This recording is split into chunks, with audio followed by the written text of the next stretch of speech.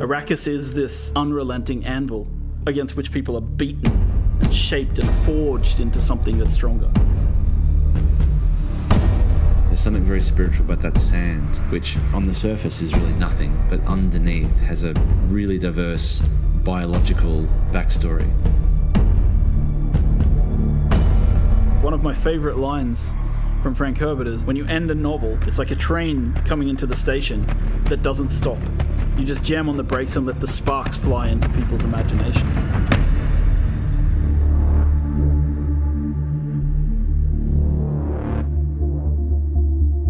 Arrakis is a test, is what the Fremen say. And the player comes right into the heart of that test. Dune Awakening is a survival game at the base level. And it begins like a traditional survival game, you know, like you're looking for water, you're looking for shelter. You know, where will you find water in the desert? Will you take it from others? So when we talk about survival, sure, we start with the basic kind of survive. And then when you've survived long enough, it's now time to think about political survival and how you progress within the universe. The approach we take when building a world like Arrakis is we kind of have to think about where are the stark lines and how do we draw these epic spaces? How do we make them feel huge and the player feels dwarfed by everything they see around them? The intention was every time we saw the desert, it was highly brutal, and if you went out into the desert without the right protection and without the right knowledge, that it was sure death. If we looked at references from some of the hottest deserts in the world, the visuals that we saw from those deserts weren't enough. We needed this world to be even harsher. So we've been working with Legendary since the very beginning. They've been very generous with sharing with us assets from the film and allowing us to see things from the film and allowing us to really understand the vision that Denis Villeneuve has for the world and his characters and the way he's grounding Arrakis. But of course, a game is a much larger scale, so we need to expand upon that vision. We have our own army of concept artists who are sending things back and forth with Legendary all the time. One of my best moments on this project so far actually was I got to go and visit the set of the first film with a group of the people from Funcom, the art directors, the lead artists, and we got to walk around in the actual sets that they had built in classic old school set building, massive palaces, and we got to look at the ornithopters from the inside and the outside, right? We got to walk around them and get a sense of their scale. Well, I think what they had done really well is they'd been quite inspired by the world that we had built in Dune Part 1. Now, in a film, you're sort of led on a journey by the director and by the script, whereas in a game, you have the opportunity to sort of create your own narrative and create your own journey. The most exciting aspect for me is the fact that you can take what you've enjoyed and loved and you can build your own stories and your own places. And that to me is the ultimate goal, is to have, you know, complete control. Using Unreal 5 to create a game is obviously one of the better choices. Unreal 5 gives us flexibility through the blueprinting system. It allows us to handle amazing graphics through the rendering system, the lighting system such as Lumen. Lumen technology allows proper light bouncing. If I had to say one thing in the game that really benefits from Lumen, it's player crafted spaces. In our case, it's like you build a room and you place a window, and the window lets in natural light, and the light will fill the room in a way that feels real. And that technology hasn't existed before. Before Unreal 5, in the olden days, you had to use what we called the LOD system. And that meant that you had to create assets at different LOD levels, so it doesn't slow down everybody's computer. With Unreal 5, we have this new technology called Nanite that breaks things down into the right amount of polygons at the right distance. So for us, as a company, this has made an amazing difference to the visual detail of the world. It allows us to create one really amazing looking cliff piece, for example, and then doesn't matter how far away or how close we place it, it performs well and it looks great. Where Unreal worked for us on Dune was that it was a fantastic pre-production and planning tool On Dune Part 2, we had some very complicated scenes, and we were able to previs all the way from Budapest what the light was going to be doing well in advance. It's the only tool that I've used, I would say, in my 25 years of shooting that is able to be used across a wide spectrum of films by different types of filmmakers. The most iconic creature in the Dune universe is the sandworm of Arrakis. And so we've tried to represent this in the game in multiple ways. So as a player, your first steps on the open sand, you hear the hiss of the sand in the distance as the sandworm begins to move towards you. And when it gets close, you hear the roar as it erupts from the sand nearby. And at that point, you have only seconds to live if you cannot make it to rocky ground. So this is your first experience with sandworms. And these are the little ones. When you go into the deep desert, when you're harvesting spice, the giant ring-mouth sandworms that we've seen in the film will erupt underneath the spice blows and suck harvesters and equipment down into the sand beneath them. There's really only one rule. The sandworm will always come. Humans have always had this innate drive to create something, to build worlds, whether it's in their head, whether it's in text, whether it's on screens, whether it's in games. Funcom as a company has been on this journey for a long time, creating multiplayer worlds where players can live out their dreams and fantasies. We were there in the beginning with massively multiplayer online games. We've been there in the beginning with survival open world crafting games. And Dune is a combination of those legacies, bringing us forward into the future. It's the culmination of what Funcom means as a company and what we can deliver. And this legacy means that we need to really pay attention to what we're creating and how we create it for the fans. Because I think at the heart of this, there's a lot of people out there who really want to live in the universe that Frank Herbert created. And they really want to live in the visual world of the films that they see from Villeneuve. And so we need to create the gap between those two possibility spaces and create a game world where people can live out their fantasies that they've taken from Dune. And yes, it's a huge legacy, and it feels at times extremely overwhelming, but we really hope that we can deliver something for everybody.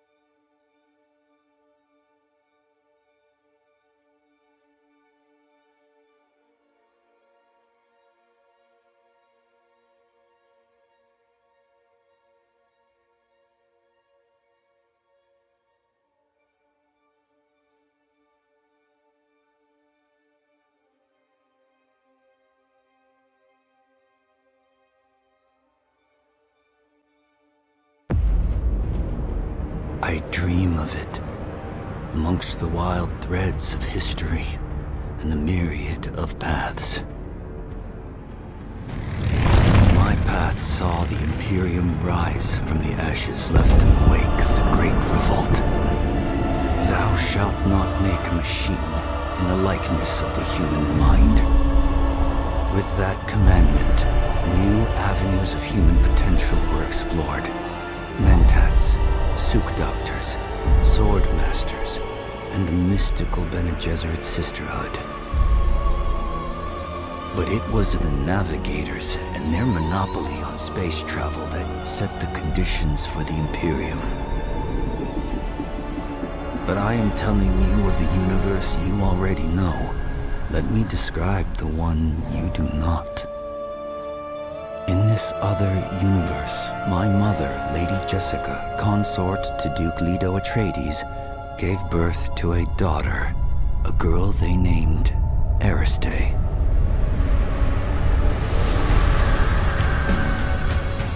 Because of her obedience to the Bene Gesserit, Lady Jessica is trained as a truth-sayer. Because of that training, Lady Jessica was able to detect Dr. Yue's deception.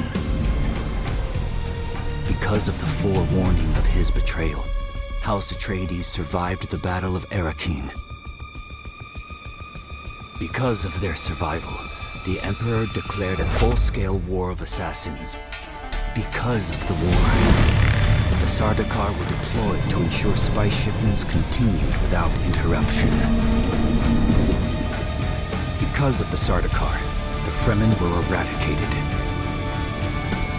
There was no Muad'Dib, no Lisan al-Gaib, no Kwisatz Haderach. I see a universe where I, Paul Atreides, was never born. All my visions lead to horror, except this one. This one leads to you.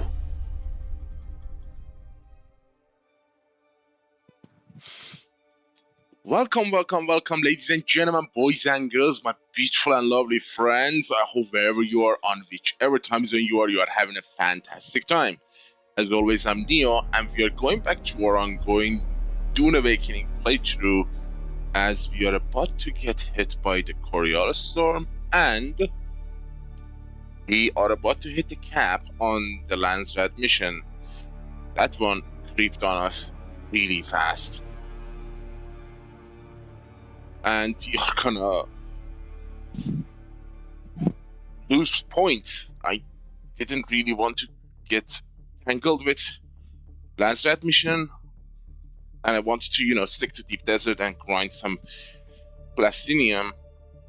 But yeah, if I don't do it today, tomorrow we are gonna be 35 out of 35, which means anything forward is gonna burn.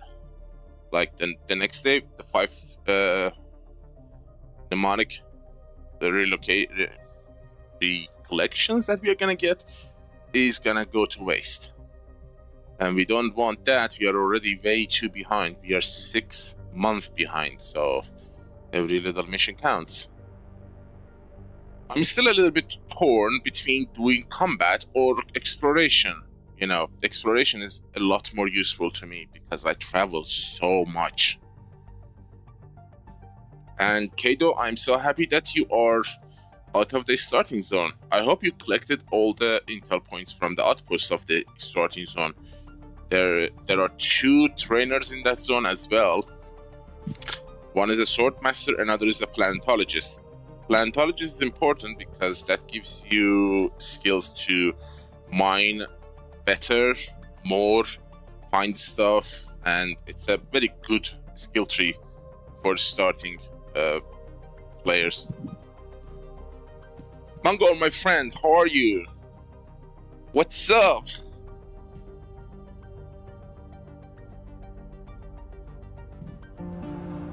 I see.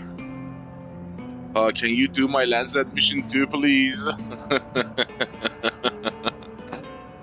Jesus, I don't want to do it.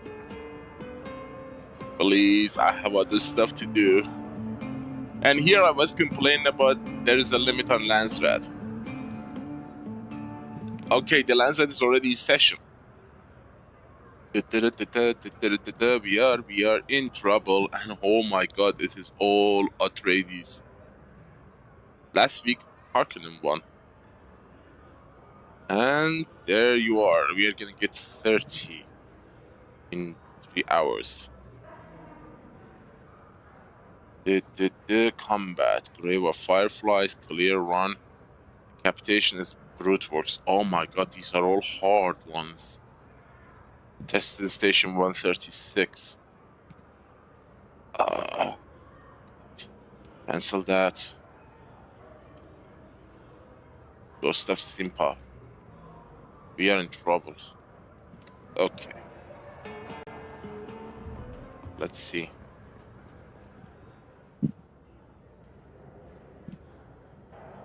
Yeah, you have only, remember, you have only one chance to change your allegiance. You see, there are 2 sides, Harkonnen or Atreides. Although, did you watch the movies? You should watch the movies before, because you have to understand the lore. It's very important. The sides are not just names. It's ideology. It's your viewpoint on the life. It's your philosophy about how the world should be. So you have to have that background in your mind and know what they represent. What is the viewpoint of Atreides and Harkonnen. Then decide what kind of a person you are. Movie helps. It's kind of in a nutshell way of saying what is Harkonnen, what is Atreides, but you're not gonna read 7,000-8,000 page books. So that's the Dune lore. That's the Dune's book are like 7,000 pages. But the movie's like in a nutshell. Gives you an idea what's going on. And remember, you can only change your allegiance once. Ever. There is no second chances. You can be Harkonnen. If you change your mind and you want to switch, you can only do it once. That's it. And also remember, when you are joining guilds or creating guilds, and if people join your guild, the faction you align with, everybody should be from that faction. So you're Harkonnen. Only Harkonnen players can join your team. And if someone from Atreides faction joins your team, when you align your guild, they're gonna get kicked out of your faction. Only player from the same faction can be in a team, or in a guild. So keep that in mind.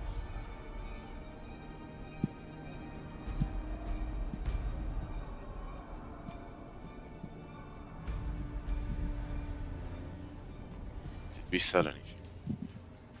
It's not about the never-ending part of it, Bangol. It's about repetitiveness of them.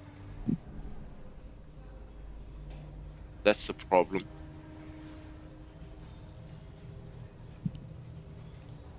I wish I had all level 50. I am 6 months late. So basically you have two... If you split the difference, you have 2 skills level 100. That would be insane if I had that. If I had fabrication and combat at level 100 and exploration at level 50, I would be so much happier.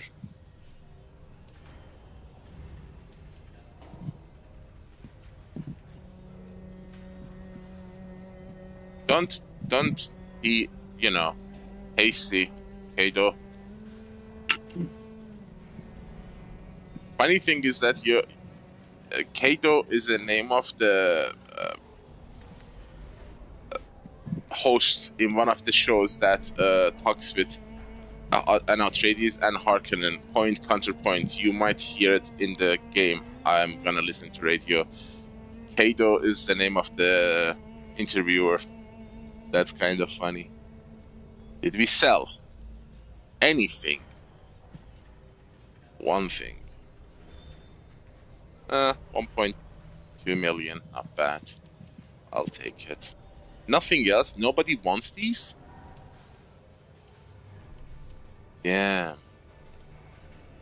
14, 21, 35, 16, 19.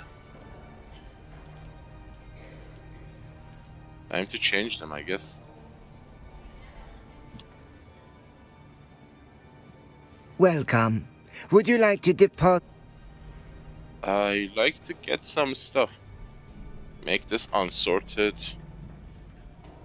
And... Are you gonna drop here?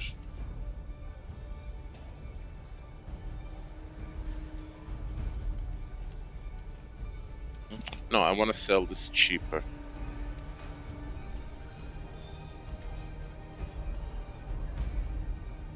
Okay, let's get some new stuff. Heavy caliber upgrade. I don't want to sell that. Rafik subnose, I don't want to sell this either.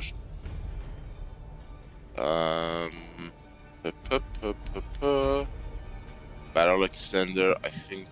No, I didn't have that. Let's see. Heavy caliber. I should have a multiple Jabal speed dart enhancer. I will sell that. Tactical enhancer. Heavy caliber upgrade. I will sell that. Heavy caliber. Blade sharpener. Optimizer.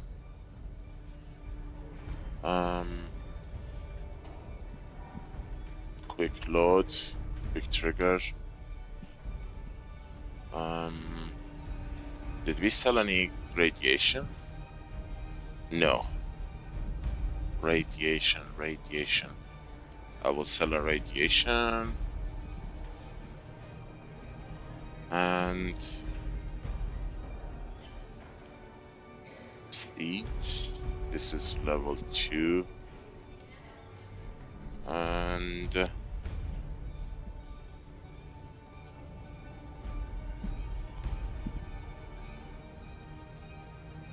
what else?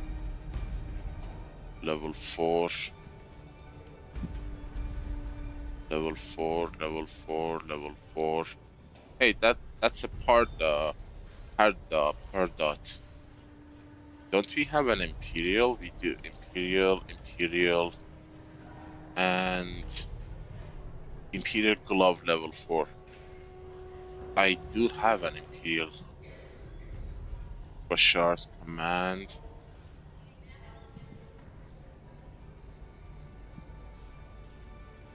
That is like an in-game thing. If you want to do that, you have to do Landsraad Mission and do them for specialization. I will show you in a moment. Both of them are level 5. I don't want to sell a level 5. Level 4. Okay. Vulcan. What else? These are tools.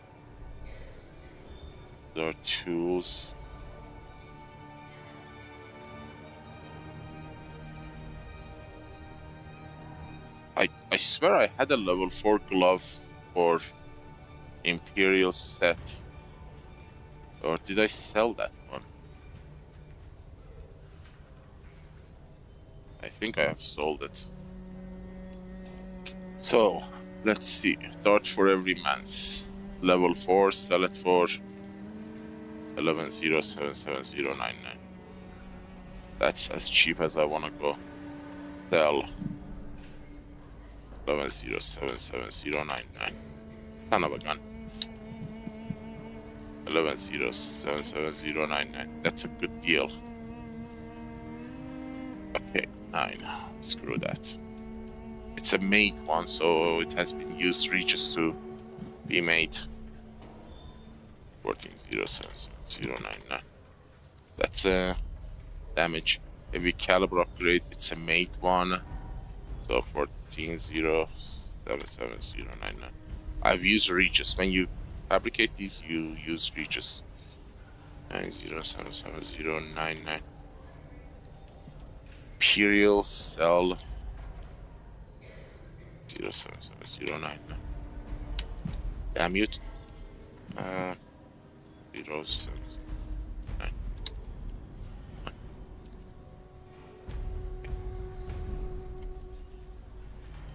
It would help someone.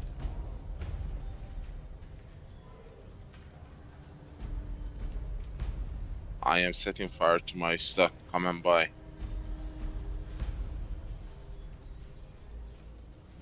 That's tactical.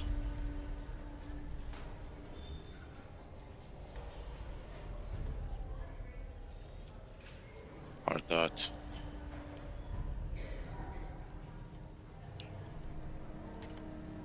There we go. Quick release. 70. Radiation.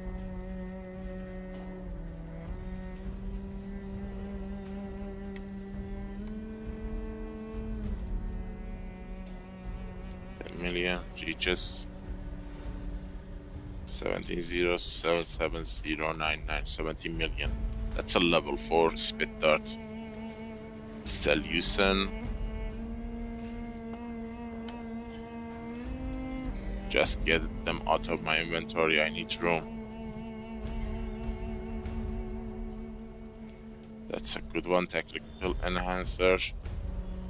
5077099. Ancient Way level 4. 07709. 18 million. And we run out of storage. Time, they are all 1 day. Oh, these are 1 hour. Anyone is selling any knife? Any knife? Call of Stinker? Do I have that?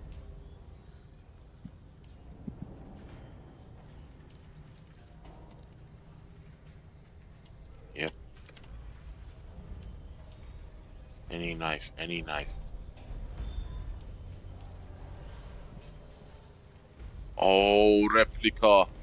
45 million? Are you freaking kidding me? That is so unfair. Oh my god. 45 million. This is the first grade 5 knife I've seen. I will buy it after the thing goes away, that the slot expires. I'm gonna buy it, I don't care, I need that knife. I only have 1 grade 5 knife.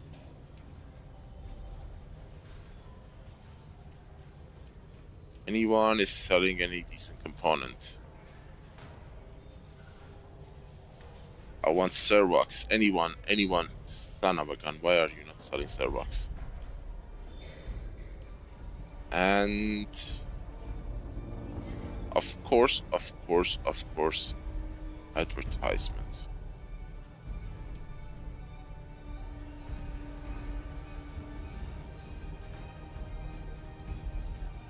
So, Kado, in the skills, there is this specialization. I don't know if you have unlocked it. I don't know the requirement to unlock them. I think they are unlocked at the beginning. At this section, you see at the bottom left corner of the screen, there is specialization. The one that increases the inventory is this, exploration. The third one.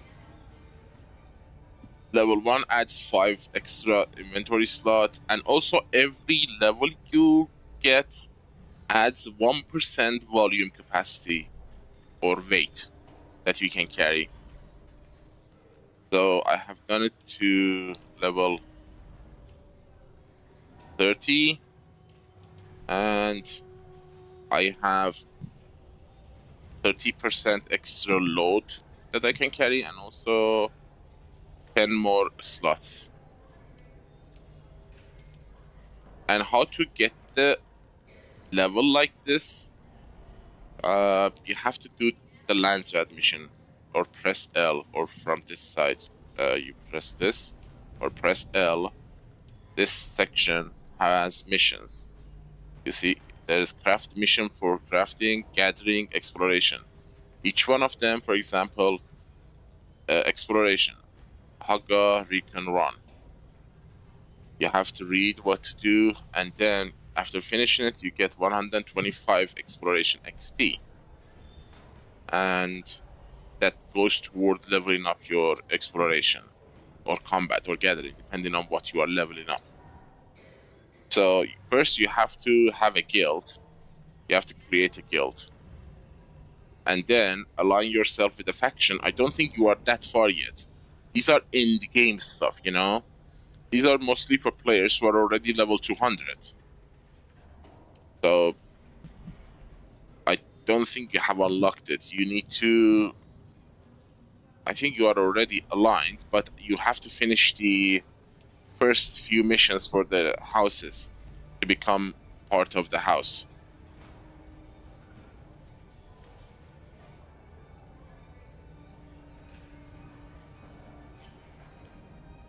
I think to become level 5 house, you have to finish the first missions in the Haga Basin. to become level 5.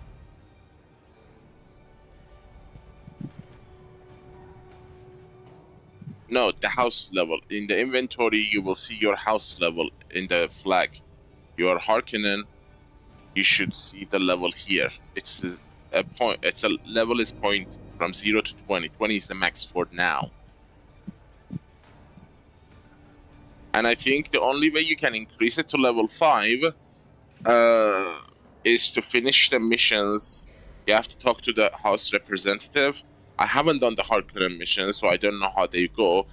But I believe you reach level 5 after finishing the Haga Basin missions and then meeting Raban, Lord Raban, which is the head of the house in the Arrakis, the planet.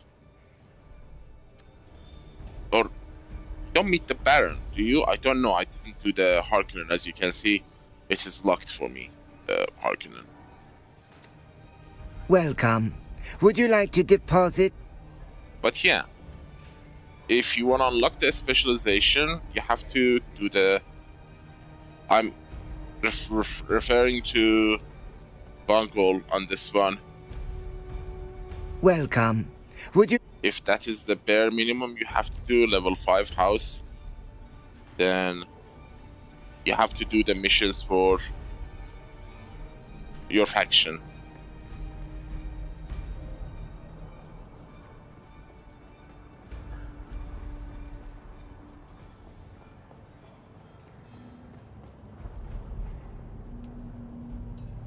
But I don't think you should rush that, because those are like beyond your level. I don't think you can even go to Arrakeen or Harko village because you need an ornithopter. Although you can travel there by going to the outpost. There is a person, an ornithopter, that's a taxi service. It can take you there for a fee. But imagine that doesn't exist. Because that's kind of it's gonna force you to rush. Trust me on that. If you want to get the specialization done, I don't think you are. Specialization missions, Landsraad missions are not easy. I think they're kind of hard. I need to do it with my low-level character to know for sure. But you know, if you have enough water and decent armor and a weapon of your class, try to do these house missions and see if you can do them. If the enemies for those missions are too hard for you, stop. That means you're not ready. And don't worry, they're not going anywhere. They're always there. You're not missing out, you know?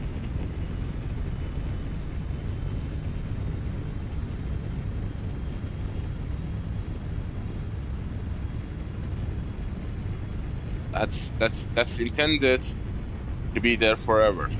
Like the specialization, I'm giving you like a real number that have been calculated. If you wanna, there are 5 specialization trees that range from level 0 to level 100 maximum. If you want to max out all 5 of these, it takes something between 300 to 400 days. So more than a year. Every single day you have to do them. Which is crazy, I know. That's how end game they are. I mean, I have 2,000 hours in the game and I don't have any of them maxed out yet. Although I am late. I was away from the game 6 months on a forced leave of absence. So yeah. No one in the game at the moment has 3 of these skills maxed out. No one. There is not a single player that has like at least 3 of these skills maxed out because they take time. You are bound by missions. You can only do 35 missions per week. There's a cap, maximum of 35 mission per 7 days.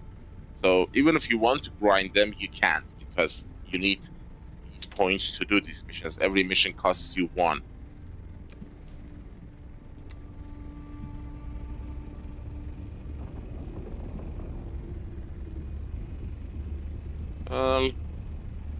In my case, if you grind the Landsraad, it will make you want to mate with the goddamn Shai Halut. That would be a less painful experience, I bet.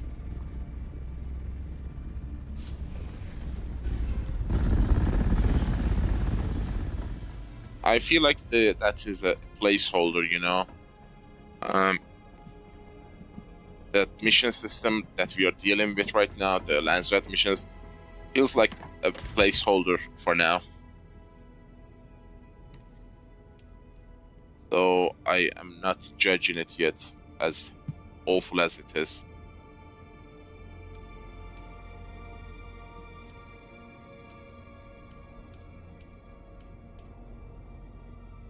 They are way too busy with console release and Chapter 4.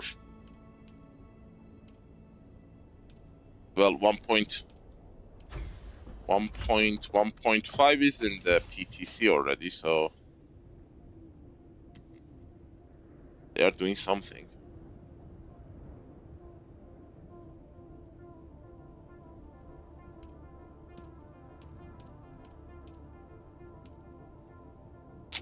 There you go.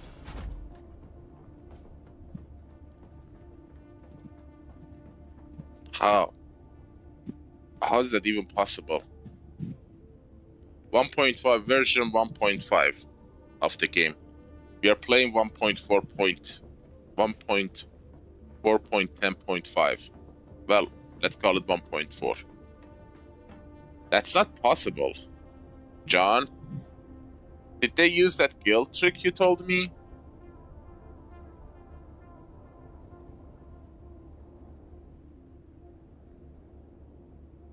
Let me see.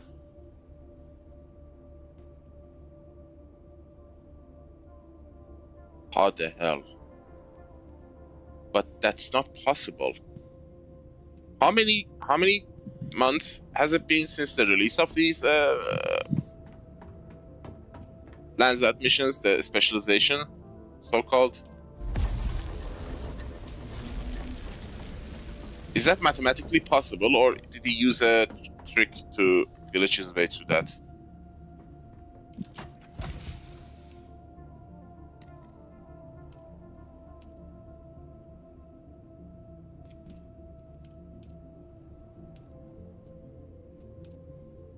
Well, my logic says that's not possible.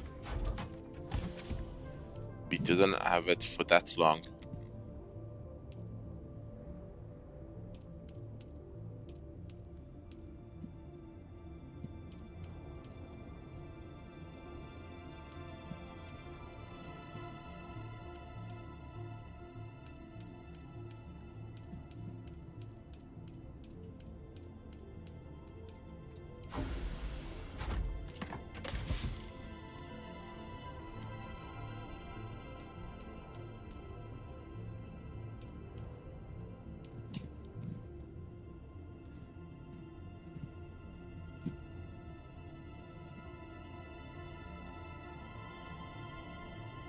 Yeah, the best I've heard is 3 skills maxed out with the double XP event, so I thought that's the limit.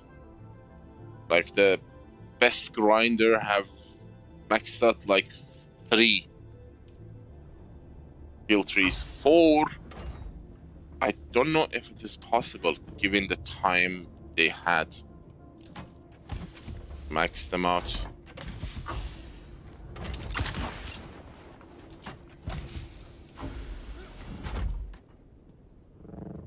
Where did I put my...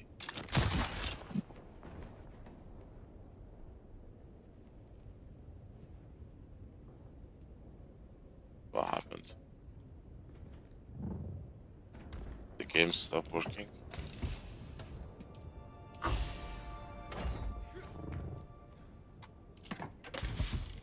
they are. I need to go back to Deep Desert and turn on the machines and keep producing. I need to see what's the water level.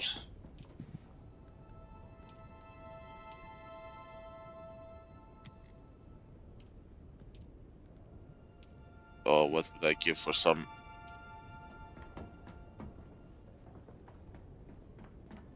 flags?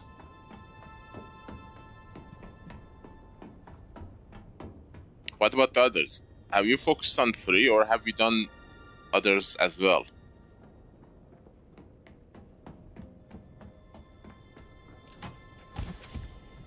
There's another double XP event is coming like in a week, 10 days, when I think they would make a double XP event available on the console release. I wish they do. I hope they do.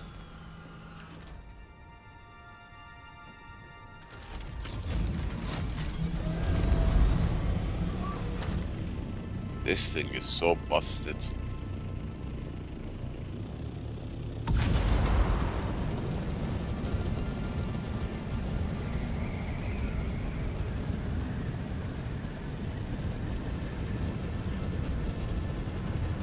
If I had fabrication and combat maxed out, that would make a big difference for my gameplay.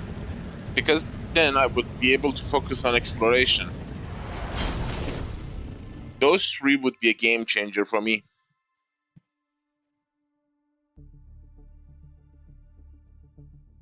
Like, exploration, even if I can get the exploration to level... what's it? 58?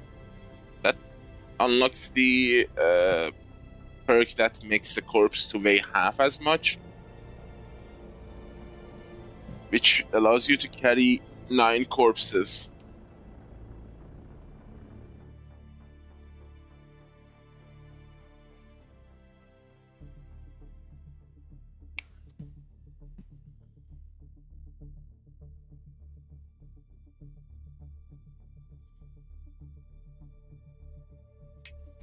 And I wish they make this double XP event just every day, not just the weekend. Because I think it was only the weekend before, right? Not every single day.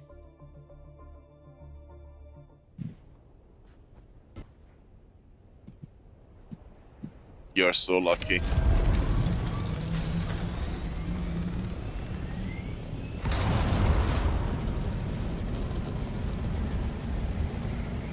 Well, honestly, not lucky. I've been away for half a year.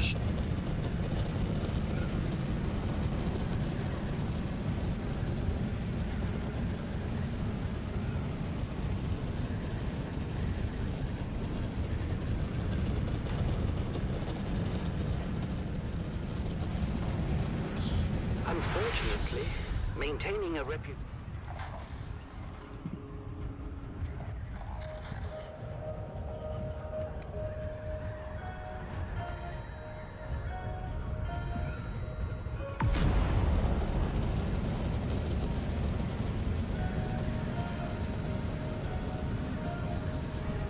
I wonder how much water have been gathered so far with 26 wind traps.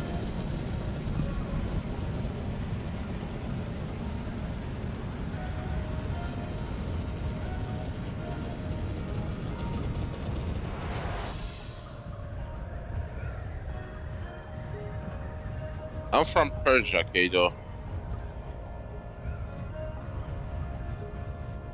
And no, they don't have this accent. You would find it quite different.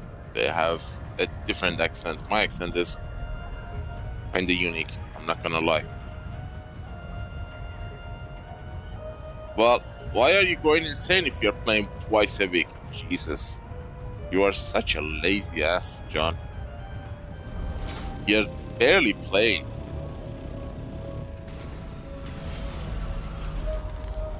And if a major content drops, you're gonna have a freaking easy time of it because, yeah, you have like max combat, max crafting, Max, probably exploration.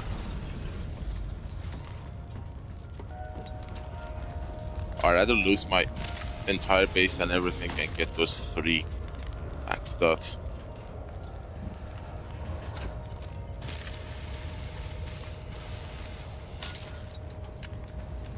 I freaking love the Mark II cutter ray. It has a very nice laser sound. The others are weird. The others have a sound. Where every moment is an opportunity to prove your loyalty and strength. Strength through loyalty. Where are you from, Kado? US, EU? Welcome back, people of Arrakis, to the annual Harkonnen Family Games. The Mantrap competition continues with intense battles and unexpected turns. That's what I'm talking about. You're gonna be overpowered for the Polar Cape. Especially if they add Haga Basin level map. You know? Like a Polar Cap area is gonna be a big map like Haga Basin that you can build a base there and farm stuff. It's gonna suck.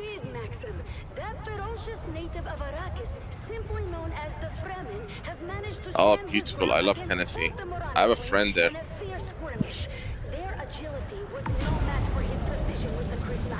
That's the whole point. I'm me rushing everything because I want to be ready for the goddamn Polar Cape. If I can get the Haga base properly stocked with some decent components, plastinium, some spice infused batteries and all that, I will be a lot more happier. Otherwise, I'm gonna get crushed by the new content.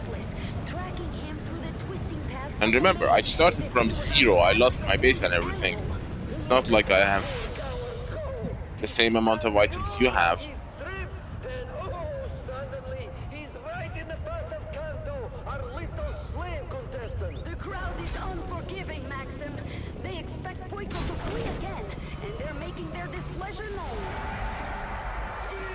How much water? How much water? 2.9 million milliliter. That's beautiful. Almost capped out. Yes, that 6-watt wind trap made a massive difference. Beautiful, beautiful. Now I can make 4,000 plastinium. Yes, baby.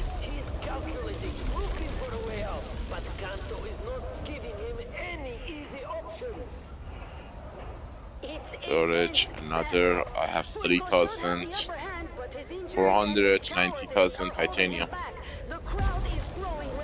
4 hours. Spice. My spice refinery should be still glowing. Yeah, it's going. 4 hours left. Huh.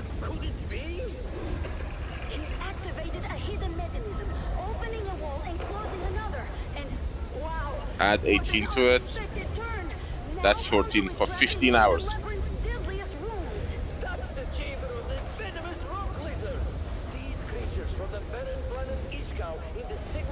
I am on... Right now, I am on Europe, Glacia, Siege Abir. But I'm gonna move. I move between servers every week. I'm gonna go to US server Arrakis. If I can get my second character out of it, that is. The Ishkali rock lizards are highly territorial and will attack anything that enters their domain. Their venom can paralyze a full-grown man in seconds, and they are known to swarm their prey, ripping them apart with their small... 24 hours left from the deep desert. Doesn't stand a chance in there. They're going for the vehicle, good. The rock lizards are moving in on Kanto. How much? 2 days. 2 days. Damn, those fielders are lasting so long. I would say the best thing I have had since I came back is Funcom making fuel and wind turbines filters last twice as long. That's a major lifesaver. Especially the filters, freaking expensive filters. I've heard of certain indigenous peoples of Ishkal who can Okay. communicate with these other creatures, but I need to do one more thing. with my own eyes. I need to bring water. Is that poor slave Storage. indeed a native of that barren planet? Oh, he absolutely is, Vita. How's that for a surprise? Well, yes. This, of course, changes everything. Indeed it does. Kanto's secret is out, and it's going to make the rest of this competition very interesting. The little slave who was underestimated by everyone now has the upper hand. You can do one thing. Competition just became a whole lot more Hello there, Wallet. How are you? To this frequency for more updates and thrilling. I'm sorry, I didn't notice you. The man trap continues, and the I've been rushing. far from over. If you have your spot, the spot you have in mind already occupied, you can do one thing. Go to the overland map, exit the main menu, and move to a different siege. You can do that and find a location that's not filled. Wow, wasn't that amazing? The spectacle of the Harkonnen family games unequaled. You have 24 throughout the sieges to move galaxy. between, so you will find one that The is contestants like engaged empty. with the terrors of the labyrinth and each other. I don't know about you, but I, for one, just cannot wait until the next installment of the Man Trap. Let's keep the momentum going with another stirring anthem.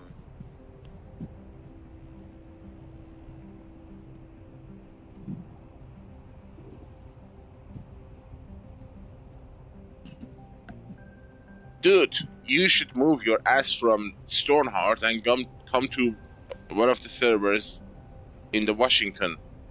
Stormheart is a Los Angeles server. That is the highest ping I can get. It's Washington, Texas, and Los Angeles. There are 3 server locations in US. Washington is the lowest ping I can tolerate. If I come to Stormheart, I'm gonna get a 220 ping time, and I'm gonna rubber band like there is no tomorrow. But I will try. The problem is, one try is gonna cost you a week, because the cooldown is gonna be 1 week. I wish they made that per character, not per account. Right now, if you move between servers, the entire account has to wait 7 days. Let me see. I can't travel from here.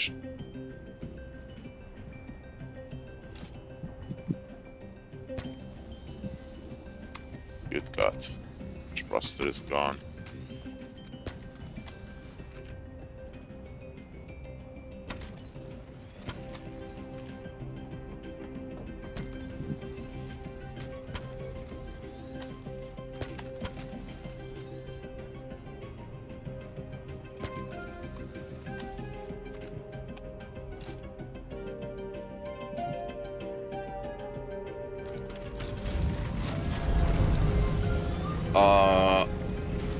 Did I have anything here?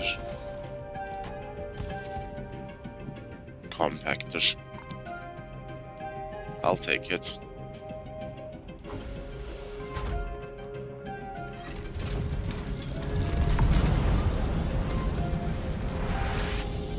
I forgot to put stuff in the death stills. So much to do, so little to do. So little time to do them. Stills. I have run out of corpse here, right? Yep. Oh my god. I went from 3 million milliliter water to 36. Holy cow. In a single Q, I went broke. 3,000 liters. I used 3,000 liters. Holy cow. I had 2,900 liters and now I barely have enough to fill my liter jar.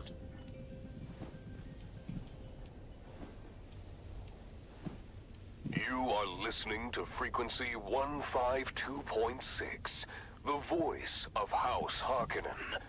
We are Arrakis. Now witness as the dark and tangled truths of House Atreides are revealed That should give by us 700 liter or 700,000 milliliter. Once a high-ranking advisor to the Atreides regime, I have since escaped and remember the perfection of our good man. The cannot touch me, out of fear for my dear ones being trapped in House Atreides. I am not here to tell you what to think. I am asking you questions. Oh my god, you check 24 sieges and every single one of them have the same space occupied. What are the odds? I would say 1 in 24, but I don't think that's the right odd. Damn, 24 siege and all the slots are full. A word of praise, a posthumous medal that does nothing to comfort their grieving families. Think of the countless lives spent in the name of a house that... Yeah, John. That's what I've been telling you for like 2 weeks now. Get your ass to a closer server so I can join you. I mean, I can join your server in LA, but you're gonna see me going back and forth. You're gonna see I'm running, but I'm going backwards. I'm going backward because of the ping time. I'm in EU and it's 1:57 right now. I guess people are moving out. Everyone moving out already. Storm is coming.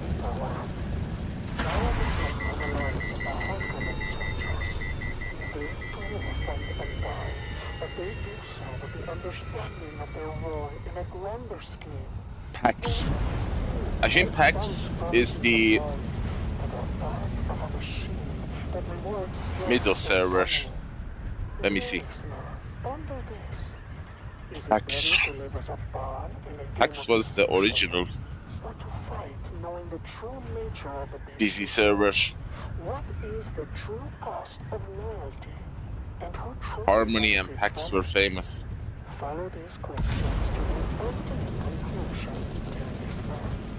And you just follow. PAX is the busiest server in EU right now. Damn. PAX has taken over Andromeda. Andromeda was the busiest one. Right now, PAX is considered yellow, as in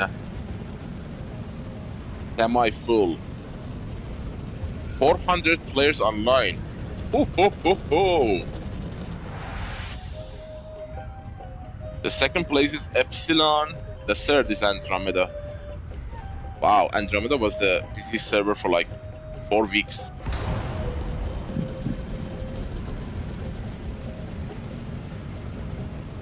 The US side, the busiest server is... I'm gonna scare that carrier. I'm gonna scare that carrier. Oh no, I don't have enough boost.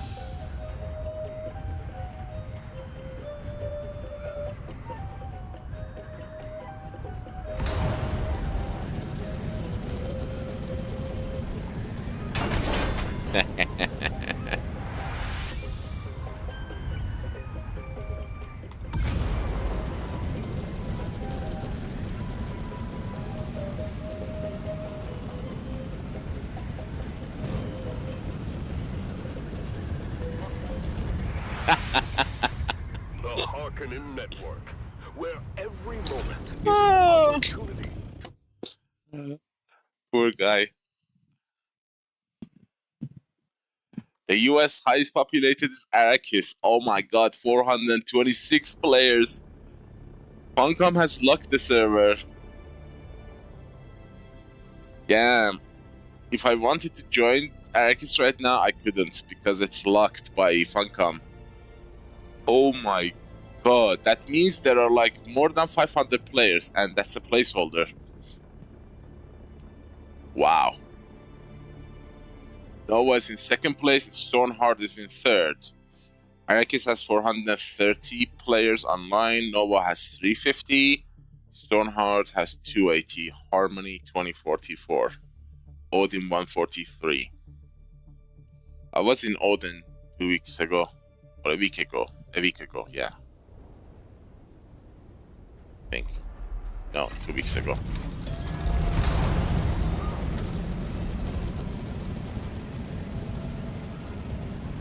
See, the problem is that you can't transfer because you need to have one token.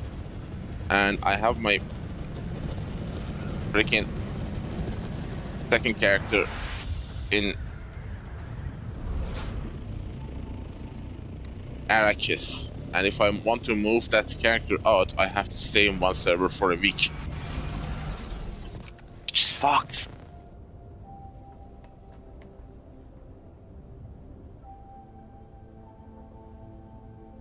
John, you live in the US, for the love of God. You will not notice any ping difference. At best, you are gonna see 5 millisecond difference between LA and Washington or Texas. It's the same ping.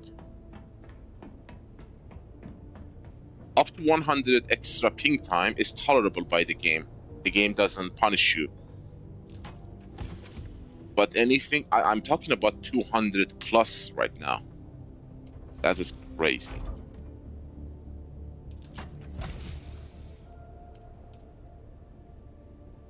Okay, you guys are gonna be melted.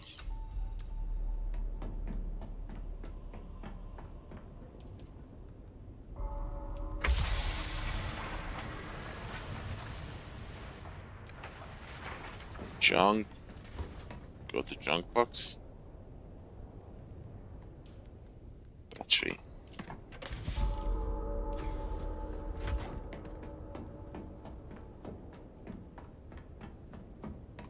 I have so much water here. If I could transfer them, 251. Let's get some aluminium and use that water. 2 bases. I have something like 6 million milliliter in both of my bases, and I can't use them. If they add that freaking liquid container, I could like transfer the water from these bases to deep desert. That would be so sweet. I don't have anything. Okay. My sword and everything is up there.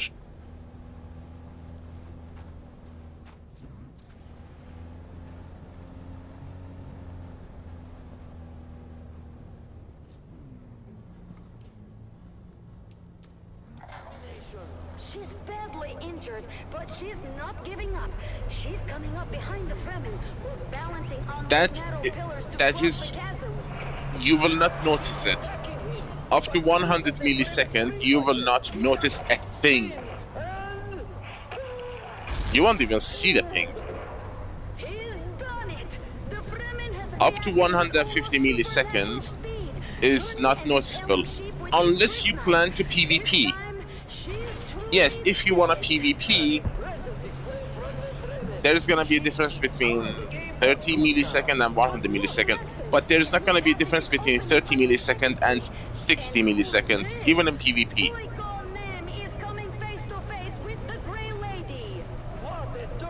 That is, we're talking about milliseconds. How much difference do you think 30 milliseconds is gonna make to you? Jesus.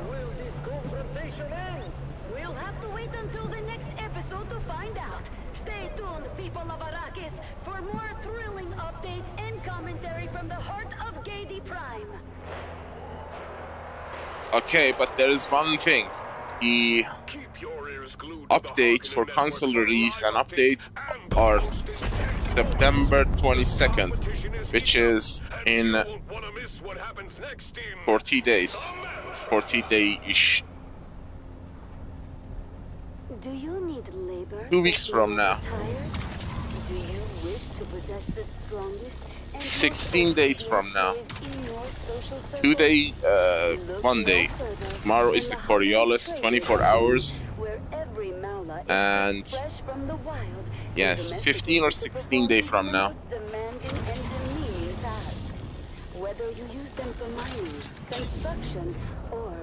That would be good, because I can get my second character out of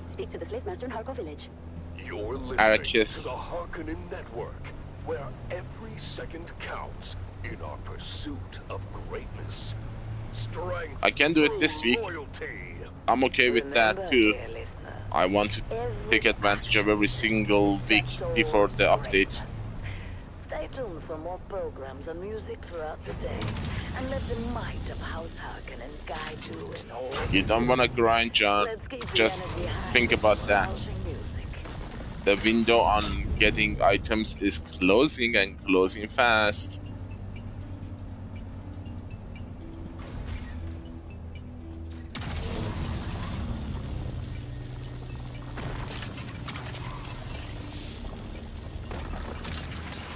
You see how insanely they price the grade 5 stuff, so if you wanna buy them,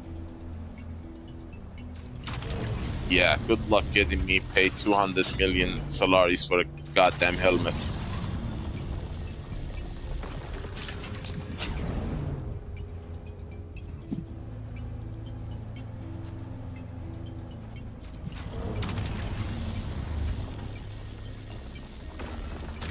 And this is actual goop. I'm talking about actual goop, you know? A goop that costs like 200 to 500 million Solaris. And I'm expecting it to go even higher after the fix is in, because people know it's not gonna be easy to get. Like, I'm talking about an experimental power pack being listed for $1 billion Solaris. Mark my words. You are listening to frequency 152.6, the voice of House Harkonnen. We are Arrakis. Now witness as the dark and tangled truths of House Atreides are revealed by the Convert. I am the Convert. Once a high-ranking advisor to the Atreides regime, I have since escaped and now live under the protection of our good Gotcha. Baron.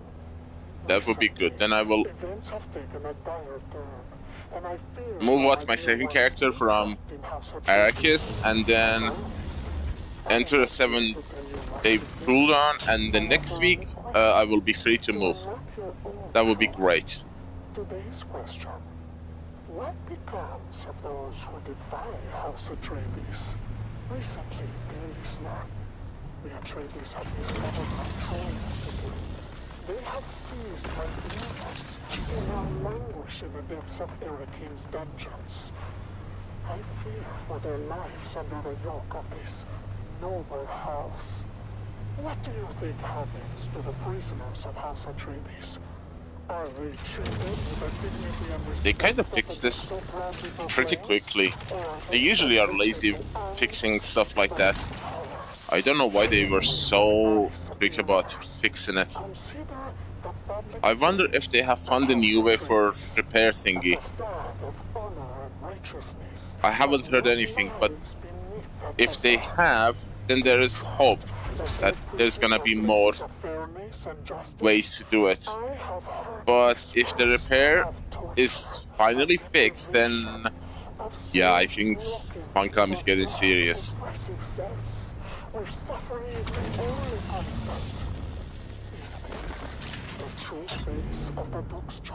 And trust me, we don't want a serious Funcom. What happened? How does a leader justify the Why can't I move? innocence to maintain power? As you ponder these questions, think of my dear ones facing the bleakest of fates. Does the Duke's righteousness extend to mercy? Or does it stop at the threshold of his ambition? Dear listener, My drill is frozen. can a house built on the suffering of others be trusted? Follow these questions to their ultimate conclusion, dear listener, and you may just find your truth. What the hell happened to my laser? Every second counts in our pursuit of greatness. Yes, I have a PS drop. Something is wrong with the servers. It started since yesterday.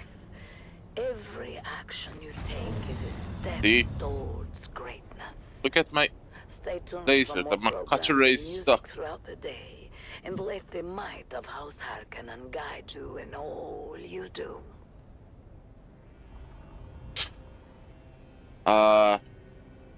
Two reasons. One, I am running the game on an 11 years old PC. Two, I don't really know why it's stuck on 30. I kept it, but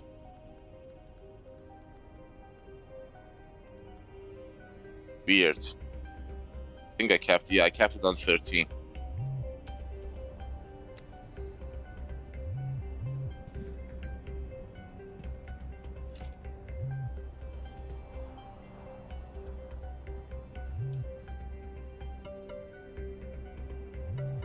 What the hell happened to my cutter ray?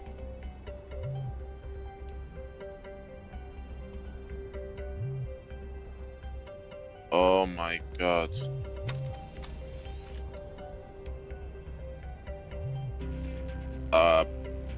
Anyone knows how to fix this? I forgot the fix for this.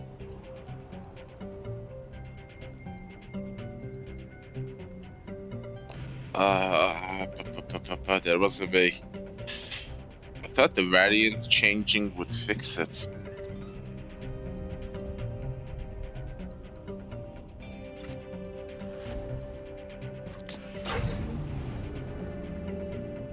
Look at it, the threads are also messed up.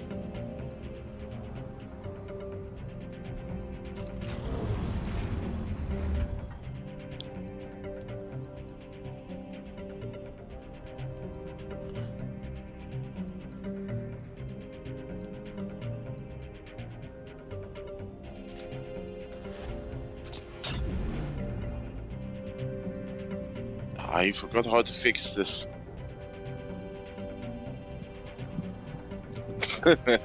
Hello, Igor. I was thinking of Windows reinstall. It doesn't let me to take it apart.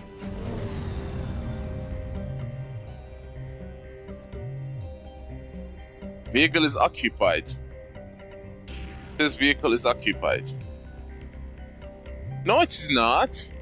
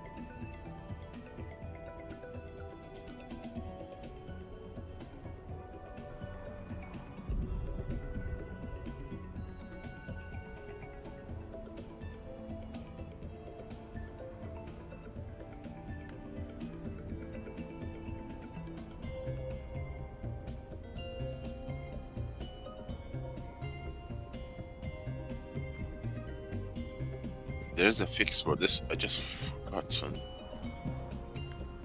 No, let me see. I had this issue before.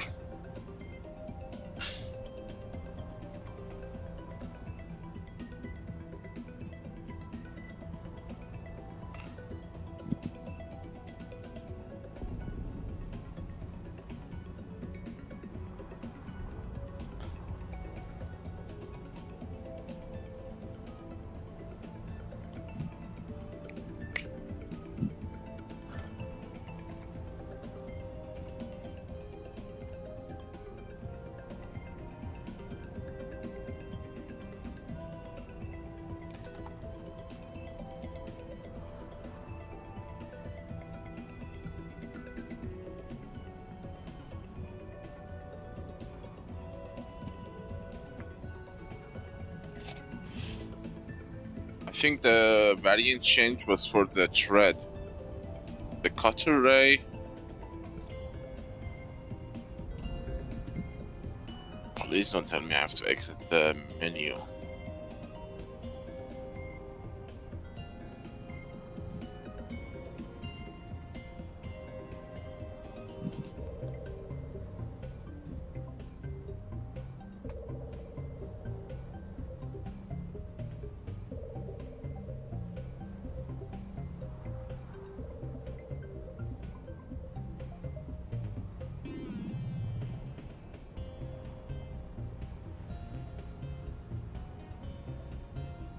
Log completely out of the game for 60 seconds and log back in.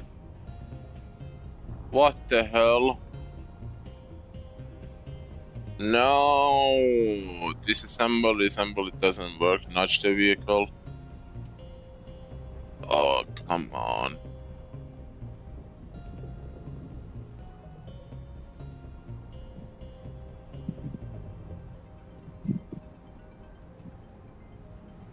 Yeah.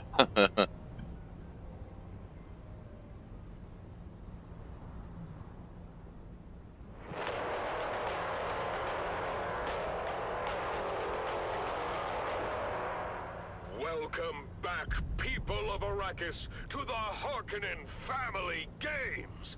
The Mantrap competition continues with fierce battles and unexpected twists. Let's join our hosts, Maxim Dubrov and Vera Kotila, for the latest updates. Thank you and welcome back. I'm Maxim Dubrov, slave master of the labyrinth, and with me is the ever-insightful biologist, Vera Kotila. Vera, Do I have my... is a confrontation between Puikonen and the Grey Lady. Indeed, Maxim. Puiko is attacking directly. No hesitation this time.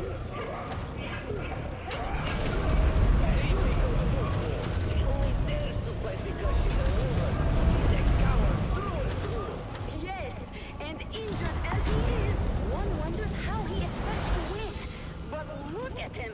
He's fighting with surprising skill despite his wounds. He's desperate. Desperation. He knows he has no other choice. The Grey Lady is proving to be a formidable opponent. Her strength and It's in such an angle I can't properly nudge it.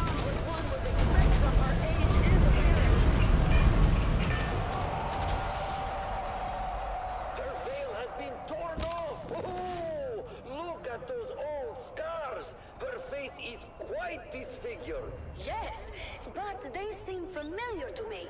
Have I seen that type of scarring before? Where? I don't recognize her. She looks hideous, though. Anyway, back to the fight. Puiko seems to have the upper hand, but don't worry, he'll turn tail any moment now. I'm not sure, Maxim. He's fighting fiercely, and despite everything, he seems to be holding his ground. I'm gonna try something.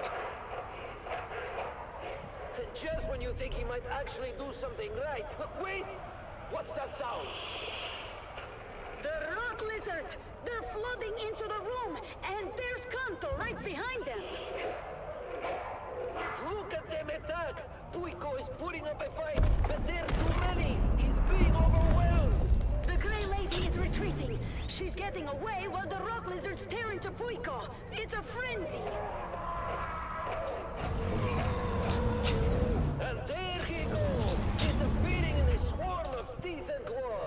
quick on them, find... God damn it.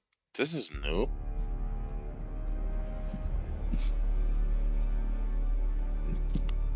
"30 seconds wait for the character to log out."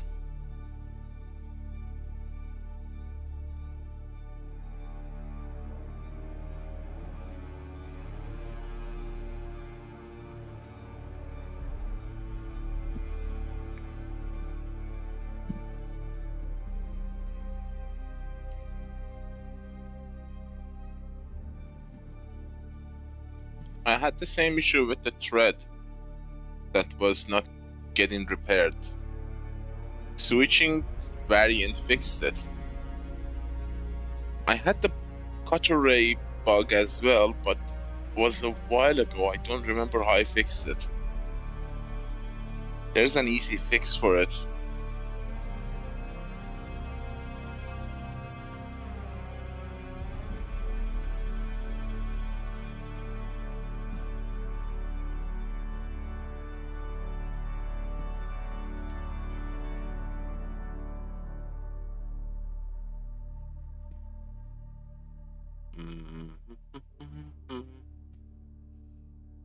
That should be 30 seconds.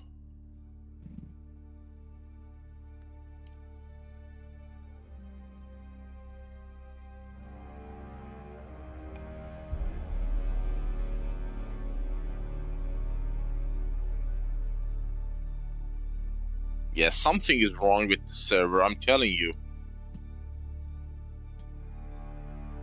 If I connect to another server, it's gonna instantly connect. Remember last night, the storm was not getting away. Storm was stuck in the middle of the deep desert.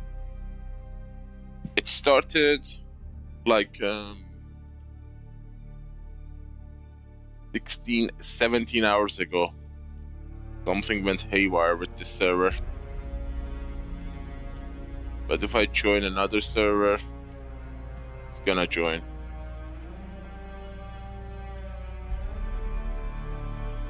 See?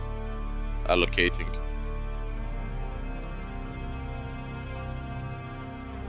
There is something wrong with Glacier.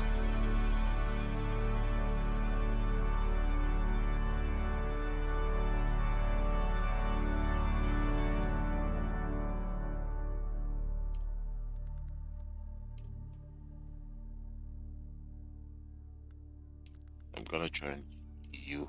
No, let's join EU.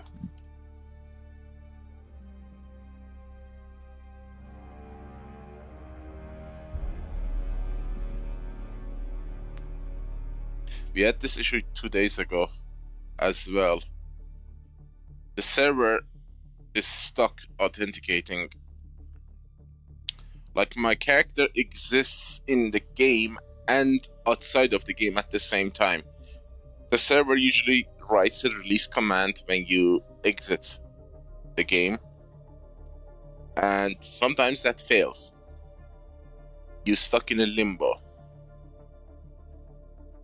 That's why it says seat occupied, because the server registers my player being on the cutter ray.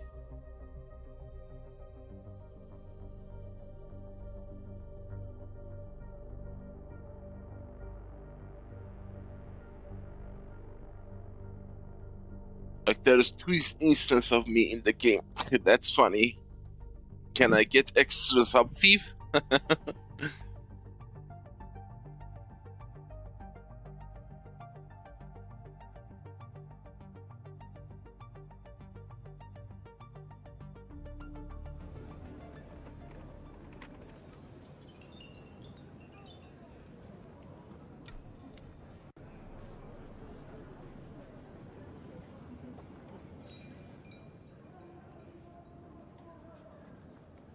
It's a good advance into a faction journey. So yeah, Kato, you have to go through the faction to unlock the specialization. And that's not easy, because you are not powerful enough to take on the enemies. The faction quest is gonna take you from here to here to here to here to here, and then overland, and you are not ready to go to this location. They are powerful NPCs. What I told you to do, I hope you do this. You see these outposts? These are outposts. The one with 3 house icon. They have intels in them. What I did, I started in the starting zone, built a shack somewhere around here, and then went to each one of these locations, every single one, and claimed the intel, and then explored these. And then, by that time, you have a decent amount of loot and skill point, because it helps you gain XP. Everywhere you going to an outpost or a testing station or in a cave gives you exploration XP. You level up quickly then. And then I moved to the second region, Vermilius Gap, which is the second outpost. Anvil, I think. Anvil is the second one? Griffin? Yeah. You are in Griffin right now, right? So while you are in Griffin,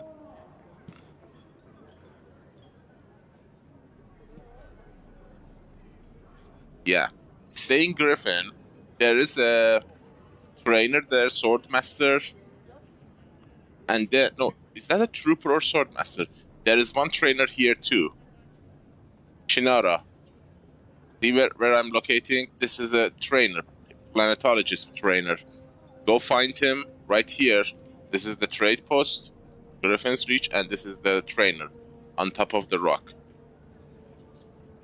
And then go get intel from each one of these camps and do the testing station as well. Advanced Surfog and particulate capacitors are important items to craft, I think, some starting armor, weapons, tools, utilities.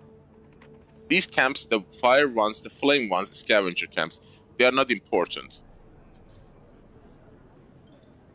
This one is important, and the cave is important. It's not the cave, even the cave is not that important yet, unless you want micro sandwich and EMF. But these are important because they have the components you need for crafting. Also, they have intel points. You use intel points to unlock skills, schematics. It requires intel. Like this one requires 5 intel, 10, and it goes up as you level up.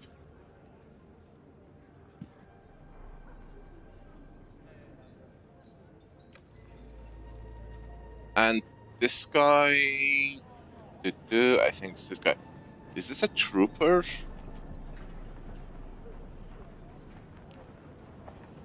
Back again, like the sour tang of rancid wine. I want to punch this guy. I can teach you no more. Arakeen may have a seasoned trooper or two willing to... It's a trooper trainer. Trooper is important early game because it gives you Shiga wire. This one. Very useful skill to have. It allows you to, grapple yourself to the top of the cliffs. And the planetologist also is very important because vehicle repair, vehicle fuel efficiency, vehicle mining. You don't have a buggy yet, but still. Rerouting, power regeneration, that's very good. Cutter ray mining, it increases your yield. Deep analysis also increases your yield. So, yeah. Finding the planetologist trainer can be tricky after first 2 levels.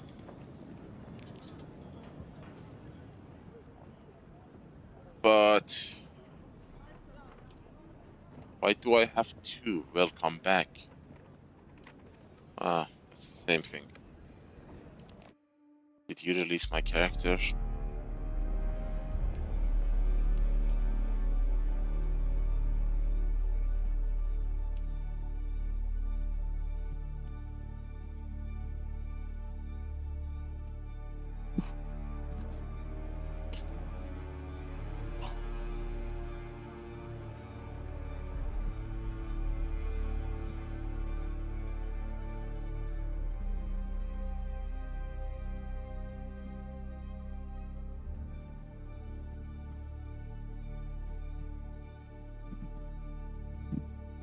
Apparently not.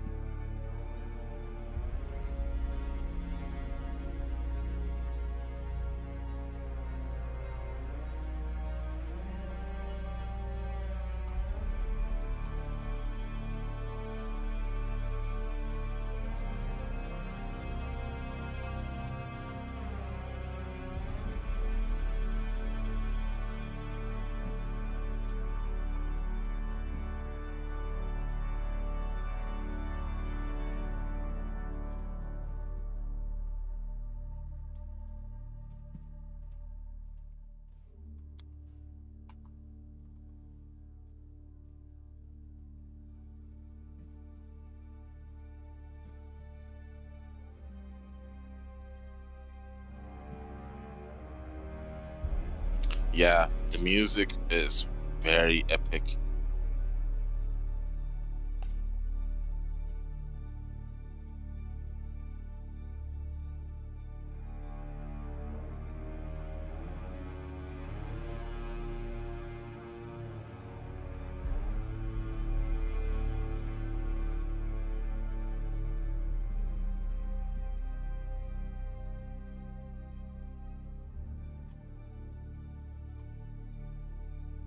Different yet same.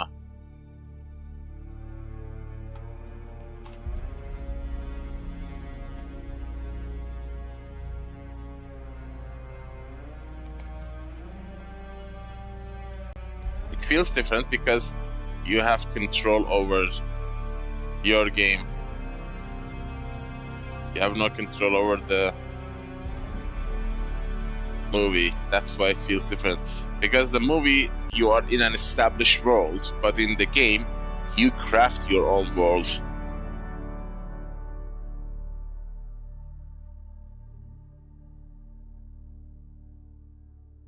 Well, then if that is true, then you are gonna absolutely love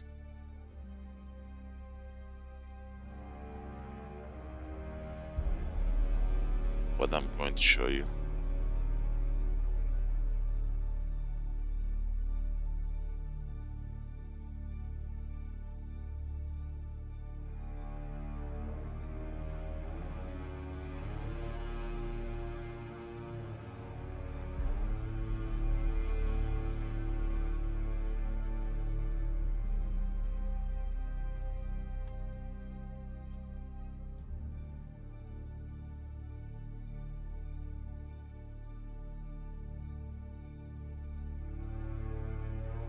Well, I think we need to log out and wait 60 seconds. Fine, force me.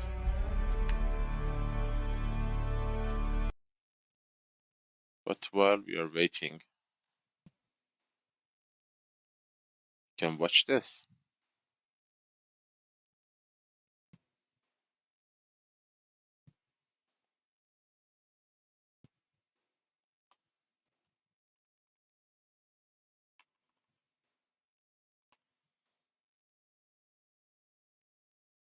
Talk about epic.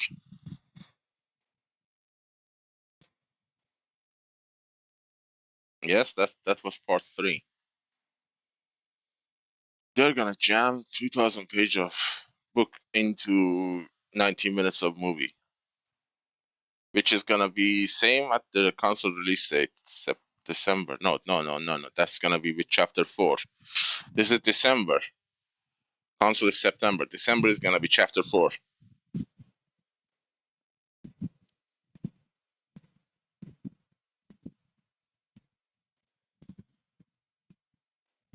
It's insane. It's packed to the brim with action.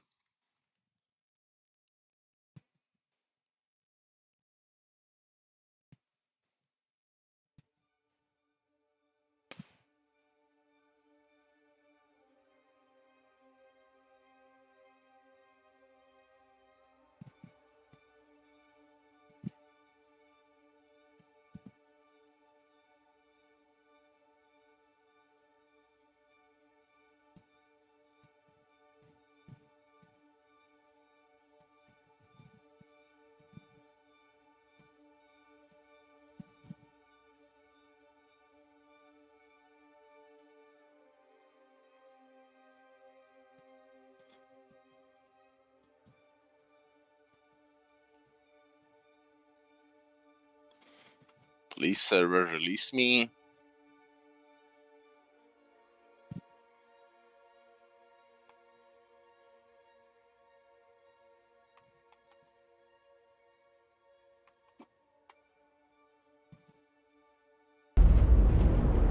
I dream of it.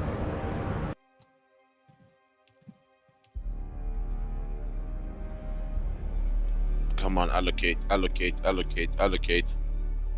Allocate, allocate, allocate, done. Oh, nice, good.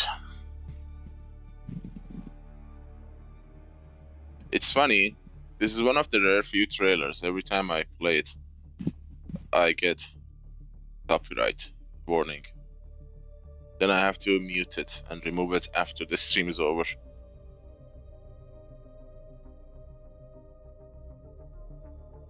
Having even the trailer to be copyrighted is so stupid. You would think that they would like to be shared and distributed as much as possible because it's free advertisement. Oh look, cutter is fixed. The node is gone.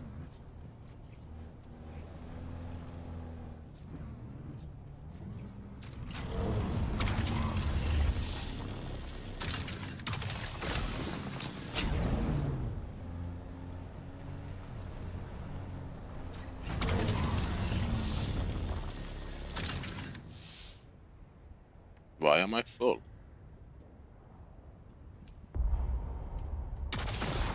Weird.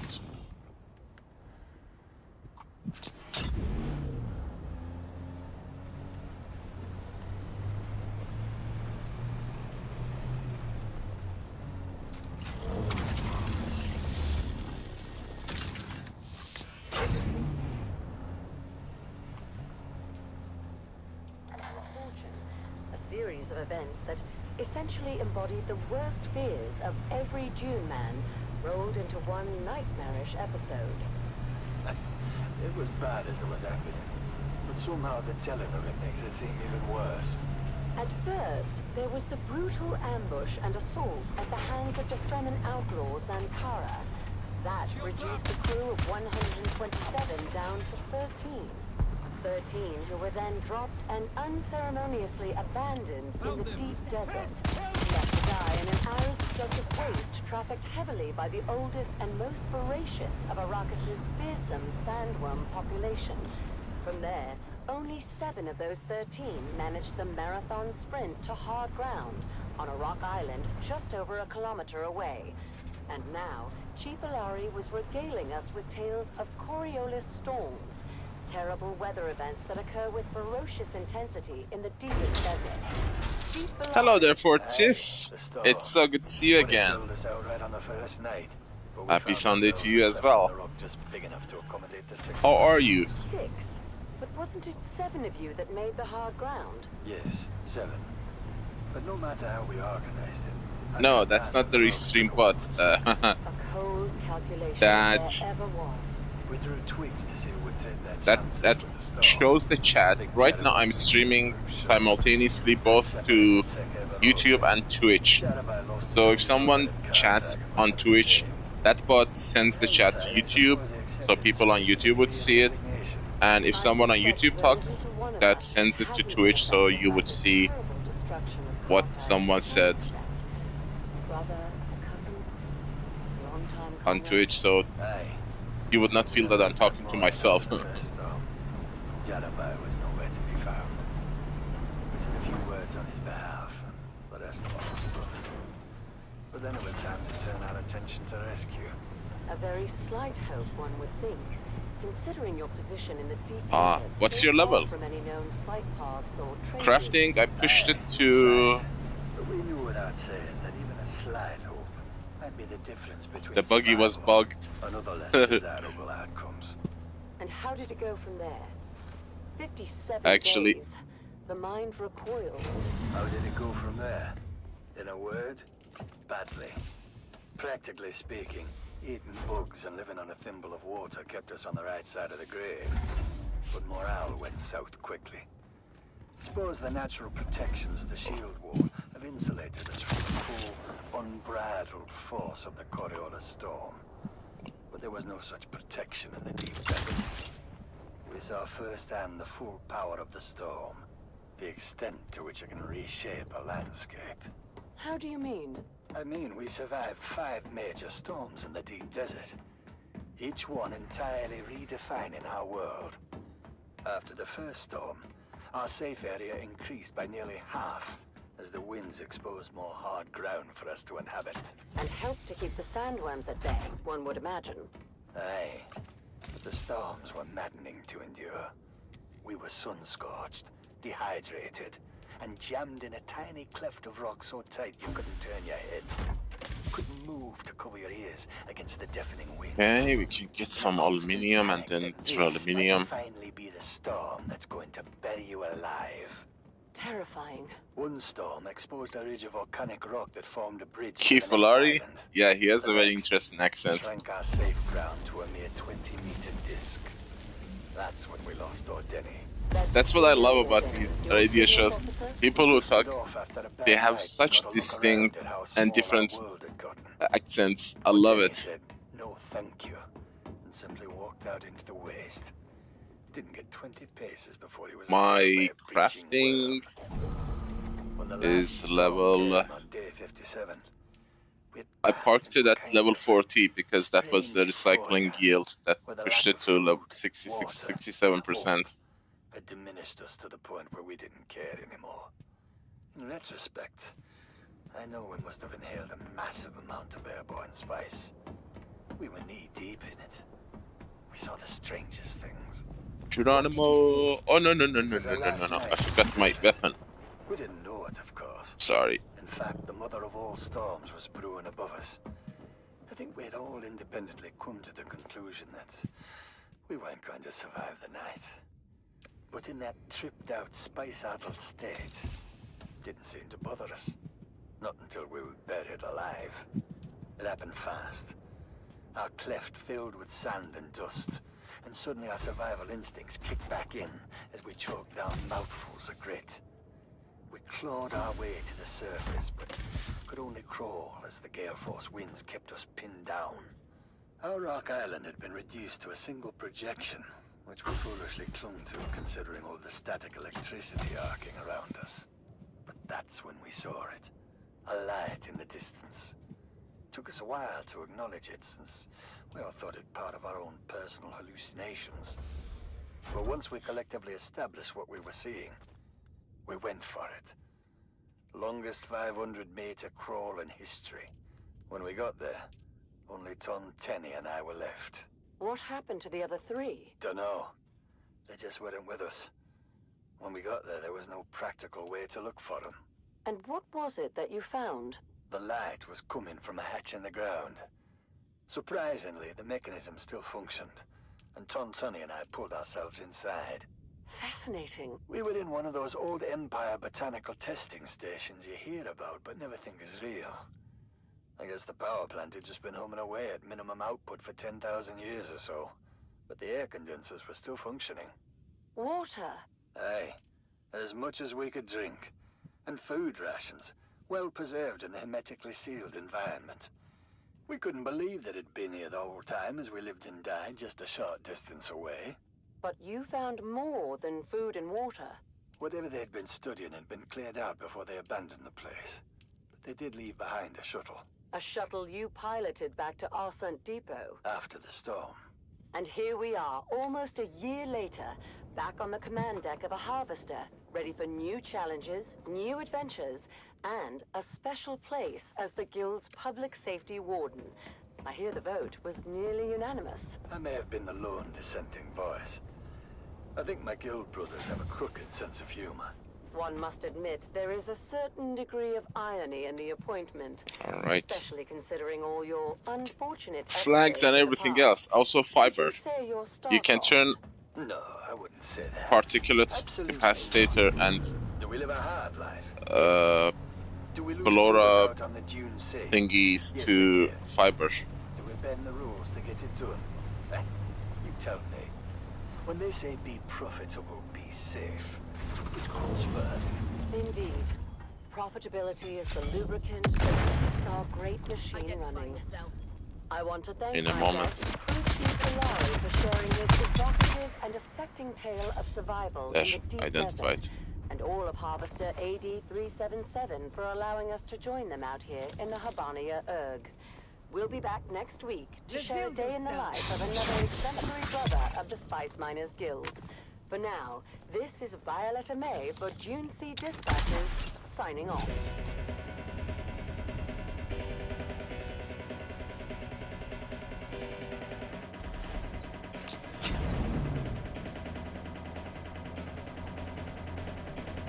I need a ton of fiber to create advanced particulate filters, and yeah, I guess that's it. They use a lot of fiber. Then I have I have 3 bases, probably 70. These are 2 bases that I own right in the Haga Basin, and there's like 45 to 50 wind traps here, and then there's 26 on the deep desert. I need a lot of advanced particulate filters.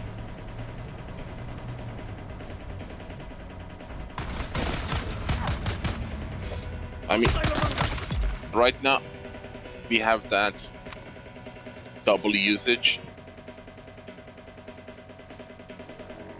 as in power and wind turbines use the fuel twice as long, but after that it's gonna be a challenge. That's why I'm stockpiling.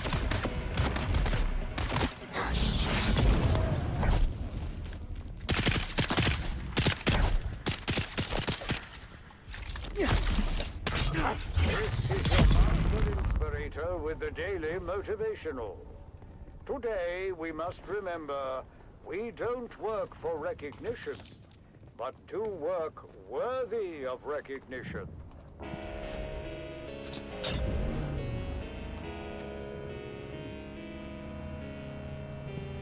That's a very nice PC. Okay, though. I'm running this game on a 1080 Ti, which is an 11 years old GPU, and a i7 7700K CPU, which is probably 12 years old.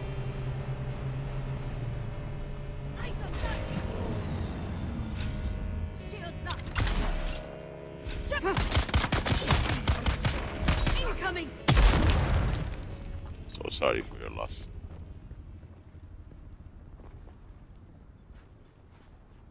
You're tuned to Harvester Radio, the Dune Man's source for bulletins, weather, and all matters of import to the Spice Miners Guild. Next on Harvester Radio, not only running, dispatches with Corbin. I am applying my own custom reshade to the game, which is an extra load. These effects are all running on the game. The game itself looks like this.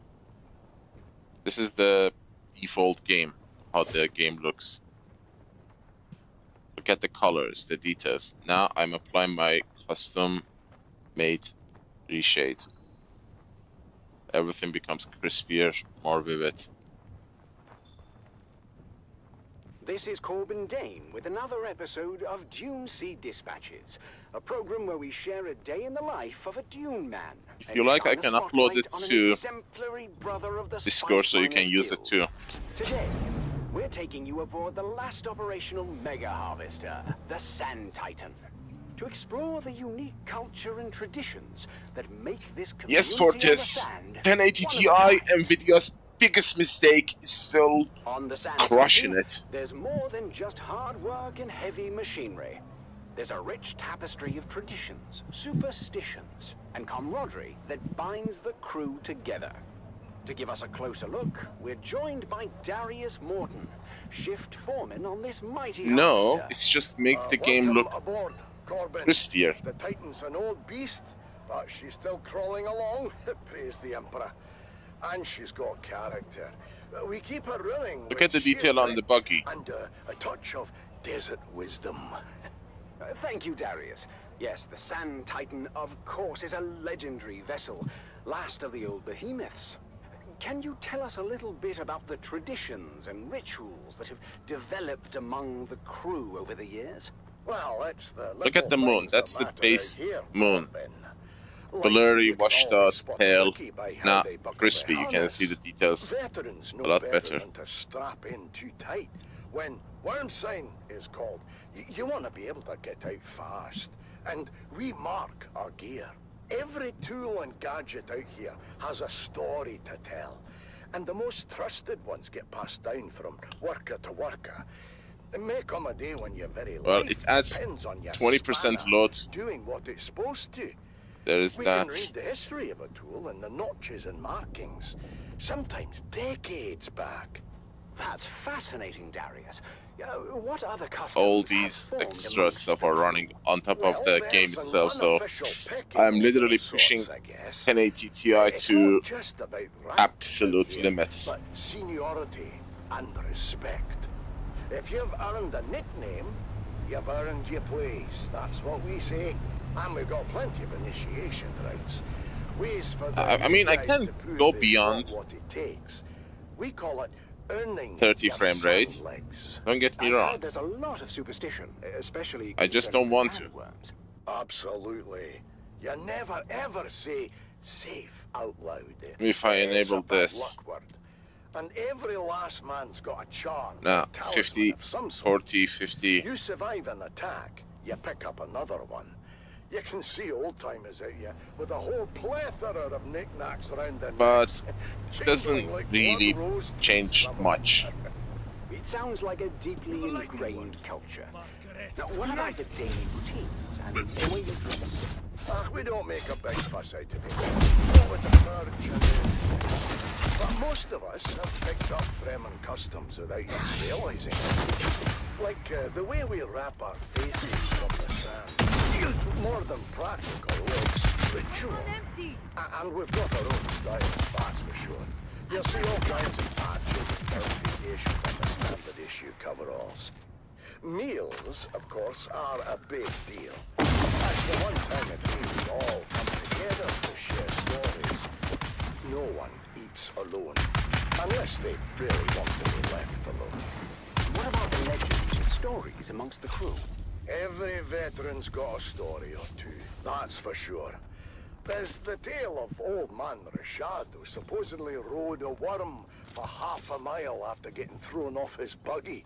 I really want to switch the server. Connected to the past and remind us of what we're up against. And now, finally, I think... Why the hell people are creating guilds for console? Oh my god. It would be insane to have a crossplay enabled. Huh. That would be fun. But Pancam specifically said that they are not going to enable crossplay. Then we've got Shovel Slicer, Rock Raider, Spice Sniffer, Cotter to Two. Then there's the Scorpion, Puff Puff, the I got you already. Sink Stain, Rat Catcher and Desert Storm, the Knob, the Knot, the Not So Much, Nutcracker. Well, yeah. I mean, can you imagine playing the game like this with so many controls and hotbars with a console controller? I would tear my hairs out. The Judge, the Taxman, and the Thief of Caladan, Cave Dweller, oh, smelly, Chubby, the Tin House, Arn the Raider, and the Sausage. And those are just the ones fit for civilized ears, mind you. Yeah, those are some fantastic names. Well, this has been a fascinating and informative look into the unique culture the Dune men have created here. Thank you, Darius, for sharing these stories and giving us an inside look at life on the Sand Titan. Anytime. And remember, if you're ever out here, Gordon, you're part of the family too. I mean it. Call me. We'll be back next week to share a day in the life of another exemplary I don't think brother they of the spawned. Spice Miners Guild. For now, This is Corbin Dane for Dune Sea Dispatches. Signing off. They have. Nice.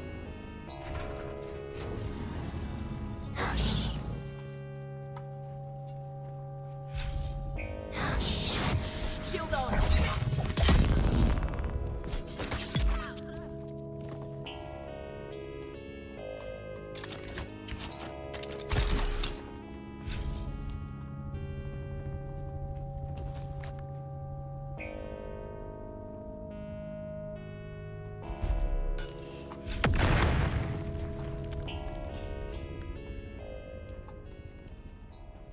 No one died.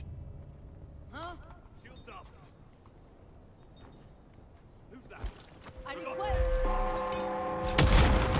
The Combined Hornet Community Theater presents an Arakin Playhouse production of 5 Days at Carthage. Brought to you by the generous patronage of the Padishah Emperor and the tireless support of the Spice Miners Fellowship and the Leisure Committee. And now, it's time to dim the lights. It would be so cool if you could load the corpses from Landsraad Mission into our ornithopter. Part 2 of 5 Days at Carthage. I would load my ornithopter with corpses from missions.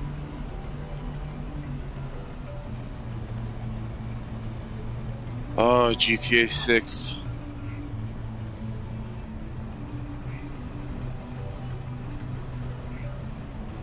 My main base has 2.5 million milliliter because I want to use more for the storages. Because water and the storages are shared. 150 limit, you share it with your water cisterns and the chests.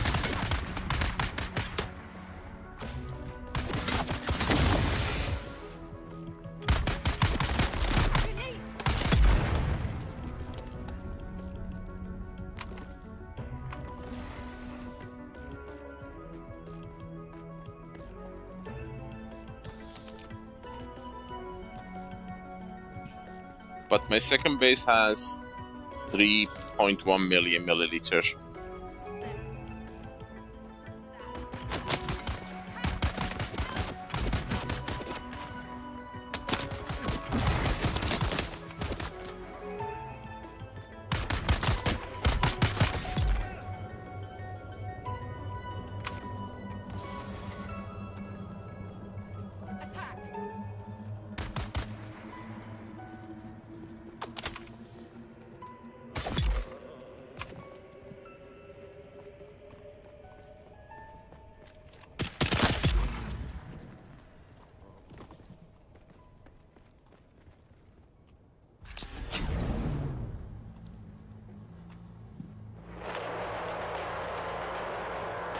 $5 years, I would say. Easy. Welcome back, people of Arrakis, to the Harkonnen Family Games. The Man-Trap competition reaches its climax with just 4 contestants remaining. Let's join our hosts, Maxim Dubrov and Vera Kotila, for the latest update. Oops. I'm Maxim Dubrov and this is Vera Kotila. I guess. Yes, Maxim. A quick recap of our fallen contestants. We have lost Hollow Tom, Amado Delsin, Kaelin Sheaf, and most recently, the little Ishkali slave called Kanto. Such a waste. Kanto had potential. But now, let's focus on the final confrontation between them. The twins are approaching her from 2 sides. Looks like she's trapped.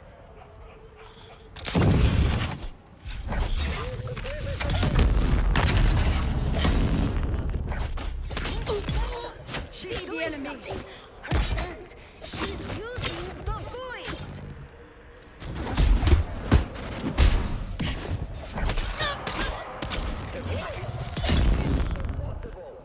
I remember now. Maxim, that's Sister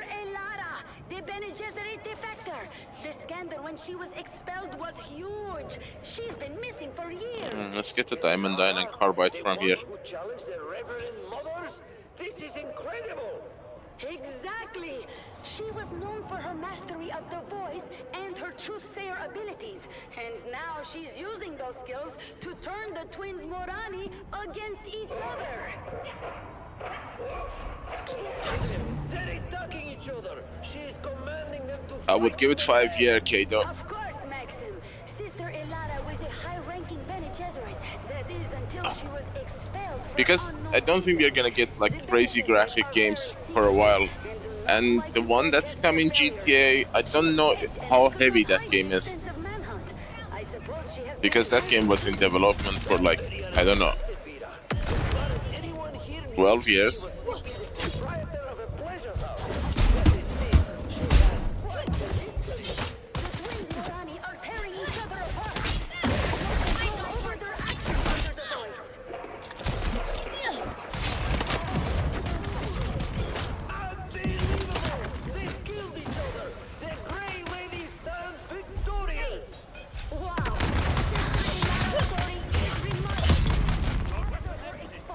She vanished from public view, living in the shadows. Now she's emerged as a formidable contender in the man trap. And now we're down to the final 2 contestants. The Grey 8 years. GTA 5 came like 10 years ago. This will be the 2015, 14. people of Arrakis for more updates and thrilling commentary from the heart of Gady Prime. The man trap's final confrontation is about to begin. Where's the other guy? There were 3 of them. Keep your ears glued to the Harkonnen network for live updates and all the brutal highlights from the man trap. The final battle is here, and you won't want to miss it. The Harkonnen network, where every moment is an opportunity Look at the lightning to prove your effect. loyalty and strength. Strength through loyalty.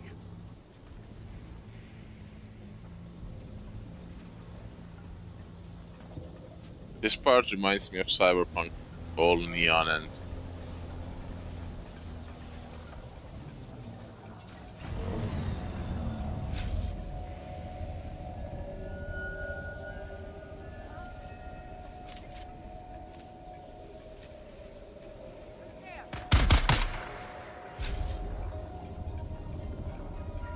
come on.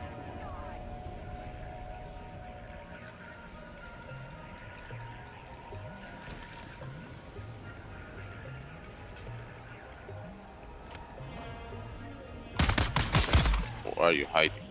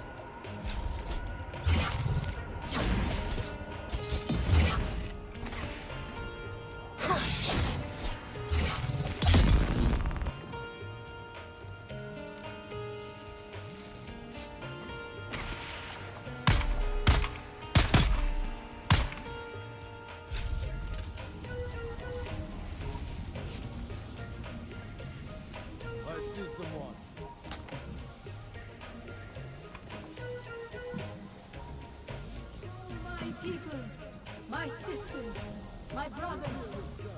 Long has the sun of Arrakis blazed across the desert sands. Long has it burned from the minds of all the creatures under its dominion. Long have the winds of the Coriolis swept across the mountains and valleys. So too have they swept through uncounted minds. Skies deep of history for 1,000 generations.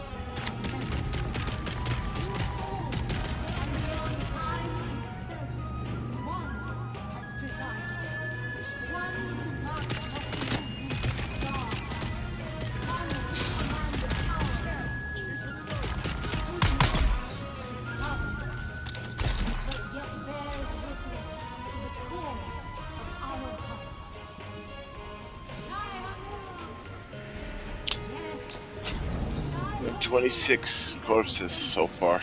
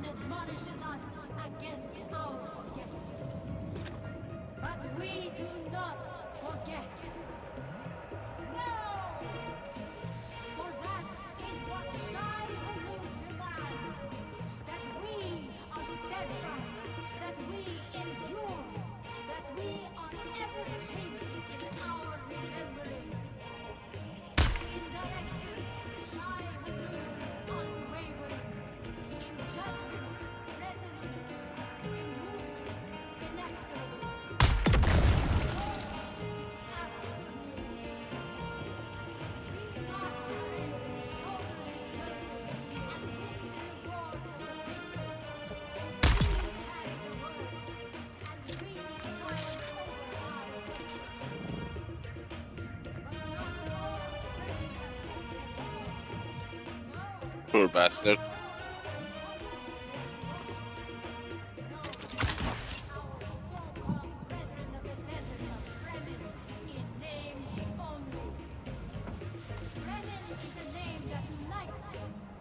Yet I say it is a name that sets them apart. It is a name that now 28. Oh, no one is here. Oh, there is. Hello.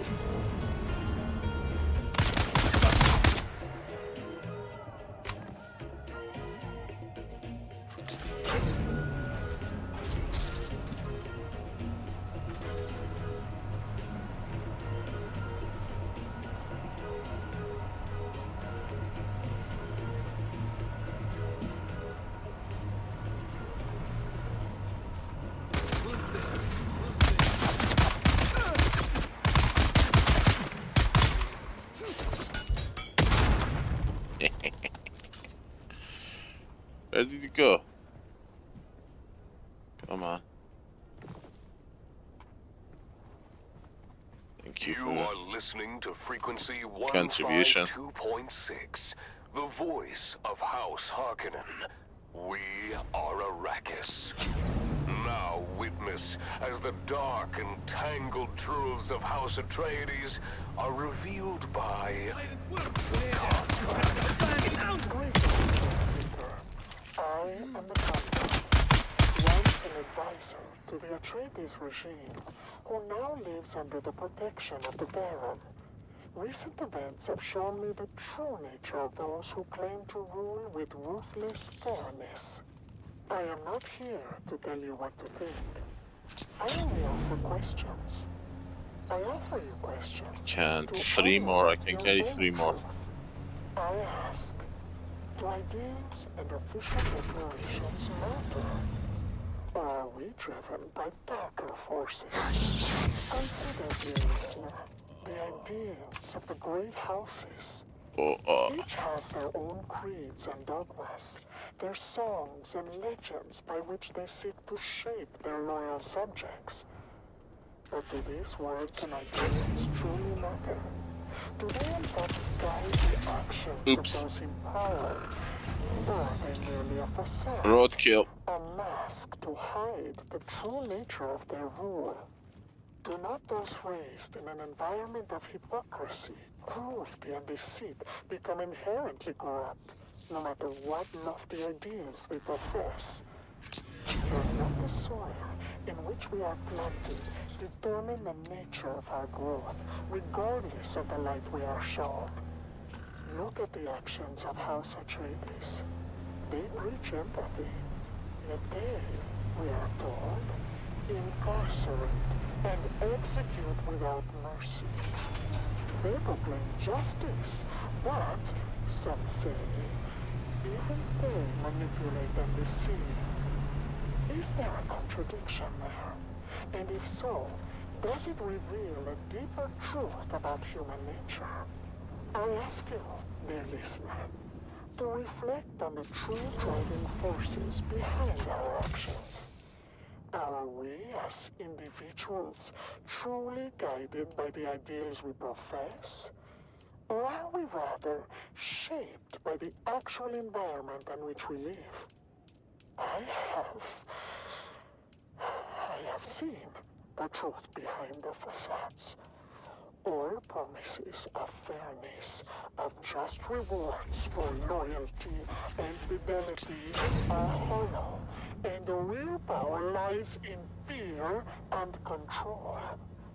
I found that to be true for House Atreides, but I have found that the corruption of power is universal, and those who claim to hate hypocrisy and false virtue are no more free of it, though it may be clad in different words. They lied to me. The Harkonnen lied. I should have known. My family was not killed by the Atreides. Word has reached me that they yet live, protected by the children of Caladan from the people who betrayed them, agents of the very house I pledged my loyalty to. House Harkonnen, with all its cruelty and deceit, has shown its true face. I see now that the Atreides, for all their faults, still foster their subjects with a fundamental empathy that Harkonnen will never understand. I long to return to a place where compassion and justice are not just words, but values. Perhaps diminished by time and harsh circumstances, but still known by the heart. I swear my loyalty and to House Atreides, for they, despite everything, hold on to a spark of humanity that the Harkonnens have long extinguished. I renounce House Harkonnen and all of its lies. Long live Dark Leto! Long live the Atreides! I don't think so. You can detach it with the repair tool. And Kato, those are to the Harkonnen network, where loyalty, strength, the radio shows victory people are celebrated. also part of the lore of the game. Through loyalty. Knowledge It's is the community power, you can listen. dear listeners. And speaking of knowledge, I feel the urge now to share a candid story. It can be quite from funny my too. own life. And perhaps it could be a learning opportunity for any young Harkonnen woman pondering their prospects. You see, once I had an intimate acquaintance with a highly ranked officer. He shall remain unnamed, but let's call him Bersag X. He was quite charming, and our nights were filled with passion and whispers. But he was prone to speaking in his sleep, and therein lay his doom. You see, the words that Bersag spoke in his post-coital slumber were, let's say, troubling. He spoke in the darkness of the night, of doubts, of questioning the Baron's decisions.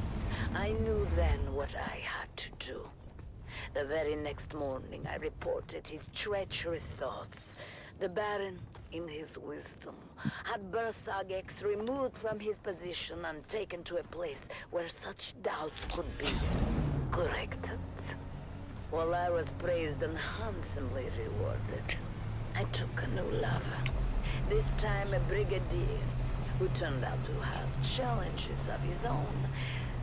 But that, my dear listeners, is another story entirely. The lesson here, of course, loyalty above all. Loyalty to the Baron, to the glorious Harkonnen family. Never, ever forget that. Now, let's return to our uplifting music.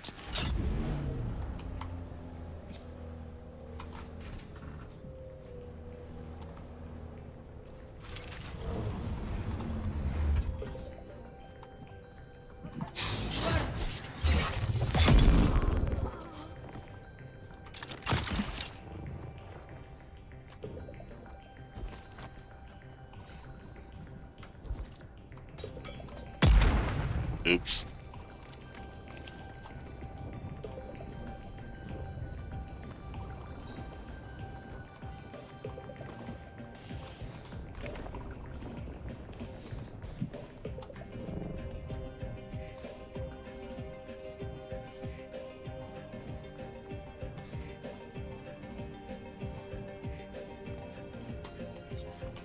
I don't think the game has overlay for FPS. I'm using Reshade's FPS counter. You see that? On the edges, how that's FSR. That's why I don't turn it on.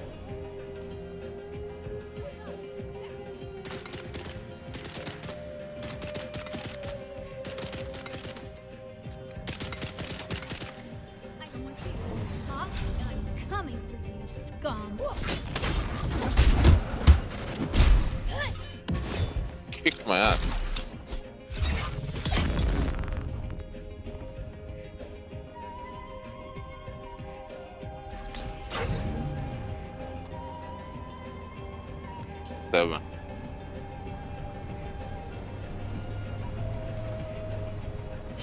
Seven.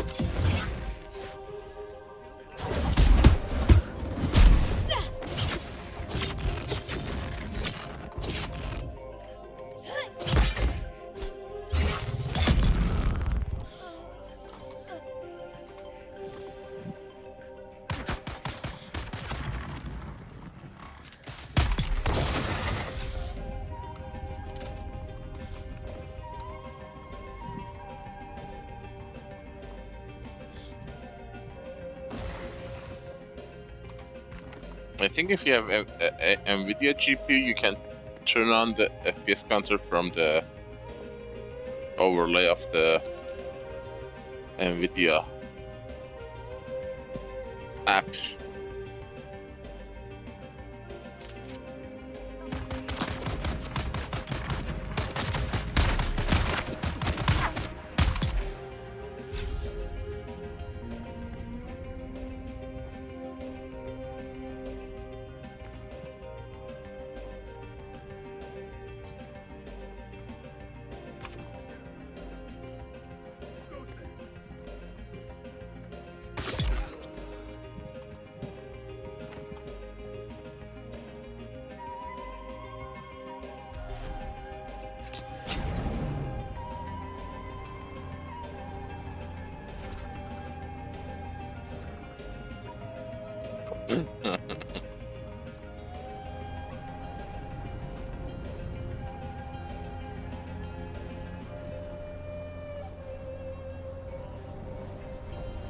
I have that bound to a hotkey, so I don't install the NVIDIA app.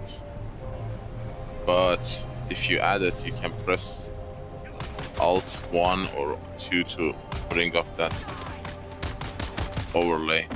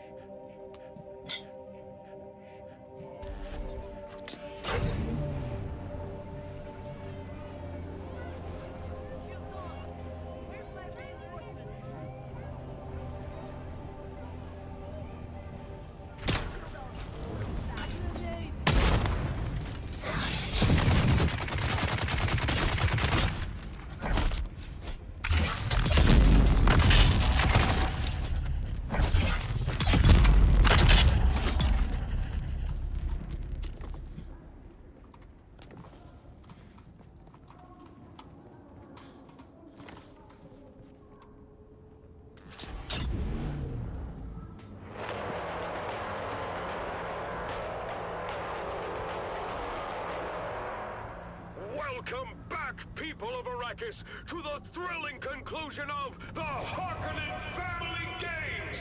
The competition has reached its final showdown! Let's join our hosts, Maxim Dubrov and Vera Kotila, for the ultimate battle of the Man Trap! Thank you and welcome back. Vera, we are about to witness the final confrontation between the Fremen and Sister Rara. Indeed, Maxim. Both contestants are nearing the innermost chamber of the labyrinth, each approaching from different directions. Sister Alara has reached the chamber first. The massive stone door closes behind her, trapping her inside with one of the most fearsome creatures in the Imperium, a Lhasa tiger. His muscles rippling beneath his right claw, chained, writhing as it moves. The Lhasa tiger, known for its strength and ferocity, is chained in the center of the room, guarding the seal that the victor must press to win.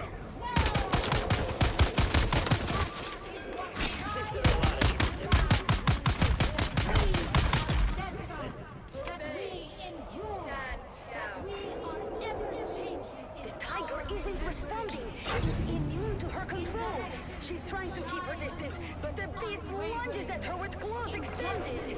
Resolute, in movement, She's down! The tiger has fallen! It looks like Sister Alara is finished! we must, Haret, shoulder this burden. Now the Fremen has entered the chamber. The door closes behind him with every bounce and spot, trapping each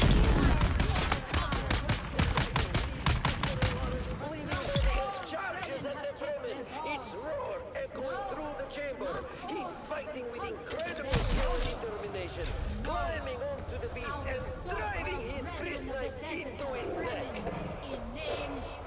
Yeah, I'm telling you, there's something wrong with my server. It's not registering stuff properly. despite being horribly injured. One of his arms has been torn off, blood flowing. And also, it stutters. Keeps fighting, stabbing the tiger repeatedly.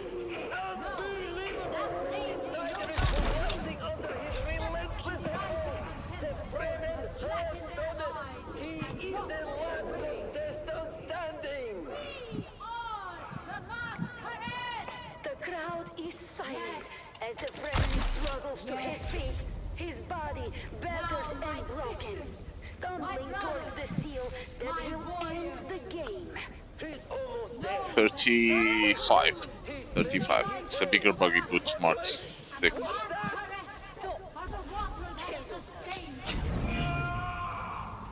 35. Sister Alara is still alive. She's using the voice to command him. The Fremen have killed him! Sister Alara is rising to her feet!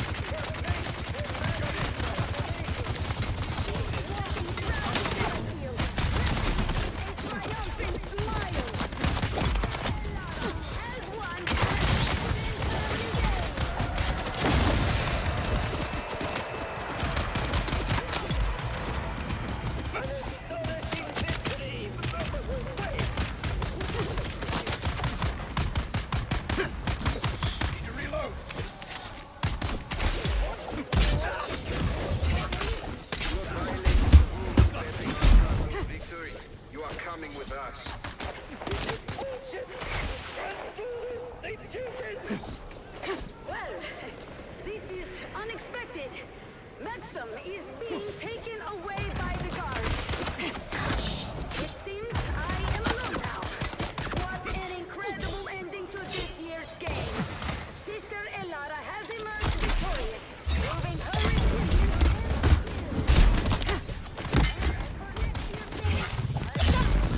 We have one contestant lined up, Maxim Dubrov himself. So, Maxim.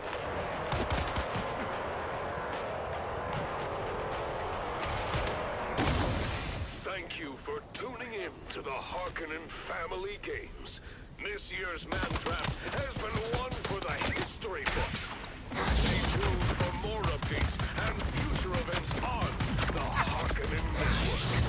Until next time. The Harkonnen Network, where every moment is an opportunity to prove your loyalty and strength.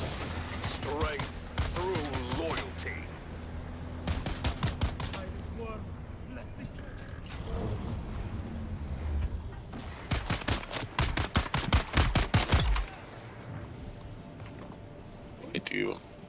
Why do you even bother?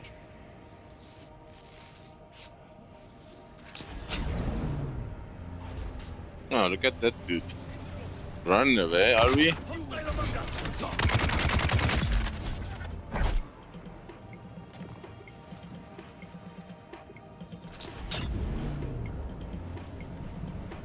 Don't run away.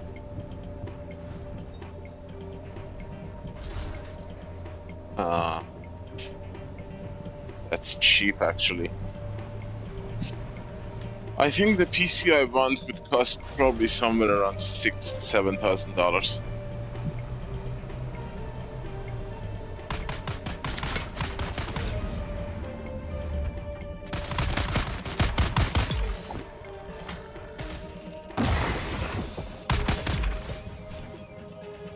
Where is Northern Jumbo? Northern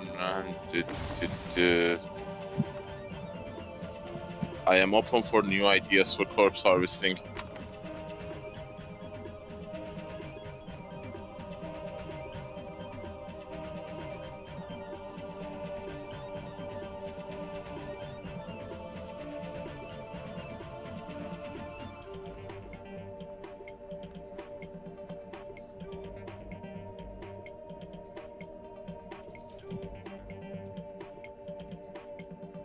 Miners Watch Quarterhouse. Where is that exactly?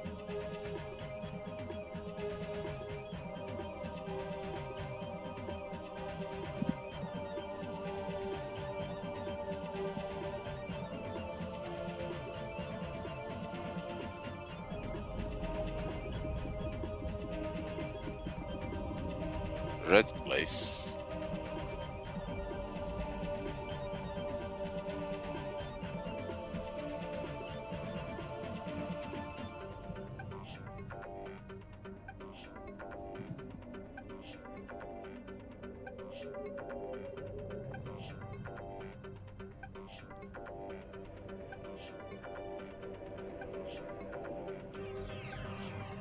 This is what you mean? I don't see... Ah, here. Quarterhouse. How many people are there? I remember there used to be more, but I think it's 10 at the most.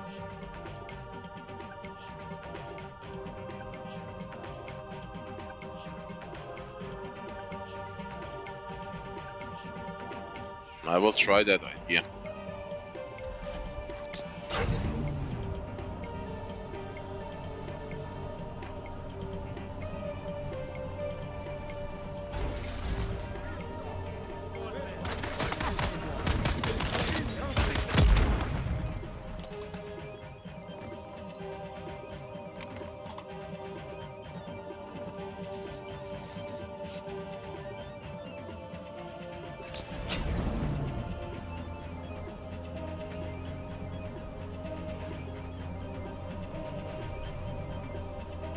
I'm actually looking for alternative ways of getting corpses.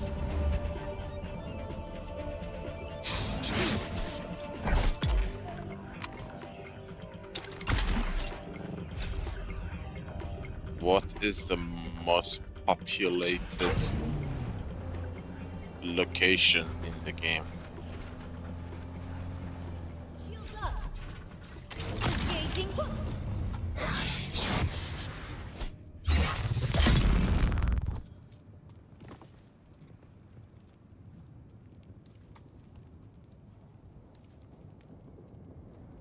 No, that's not the advertisement. You are listening to frequency 152.6, the voice of House Harkonnen. We are Arrakis. Attention, loyal listeners of the Harkonnen Network. Due to unforeseen events, the program The Convert has been temporarily removed from our schedule. Rest assured, the show will return soon. Good morning, Depot 12. I'm here to conduct a thorough inspection of your current security initiatives. This sector is one of the worst in the Imperial Basin. You can blame the Kirab for that, Inspector. I'll decide where the blame goes, Dune Man. Now, show me your security. Very good, Inspector. Frank. Oh, that's my cue. There's another corpse here. Automaton, awake! Yeah. What am I looking at? My new sentry automaton. I named him Gary. Oh, this is a grade 5 rifle. He's scanning for intruders now. Is he? Don't worry. It's all clockwork. It's not meant to be used in this place. It's a overland testing station. Frank, he must think we are the intruders, eh? Oh, that's not good. What do you mean that's not good, Frank? I mean, maybe it's time to,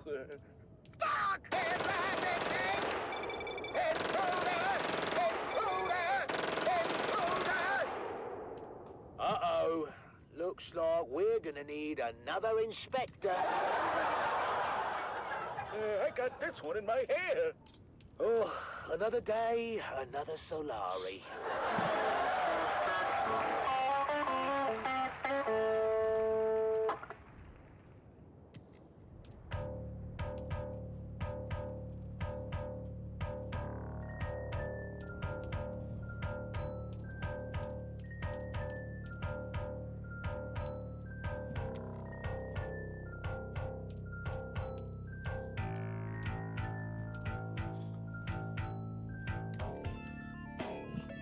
T1.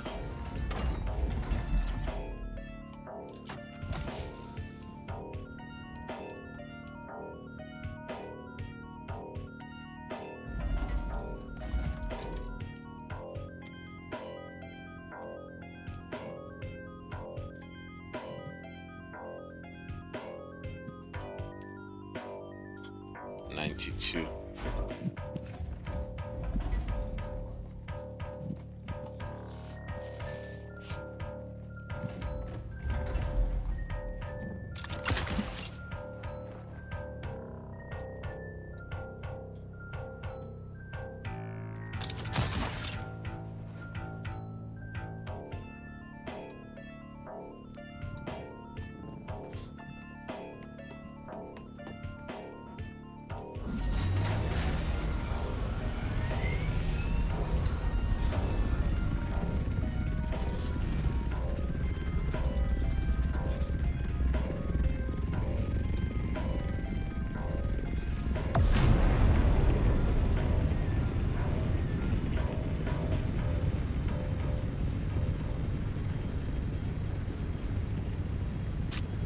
Interestingly, there is no crash ship here. This is Dune Man Keith Villari.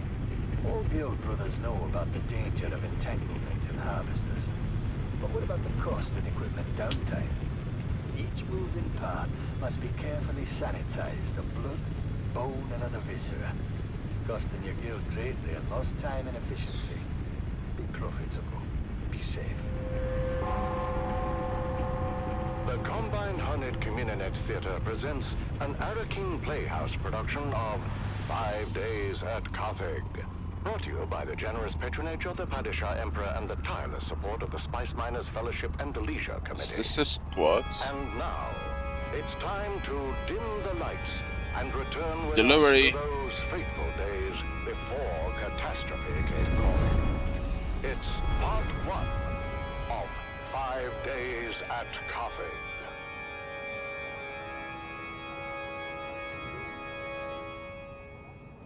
The Imperial Scenarist Guild has been provided unfettered access to the sealed records and testimonies of those who survived Where's the everyone? incident. The following dramatization represents the official truth.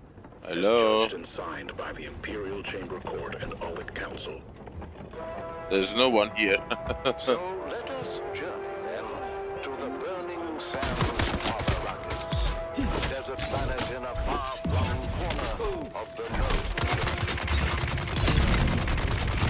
194, and the war of assassins between House Atreides and their ancient enemy House Harkonnen is well underway. Just 3? Our tale unfolds in the teeming industrial sprawl of Carthage, the seat of Harkonnen power on Arrakis. It's early morning in the Peon Quarter, as the workers ready themselves for a long day of toil in their baron's name.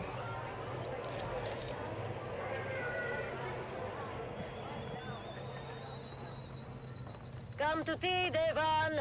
You'll be late again. Only tea? Is there no more bread? Oh, what bread remains I'm keeping for dinner. You've had your fill. I told you before, Mother. I won't be home I for think I dinner came in tonight so or fast they anytime didn't soon. render in. We're on double shift until further notice.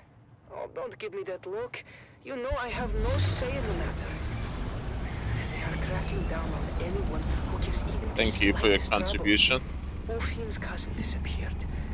They say he was an agitator, but no one can say what he did.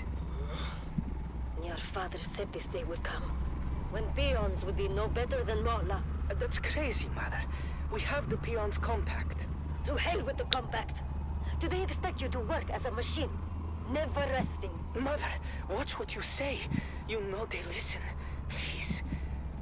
Let's just say the words and have our tea. The words. I can't. I'm too angry. But, Mother, we happily say the words every morning. Delivery. Fine. We live by our Baron's leave. The roof above our heads belongs to him. He permits us to dwell in his You shall domain, not and pass. in return, we pledge our eternal loyalty, obedience, and maximal effort, with an eye towards... Must bring someone in Zankara. Most recently destroyed our last ion refinery in the northern Your father has fell in love with his mother's son. I say good riddance. Said they practice cannibalism. Don't be a fool. You have always stay alive.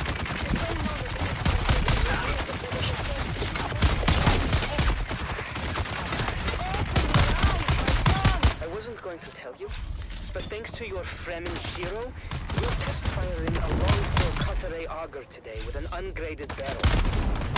That's dangerous. Only if the phase differential is off by more than 0.0003. Nice. Devon, you can't. I forbid it. Why are they making you do this? Because, Mother, Zantara destroyed the last facility that made and tested precision. You know, it would be so fun if they made, like, the NPCs that are fat or larger give more water. I feel something very bad is coming. Its shadow is already upon us.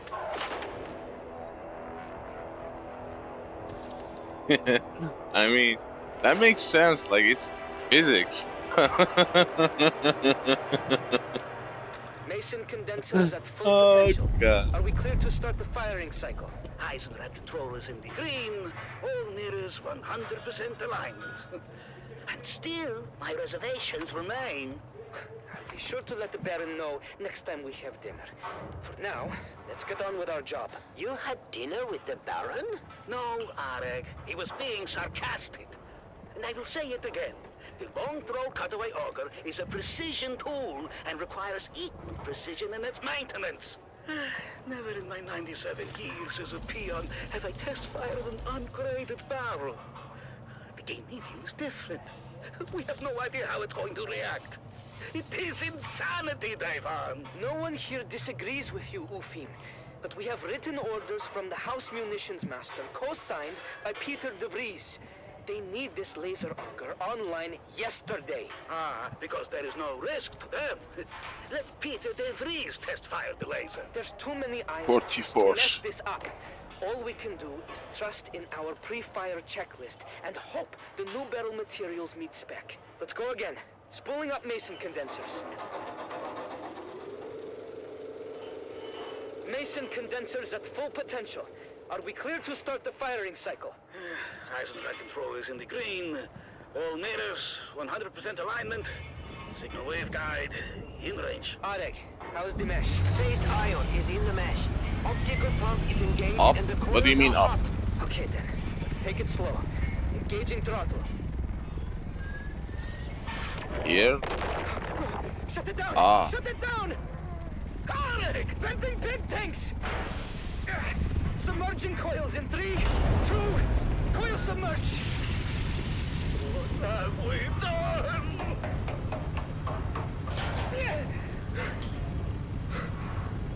Arek!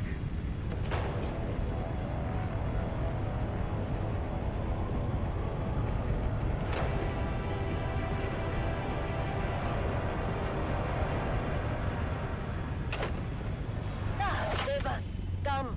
Have some food. Do you hear me? Devan? Devan? What is it? Amazon delivery. Arek is dead. What? He's dead. Took him away. I saw him die. What happened? The laser auger went into space. The beam was vaporized almost instantly. I hate slavers. Onto Arek. He was literally cooked alive. I'll never forget the smell. And the screaming. Oh, he suffered. I actually got the achievement for killing 500 slavers. And you are just home now. How could you work after this? Did they not shut down the shop? No, they just moved us back to munitions repair and we finished our shifts. What is that now? August Fear! Droba, what's happening? It's August Fear. He's coming! The Gladiator? What do you mean? The Lord Ravan just announced it. A festival with music, food, and August Fear is going to fight! For the first time in 7 years! Right here on Arrakis! Oh, I've got to go.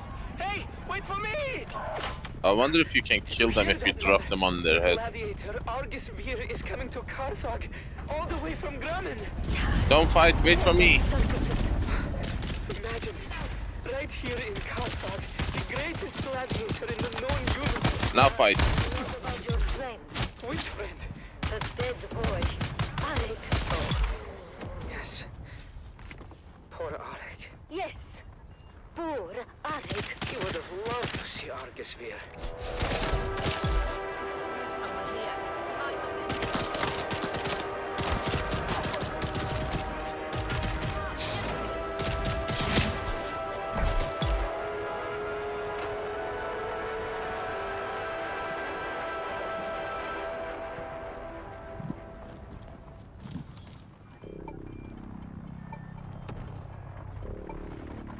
They are fighting somewhere.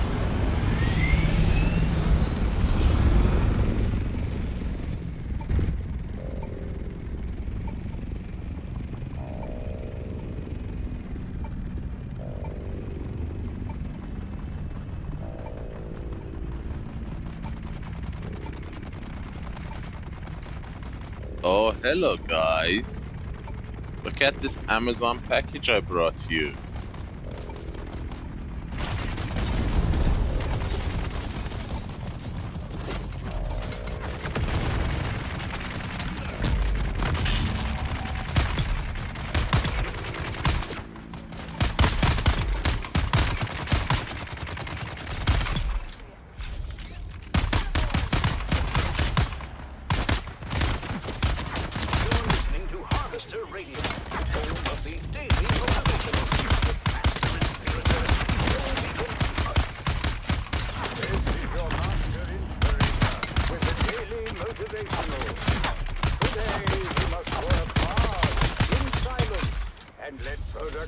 Oh, I'm so sorry.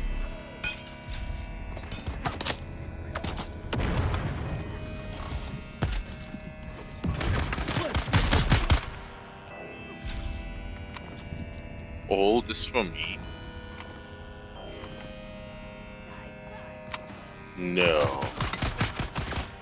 Oh, hello. Don't be shy.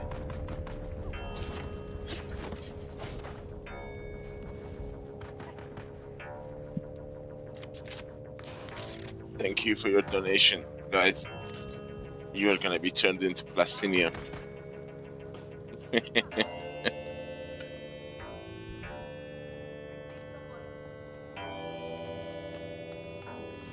Yes, it's the tax man.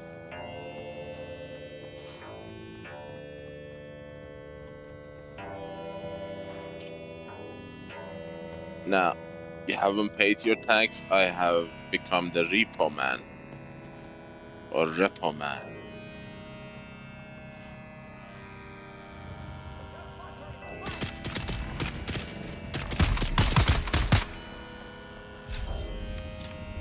Don't worry, heal up. I will heal up too. I lied.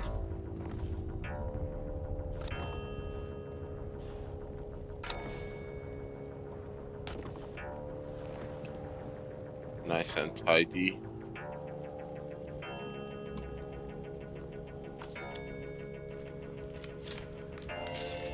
I just got word from Gota's lab. They need a live subject for testing out Inkvine.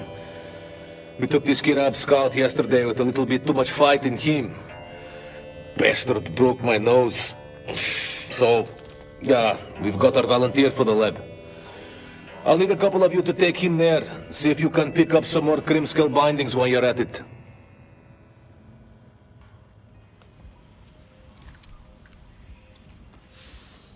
Frickin' slaver. The mystery deepens aboard the Sand Titan, as Crew Chief Jarek Thorne's death remains unsolved, and the flies begin to circle. It's Death on the Titan, Episode 3, The Visitor. We need to talk about where you were, Jeb, the night Crew Chief Thorne died. I don't remember exactly. If you max out the exploration and get to level 58 perk from the gathering, you can carry 8 corpses at the same time. We're engaged on pad 1. Why do you think that is? I don't know. Malfunction. What do we know about weather hooks? They're used to secure ornithopters in bad weather. But isn't it true that weather hooks can only be engaged from the cockpit of a thopter? I don't know. I'm a comms guy. Do you recall seeing an ornithopter? No, I don't recall seeing a thopter or anything, really. You sure about that? A thopter's hard I feel like there were more. in a storm, especially if it engaged the weather hooks. Well, I honestly can't recall anything like that. Maybe the hooks malfunctioned. I'm sure it's happened.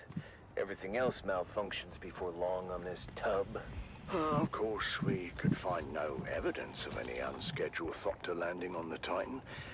But maybe someone else knows something. Maybe someone knows exactly who landed on the flight deck that night. I told you already. I don't know anything. Am I free 26. to go? With Jeb's That was memory quick. failing to provide any clarity, I turn my attention to ship supervisor Lena Orlov. There should be a similar base like this somewhere around here. Closer relationship with Crew Chief Thorne. There had to be more to their connection than she was letting on. There was nothing going on between us. We were just colleagues. Tessa mentioned that you and Thorne had a close relationship. Well, Tessa's wrong. There was nothing romantic between us. Why would she lie about something? There is Khadi's shadow as well, but that is... people are too far away from You know what? That's the exactly center. what I thought too. But then she played me this. I'm glad we've had these moments together, Lena. Me too, Jarek. I don't think I could survive another day in this barren wasteland without you. What a bitch. Who goes around recording the conversations of their crewmates? She was keeping tabs on Thorn, documenting his lack of leadership skills. Oh, she wouldn't shut up about that. I should have just transferred her to another rotation. Tell me about Nice you try. and Thorn. All right. We were involved. We were happy. Had no reason to harm me.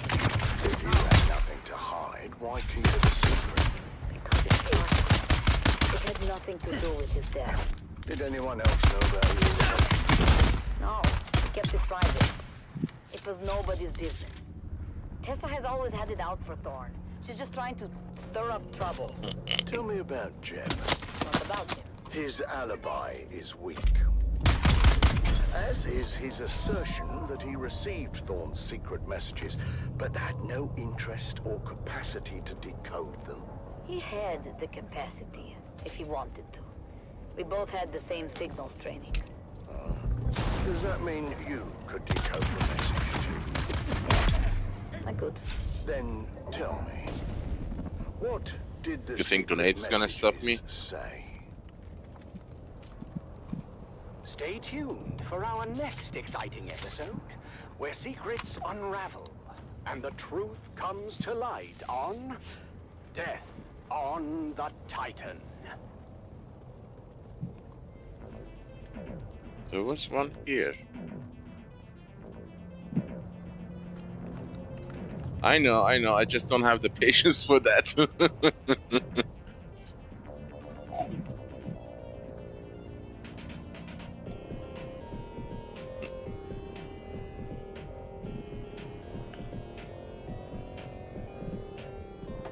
I'd rather burn through the goddamn shit.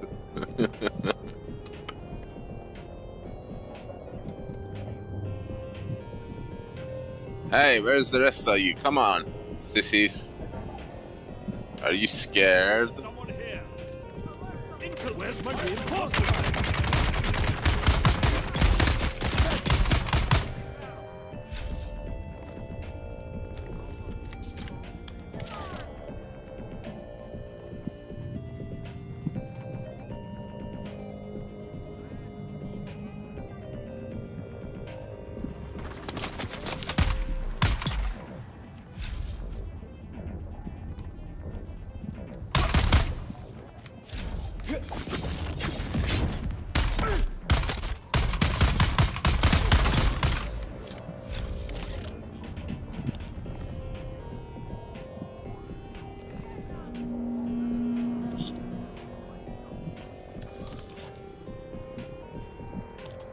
Where are you?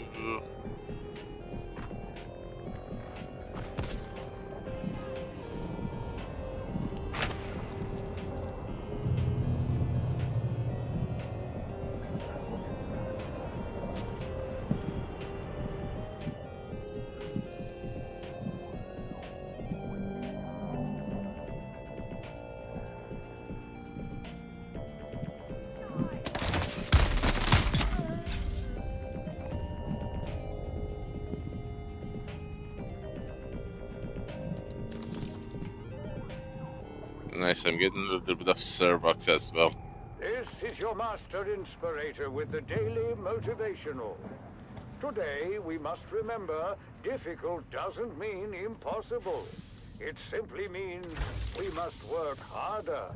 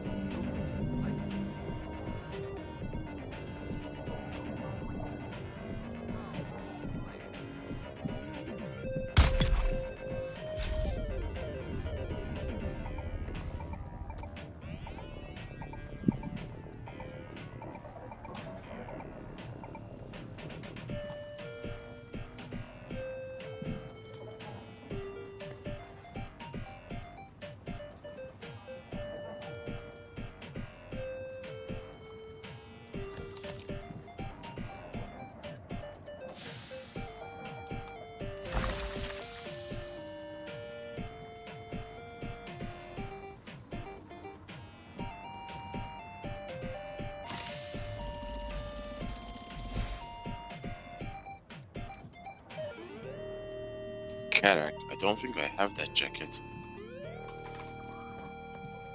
I do.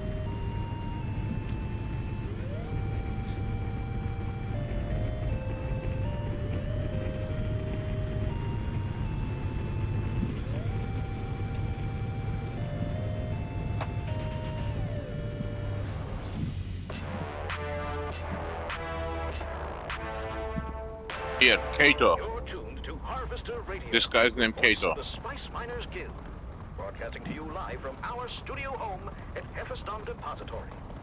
Next on Harvester Radio, it's Point Counterpoint with Kato Cricks. But first, Kato. word from our safety warden. This is Dune Man Keith Villari, reminding you to clear the area at first sign of a pre-spice mass. My crew wanted the bonus for a full factory load, and chose to linger even after our deep sand probes detected rising temperatures. We managed to get the carry-all away before the catastrophic spike. But our ground crews weren't so lucky. Now our big bonus is divided amongst their widows. Be safe. And now it's time for Point Counterpoint with your host, Kato Cricks.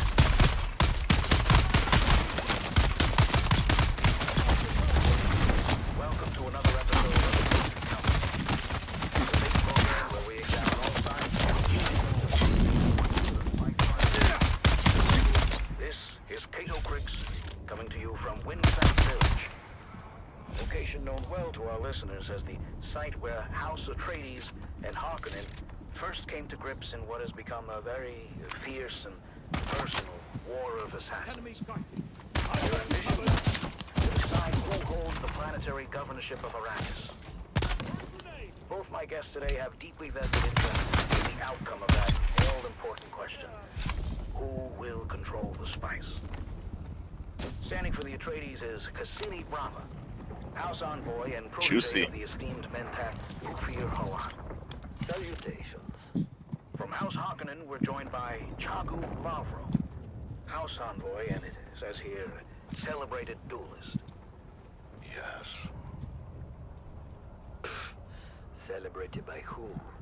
There is no sport in killing. Listen to this one chirp when his esteemed mentor, Ufir Hawat, tallies his kills in the thousands. It is true. That's semantic. Kato. So the real tally is much lower. Gentlemen, please. Once again, we see the fabled Atreides hypocrisy in action. Another ancient Greek tradition revived by your youth. Gentlemen, I'll remind you that the very reason we agreed on Windsack as a venue is that it is neutral ground. All canly sanctioned hostilities must cease within village boundaries by Imperial decree. No, they disappeared. Son of a... I did not see them there. But I submit to your request. You have my pledge not to gut him until we are in the open desert. That is what I hate. Let's get to the issues. In the past, the planetary governor of Arrakis, previously the Baron Harkonnen, has been the sole authority over all legal spice mining operations. The Baron dictated all guild planning from the setting of quotas to crew tasking, which of course is the designation of which crews and equipment would be assigned to which spice fields, some being richer and more dangerous than others. That is correct. But now that governorship is contested, and while your obligation to fulfill the Emperor's spice requirements must still be met, your two houses find yourselves in competition for your share of the minor workforce. The Dune men cannot hunt spice for both of us. They must decide which house to I feel like I dropped the container on top of some. principal answer is Atreides. And now here's where things get interesting. I think it's no secret at this point that the Harkonnen strategy on this front has been to engage and incentivize guild leadership in their pursuit to secure the lion's share of crew tasking. Yes, it's called bribery. An effective strategy if we're being honest. Whereas House Atreides has employed an entirely different approach and appealed directly to the guild brothers themselves. The heart of the Spice Miners Guild is and always will be the Dune men. The sun-mad daredevils who risk their lives so that we may travel the stars in safety. Isn't it about time someone with power cared about theirs? Well, in fact, Duke Leto has put forward plans for increased safety standards, shorter rotations, and improved danger pay. Plans that have been met with overwhelming favor from the guild body, I may add. And overwhelming irritation from guild leadership. Indeed, the House is greatly divided over the matter. So my first question is to you, Chagulam. How does your house justify its approach? It's the way of things, Gato. We are all subject to a hierarchy that shapes our lives. When the Emperor declares that there will be a war for Arrakis fief, do we agree? Fuck no. Arrakis was ours. We made every quota, fulfilled every obligation in good faith. Good faith. Two words never before said in relation to a Harkonnen. As I was saying, Gato, we are all subject to a hierarchy that shapes our lives.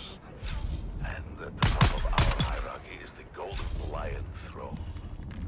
So, the will of the Emperor that there shall be war for Arrakis. There is no peace for Arrakis. To challenge the very structures that hold civilization together. Are you coming to a point anytime close? Or must we settle for the one on top of your head? Oh. You cannot bait me, little swordsman. Your time will come. Our point is that we believe every organization from the Imperium itself to the Spice Miners Guild is structured in hierarchy. That was nice. We believe that the authority to decide work I need to time it should rest with the duly appointed to see at the top. which one is faster. Although this one is more fun. There are some here. I want them. We have established a large bonus pool that they are free to expend however they wish. Unlike the Atreides, we would not be so presumptive as to tell them how to manage their own guild. What he's saying, for those without the ability to speak bullshit, is that the Harkonnen have dumped the freighter of Solari Where is the on chest guild of this management place? to ensure they receive the There should lion's be a, share of crew tasking. you know, Who is speaking bullshit? We create a bonus pool for anyone main deserving at chest. the guild. We do not stipulate where it goes. Because you know where it goes. To the pockets of your duly appointed administrators. Fool. It's called inventive leadership. Counterpoint the House Atreides. So why should the Dune men want to work for you? Because we understand the strength of the guild rests in the backs of the Spice Miners themselves. And while the flow of spice must not be impeded, his pursuit should not come at the expense of those risking their lives to harvest it. But how can we satisfy the ever-increasing quotas with shorter crew rotations and increased emphasis on safety? The only reason these outrageous quotas exist is because the Harkonnen sabotaged the Windsuck refinery and crippled the planetary spice output for a full quarter. That's a large place too. You know very well who destroyed the refinery. Oh, my baby. Appointed judge of the change. Sorry, I can't. Harkonnen was entirely responsible. In fact, I believe your Baron was charged with making up the spice shortfall. Bullshit. Fenring has an axe to grind with House Harkonnen. Who doesn't? But we can't go around challenging the hierarchy, can we? The very structure that holds our civilization together. I've had enough of your barking at Atreides, dog. Should we see if you can bite? Anytime, anywhere. Neutral ground, gentlemen. Neutral ground. Let's take this outside, shall we? This has been another episode of Point Counterpoint. I want to thank my guests Cassini Brava of House Atreides and Chagu Lavro of House Harkonnen. I suppose we should be thankful we made it this far. For now, this is Cato Crix, signing off until next time. That should keep us fed for a while.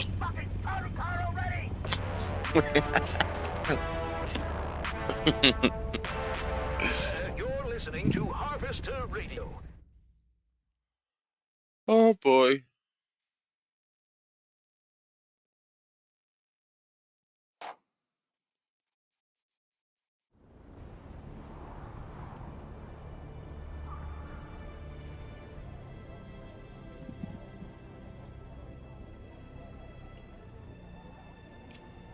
Now we need to pinpoint the locations, outposts with the highest number of NPCs. I mean, those locations you mentioned are great, but you have to get them when they are fighting. Because when they are fighting each other, the Kirab and the slavers, the population doubles. Like 6 attacking, 8 defending. I wonder if the outposts... The good thing about your location is that they are in a very concentrated location. The others, I have like... there are some Atreides locations on this shield wall. There might be like 20. But they are like very far away from each other and the base is too complex, layered.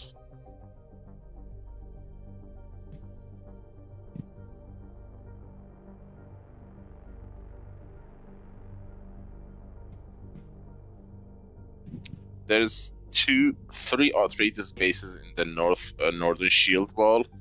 They have a lot of NPCs, maybe even more than 20, because it's a very massive area. But like I said, they are not concentrated in one location. You have to run around a lot.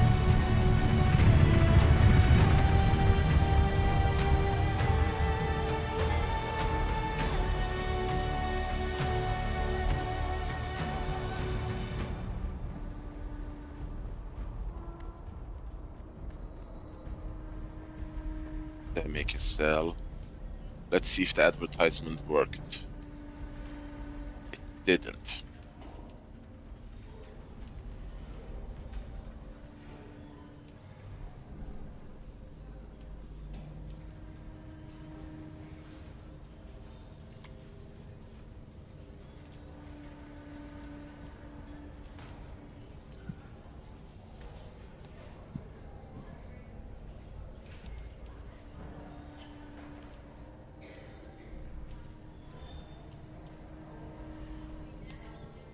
Ay. I want to buy something. I want to buy the knife. I don't think anyone is gonna buy that. It's way too expensive.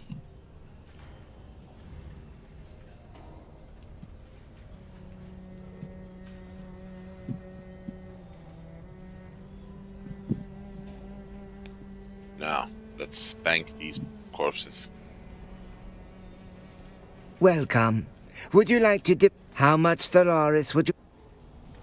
Welcome. Would you...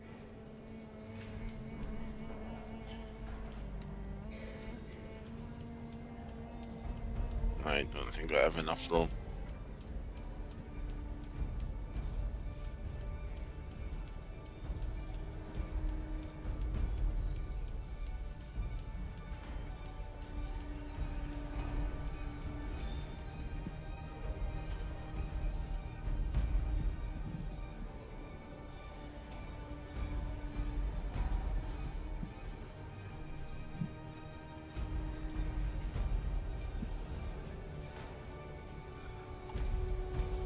How many corpses do we have?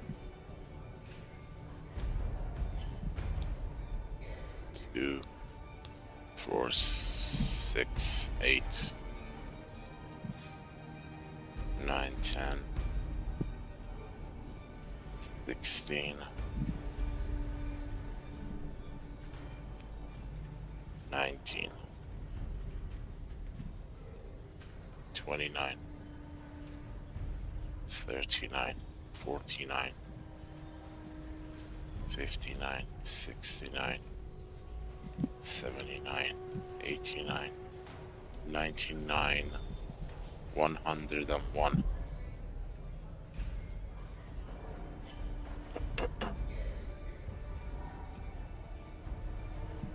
$105, $108, $118, $128, $138, $48, $58, $68, $73, 173 courses in the bank. Decent, decent.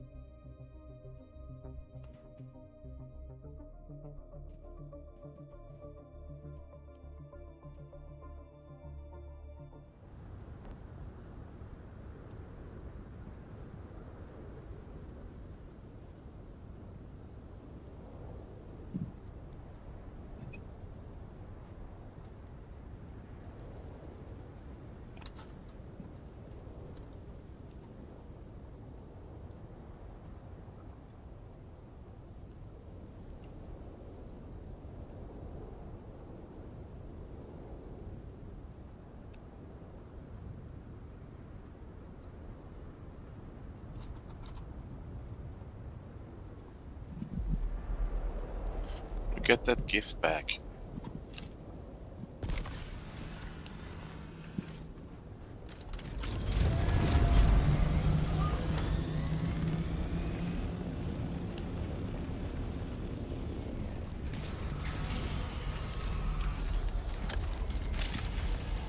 For me, 18 Servox.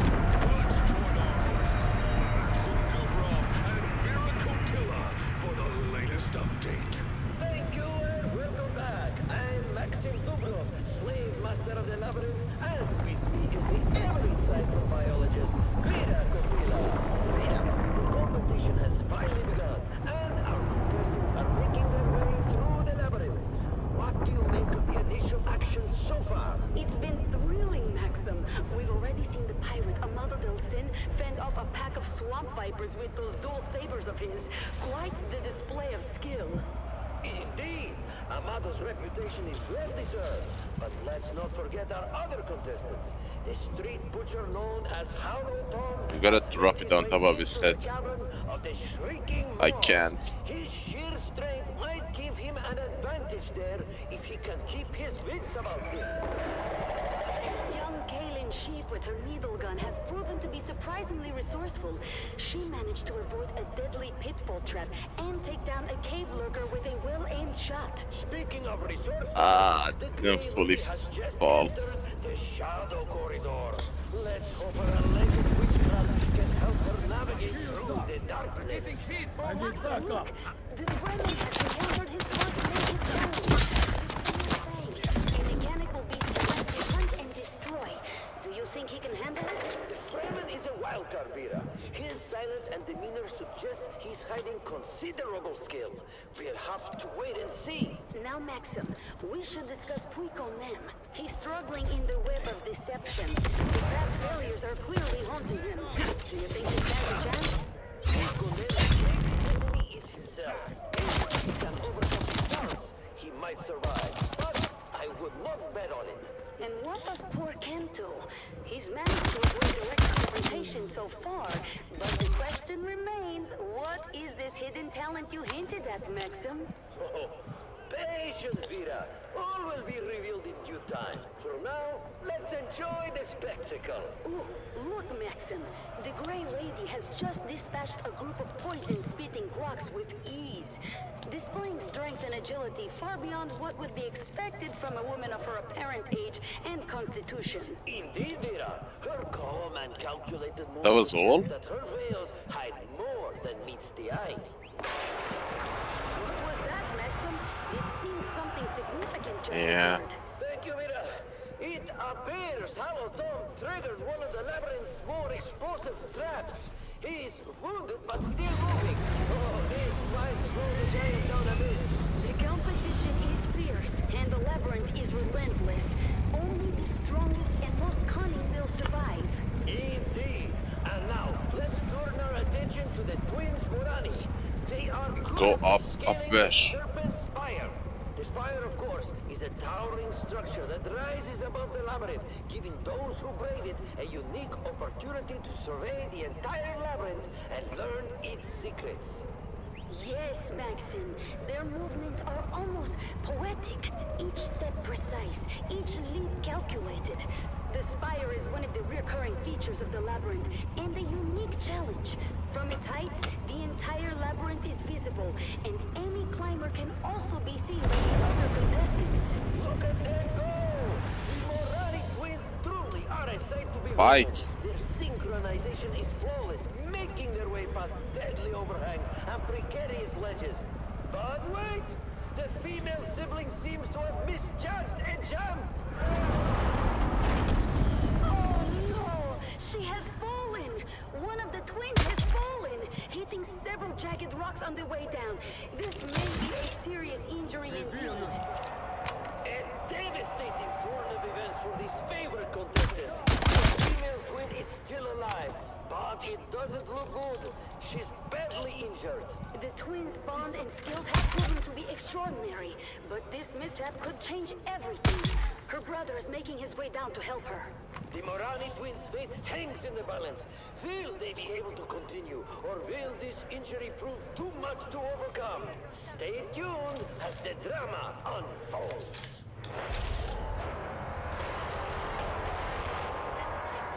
Keep your ears glued to this channel, loyal listener, for live updates and thrilling commentary from the heart Were of you City Prime out for and pee? the annual Harkonnen Family Games, where the stakes are higher than ever as the Man Trap That guy was going out for a pee.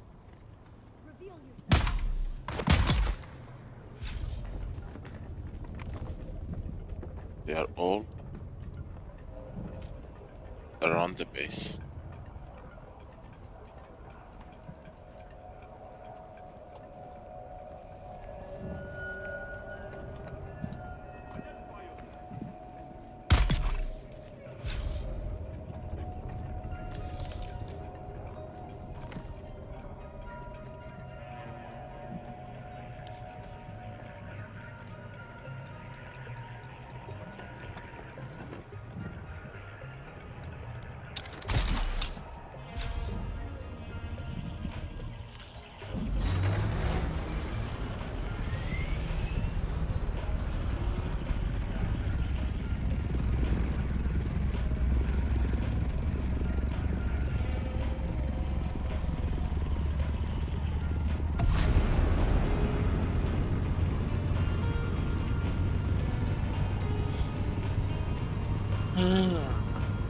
The circle is actually a good one.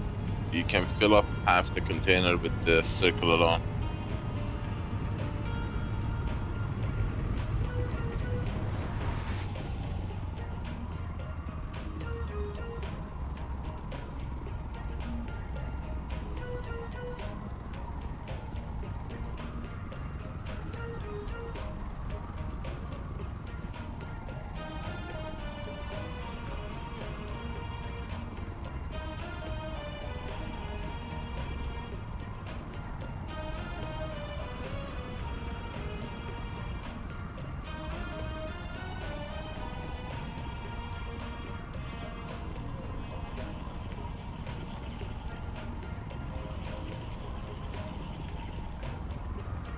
South Haga Central Island. This is the South Haga Central Island. I guess by the time you finish the loop, if you go through the loop, this one is already respawned.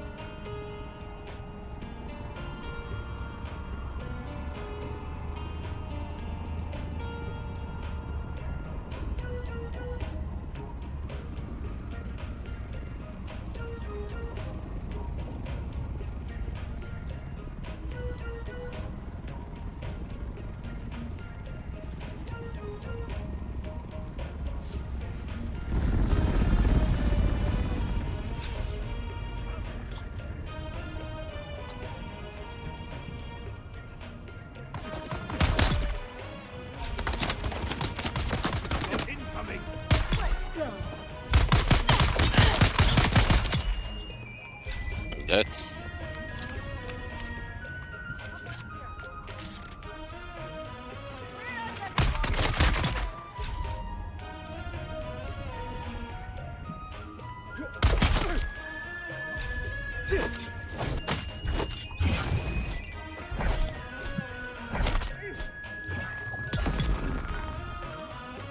there were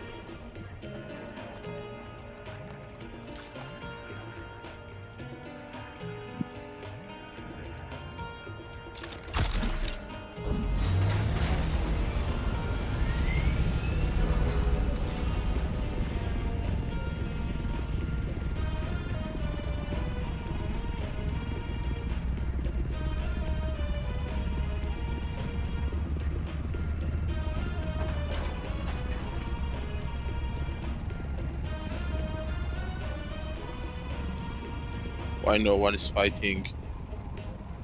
You guys made a pact against me.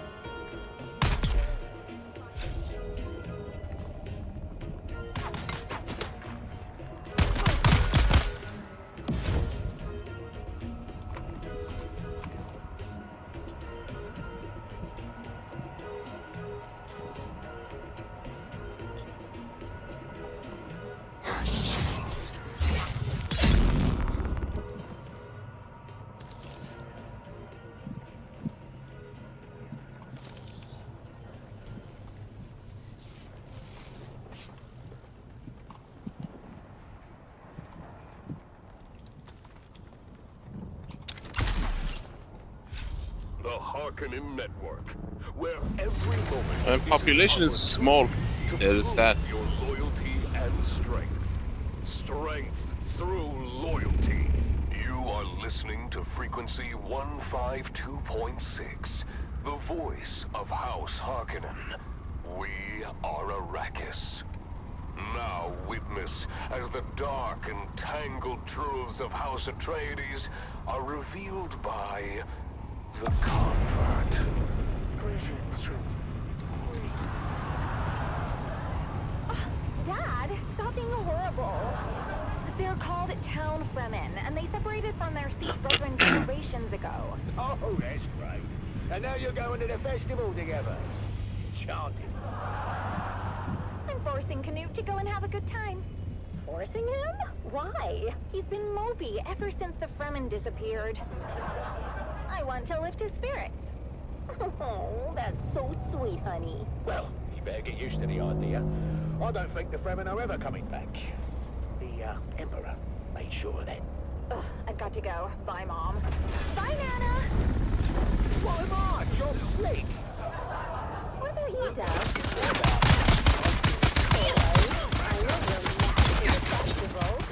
Especially the spice cake competition. Oh, this is my year, Marika.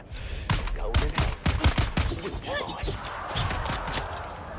Working on a secret recipe? See, that would be incorrect, my dear, because I'm not working on a secret recipe. I'm working on the secret recipe. Oh, come on, Dove. You say that every year. And every year, Old Man Rashad's spice cake takes the hat. Well, not this year. I'm gonna blow the judge's mind. It's more spice! Because if it isn't more spice, you're wasting your damn time! Shut up, Mum! What's your secret ingredient, Dove? Oh, you know, just a little something I picked up from Frank. He calls it... Are we already full? Flavor Enhancer 3000. Frank? Are we talking about the Frank that built a fart filter into his still suit? Look, don't be insensitive. He has gastrointestinal issues, and it's not a joking matter. Oh, then you must be talking about the Frank that invented the thumper with a musical accompaniment. Well, I'll have you know that was genius and worked as intended. Unless you stayed around listening. Oh, I'm sorry, Dove. I don't think Old Man Rashad has too much to worry about. Maybe you're right. Maybe I should give the flavor enhancer. I've got your back! I told you, dummy! My back? Stay out of this, Mum! Come on!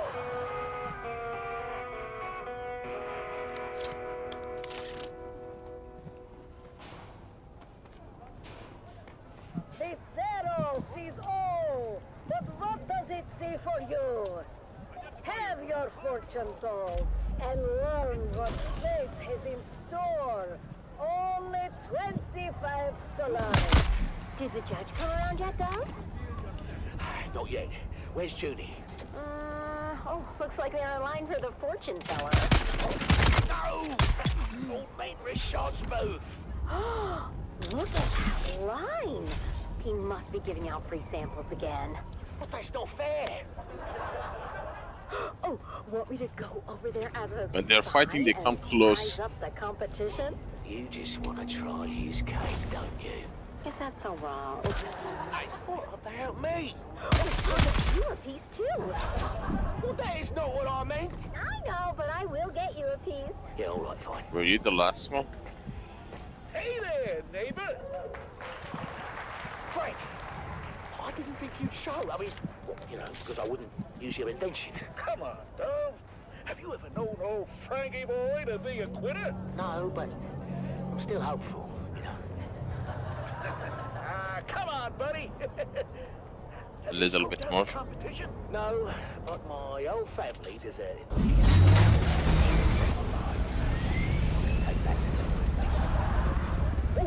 I've been through his line twice. That cake is better than ever. Oh, thanks for the morale boost, mate. Yeah. I'm not too dry, not too moist. Just right, is it? So, what do you say we make this a little more interesting? Why, is that what I think it is? Well, that depends. Do you think it's the Flavor Enhancer 3000? Isn't it? Ooh, right on the money. Let's sprinkle some on. I have a nice little location here to middle of Misa Trail. I'm sure for the both of us.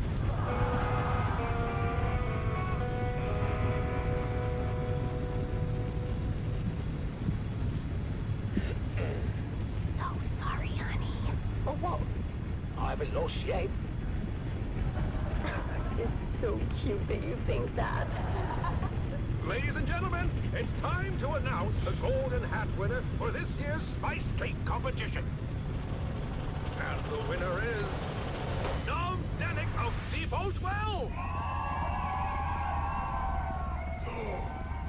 Did he just say non-Denic of Depot 12? He said Denic of Depot 12. Oh, we did it! We actually bloody did it! Dad, you won! Congratulations, Dove. We're just as shocked as you are. Come around, all. There's enough for everyone to have a taste. The line starts behind my wife right there. And here's some for you, and you, Governor, and a big piece for you because I like the look of your face. One for you, little boy, and your mum. And we know your secret. I don't think it's an overstatement to say your cake achieves new dimensions in flavor. Did you put anything special in the mix this year? Well, it's not way as your judge he did. In fact, the winning cake was baked with real spice and the Flavor Enhancer 3000. Flavor what now? Flavor Enhancer 3000. A new invention in flavor. And you can refine by your I can't believe I'm saying this, Frank. But one of your harebrained inventions finally paid off. One whose command of Oh my! power is What was that? You, but you yet okay, bears witness Mr. Judge? to the Sorry, I don't know what came over me. Yes. Shai Hulud is at the center and throughout. Shai Hulud holds our feet above the sun and guides each I forgot to tell you about that, son. What part, Frank? Rare cases, it seems that the Flavor Enhancer 3000 may cause some gastrointestinal distress. Certain. Rare cases, eh? Almost all the time. The bag disappears. It went underground. New information, Dove. I'm afraid we cannot award you the golden hat. In direction, Shai Hulud is unwavering. In judgment, Well, we didn't win. But at least we didn't do any permanent damage. I feel like Yeah, Dad. there are few missing NPCs. But you know what? All things considered, I think we did pretty good today. Yeah, we did.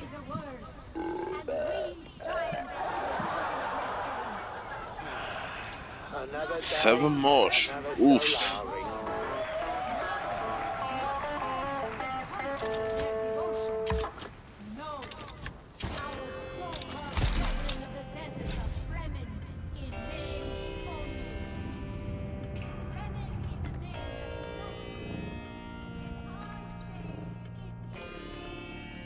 This is a weird location.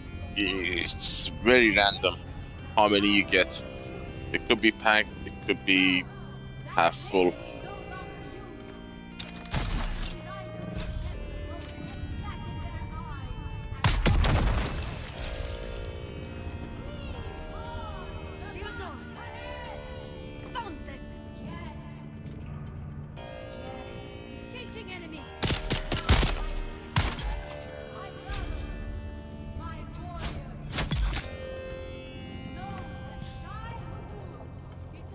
Huh, actual blood. That's something you don't see every day.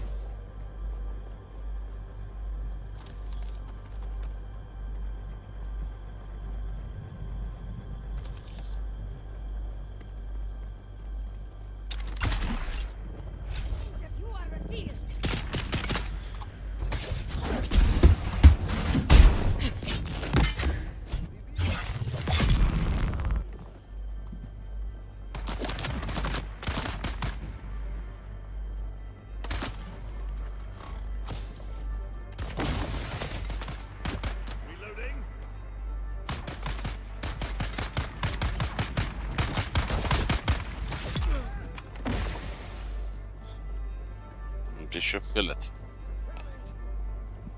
Not yet.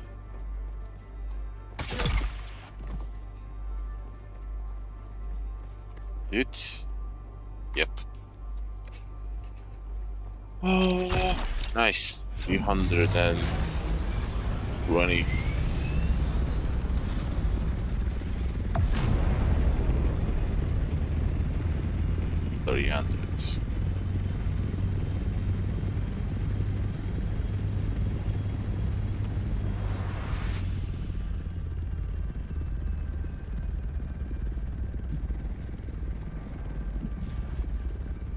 You need to test the Atreides strongholds as well.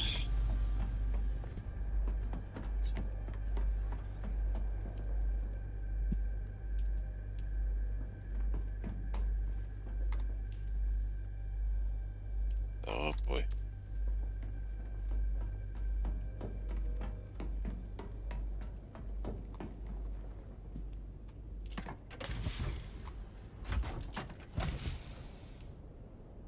Starbuck. That 122 Starbuck was actually cool. To another poignant episode of Through Their Eyes. Today, we bring you the story of Sergeant Creel, a decorated member of the 2nd Deep Desert Expeditionary Force who has faced the horrors of war firsthand. As we delve into his experiences, we honor the bravery and sacrifices of our troops. Sergeant Creel, thank you for joining us today. Can you start by telling us about your involvement in the operation at Dejumwadi? Of course, we're operational in the deep desert, so when scouting came back with reports of a Hark emplacement at Dejumwadi, well, that was a serious provocation. What happened at Dejumwadi? Like I said, we own the deep desert, so when word got back to us of a Harkonnen bastion being raised, our commanders knew what to do. 7 different cohorts, including the 5th Mesa Infantry and Gurney Zone, were simultaneously deployed in a coordinated attack. The whole operation was brutal. The Hark defenders much more vicious than we were used to.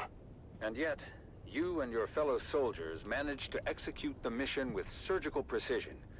Can you share a specific moment from that operation that stands out in your memory? There was this one moment, I guess. The Hark bastion was still only half built, and we'd taken on a group of engineers, but we were spotted by a fortified Landsraad position from the finished part of the bastion and pinned down. They were really tearing us apart. But somehow, we managed to get behind them through the half-built works. I remember crawling through the I wouldn't blood-stained mind sand and making rubble. some of The these. smell of death and fried ozone thick on the air. When we finally took out that position, at least, it felt like a small victory in this ceaseless ocean of despair. Your bravery is truly inspiring. As the operation continued, what kept you and your fellow soldiers going? Duty, honor, the things they drill into you from day one. The example set by the fearless men of Gurney's Own. But honestly, in the end, it's all about the man next to you. It's him you fight for, to keep him alive. It wasn't about grand ideals anymore. It was about survival. House Atreides prides itself on its moral high ground and honorable conduct. How did the principles of Canley and the Great Convention hold up under the extreme conditions of battle? Canley? That's for fancy folks with sashes and pressed uniforms. For us, the reality of war changes people. These missions, you do things that you never thought you would. I remember one night, after we took out a Hark listening station, seeing my comrades picking through the carnage off of Harkonnen survivors. They seemed different somehow. As if the brutality of the war had drained all humanity out of them. I even remember... Sergeant Creel, it's clear that the emotional toll is heavy. Perhaps we can focus more on the moments of camaraderie and hope that you experienced during these dark times. The what? Well, yeah, I mean, there are moments, sure, but... like between missions, people share stories, laugh about the little things. Anything to keep the darkness at bay. But those moments are fleeting. The reality of what we have to do is always there, lurking in the background. And during the shield wall operation, what was the state of your unit at that point? It was pretty chaotic. At that point, we were exhausted, barely holding on. More than half the unit was replacements by then. Young, inexperienced kids, really. Just hanging on by the skin of their teeth. The Harkonnens had good intel. They somehow knew about most of our operations beforehand. I lost more friends in those days than I can count. I mean, we were just trying to stay alive, you know? Mission by mission, but... really, what was the point of it all? Sergeant Creel, I'm sure at least you find some solace in knowing that your courage and sacrifice will never be forgotten. Can you share with us the impact your involvement in these operations has had on you personally? I mostly just remember the faces, the screams, the loss. I mean, I try to recall the good we did, the successes and the victories, but it's hard. So damn hard. Your service and dedication to House Atreides are deeply appreciated. We thank you for sharing your story with us. Yeah, thank you. I just hope it was worth it. And that concludes our interview with Sergeant Creel. His story is a stark reminder of the sacrifices made by our brave special forces. Let us honor their sacrifices and strive for a future where this can finally end and the Harkonnens are eradicated from all of Arrakis. You have listened to another episode of Through Their Eyes, first-hand accounts from the front lines, presented by your host, Redondo Monroe.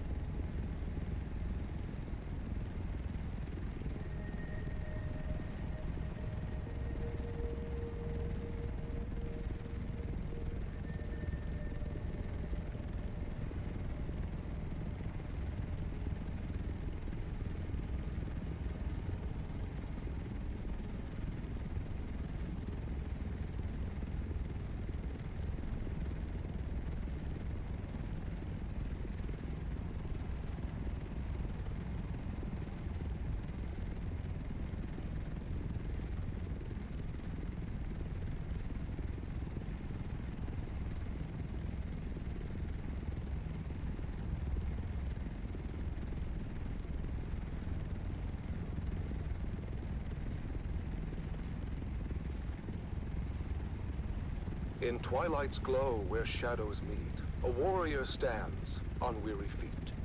His sword, once bright, now dulled with strife, reflects the toll of countless lives.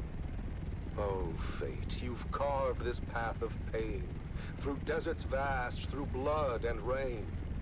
Yet honor binds my heart tonight. For House Atreides, I still fight. Remember those who fell in fields, whose courage were their only shields. Their names engraved in stars above, their deeds the legacy of love. In silence, now I take my leave. For battles end, and souls must grieve. But know this truth, my comrades dear, in every heart we still stand near. Oh, house of just and noble name, we've lit the stars with honor's flame. And though my journey's end is near, House Atreides, shed no tear. For in the halls where heroes rest, where valor shines, where hearts are blessed, we'll meet again.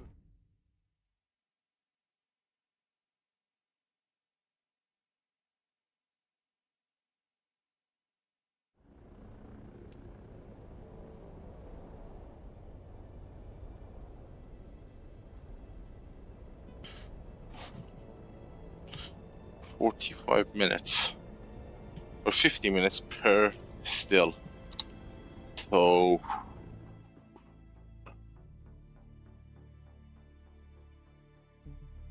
I wonder if we can do few Landsraad in between those, still processing.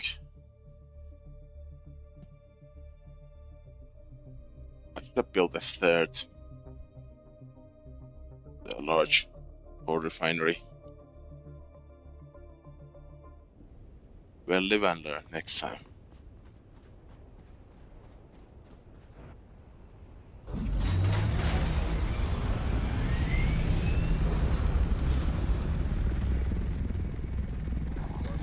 We'll meet again in timeless peace, where all our pains and triumphs cease.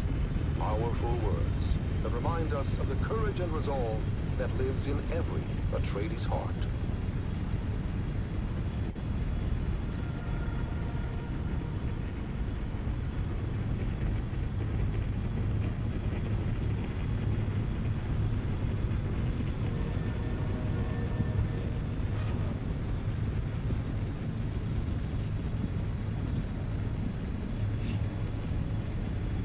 But when they release that, I mean, I'm guessing they are going to release that because polar cap, ice refining, water. Large quantity of water, you need water containers. If that's the thing, and if they release a water container, that will make deep desert forays a lot easier. Because right now, in my main bases, I have upward of 6 million milliliters or 6,000 liters of water just sitting there. And the only way I can transport them is using the Mark 6 liter Johns, which is 20,000 per, which 20 liters. We're talking about 33,000. So that's like 150. Or, sorry, 200, 300 of these. And they are heavy, 25. You can only carry like 10 of these, maybe 8, not even 10. Because each is 25 volume and you have 2 to 7. 10 would be 250 volume. So 9 at best. You get rid of the rest.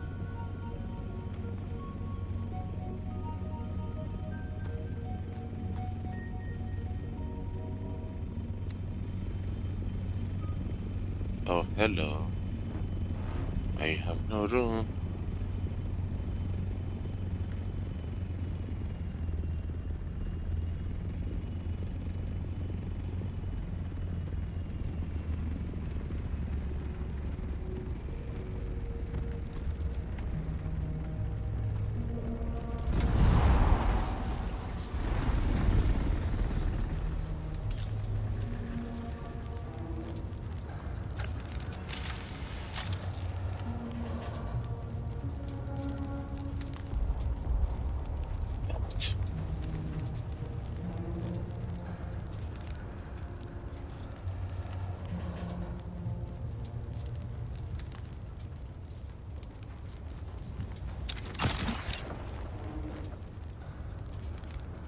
Ricochet.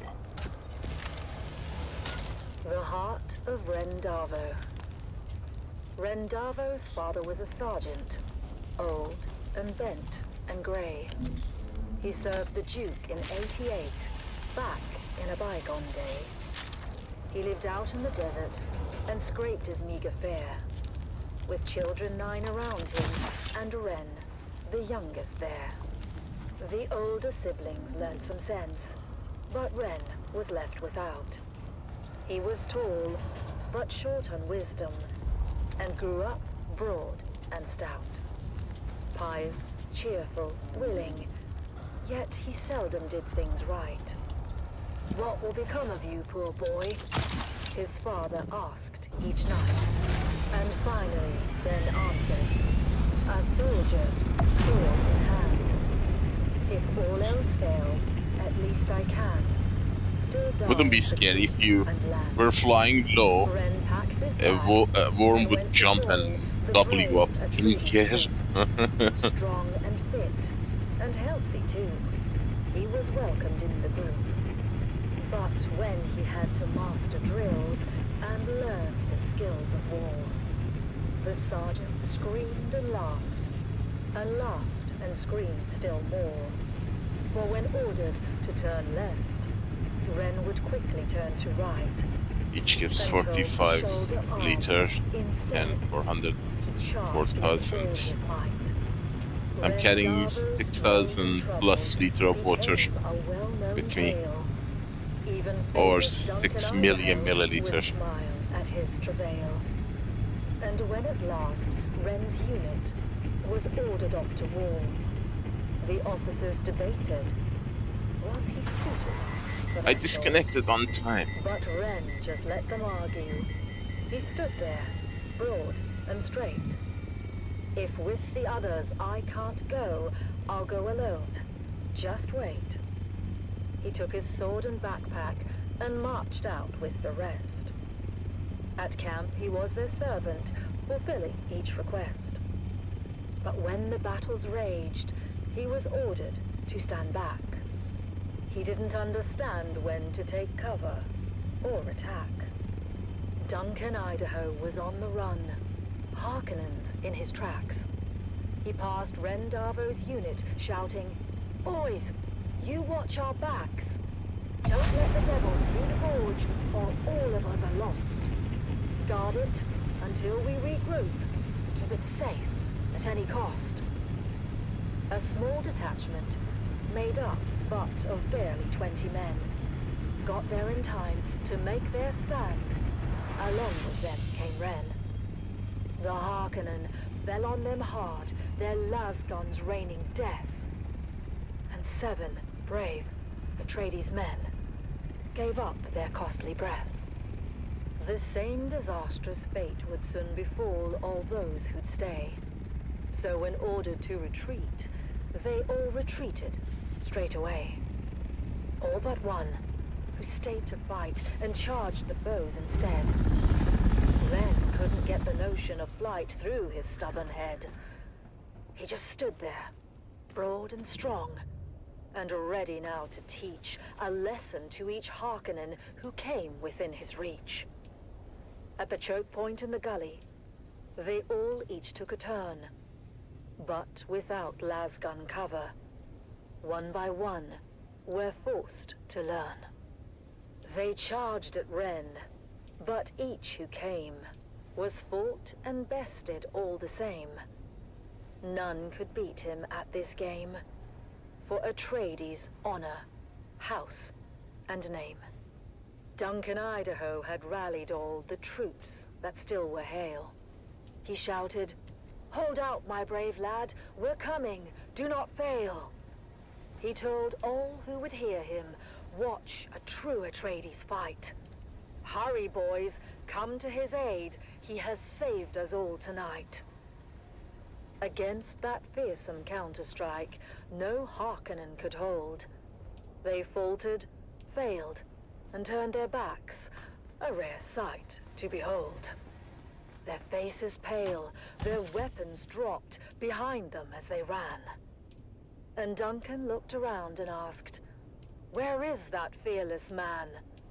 He who held the gully until we could all return. That hero of the desert. His name I must needs learn. He has fallen, said the sergeant. His head bowed down in shame. He lies there dead upon the sand. Rendavo was his name. I remember him, said Idaho.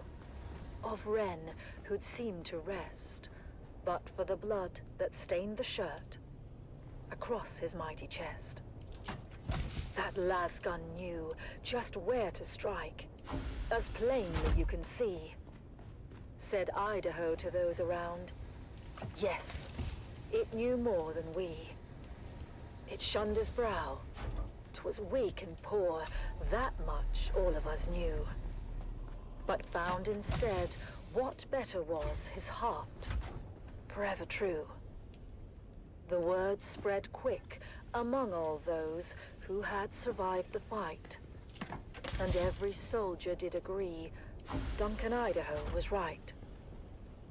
Rendavo was no thinker, his mind slow, truth be told. His head, they said, was thick as wood, but his heart was made of gold.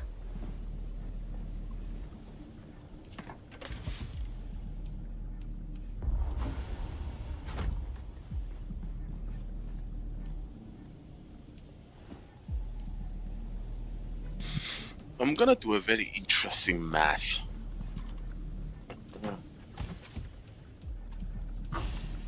I'm gonna try and find an alternative way to see if we can create oceans on Arrakis.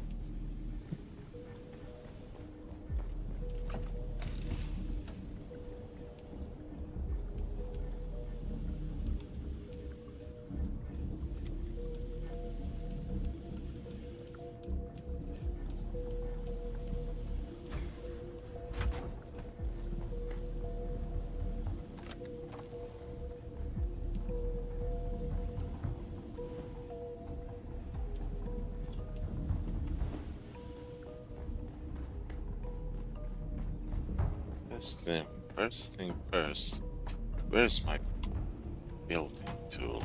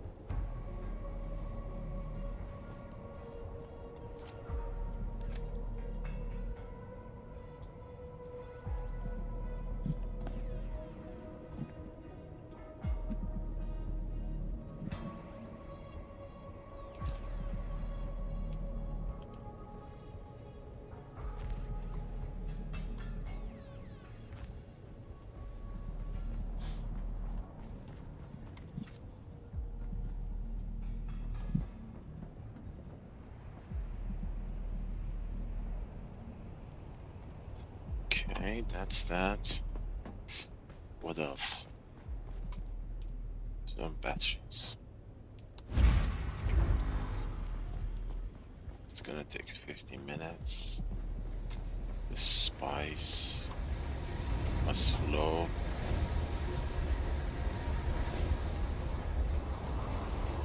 It's the Wastelander Chronicle, brought to you by O'Gary's Imports. O'Gary's Imports. If you want it, we have it. And if we don't have it, we'll get it. Join us now as we journey to the blistering sands of Arrakis, where we follow the adventures of the O'Gary clan, a pioneering family of salvage experts, as they scour war-torn battlefields and crash sites to discover their next great haul. everyone. Welcome back to the Wastelander Chronicles. I'm your Badlands I should take them Sally with me. O'Gary, back with another wild adventure. After that scary encounter with the Masquerade, we got our hands on that super mysterious map. Dad was all over it, trying to figure out where it led. Normally, he would take it over to his Mentat friend at the Seleucid Bowl. I used to think Master Chin was scary when I was little. The way he got that faraway look in his eye when he did his computing. Master Chin would have taken one look, and before you got a word out, he'd have done a sector-by-sector comparison of the map with known topography. But in this case, Dad didn't want anyone knowing the secrets of the map before he did. I'll figure it out myself. Mom said he was being a paranoidal fool, but what should have taken 30 seconds took 2 days. And don't you know it, 2 days later, we found ourselves piling in the Clovis, our 68 Homeland Master, and set a course for the Hagavesa. Once we were underway, Dad unfolded the map and pointed to a marking that looked like an angry beetle. This is our destination, kids. Remember that old Empire facility we found a few weeks back? It was a maintenance facility. You know, a bunch of tool pushers they kept around to fix stuff for the eggheads. I guess a scientist can tell you how much a pound of worm shit weighs, but put them all together in a room and they still can't turn a screw to save their lives. Anyhow, in the documentation we recovered, we found an inventory roll listing some of the other testing stations by number and field of study. Testing Station 29 studied plants, while 36 studied weather. Station 91, though, they studied bugs. Just like this ugly little sucker we're headed towards. Boy, was that journey rough. Mom said it was a bad time of year to be traveling, and the sandstorms were relentless. Visibility was almost nothing, and sometimes my little brother Koda and I had to get out and walk ahead of Clovis to make sure we didn't drive off a cliff. Eventually, we arrived at the sector indicated on the map, and we hid Clovis away, where she would be safe.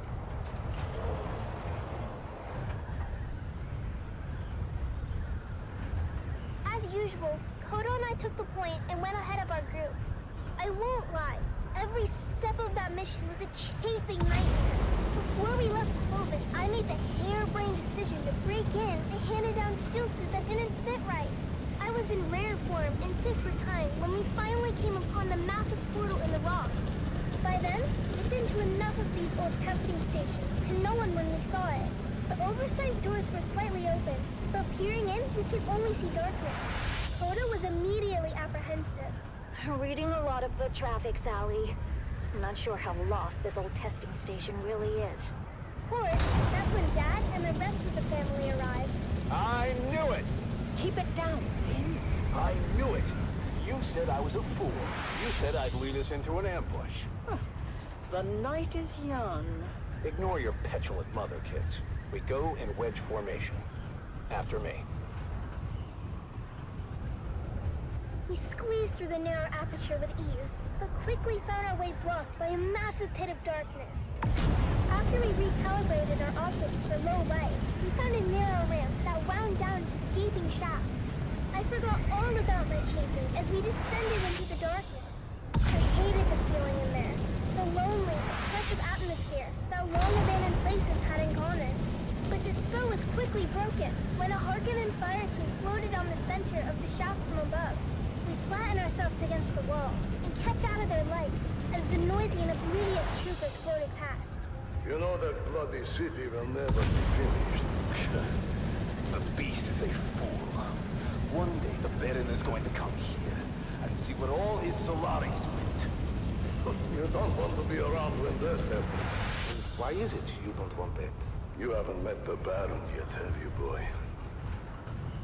Damn it, Finn! This isn't a testing station. It's a Harkonnen base. Can it be both? I told you the night was young. So, what do we do now? This place is huge, and we came this far. I say we go on high alert and check it out. We couldn't risk getting caught, so we stuck to the shadows and moved as quietly as we could. Mom was right. This place was huge, with tunnels going off in every direction. We saw rooms full of weird machinery and old tech.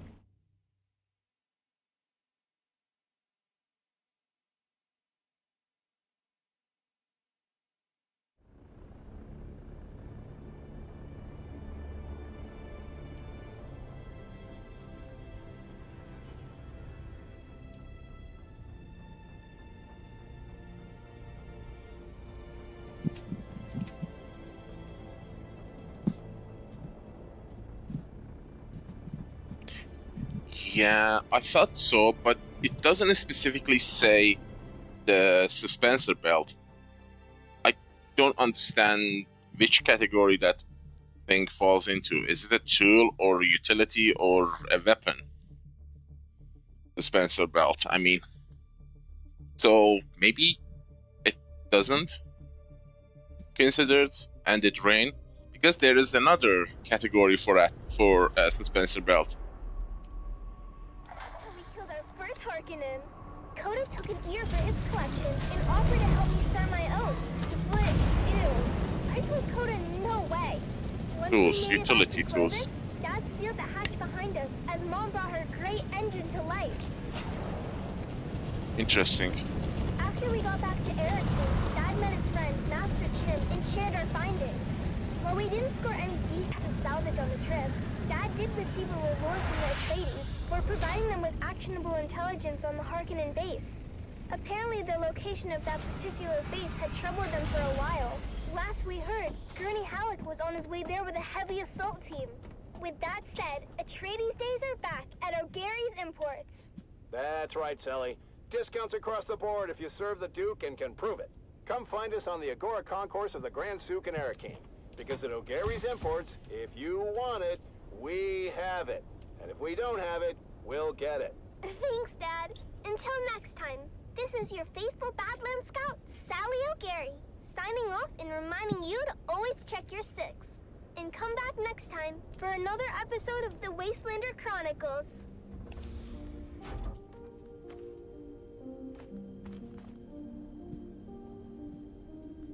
But from what I know, there is one more category that has the suspensor belt listed as,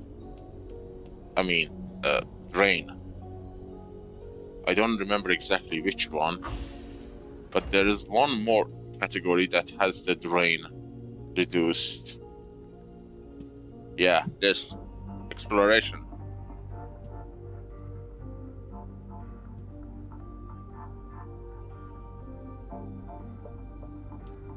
Why are they adding double?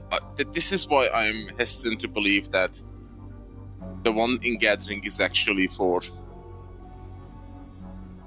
Dispenser. This is just for tools like do,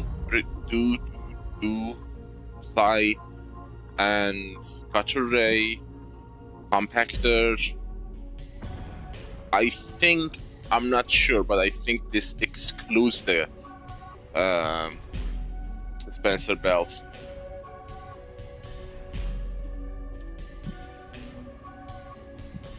See, these are called gathering tool. That is called utility tool.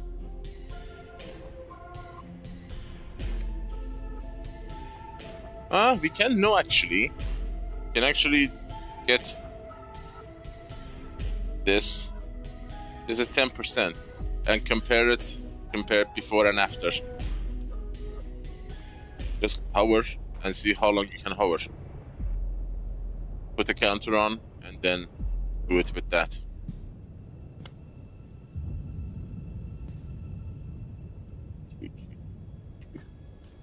How many levels to get that? 2 levels. I will do it. I will get 2 levels for that. Because I think I already have 30, yep. Okay, we have everything we need. Our compactor, our scanner. Ready as we can be.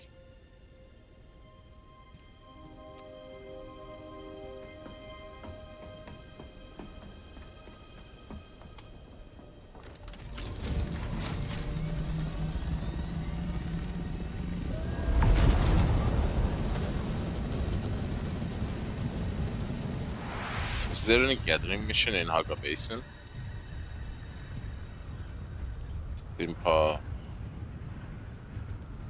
This is We've got it all for you today, from inspiring frontline water stories to shippers. another exciting episode of everyone's favorite wandering swordsman. Where's the But location? first, let's kick things off with some Overland. sounds for your listening pleasure.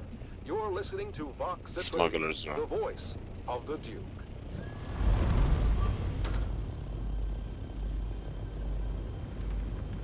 Exactly. That's why I think, based on their track record, that might exclude the dispenser. Otherwise, yeah, that means it includes dispenser. But Funcom is stingy. Doesn't want to give you more of the same.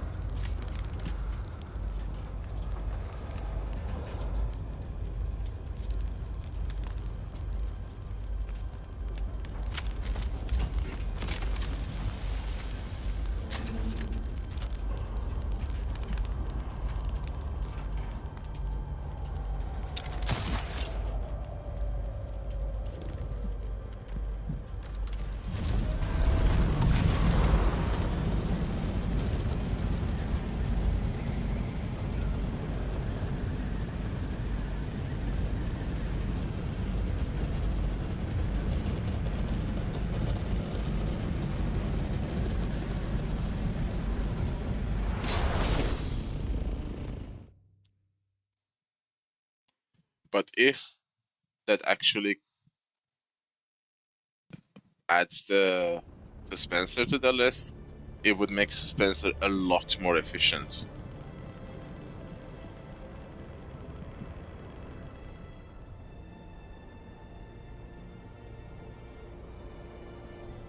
And there are multiple of those power drain. I think you can up to 50%, I believe.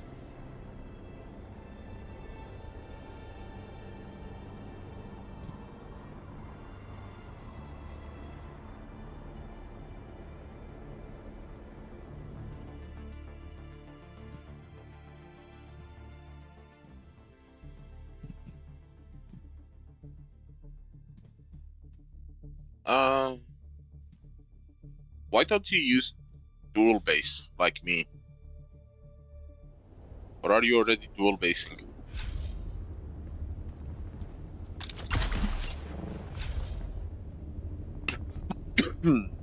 Sorry.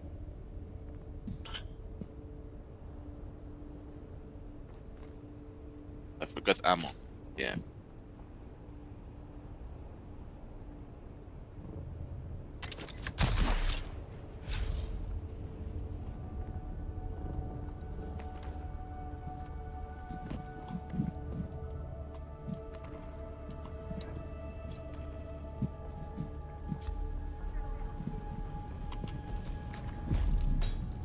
Oops.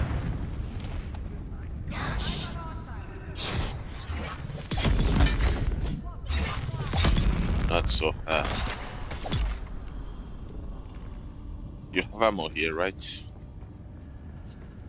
I'll take that. Thank you. Should suffice for a while.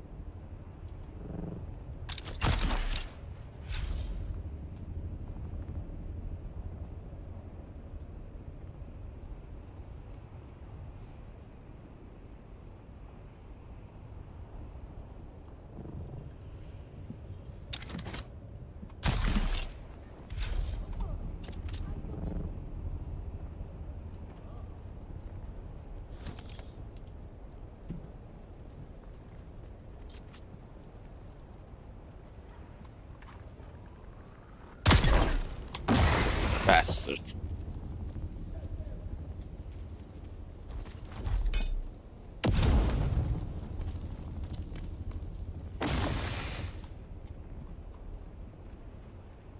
are you?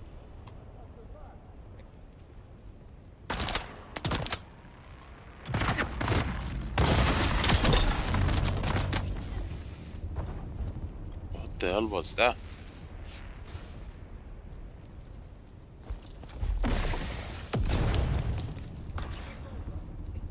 Ah.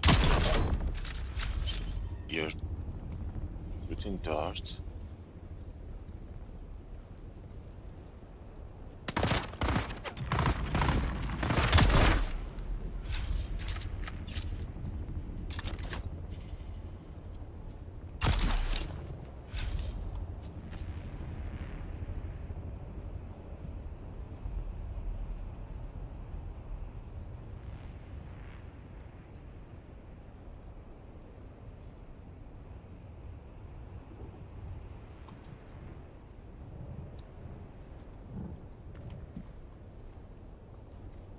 Huh.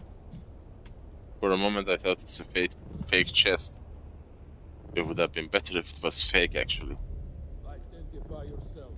Where is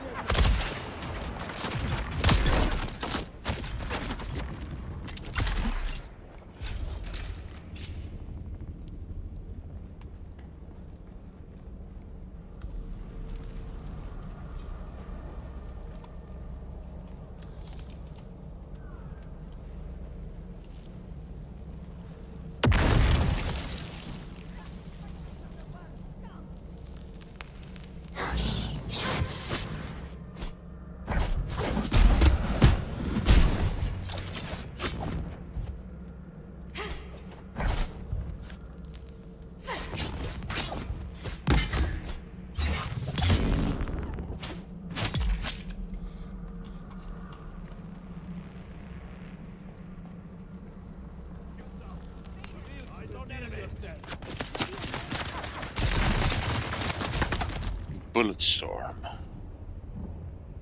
Hey, I need to kill one more. Oh, shoot.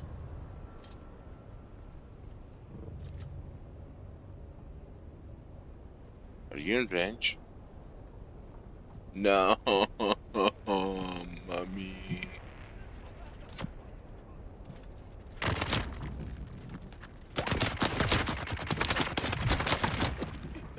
I don't move.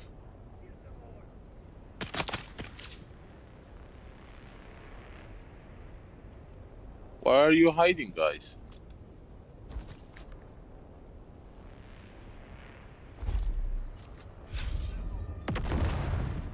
Where's my reinforcements?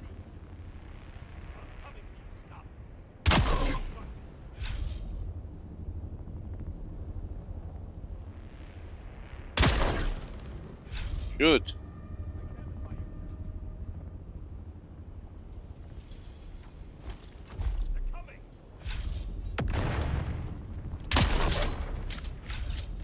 Screw you.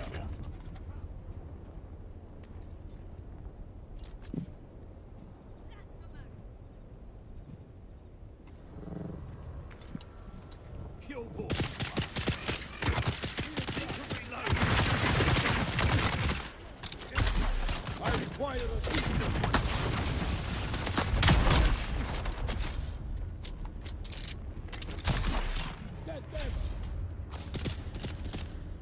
Yeah, good luck with that.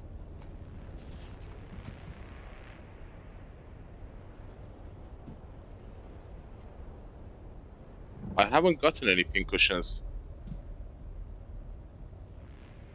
Graded pincushion, haven't gotten any.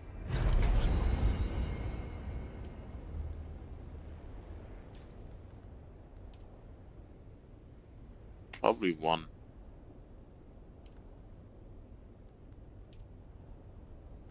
I forgot my goddamn radiation suit.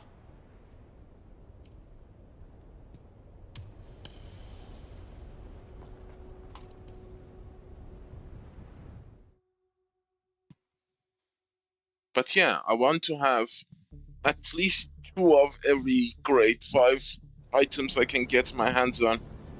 Minimum of 2.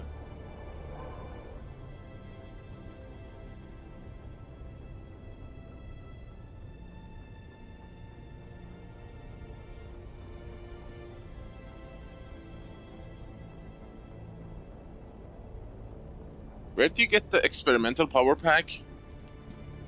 I want at least 10 of them.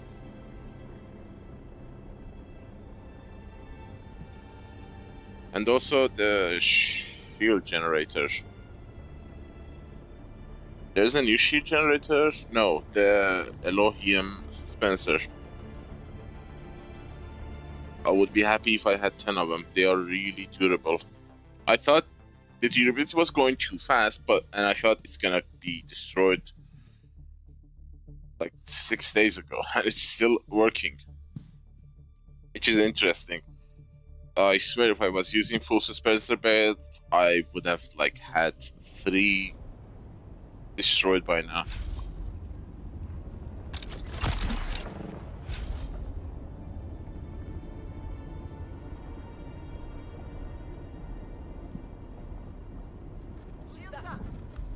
I see someone. Your water is mine.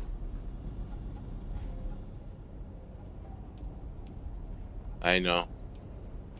I'm just saying. Those are like the high priority for me. Get them. See someone. Reveal yourself. Shields up.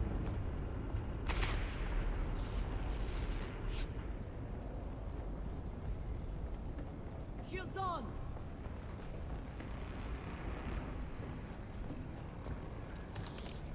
Yes, screw everything. I'm gonna speedrun.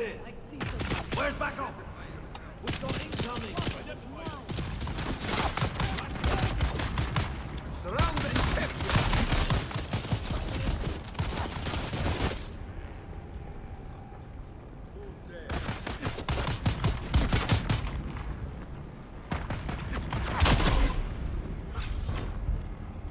Nope.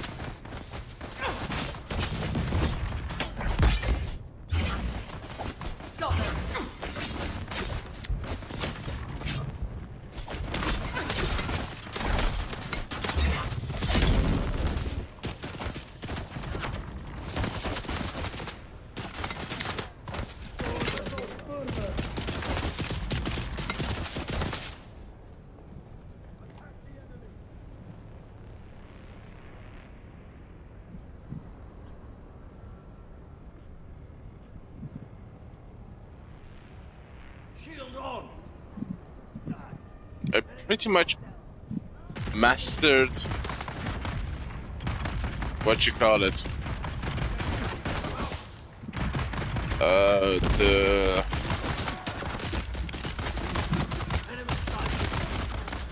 dude, give me a break. I have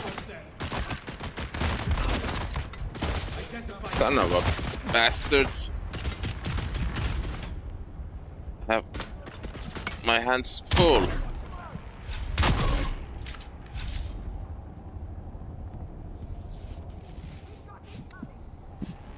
I pretty much mastered the what's it? The electricity bus.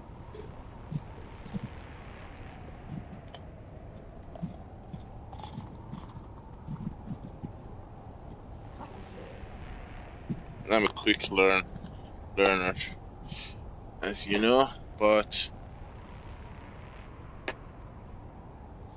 I see it myself.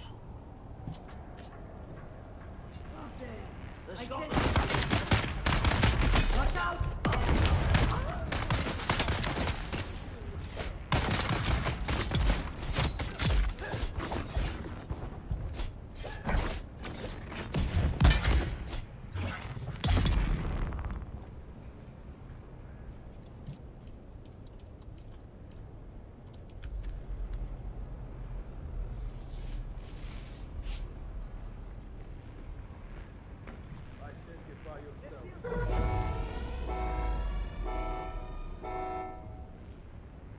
Who's there? Yourself. I need backup.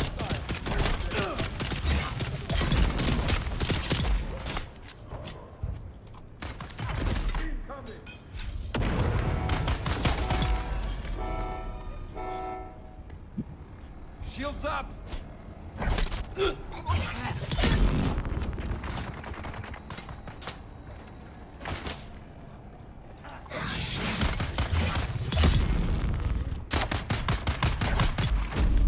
Access granted. I think I have few of them.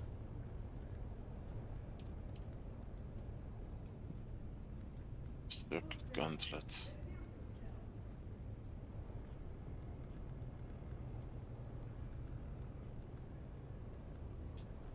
Circuits.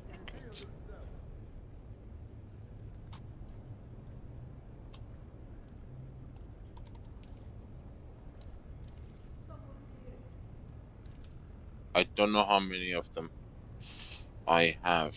One. I have one as backup and one crafted. I mix it with the light armor.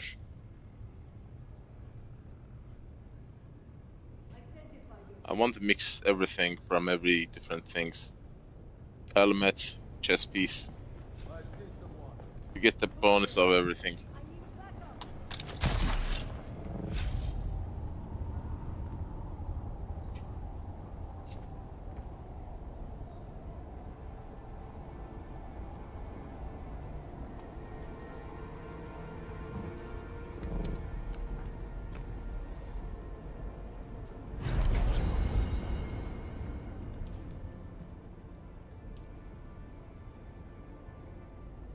False flag.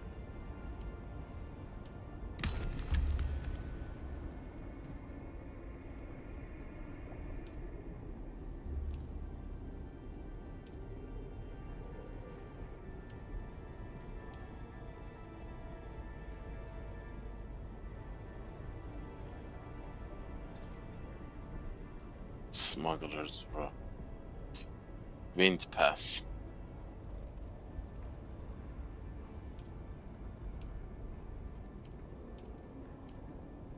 Cook, Nola. We will do for sword.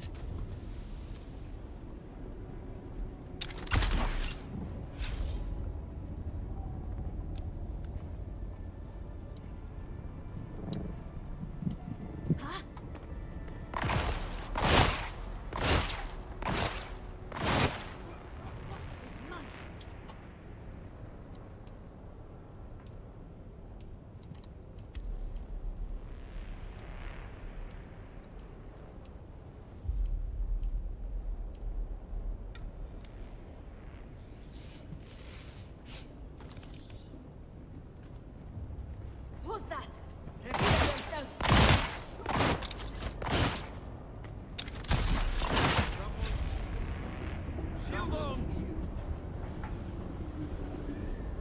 Definitely.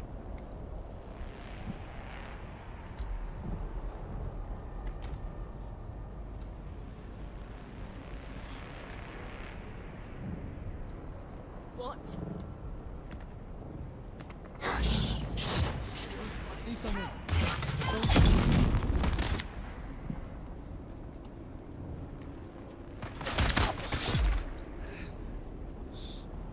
Where's the sample?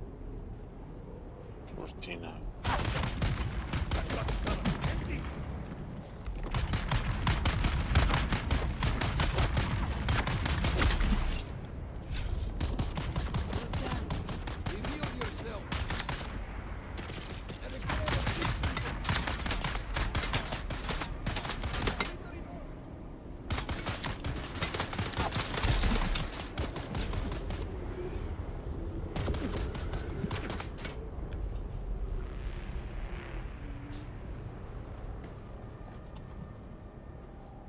Someone here. Where is everybody?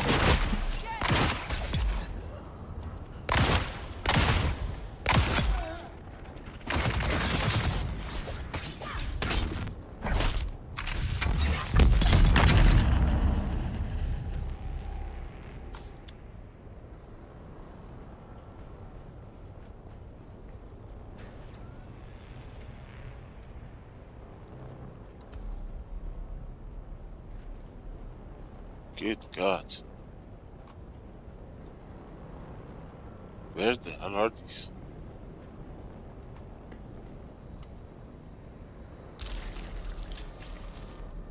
Interesting.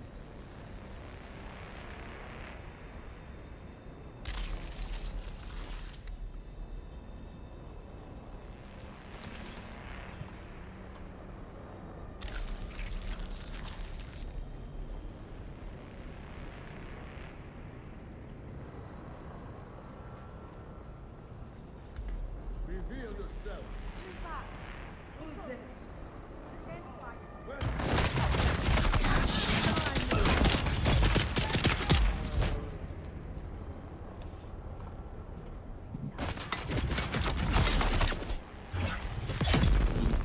No alarm.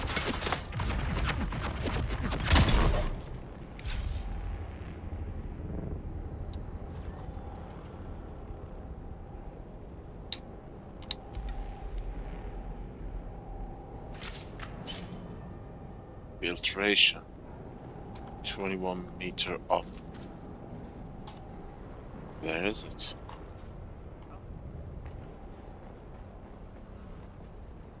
Nope. Not yet. 210 meters. Because I don't know the rest of it, I don't want to bother, you know. Oh, right.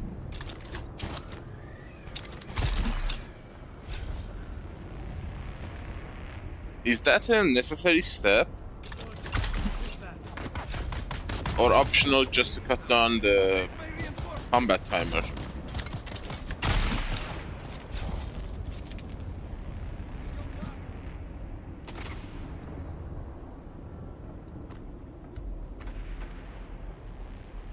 Identify yourself.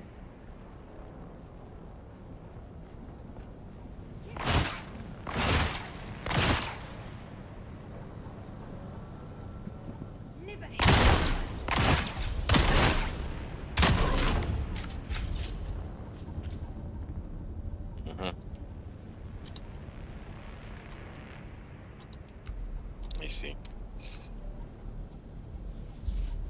You're still alive? I've got you covered.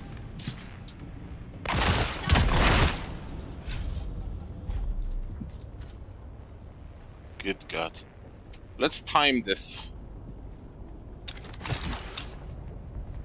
Hovering. Identify yourself. Well, we can. I haven't learned it yet, so we can do it in the base because I don't want to break my suspensor mid-mission.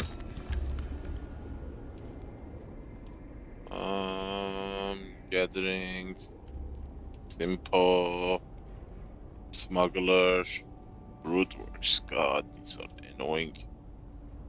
Simpa. Itchy.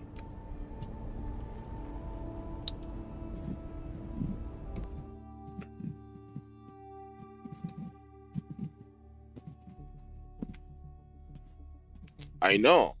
That's what I would prefer as well, but you know, you can't do them. In some stations, I want to do all of them like the poison. Because, you know what's funny? Even when the boss is not fighting back, it takes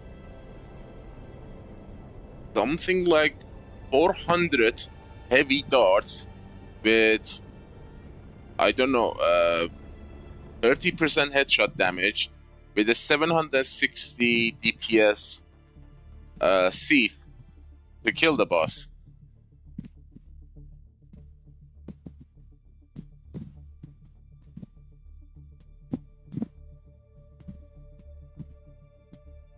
Yes, that's the problem. That's the whole problem. The boss.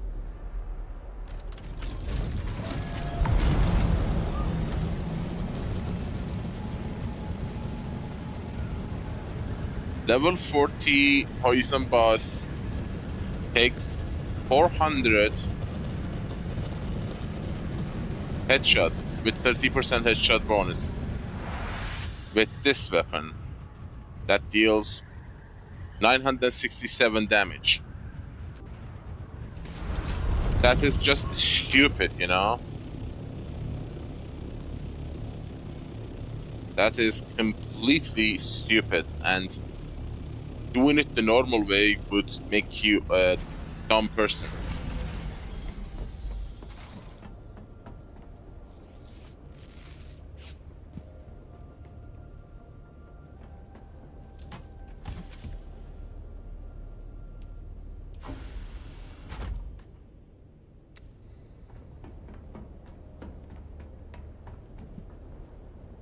You have to just stand there.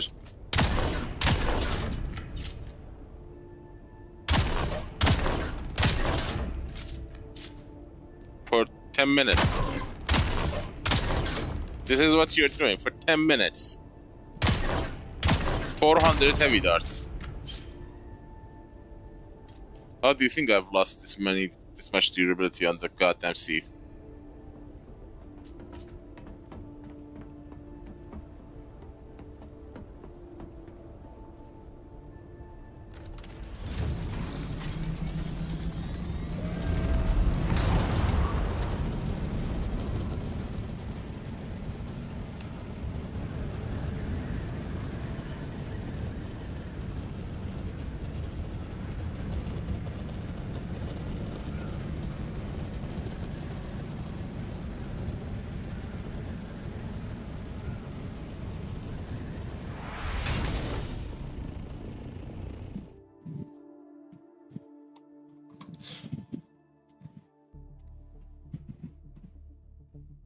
And interestingly, that they say that the boss health drops when you are in a team, but in my experience, the boss health increased.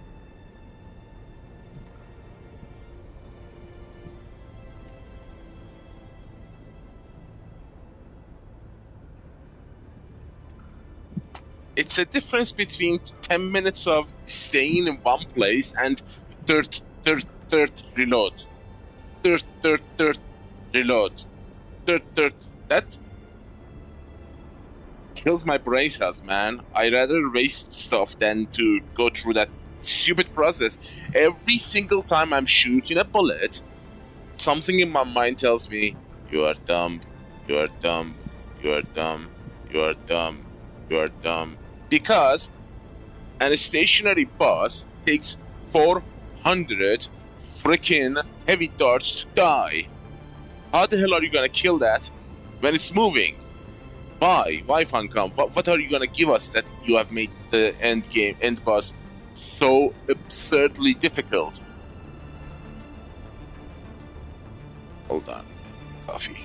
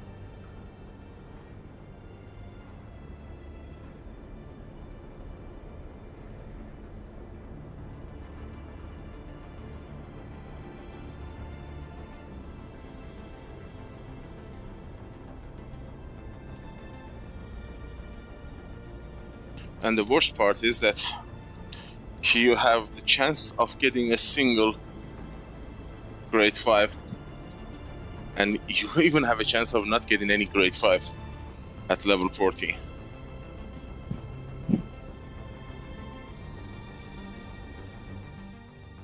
You saw the list of how many grade 5 I have. Those are all the results of level 40 boss fights. Which makes you question your life choices.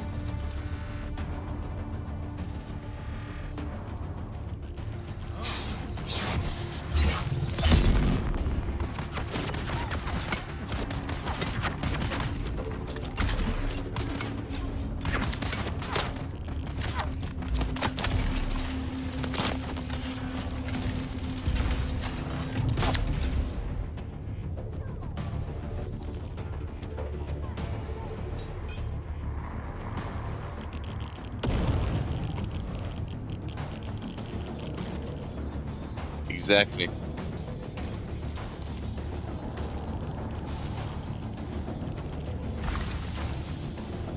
Infuriates me beyond words.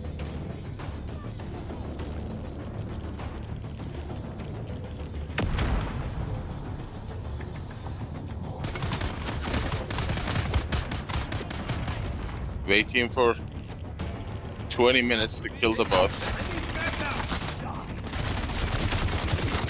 And you only get like great force. Like, what the hell? What the hell is wrong with you, Funcom?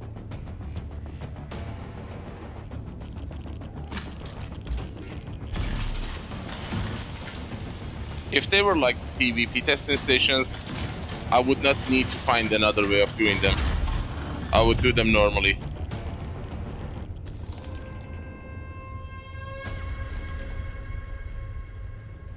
It is silly, man. It's just silly.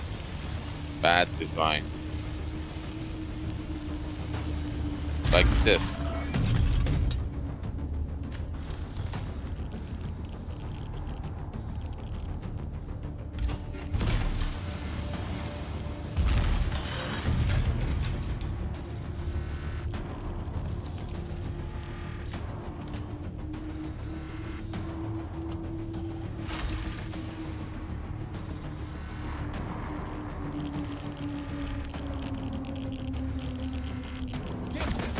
Reveal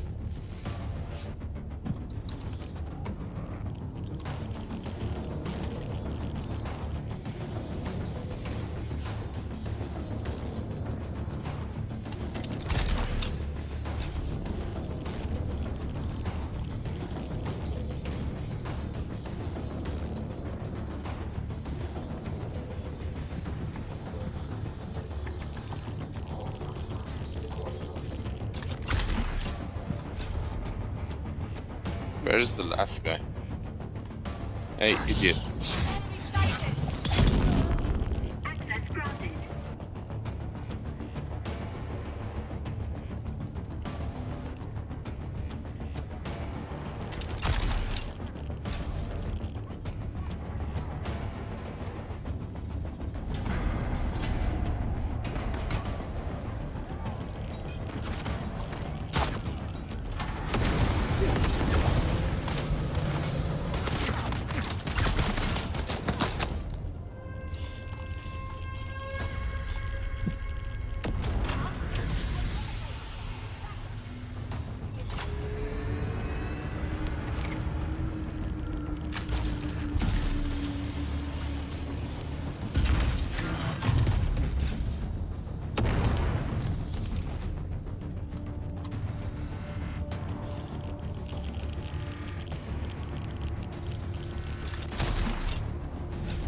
Who's that?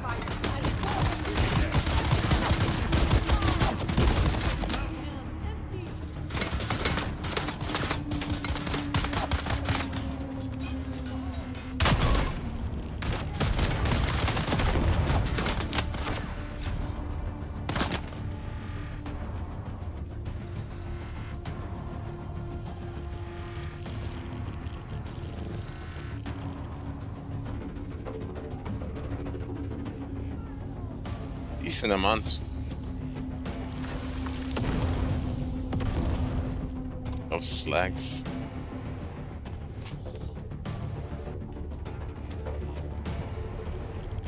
I don't know how long I did this.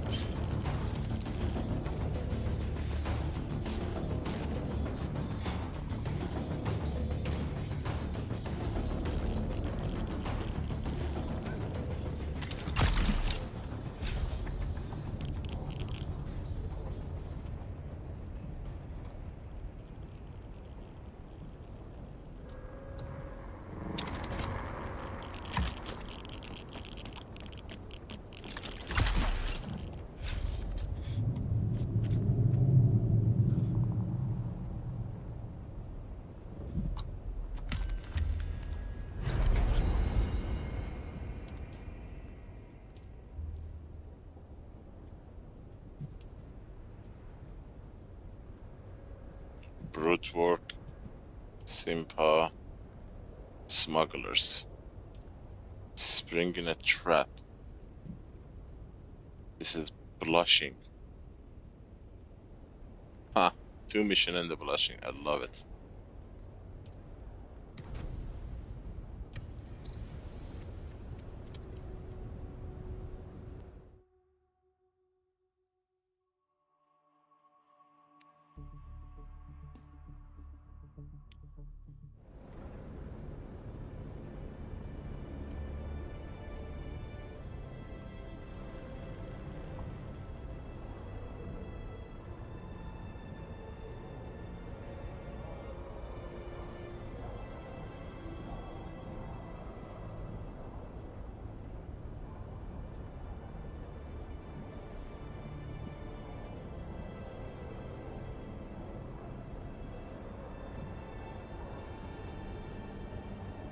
Be right back.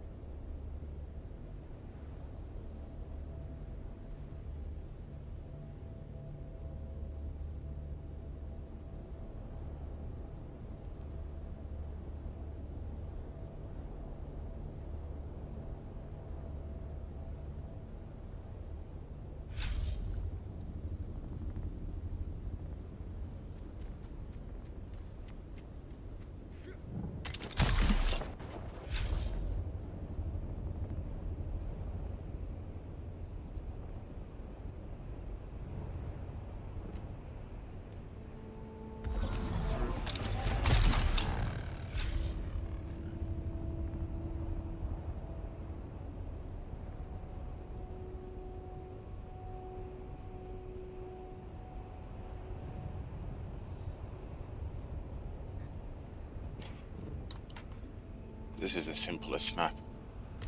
I mean, traversally, it is.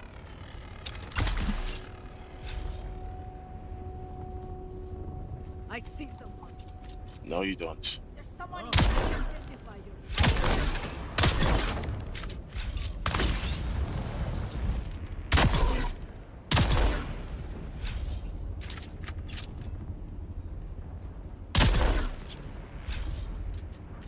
That was a massacre.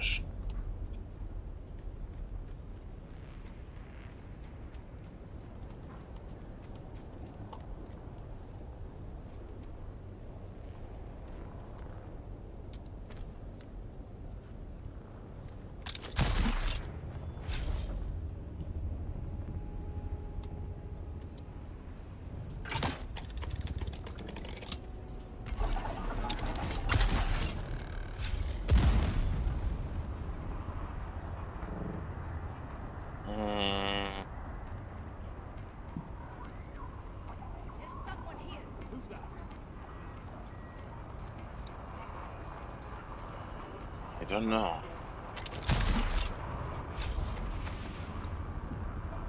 That's pick it up, bring it.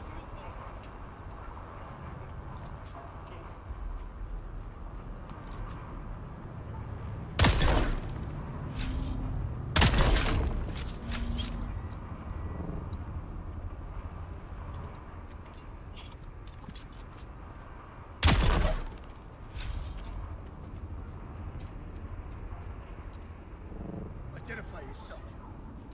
Sight.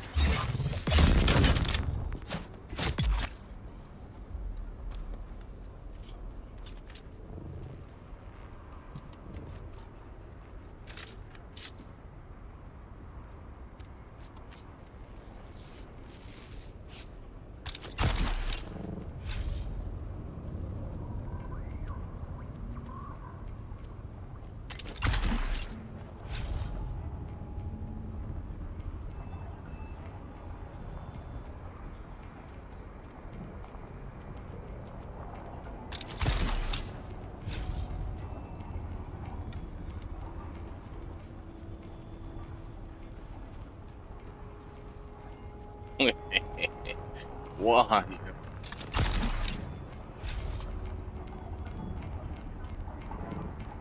Shields up. Someone's here. They're coming.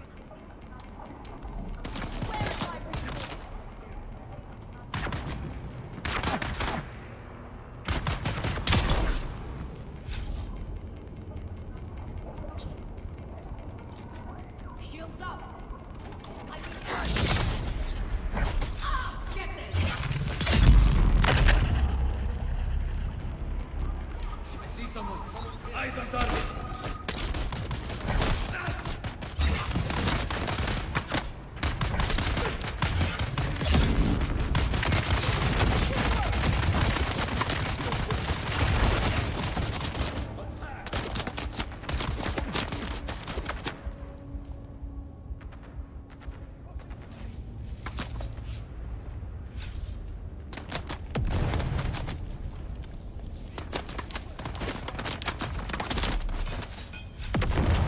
You think you can do these missions, Kado?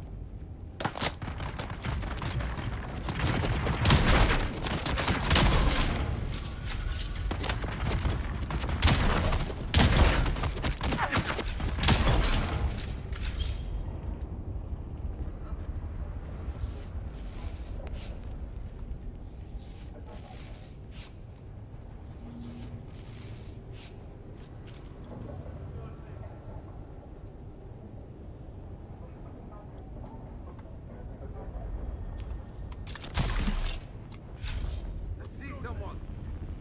I need reinforcements. I've got your back.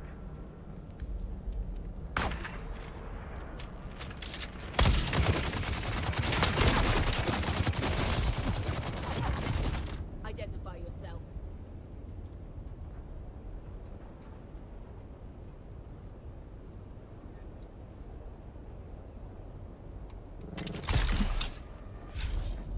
Suspense is gonna break.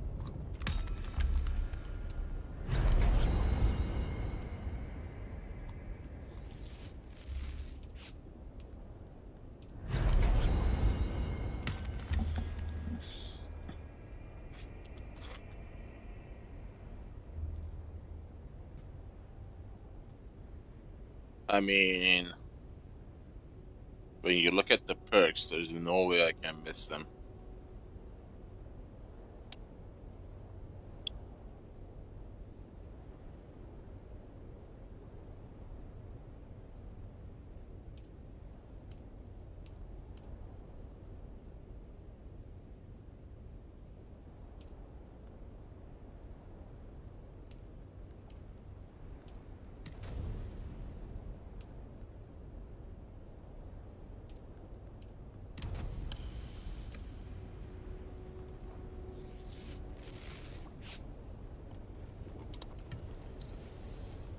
It's an absolute insanity to miss them because they affect the game in a very major way.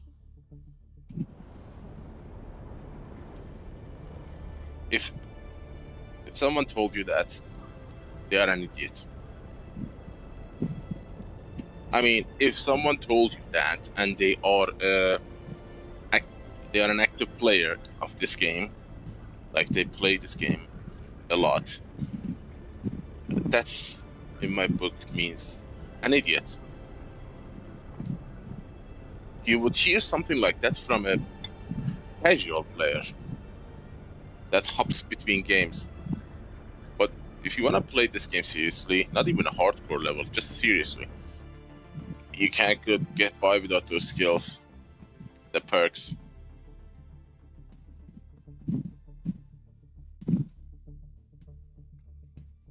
Yeah, they're grindy, but the alternative, Funcom did know exactly what they're doing to us. They knew whatever they throw at us, we are gonna chew.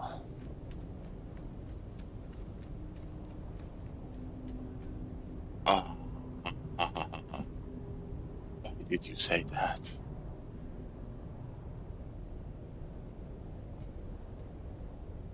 Just reading what you just said sent shiver through my entire skeleton.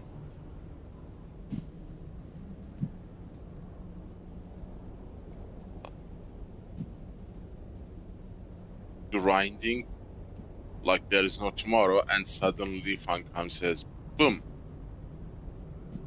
you don't have to. I would walk to the headquarters and punch someone in the face.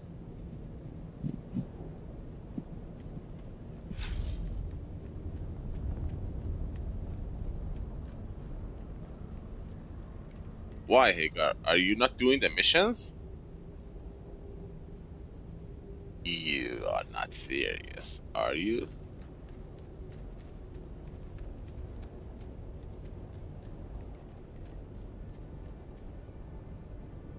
Nine meter.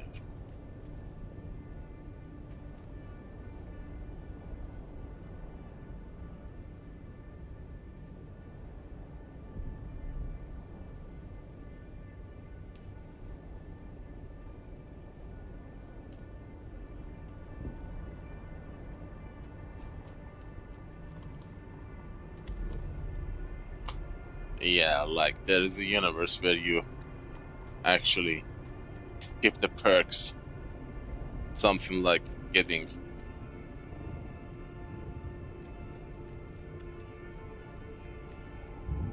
more damage, more health, more gathering.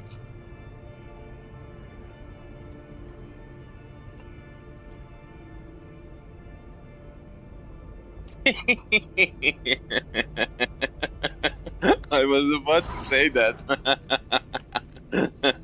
You beat me to it. I was about to say, hey, weren't you saying that I am leveling up 3-4 tunes? What the hell?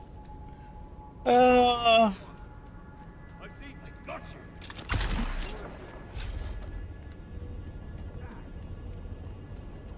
Yeah, right. Hagar is not doing dailies.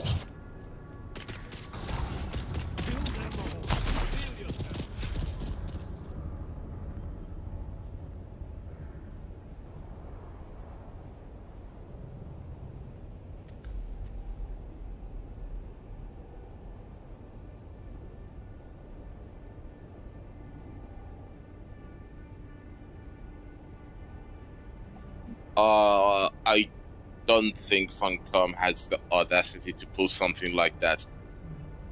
DD was difficult, but was not insane. Even I was soloing them, and I don't actually miss them. I lost like more than 4,000 schematics, but I don't miss them. It didn't hurt actually when I lost my base.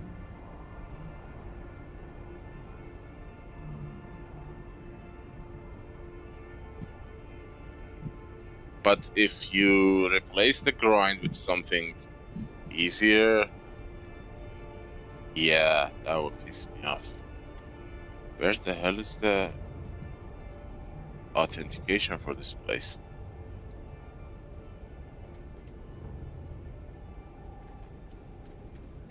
Identification band. Shield on! Eyes on hostiles!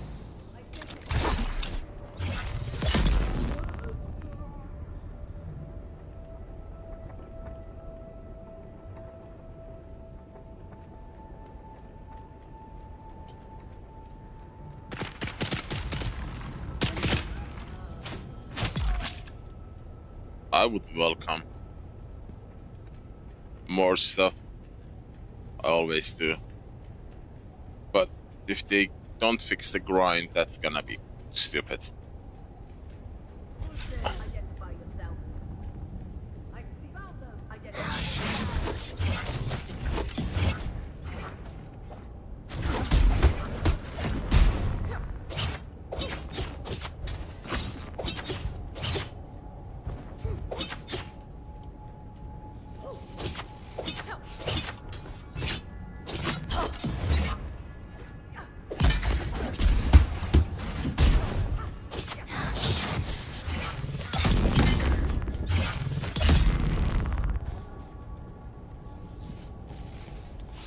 It's not just us upset with this grind, it's the entire community.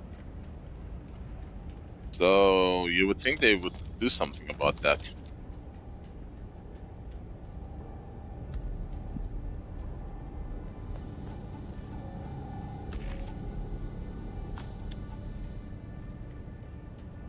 $200.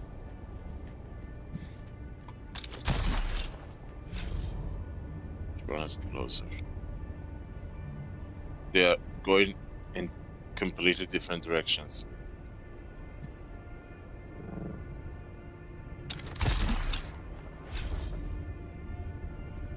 Reveal yourself. No.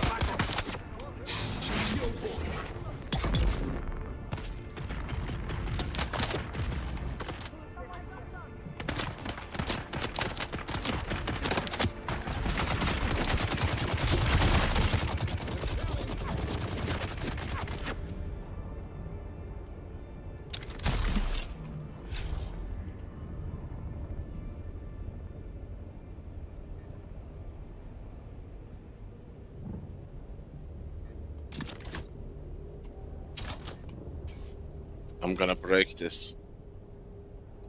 Oh my god.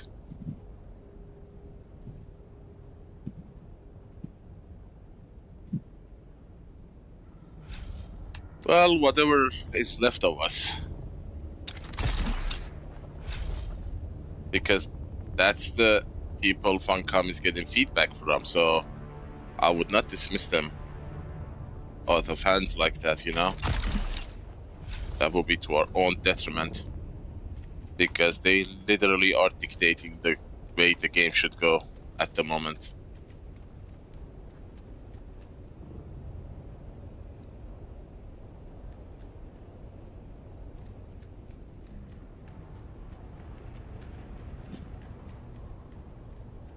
$29 down. How the hell am I gonna go there?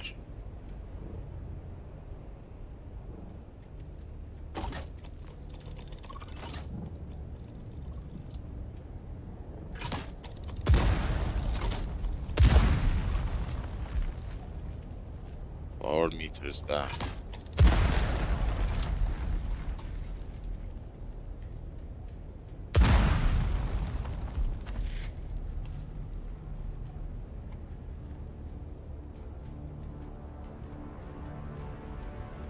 Eastern gone. Damn, this turned out to be annoying than I thought it would be.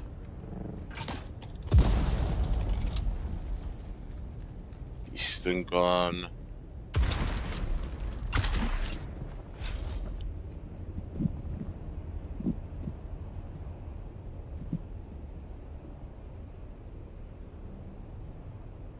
Spencer.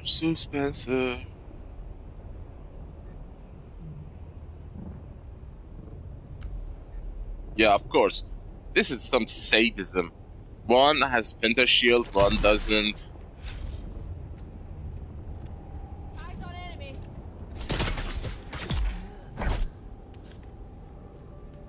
Stupid idiot. Nah, this one has a different entry.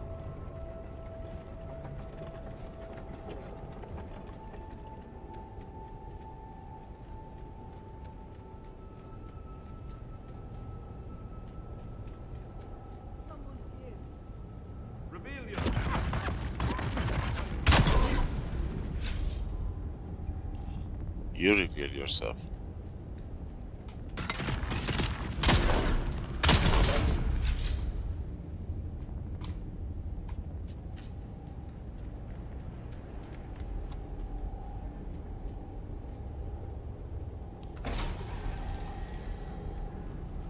That's it.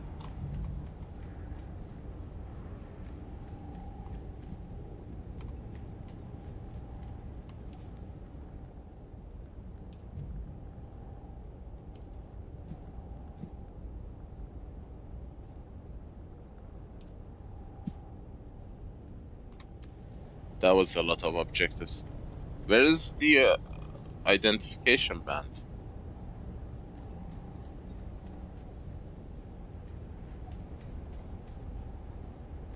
Oh, come on. I can't see it. Anything glowing here?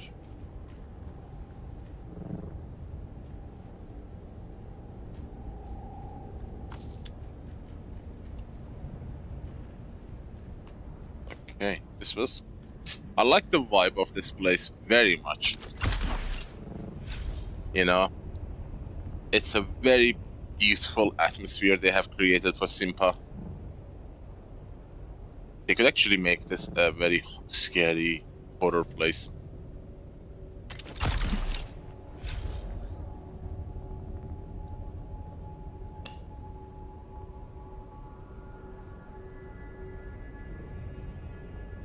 Reminds me of the movie called Mist.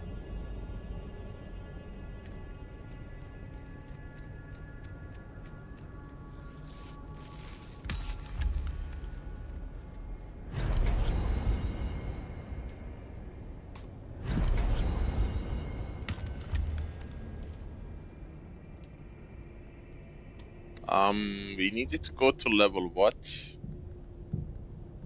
Skill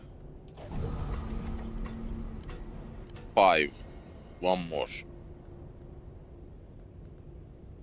Combat 56, 58 is gonna give us 3 skill points. One more gathering, testing station cleanup. 89. Is it radiation 89?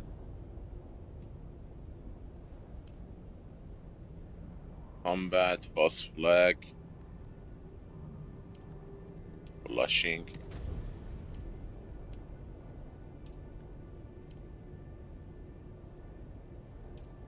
Another blushing. And desensation.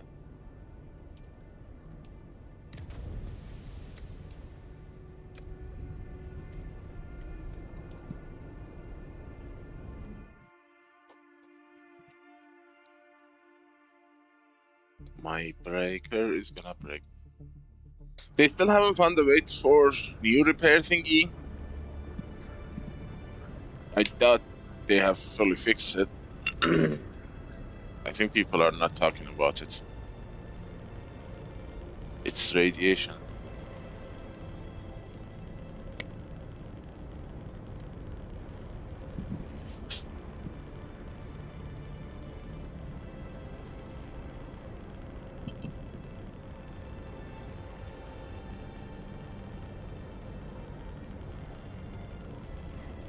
Repair thingy is important now more than ever, actually.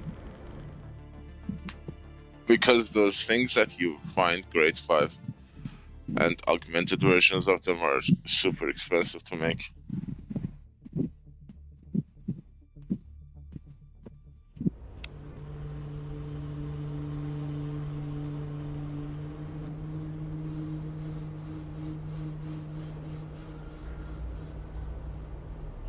What is this?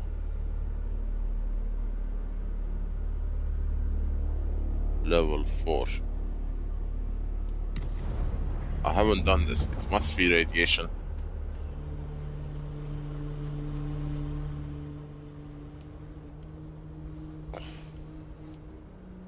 Hey, if it's radiation, hazmat wouldn't be better. Right? Yeah. Actually, you cannot do it without hazmat. Welcome to Imperial Testing Station number 89. I am Dr. Branza Highnote, Station Supervisor. The mission of Station 89 is a simple one, saving lives through botany. Our goal is to develop succulents and other xerophytes that can endure the extreme aridity of Arrakis. Our most promising candidates will be seeded in likely locations across the planet, where they will serve as an emergency water source for stranded travelers. As the economic potential of this planet expands, the population is expected to increase proportionately. I believe our work will continue to save lives long after we are gone. Yeah, right.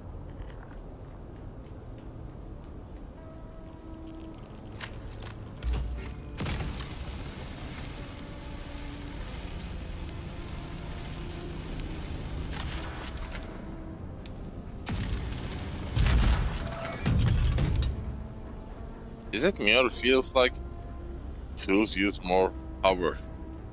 Are they doing that to justify the use of?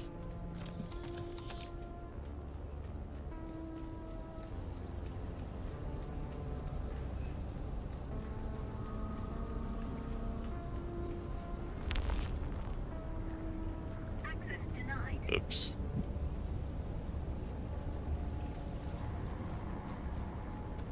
Who's there? Me.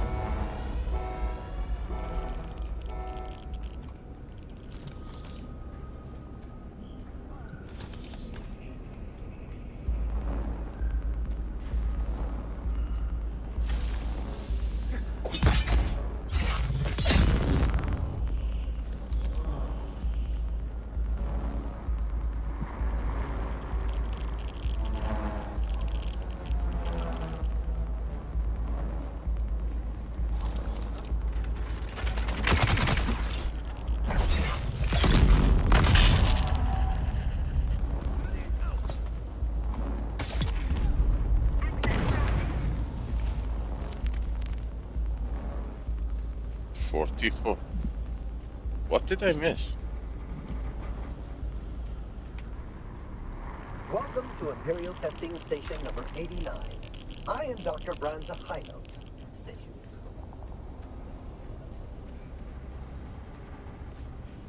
Dr. Branza Goodweather.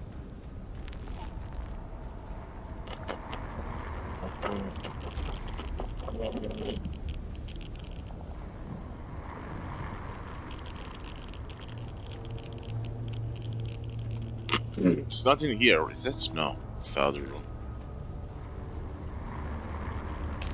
Collect the third sample. Where is the bandy?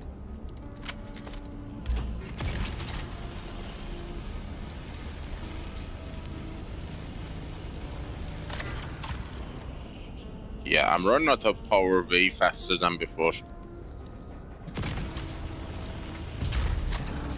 I swear something is not right.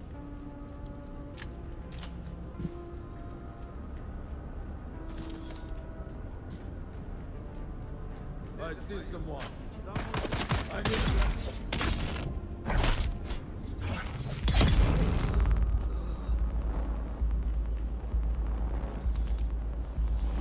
I went to identification band. What the hell?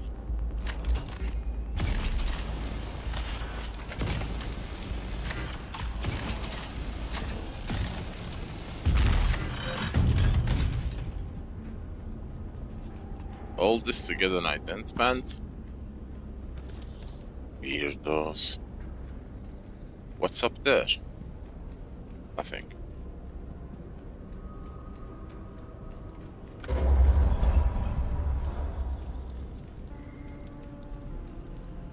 Is this the boss room?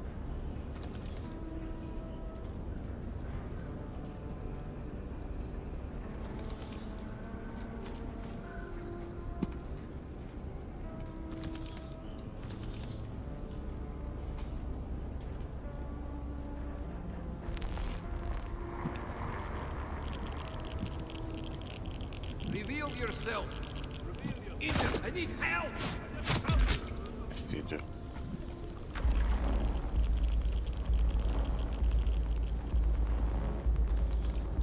This is the same deep desert PvP zone they have made it look like this.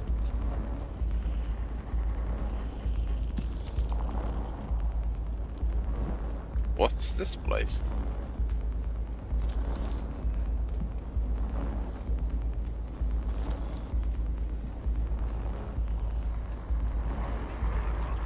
Hey, where are you?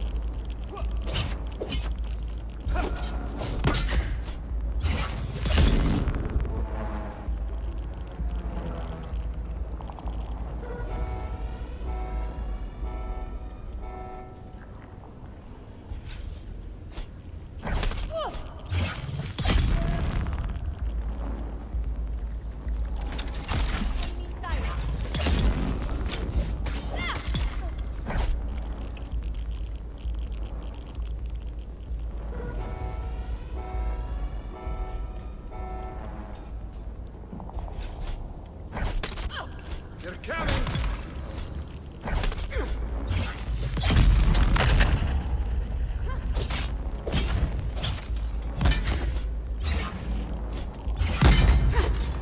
Nice.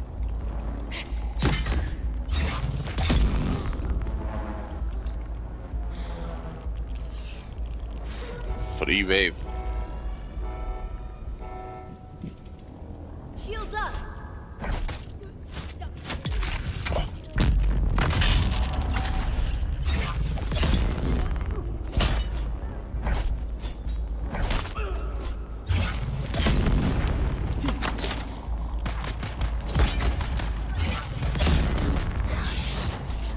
At level 40, this place would be a nightmare.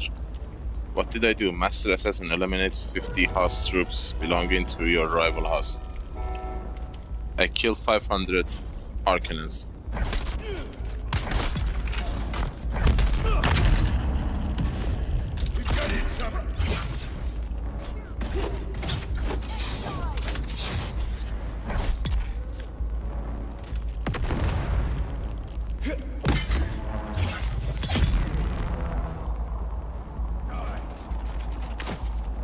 No.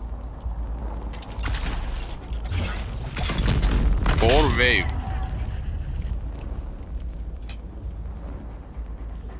This is gonna be super annoying to finish.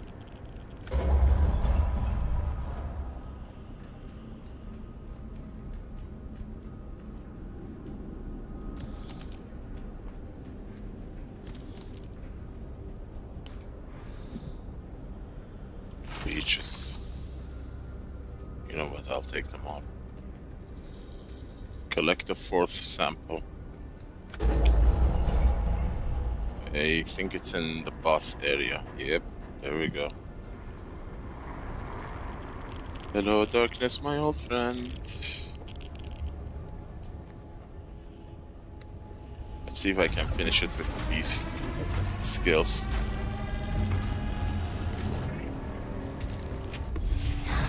You won't stop us!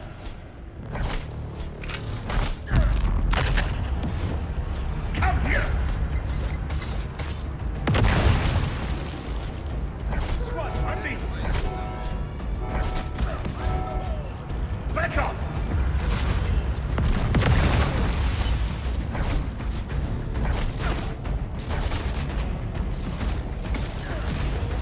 You won't stop us! This will slow you down!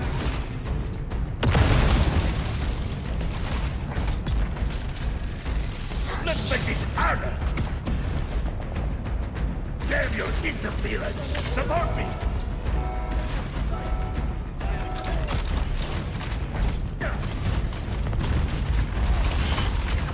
This will pin you down!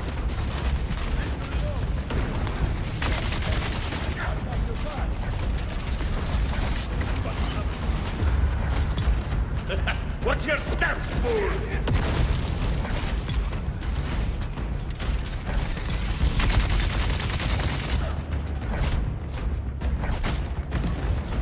You won't. I guess at level 40, that radiation would instantly fill.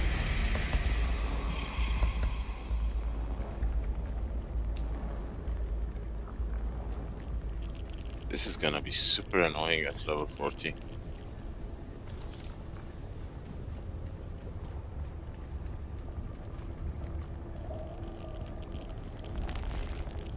Ah, why so early?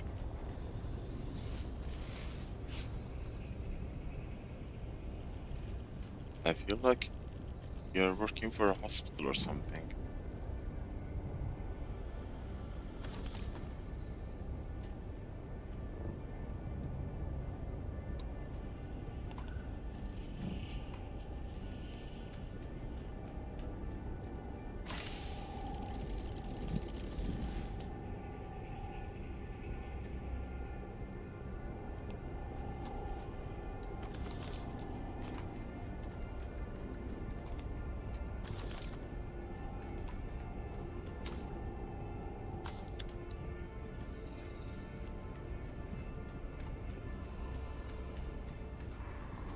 Welcome to Imperial Testing Station number 89. I am Dr. Brian.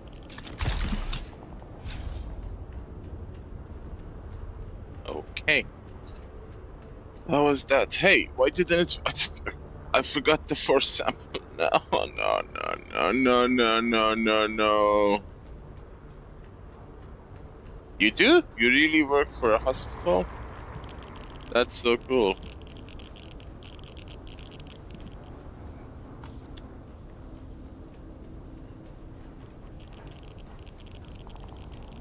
Like a doctor or a nurse.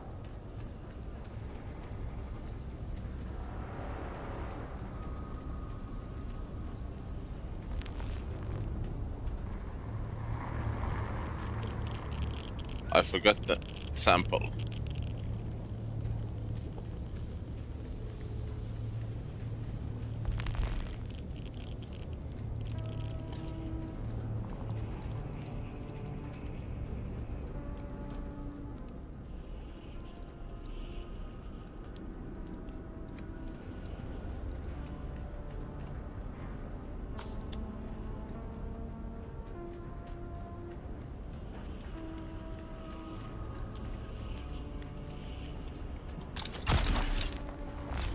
My head, or sample 61 meter up. That's the bus room.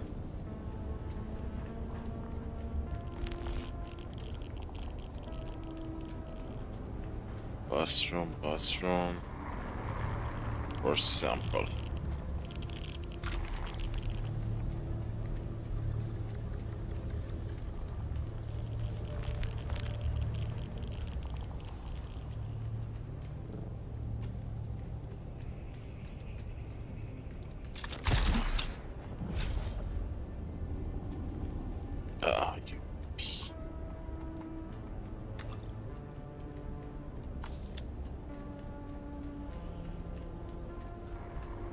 Welcome to Imperial Testing Station number 89.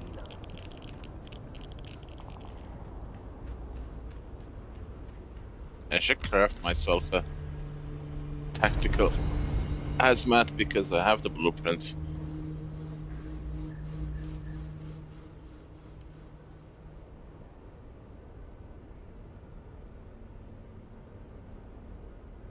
You're going to crash land in your bed? Oh boy. That is in a bad shape. Okay, we have this unlocked, so we can do it. Test it. Blushing, false flag, false flag. My dispenser is not gonna survive that's long in blushing because it's all dispenser jump here and there.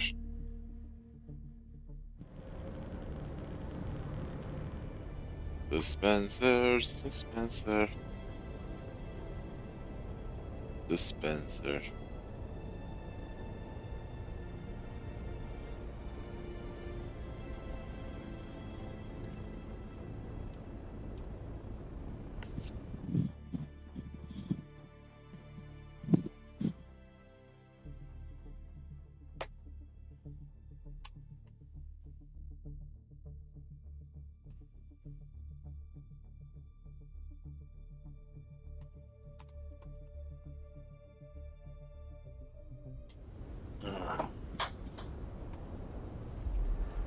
We can craft that tactical hazmat.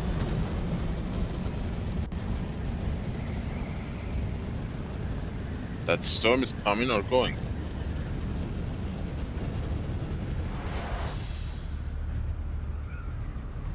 It's going.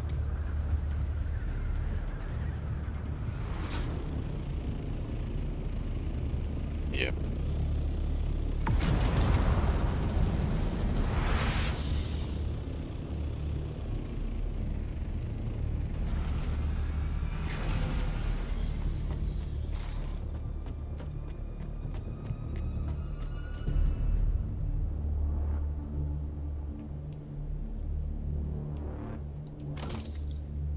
That's not gonna last long.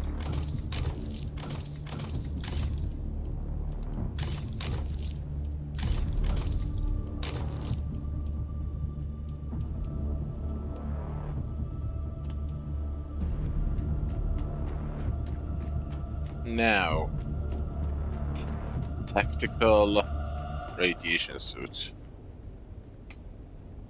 Tactical radiation. Armor 1300. Oh wow.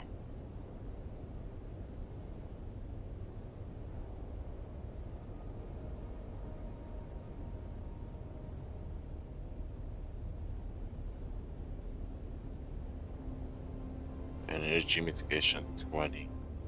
Fire plus 30% radiation, 93%. Fire 30. Why this is weak against energy? It is difficult now to keep out leaks and maintain the integrity of a radiation suit under normal circumstances, let alone in the chaos combat. This unique suit is reinforced with armor and higher radiation mitigations for those unfortunate souls who find themselves fighting an irradiated hellscape. But it's the same as Mark 6, 93%, 93%. Why does it lie in the description? Higher radiation. It specifically says, and a higher radiation mitigation. It is not true. Radiation mitigation 93%, radiation mitigation 93%. Why do you lie, Funcom? Do you like lying?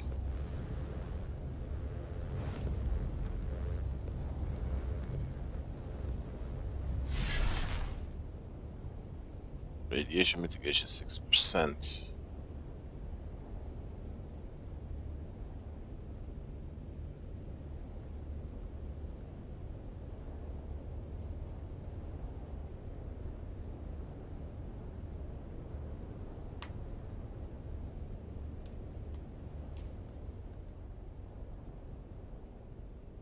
Does it look different or it's the same?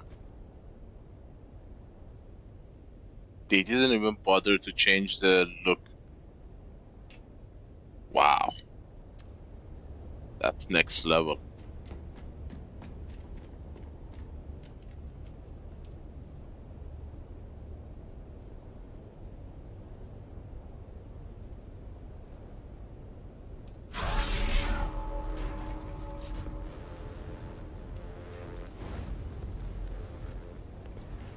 That's right.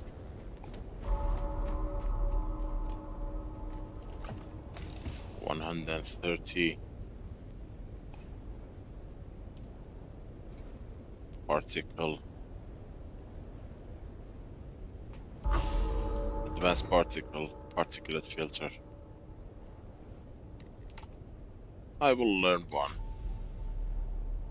Quick loader, I will learn. Blade sharpener, Lexi, coating.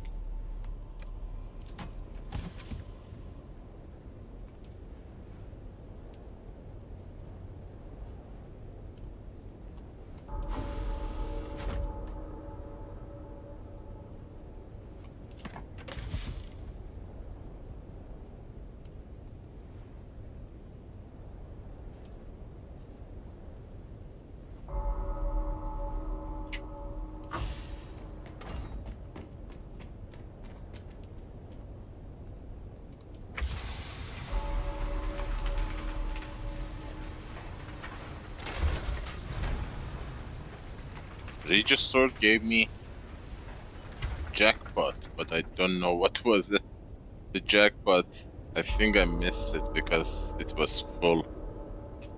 Ouch! I wonder if it disappears when the storage is full. What? Did I pick all of them? Why not?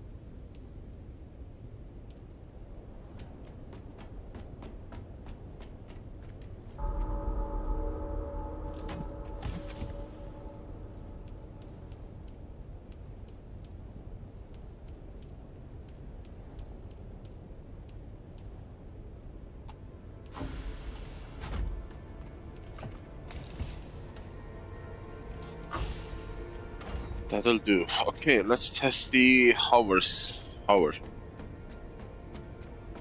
Are you timing it? Oh yeah, let me get a little bit of spice melange to learn this skill as well. I don't have spice melange up here. That's weird. I should have some in the container though.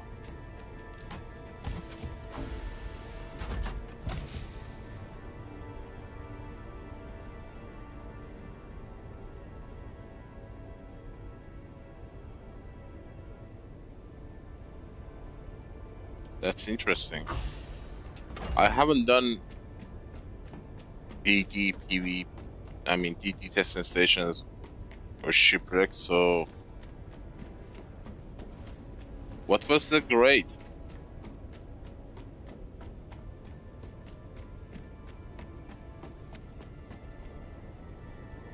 Okay, stopwatch is at the ready. Start timing.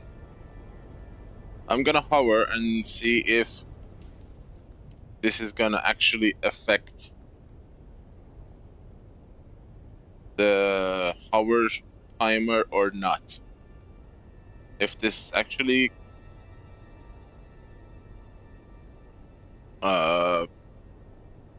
means Spencer as well, then 10% should increase the time we are gonna be able to hover.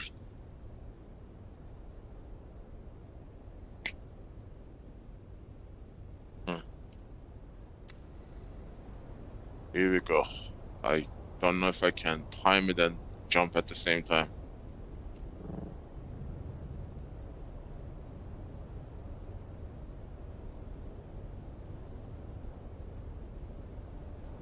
Ten, 12, 13, 14, 15. 15 seconds. That lasted 15 seconds. Now, let's see.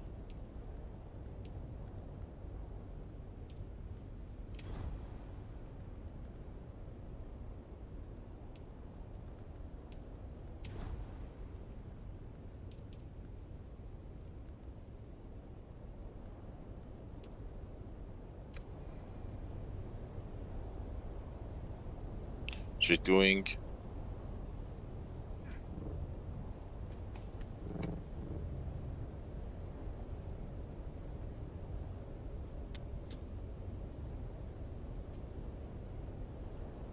Ten seconds.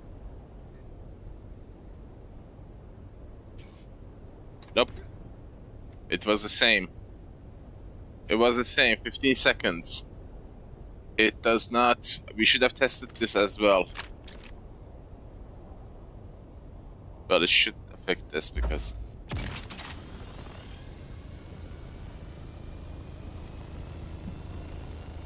Yeah, it affected this. I can feel it. It doesn't count for Suspensor, John. Like I said, it's Funcom we are dealing with. They are stingy. Baby, they are freaking stingy when it comes to giving us stuff to play with.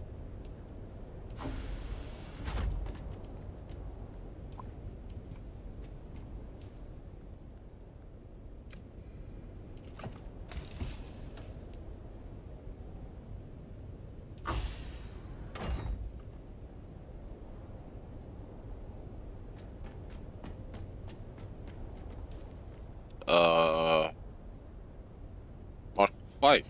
What? Why am I wearing Mark 5?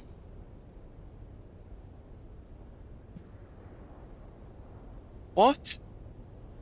Where the hell is my young Sparky?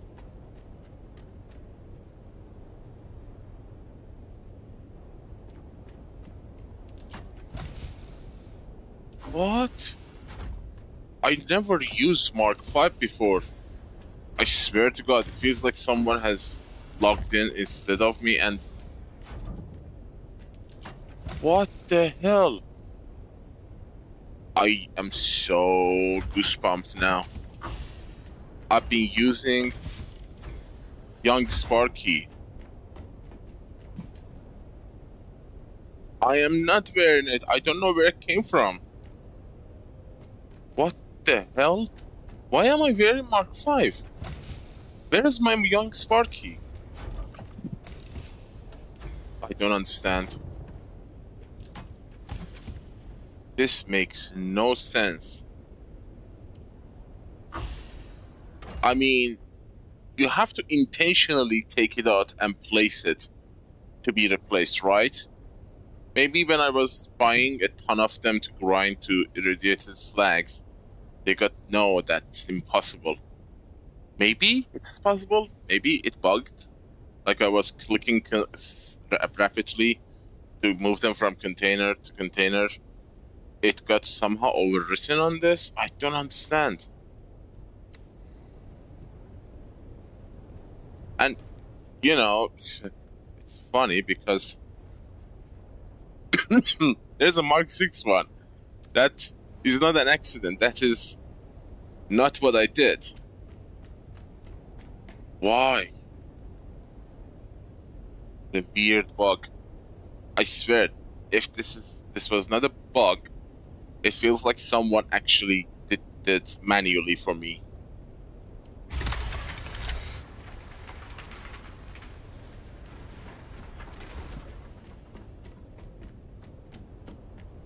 What do you mean, shield? Like this?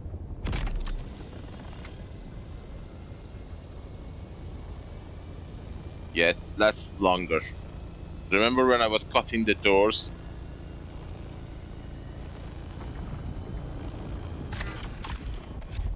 It was going a lot faster. It was being drained a lot faster. This actually... I can feel the difference. That 10% actually does something. When is the next one? we have another 10% at level 45. Ah, it's 5%. 5%. Damn it. And the rest is at max level. Actually, it's a good skill.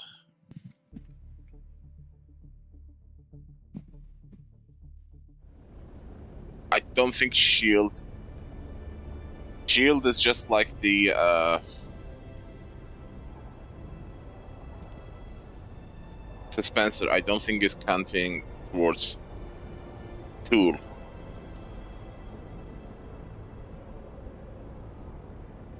I think the items that are combat related, like shield and dispenser, are not considered tool. They are like utility tools.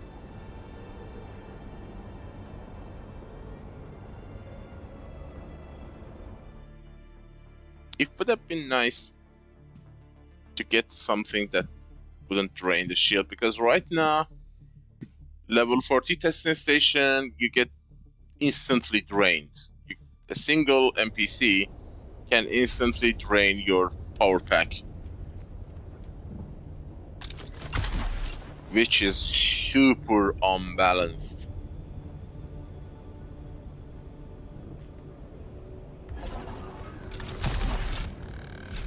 You son of a gun.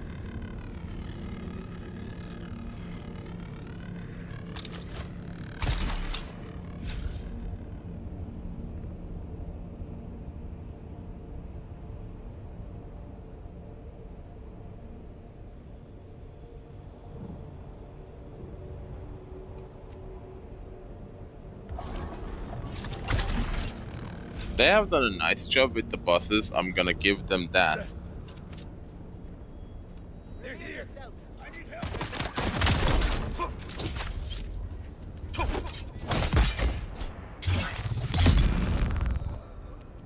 They're difficult in their own way. The problem is that you cannot solo them. That was a headshot.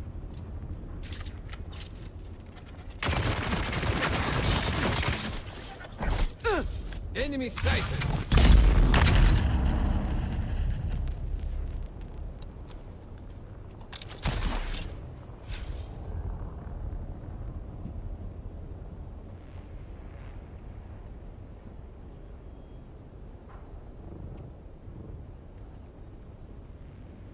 Range gun. Like, what do you mean? Explain. I don't understand what you mean. Because the moment you use your range gun, the shield stops working. So what's the point? Someone's here. They're here. Where's my backup?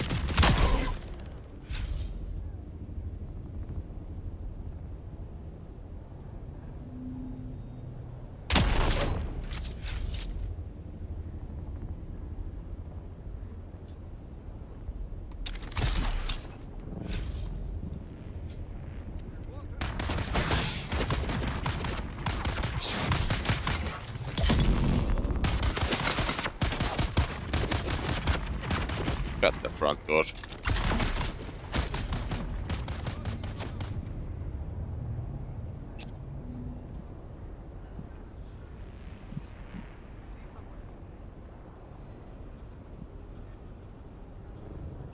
Ah, you mean like that?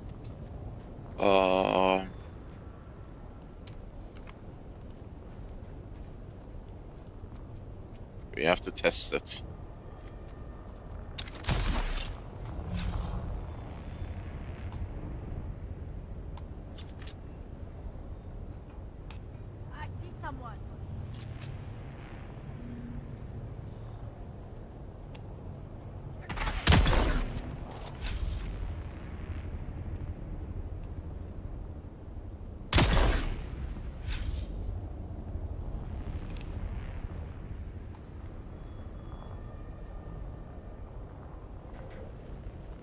Went out of range.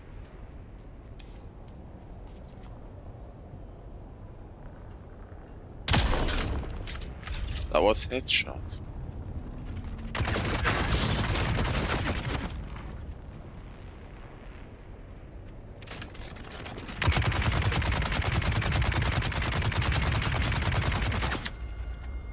I don't know. I can't say if it is different.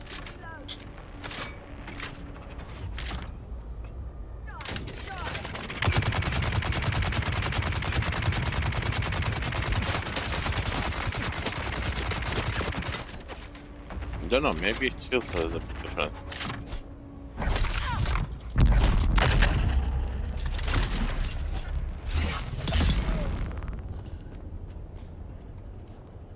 What shield? It's a utility tool. If it was going to affect Suspenser, it would have affected the gathering tool, utility tool.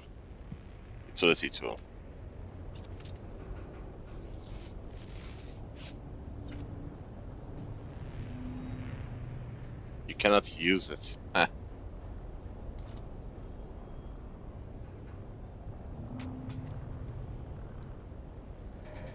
There's someone here. Huh?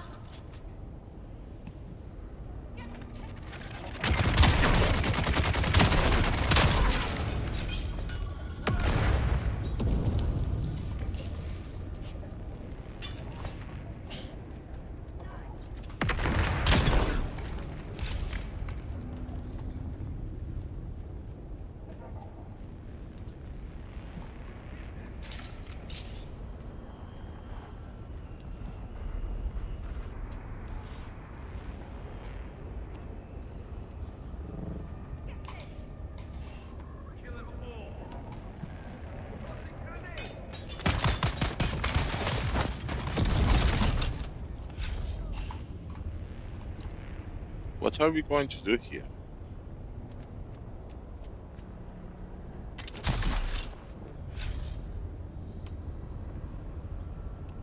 Oh yeah, I missed the cliff. Damn it.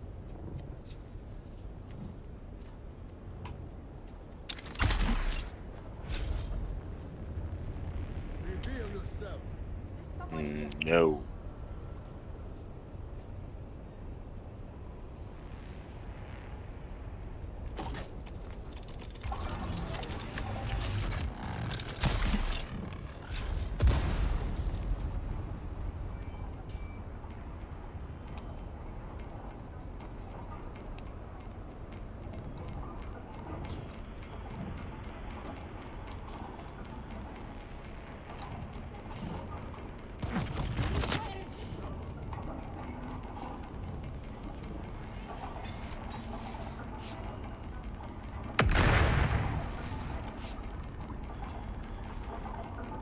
Shields up.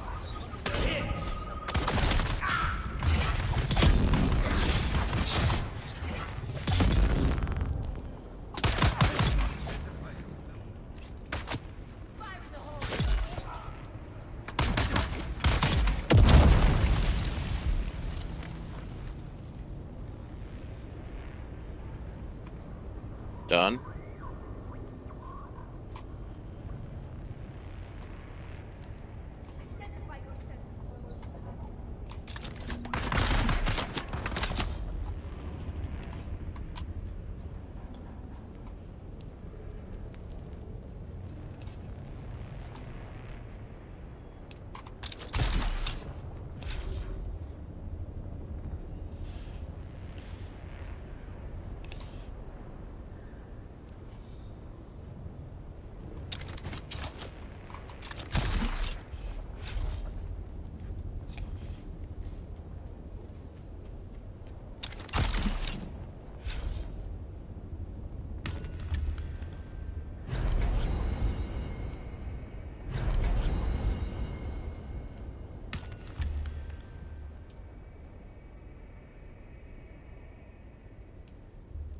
Decapitation ghost of simple.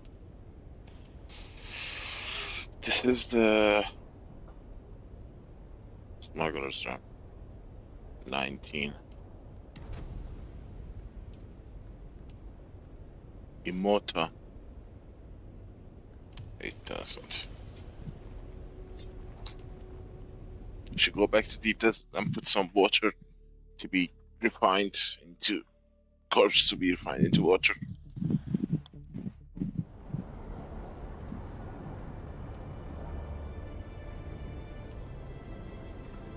But even what you're saying is true. To fully get the perks, you have to max out gathering.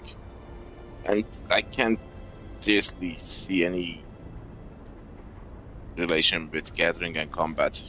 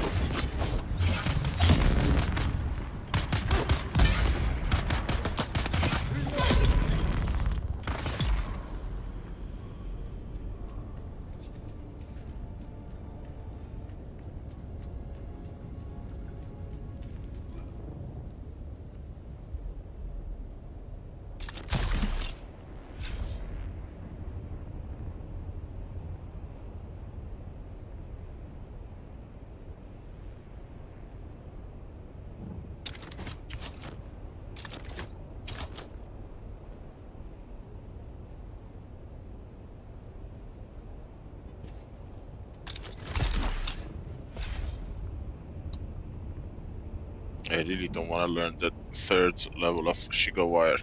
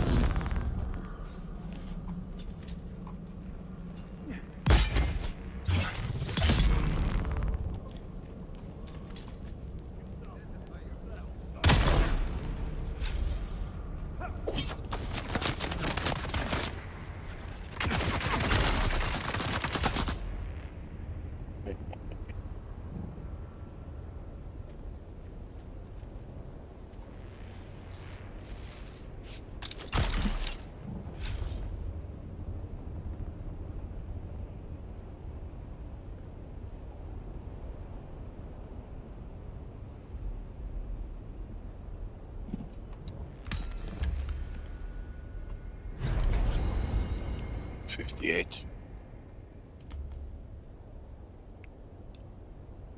Spring a trap. Steam. Oh.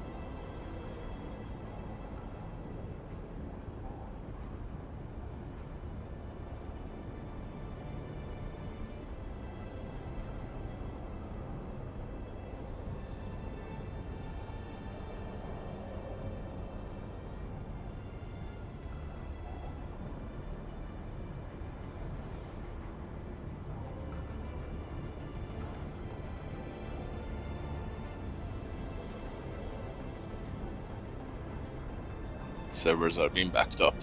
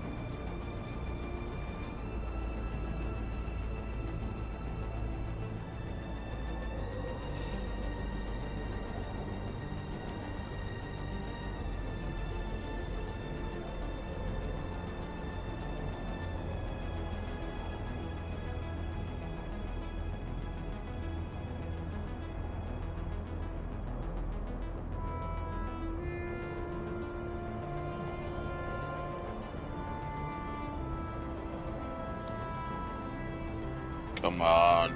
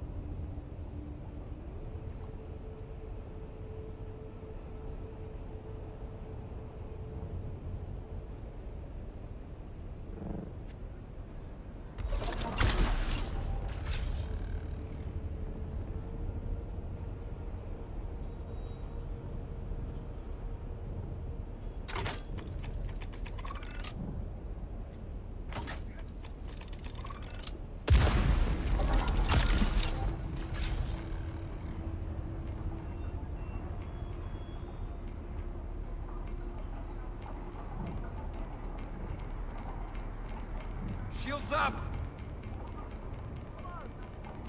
Shield up! Who's that? Someone's here. I require backup. Empty!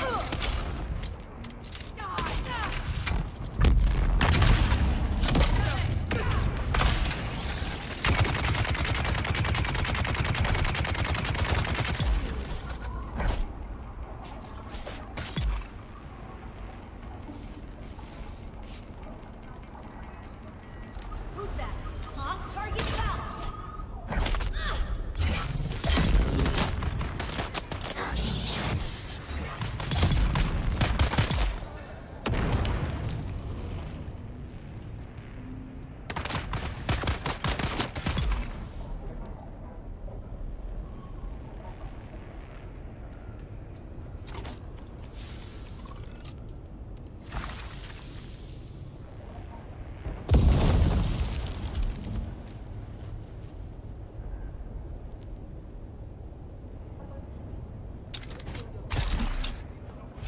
Reveal yourself. See someone.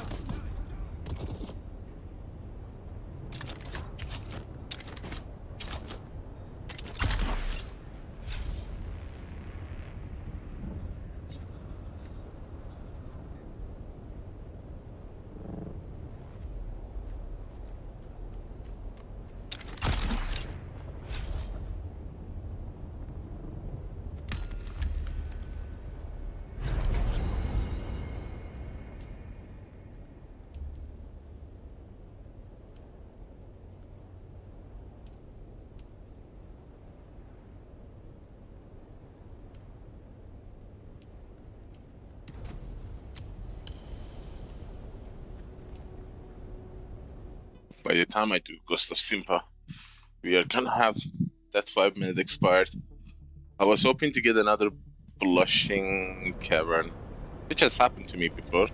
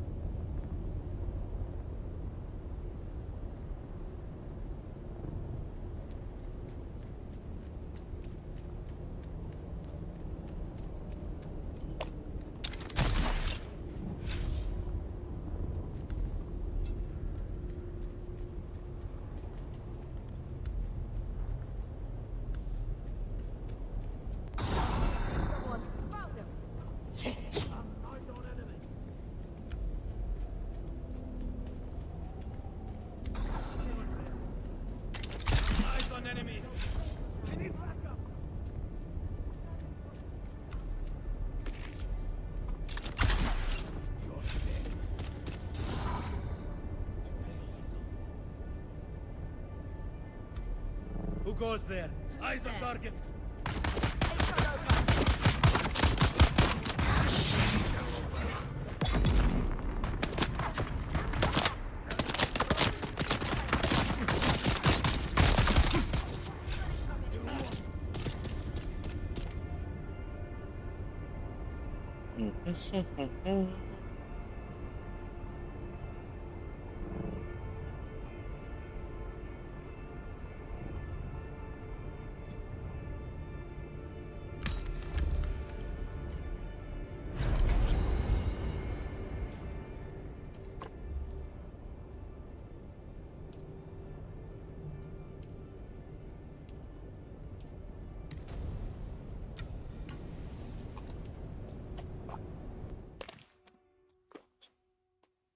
That must have been some kind of a record. I did.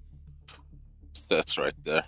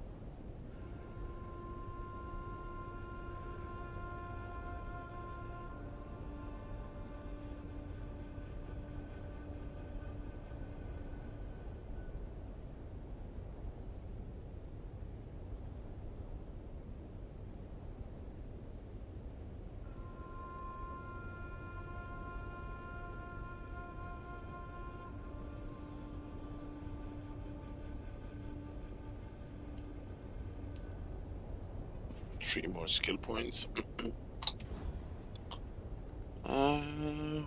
That was it. The gap is gonna be so annoying. 61 is the next 64.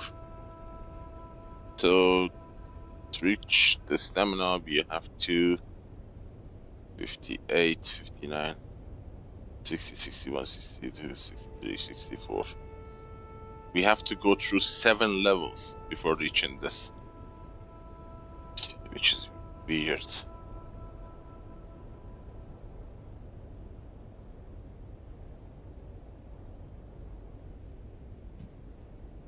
Each level is 4 missions, let's say. Each level 4 mission. We can barely get 3 level.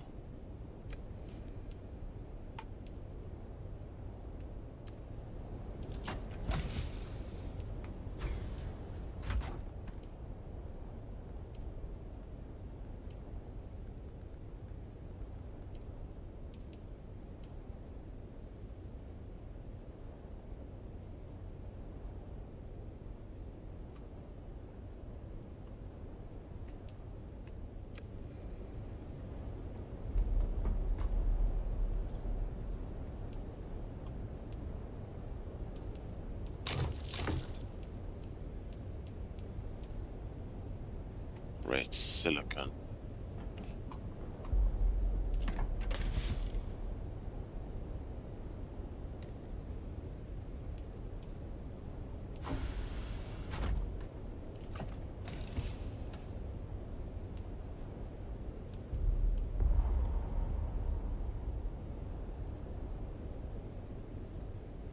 $25. Something is causing 6. There, happy.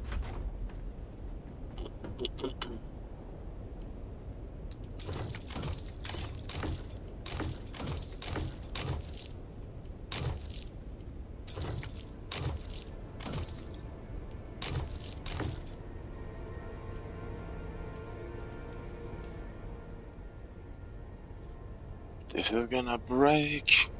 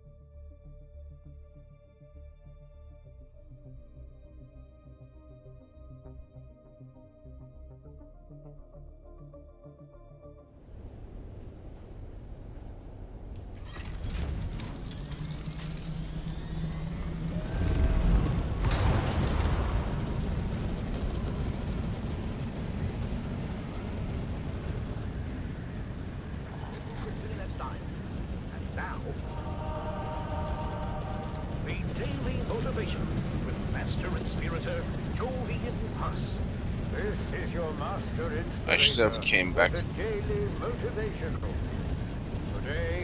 to fill water every 40 minutes.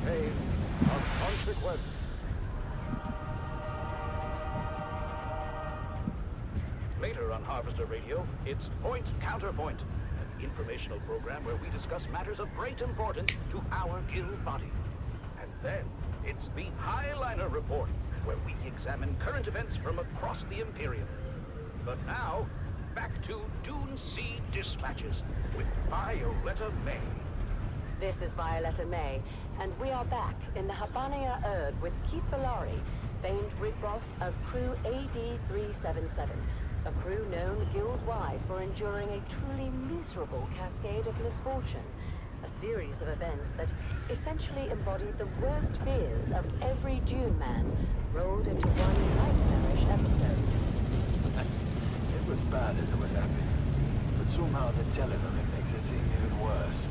At first, there was the brutal ambush and assault at the What do you hands mean? of the Fremen outlaws What red lights? Ankara. Now let's dive into our first program of the day. The converts, what truths are unveiled and the light of royalty shines through. Listen closely, for within these words lies the key to understanding the true nature of our enemies. You are listening to frequency 152.6, the voice of House Harkonnen. We are Arrakis. Now witness as the dark and tangled truths of House Atreides are revealed by the convert. Street Seeker, I am the convert, once a high-ranking advisor to the Atreides regime. I have since escaped and live under the protection of our cool bearer. I cannot divulge my name out of fear for my dear life, still trapped in House Atreides. I am not here to hear what to think. I only offer you questions, the right questions. Questions that are keys you might use to unlock the outcome. Today's question: what does it take to forsake privilege? Did my position among the Atreides grant me prestige, power, and pleasures unending? Was my future utterly assured? Was the wine of Caladan the sweetest across the known universe? Yes, to all these years. I hope. And so, dear listener, I invite you to consider It is big as Haga Basin, if not bigger. to trade those privileges for the never-ending paranoia of being hunted. Follow that question to its ultimate conclusion, dear listener, and you may just find your truth.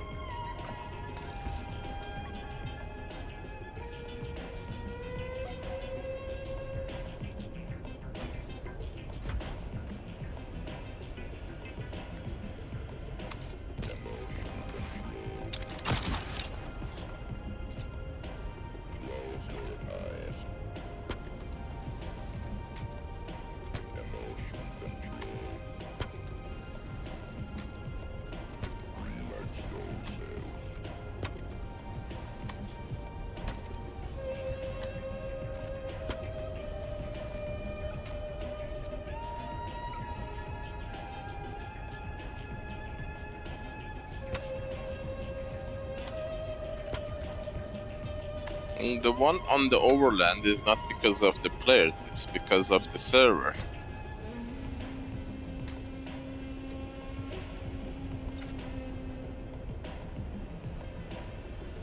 And I don't think they would actually put the entirety of polar caps to a single server. It will be the same structure and architecture as Haga Basin.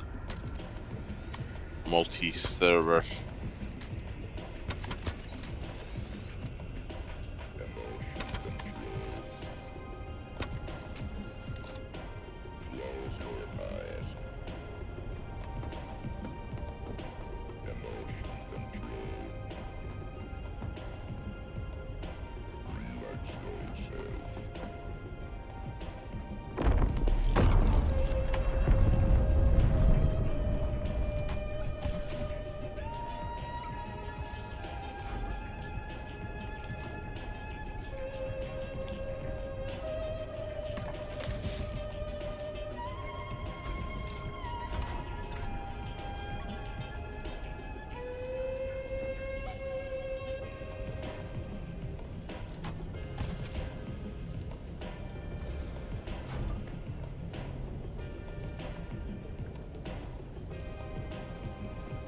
But I'm not gonna lie, the biggest thing I wanna see is the roadmap for 2027.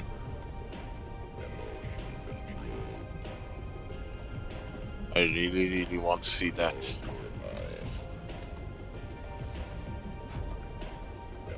If they showcased it with or within the period of Chapter 4 release, that means they have their two together. If not, I am not gonna bake on their words.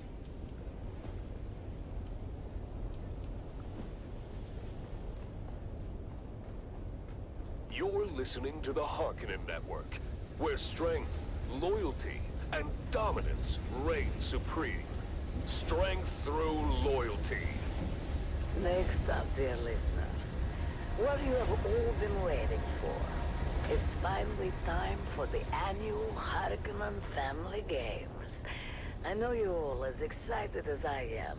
Screw Joel. To this year's first installment of the Man Trap. Yeah, I bet he did say that. He would love it. Because from the Grand Arena, that would give them a free reign.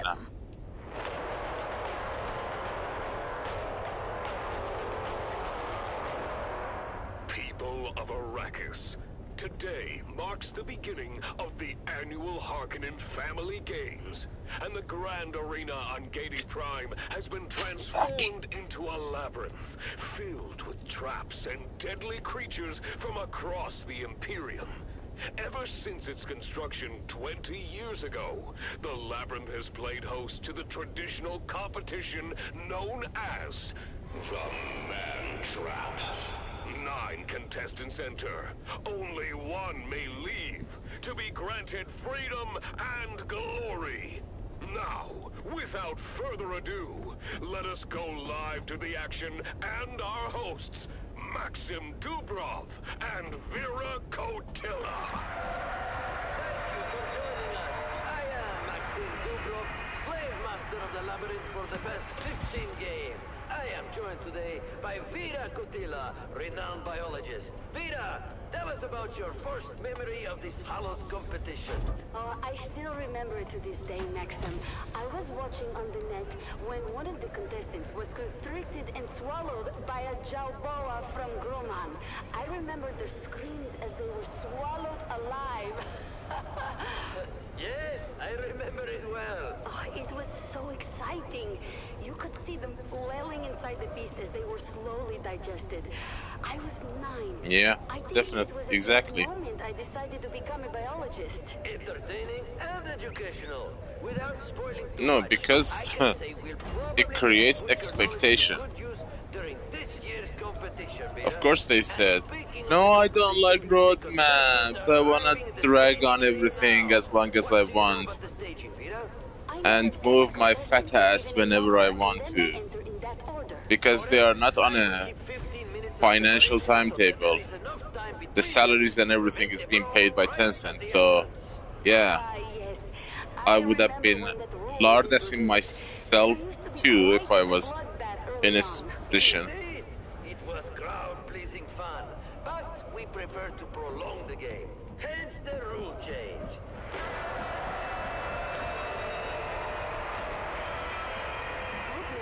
Hey Joel, we love you, you know? We are just a little bit pissed. Don't take this personally. It's just all fun and games. Right? Like you creating the exact same copy of a tactical radiation suit and lying blatantly on the description that it gives, you know, higher mitigation. Just like that, you know? It's fun. Don't take it to heart. Take it somewhere else. Maybe your gut looks more resistant. You don't mess with noble property and stay free for long, my friend. Oh, he's a big one, isn't he? Why do they call him Hollow Tom? It's a joke about how much he eats. People think his legs must be hollow. He looks very strong. Unlike this one. Who is this waste of a girl? She was a servant of the late Lord Frederick of the manufactory. Don't underestimate her. She can be quite deadly with that needle gun she's cradling. And what was her crime? Well, she's the one who made the late Lord Bertram late. Vicious. Oh my, this next one seems interesting. Who is that? I don't know much about this one. He was shipped in from Arrakis with a load of spies. They just call him the Fremen, and he refuses to talk to anyone. Not the eyes, blue or blue. Fascinating. I've always wanted to study the sandworms of Arrakis. They seem so deadly. Have you ever had one in the games? No, not for lack of... No, they have been working on that game for a while now. It's not new, Aloft. Well, let's hope that this Fremen is as deadly as the worms of his home planet. He looks savage, unlike the one behind him. Ah, that's the Grey Lady. Nobody knows where she came from. She just showed up on the streets of Giddy Prime one day. Soon enough, she was running the largest brothel in the sector. Before, she was taken in for witchcraft, if you can believe it. Witchcraft? Does that mean... Those are small-scale projects. The big one was the Conan remaster, which is done a long time ago, so... Everybody loves the mystery, but nobody... The reason I want to see the roadmap, because it will give us a very clear idea how seriously they are taking the game. Because, you know, in my own logic, I see that the game is on a stable ground and a solid foundation. The bugs have been patched, the cheating and hacking has been mostly gone.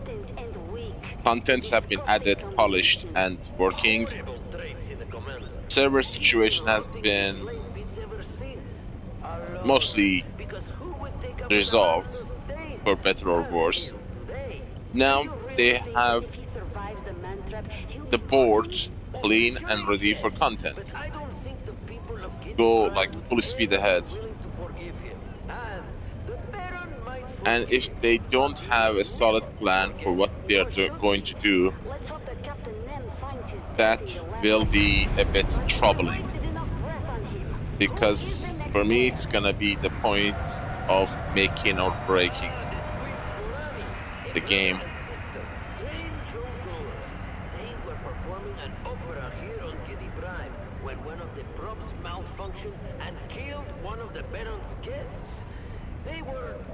It has its own market, you know. Well, jongleurs should at least know how to put on a show. Oh, more than that. Trained acrobats, illusionists. There might be for to win the whole thing. Your rulers have hidden depths. Fascinating. But to win, they would have to turn on one another. Only one of them can be the winner. The rules are quite clear. I know.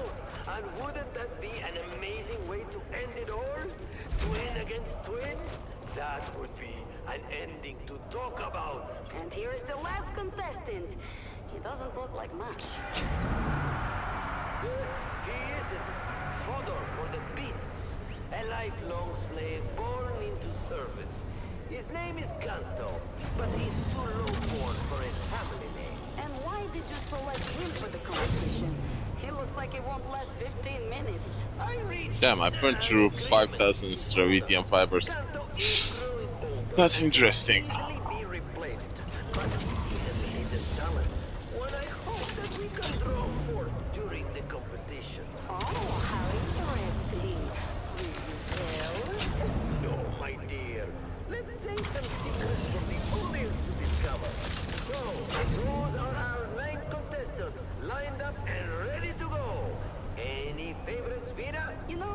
I put my money on the Grey Lady. Witchcraft or not, I love a classy lady.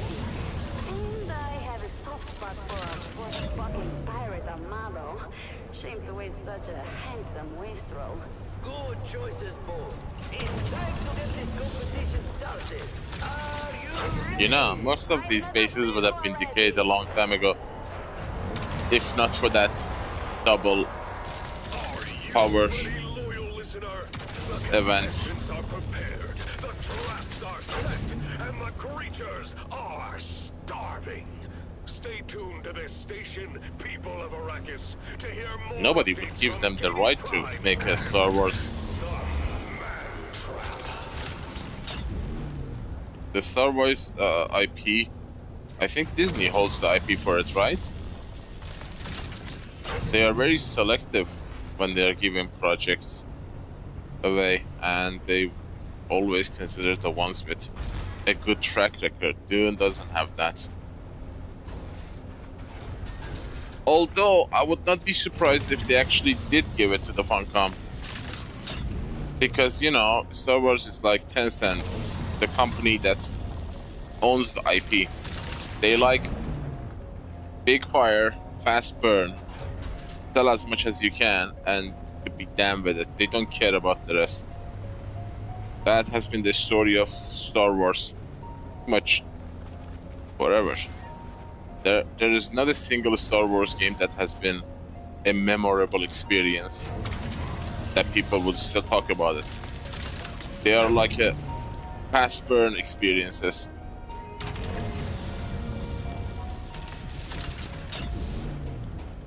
That's the entire philosophy of Star Wars, movie, TV show. They are milking it like a Greek cow. Which is basically what Tencent did with Funcom and Dune. So far, it looks that way. That's why I want to see the roadmap. I want to see if Funcom sold their soul along with the studio, or there is hope for them. Any other developer would care deeply about their project and their game, especially a game on this scale and a lore that massive and globally acclaimed. What more do you want? In terms of how big Dune is, it is at the same rank of Lord of the Rings.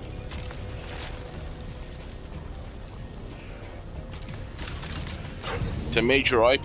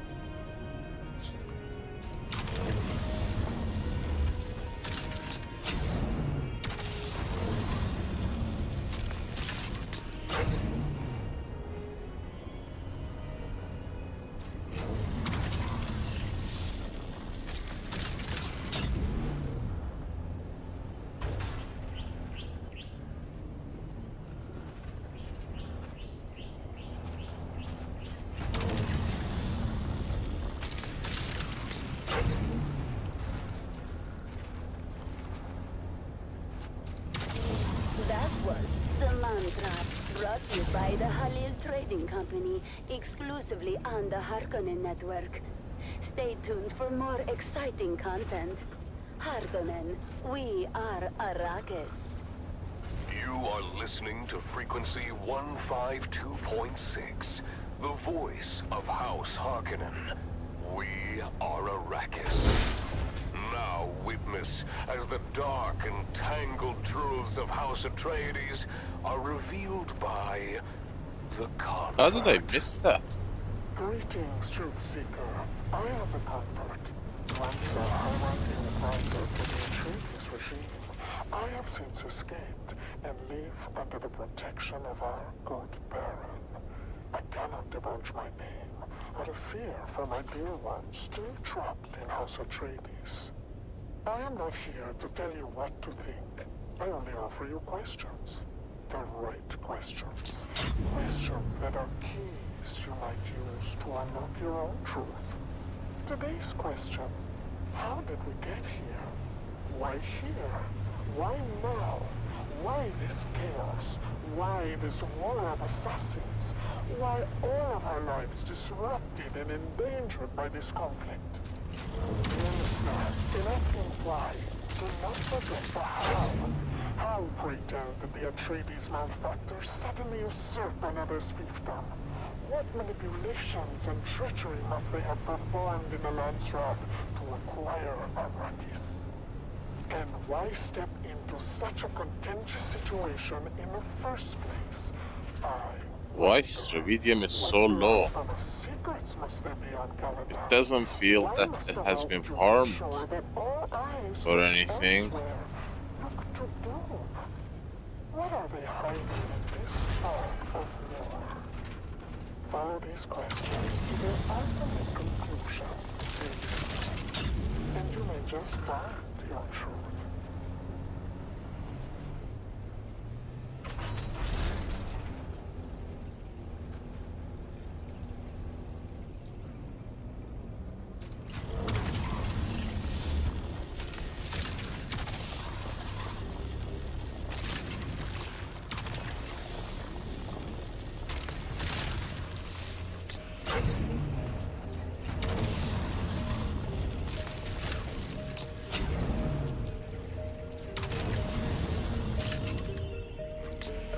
Barely a single buggy.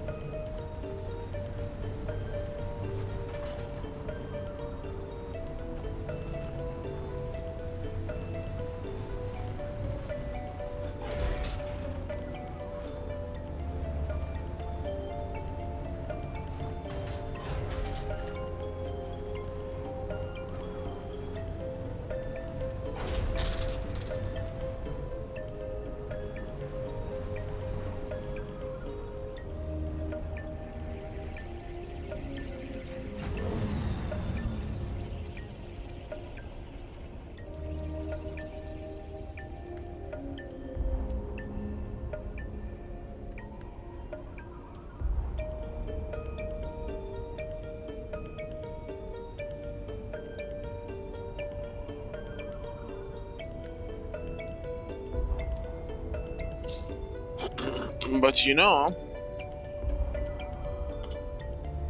it would be super cool if they actually released a roadmap. I would feel confident to release a roadmap now.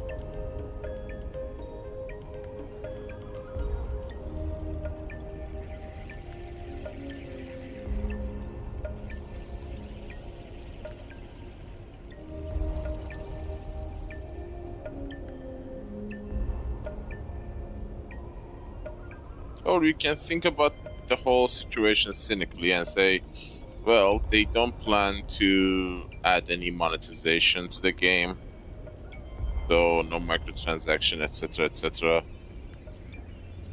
And they have already sold as much as they could have sell the PC market. The console is gonna be Game Pass, so there is no point of developing the game any further. That's one viewpoint if you are being really cynical.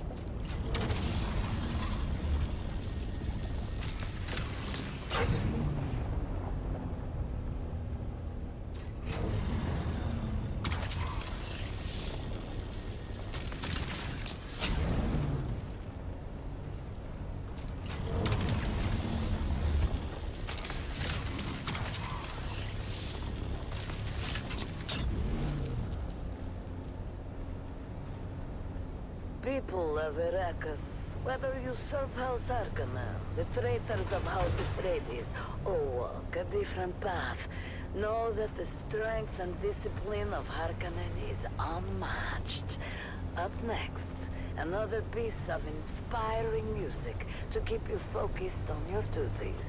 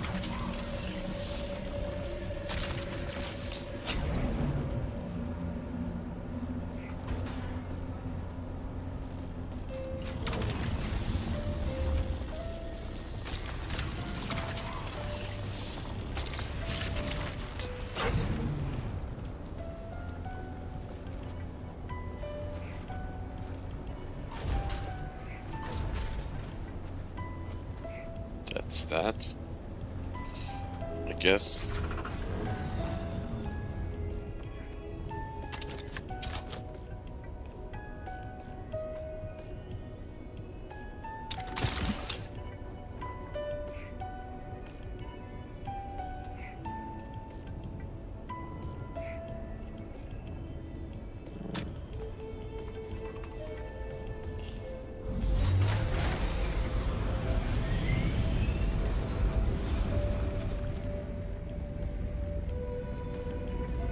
Looks like a large field.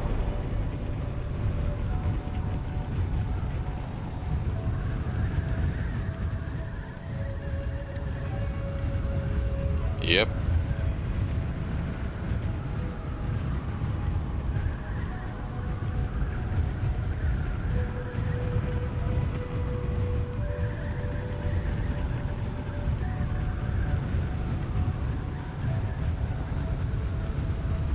Hello, baby.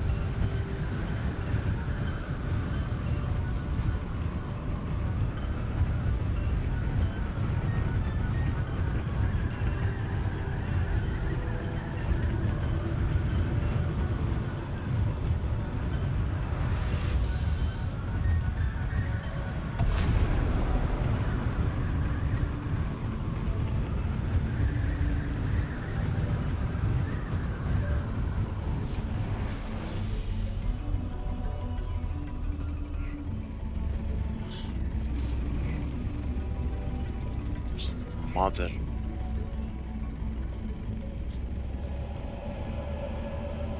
Ruined the field.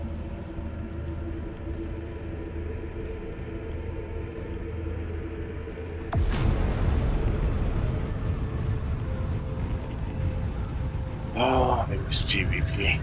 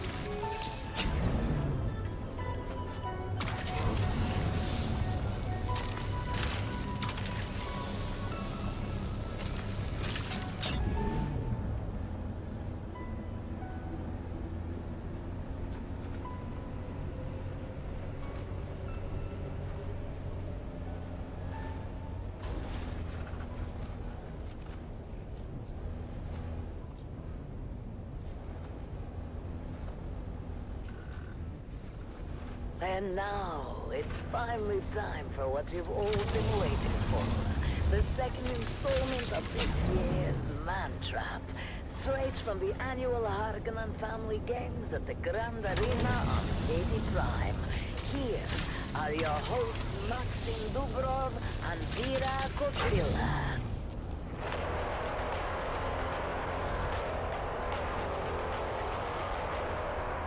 Welcome back, people of Arrakis, to the annual Harkonnen Family Games.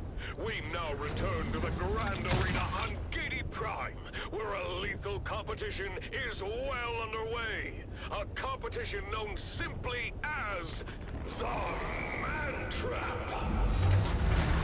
Let's join our hosts, Maxim Dubrov and Vera Kotila, for the latest update. Any notes left? Mayhaps.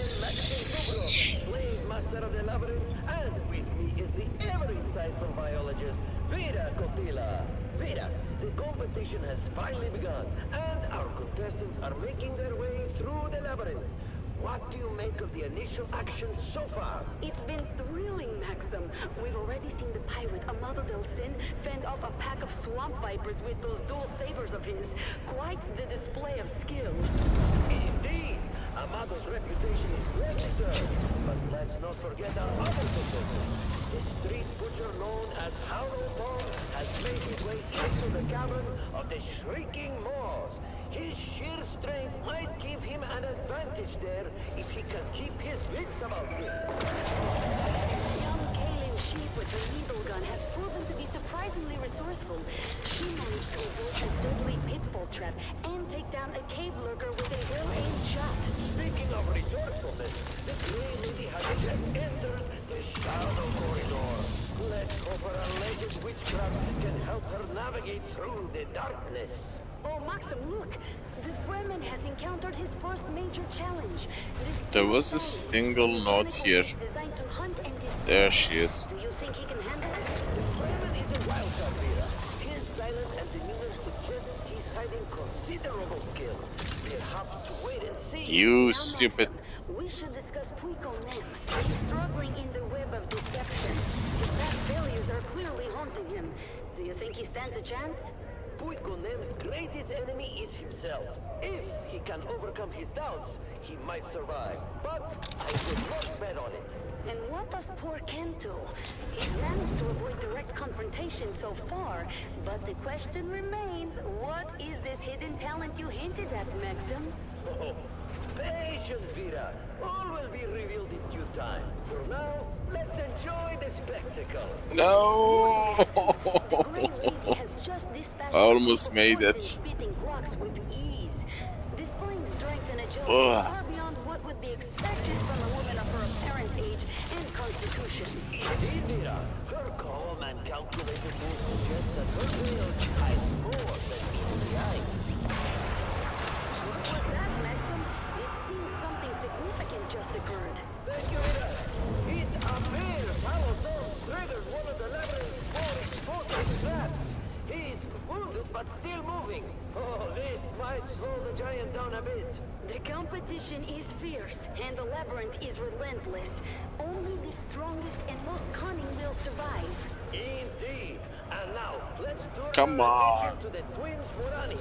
They are No, don't rotate. Damn it. structure that rises above the labyrinth, giving those who break We need more torque. opportunity to survey the entire labyrinth and learn its secrets. Yes, Maxim. Their movements are almost poetic. Each step Mountain goat, mountain goat. Yes. fire is one of the recurring features of the labyrinth, and a unique challenge. From its height, the entire labyrinth is visible. Can go to the other Any side. climber can also be seen by the other contestants. Look at them go! The Morani twins truly are a sight to behold. Their synchronization is flawless, making Go, their way go, past go, go. deadly overhangs and precarious ledges. But wait! The female sibling seems to have misjudged it. Ooh. Oh no! She has fallen! One of the twins has fallen, hitting several jagged rocks on the way down. This may be a serious injury. This is the worst Ceridium note I've ever seen.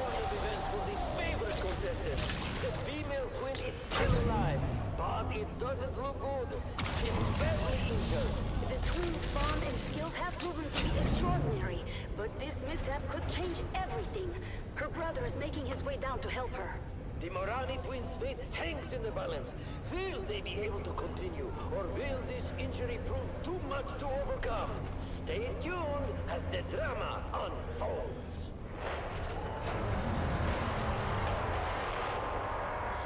Keep your ears glued to this channel, loyal listener, for live updates and thrilling commentary from the heart of Gaiety Prime and the annual Harkonnen Family Games, where the stakes are higher than ever as the Man Trap continues!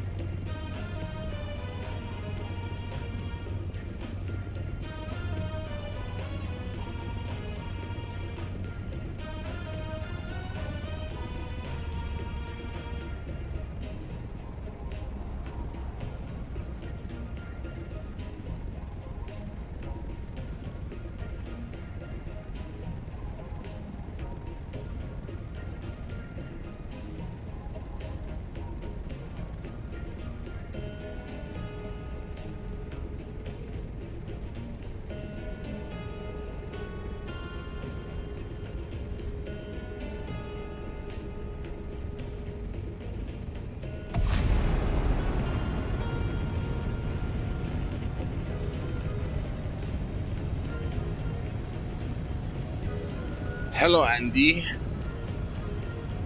How are you? It's so good to see you again. Pizza. I would love some pizza. Yummy. Because I'm starving. Oh. Okay. I need to build this. Did we get? Not yet. The Harkonnen Network, where every moment is an opportunity to prove your loyalty and strength. Strength through loyalty. You are listening to frequency 152.6, the voice of House Harkonnen. We are Arrakis. Now witness as the dark and hey there, Rosie. truths of House Atreides how's it going? Good to see you. The convert. Greetings, Truth Seeker. I am the convert. This should last us till the end of the weekend at Coriolis Storm. If you manage to water her, that is. I am not here to tell you what to think. I only offer you questions. The right questions. How much? You might use to unlock your 9 minutes. Today's question. Hello, Sweden, my favorite country. The Feast of Thyestes. And now, dear listener, a little lesson in mythology from old Terra. How's the weather? Is it cold? Is it temperate? I was actually talking about Sweden and Norway. Going to the northern parts of it to see like 6 month night, 6 month day. That would be so cool. Atreus was the brother of Thyestes, two nobles exiled for murdering their half-brother. Is that a true fact that you can get like half a year nighttime, half a year daytime if you go to the northern parts near Antarctica? Atreus taunted him with the severed hands and heads. Is that a true statement? Why aspire to such a vile mythological figure? Why are the chefs of Caladan considered some of the best in the universe, serving dishes that can be tasted nowhere else? Why are some of these recipes protected like state secrets? Is it true that Duglito's personal chefs have their vocal cords surgically removed to ensure silence? Does House Atreides host orgiastic cannibal feasts? If so, what are the logistics for keeping such a thing running smoothly and secretly? Can human flesh be prepared in such a way as to make it more addictive? No! Would such a thing ensure the collaboration I will fill of key members of the one container before the restart. We can do it! We can do it. Some of the most influential figures in the Empire. Can you see this grotesque cabal of decadents and gastronomes licking their lips in anticipation of the rarest cuisine in the known universe? Digits they can neither raise nor buy. Can't you hear their hungry mouths as the reek of human I wish there was a little bit of spice somewhere around here. Follow these questions to their ultimate conclusion. And you will just find truth.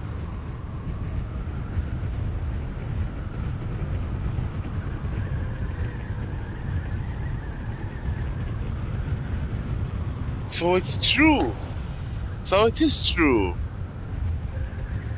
Oh my god, so from the fall and the winter you are gonna have sun never rises, total darkness. Gamer's paradise, or my paradise. I would love to experience that. 6 months in darkness, night. That would be so awesome. I was actually talking about this like 2 days ago. Do you have fiber over there? Everything a gamer could need. I want to visit that place. I want to live there. You can experience 6 months of darkness.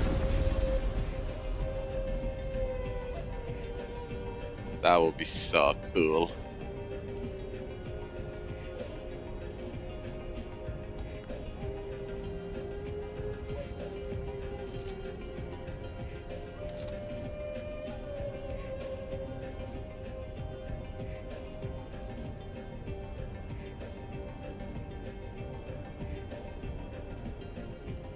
Guys, can you imagine that you sleep, the sun is in the sky. You wake up, the sun is in the sky. You eat lunch, the sun is in the sky. You eat dinner, the sun is in the sky. You go to bed, the sun is in the sky for 6 months. And then the second half of the year, it's darkness. It's always night. You wake up, it's night. You eat lunch, it's night. You eat dinner, it's night. You go to sleep, it's night. You wake up, it's night. It's always night. My favorite, I always said, since I was, I don't know, 20, 21, that I survived the first 6 months of the year to live in the second 6 months, autumn and winter. I don't know, I just love nighttime. It makes me feel so centered and focused. Well, of course, the Aurora Borealis is the cherry on the top. Imagine seeing them every night for 6 months. Snowy weather, a warm cabin or a home. Fiber optic internet, a kick-ass computer, a fireplace that is crackling with sound of the wood burning, and a delicious food being cooked on the stove. I don't want anything more. And maybe someone to be with, to share that experience. I mean, so you won't get the cabin fever being all alone.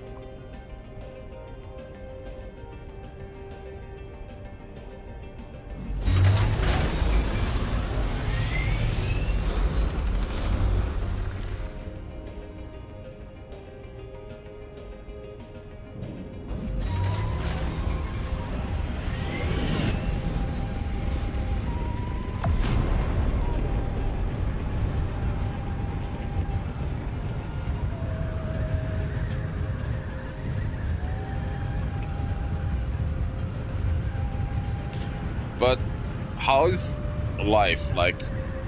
Is everything accessible? Supermarkets, restaurants, everything?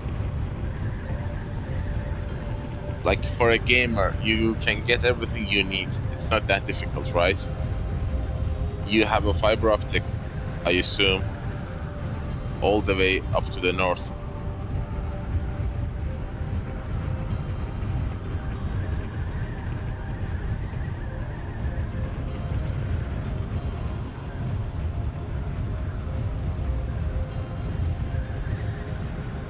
That's fantastic. I wanna come. What's it called? What's that? Are you in a location that has 6 months all sunlight, 6 months all nighttime? Are you right now in that kind of place, that kind of, you know, that part of the country? Or you have to go even further north?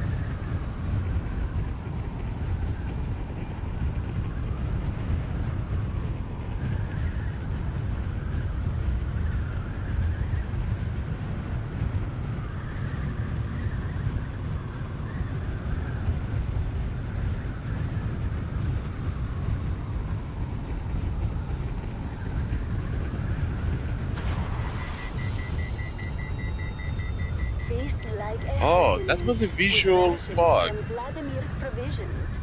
Our specialty curated food supplies are designed to fuel your body and mind for the battles ahead.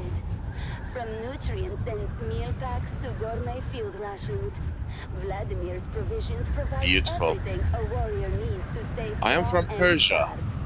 I don't want to call it the other way because it's our way of protesting against everything that is not right. You deserve the best. Visit Imperial Luxuries, your home for the finest wines, the most exquisite delicacies, and the most enchanting companions. Our exclusive lounges on Giri Prime and in Harko Village offer pleasures beyond your wildest dreams. Treat yourself to the luxury of living like a true Harkonnen, because you deserve it. And now, loyal subjects, it's time to explore the wonders of the universe. Up next, our magnificent galaxy, where we delve into the marvels of distant worlds and kill the creatures who inhabit them. Stay with us as we embark on a journey of discovery or 20 minutes before the restart. Greetings, my loyal listeners. I am, as ever, your host, Lord Havoc of the Obsidian Plain, and I bid you welcome to another episode of Our Magnificent Galaxy, the premier major program of the Harkonnen Network. Today, we find ourselves on the harsh and unforgiving world of Seleucia Secundus, known for its extreme temperatures, wild beasts, and difficult terrain. Where I live is also chilly. It's a mountainous area and it's 2,000 meters above the sea level, so it is usually cold. And as we are about to pass the middle of the summer, it's getting colder. Last night and today, I was feeling the chilly, cool air coming in. Let's explore this treacherous landscape and see if we can catch a glimpse of the Seleucian taiga in its natural habitat. I haven't seen decent snow in a decade. The Seleucian taiga, famed for its hypnotizing, kaleidoscopic eyes, is a master I miss snow so much. blending seamlessly with its rugged surroundings.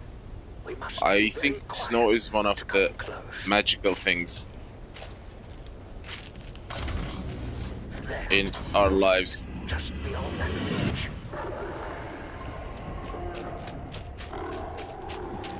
Lord Havoc, sir, we've confirmed it. The last known Seleucian tiger is close by. Excellent work. Your skills have proven invaluable. Ensure the equipment is ready. My lord, everything is prepared. Ah, behold how the creature moves. Such power and grace. Truly a marvel of evolution, and very possibly the last of its kind. Note the muscular body, the striking stripes, and its 3 pairs of kaleidoscopic eyes, sharp and alert, ever watchful for prey. This is truly one of nature's most formidable creations. As you know, steadfast loyalists, the Seleucian tiger is not merely a subject of study, but a prize to be claimed. This magnificent beast will now be subdued as a testament You know, to Harkonnen. I always say there is a cure for cold weather, but there is no cure for hot weather. Excellent shot. The beast is down. Start a fire and you will get warm, but what you gonna do when it's hot? The majesty of the Seleucian tiger, brought low by our superior skills. Its journey ends here, as we demonstrate our power over nature.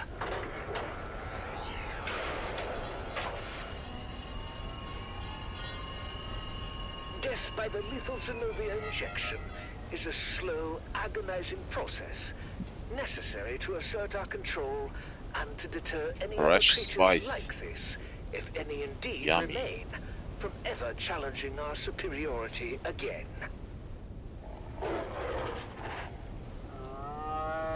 The substance was spread through its veins, causing immense pain and complete paralysis, while perfectly retaining the creature's consciousness up until the very moment of death. A fitting end for such a fierce opponent. Yeah, tell me about it. I really don't like summer. I have low tolerance for heat, but very high tolerance for cold. Because, you know, my city used to be a very heavy snow city. I remember when I was a kid, there was so much snow, we built these tunnels and played inside them. Tunnels for like meters and meters, long tunnels. But not anymore. Carefully extracted from a still living specimen. Oh, at last, the many-colored eyes of the It's getting warmer, you're right. And the population is expanding, causing more heat to go to the atmosphere. So the poor snow melts in the sky before reaching the ground.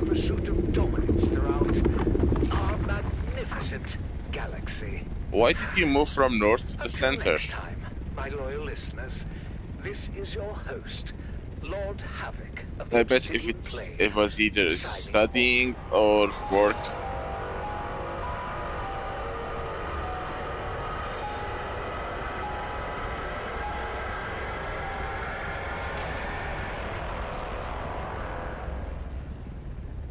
Stay tuned to the Harkonnen Network, where loyalty, strength, and victory are celebrated. Strength through loyalty. Well, it's another episode of our magnificent galaxy ran a bit longer than scheduled. I've always believed that punctuality is the soul of efficiency, but perhaps the wonders of our universe are worth the extra time. We do the craziest thing for that thing, for love. Back on track with some inspiring music.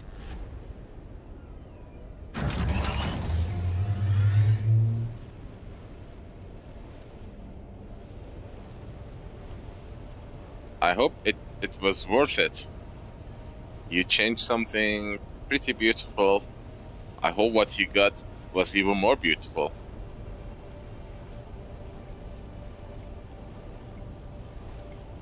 I would not change it that easily. But, you know.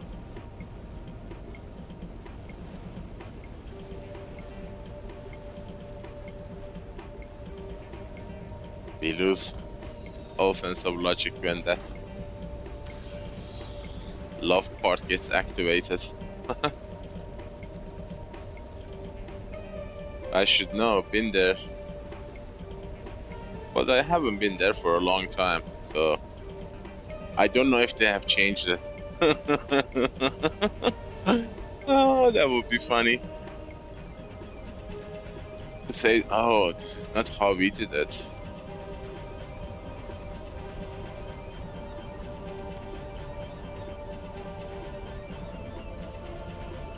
Well, in my case, the one that I tried, it was not worth it. Sad to say.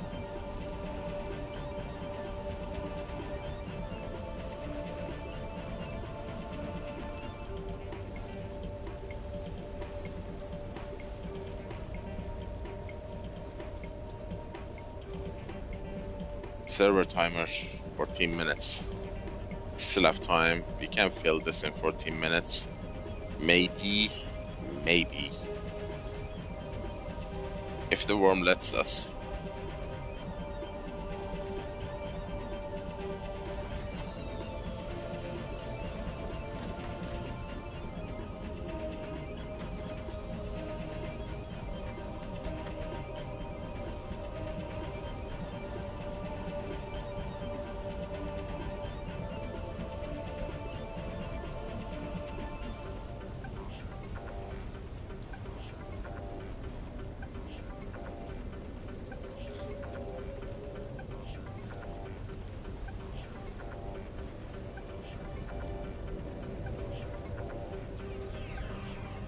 Yeah, I've done something even crazier.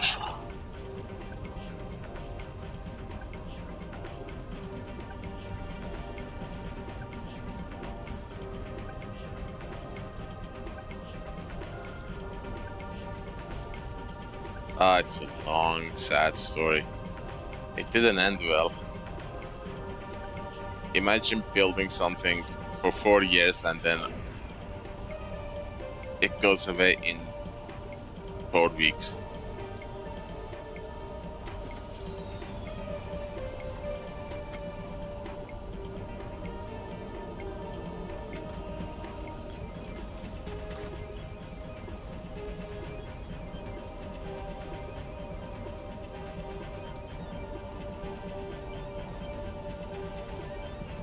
I do not regret what I did though, because I went all in and I don't regret it. I did my part at least, you know. When the universe comes calling, I will say, well, I did it. It's not my fault it didn't work.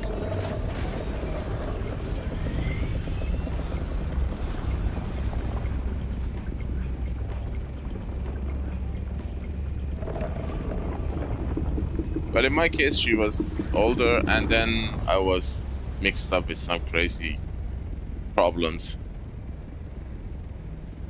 Turns out, she was more into good times, and the moment things turned hard, she couldn't. She packed up and left.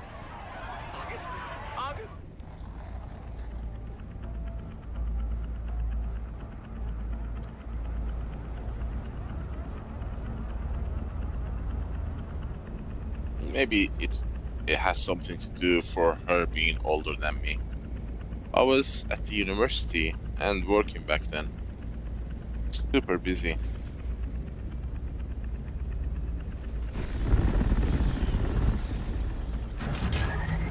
But I will give you a tiny example of what I did. You traveled 100 kilometers. I stopped eating for 14 months, 8 days, and 11 hours. I only drank water. No solid food. No food at all, just water. Because I wanted to get in shape.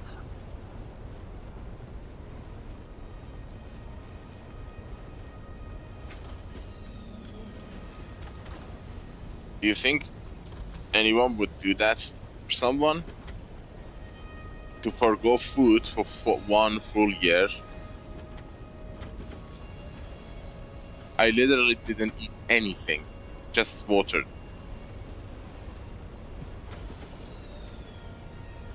To give you a tiny example.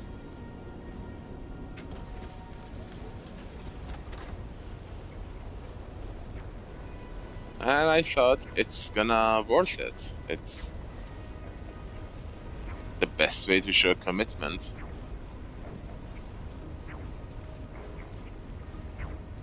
Then, in the end, I figured out that didn't matter. People around here are very materialistic, you know. The big problem.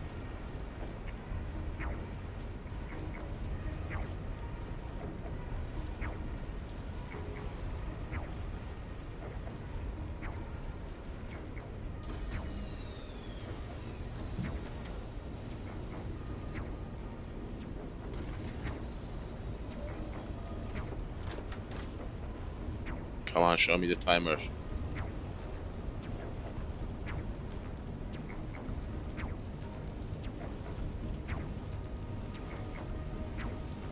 Nine minutes.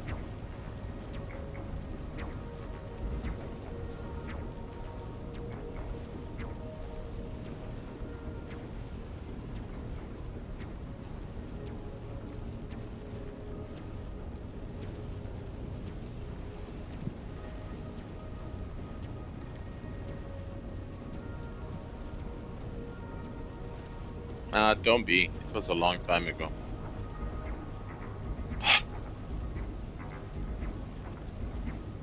An expensive experience to learn, that I can tell you.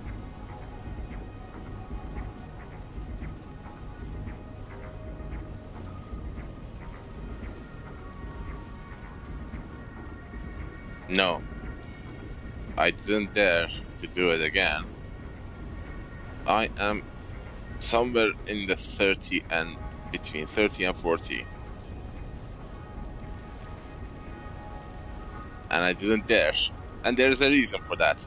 Not because I was scared, I didn't dare because I tried to leave the entire country behind.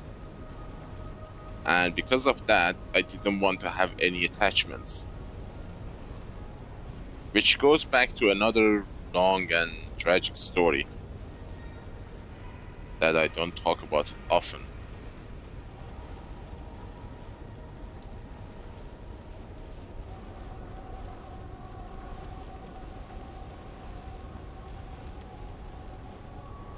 But I failed in that too.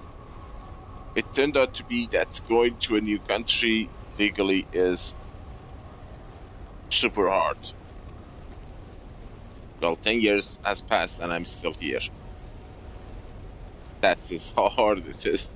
How hard it is to move to another country. I actually, now that I think about it, I actually have an email. I sought help from many people, many countries, many governmental departments. And then I sought after people who might be able to help. Because you need support, someone who can support you to do it legally. In doing so, I actually wrote an email to the Archbishop of Sweden. She was a German Archbishop back then, 2015-14. And she wrote back. I have the reply email actually. Rises up, what are the odds? anew, sings a song to me, and I see our footprints. Interesting enough, Sweden was the first country I was actually trying to move to. I recall the mist of morning tides and the scent of salt on the breeze.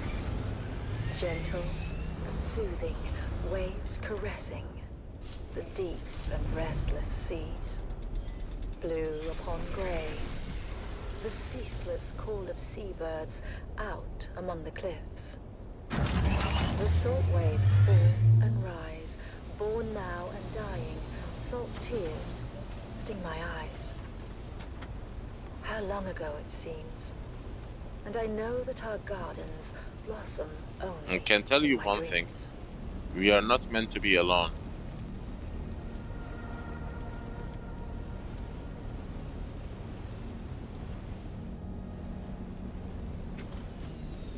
Five minutes. This field is a goner, so what's the point?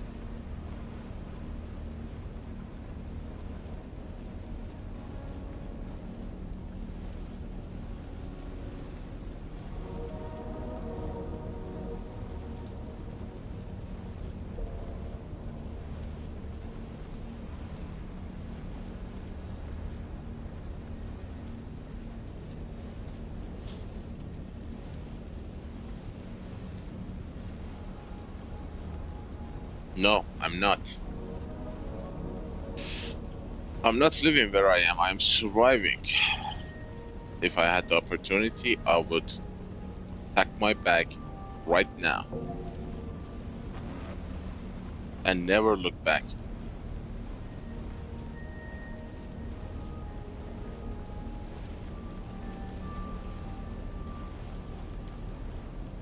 I'm not living. I always say I am trapped here. I mean, when I ask the question, where are you from? I always say, I am not from. I am trapped here, in this place.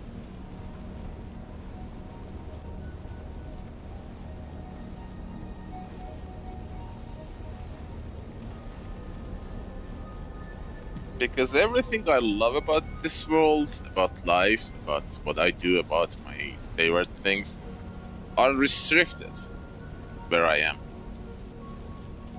Why should I like it here? I mean, most people are happy. I'm not. I'm not one of them. I have different tastes, and things that I like, which is sadly in complete contrast of how things are here, which makes people to tell me that I was born in the wrong country. Which is true. It's really true. It is painfully and ironically true.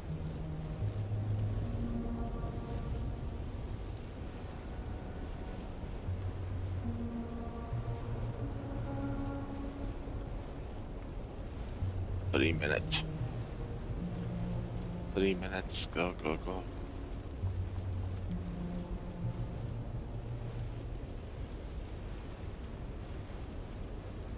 You know, most...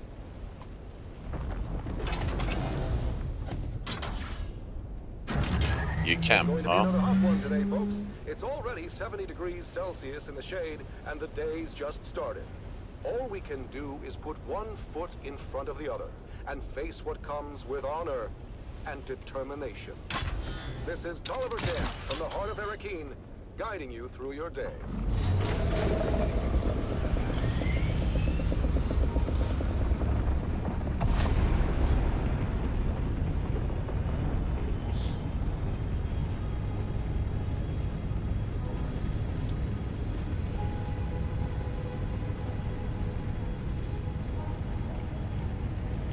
Well, we're gonna get a fresh field right after the restart.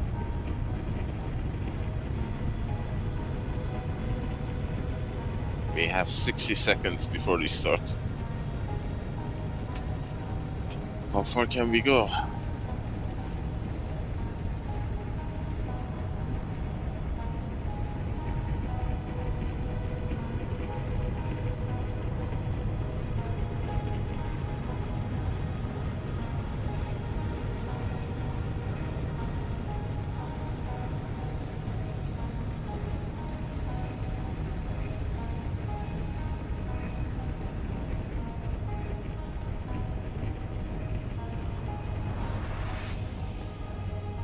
Not far, it seems. We'll park right here. Boom. Safe.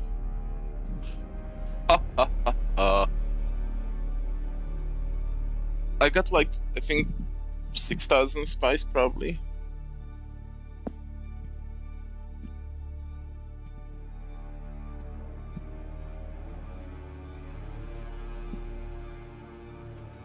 Yes, I do feel very awful. You're the first person who was asking these questions, and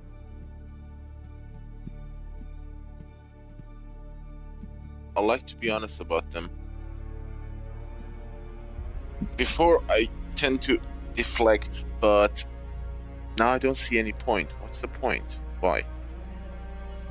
Because, you know, after a certain point, you stop giving a damn about what's going on. You just don't care. But yes, it is really awful. I'm a survivor, but surviving is not living. I really prefer to live rather than survive.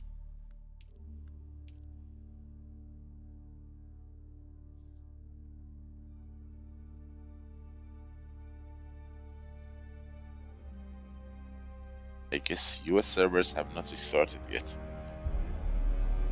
Nope.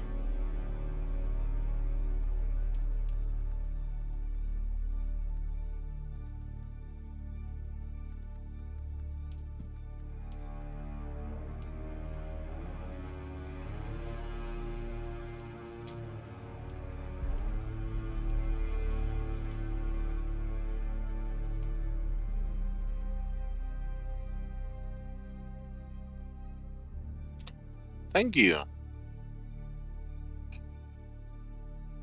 It wasn't the best, but we'll settle for it.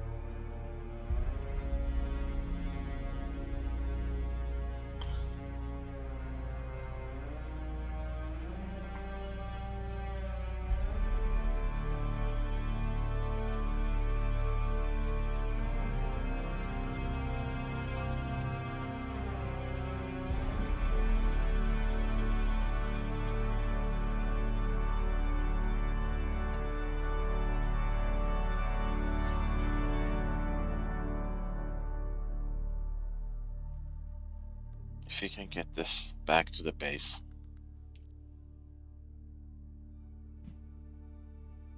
I wonder whether it's gonna be the new field after restart. Probably the same, but maybe not.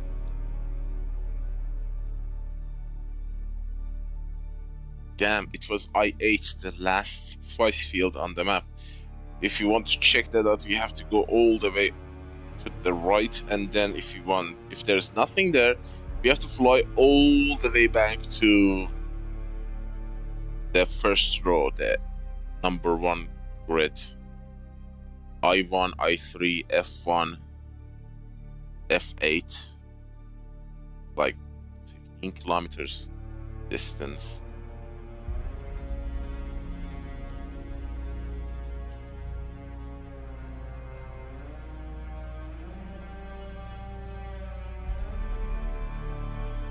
How about you? You asked me a lot of questions.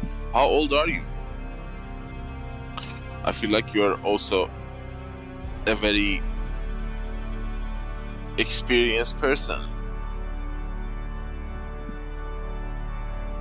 And you have seen a lot of things.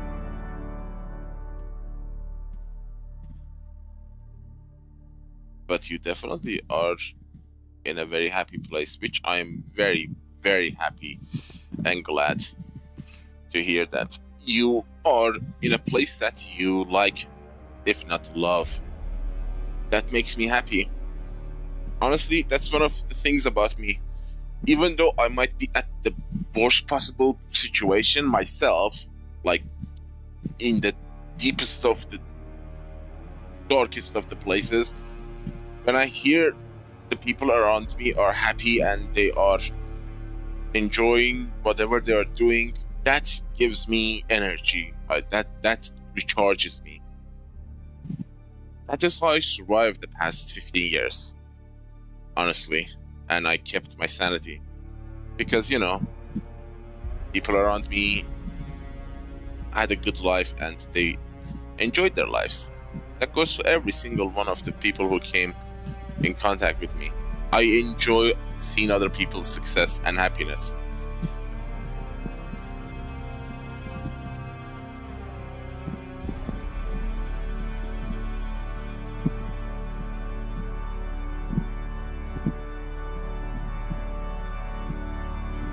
It was a pleasure to meet you. And 6 in the morning going back to sleep sounds really odd. Yep, you're exactly the same age as I am. I was wondering why we clicked so easily. We were talking each other's language. It was easy to talk. So there's your proof. Same age, same era, same generation. Go get some rest. It really was a pleasure to meet you. And I'm sure we are gonna talk again soon. And I will see if I can get my crawler back to base.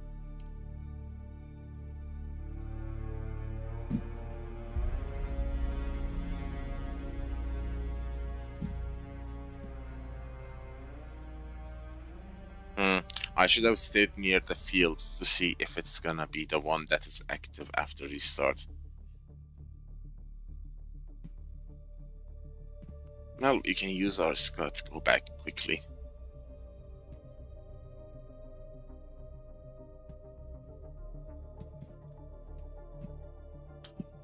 But guys, that was super weird when we came online.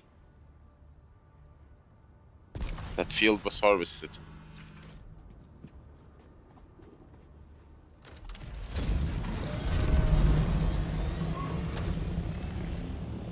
I understand. Don't worry about it.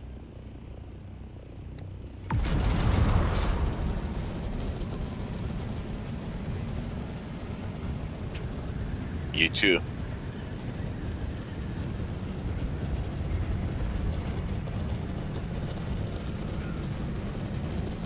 Yep, it's the same field.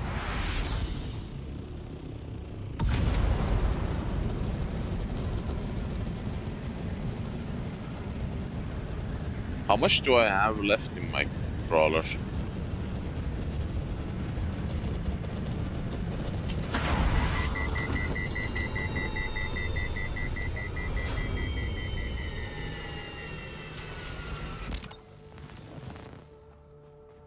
Be quiet.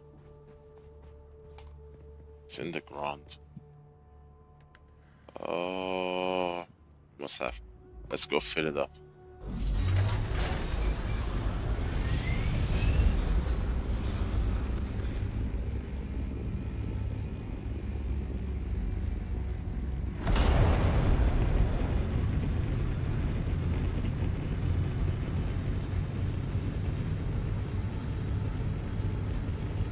Addiction is not going above 10.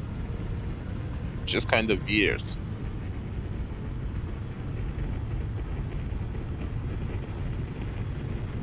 Although it's becoming super hard to, you know, feel the spice prescient level. Prescient.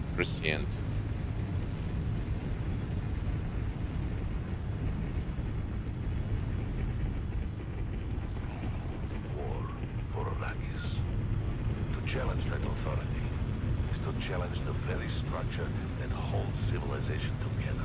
Are you coming to a point anytime soon? Or must we settle for the one on top of your head? Oh. You cannot bait me, little swordsman. Your time will come.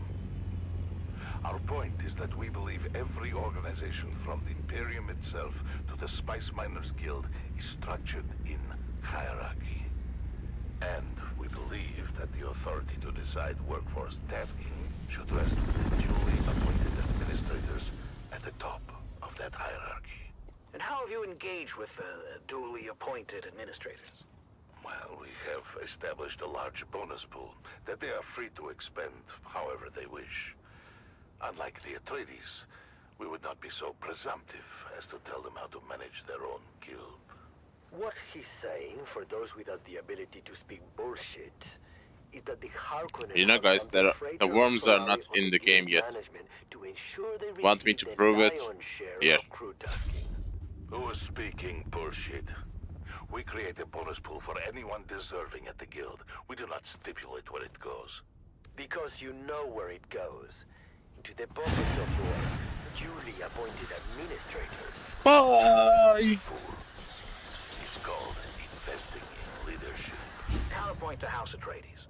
Why should the Dune men want to work for you? Because we understand the strength of the guild rests in the backs of the spice miners themselves.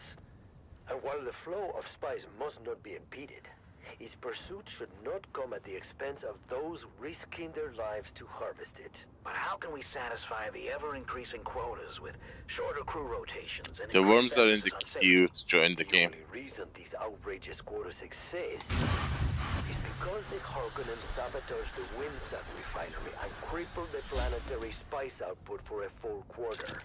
Lies. You know very well who destroyed the refinery. I believe the finding of your duly appointed judge of the change is that House Harkonnen was entirely responsible.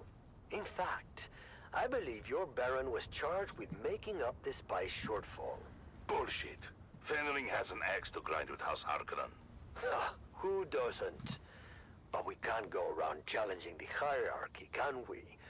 The very structure that holds our civilization together. I've had enough of your barking Atreides dog. Should we see if you can bite? Anytime, anywhere. Neutral ground, gentlemen. Neutral ground. So it's not filling up. Take this outside, shall we? This has been another episode of Point Counterpoint. I want to thank my guests Cassini Brava of House Atreides and Chagu Lavro of House Harkonnen. I suppose we should be thankful we made it this far. For now, this is Cato Crix. God, suspense is in a bad shape.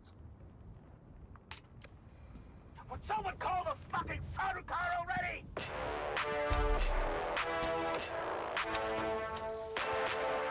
You're listening to Harvester Radio. That was Point Counterpoint with Cato Crix. They seem to have been experiencing some technical difficulties. I am sure they'll be back next time with another stimulating and provocative episode. Worm joined the server. Next on Harvester Radio, it's the Ice Revolt.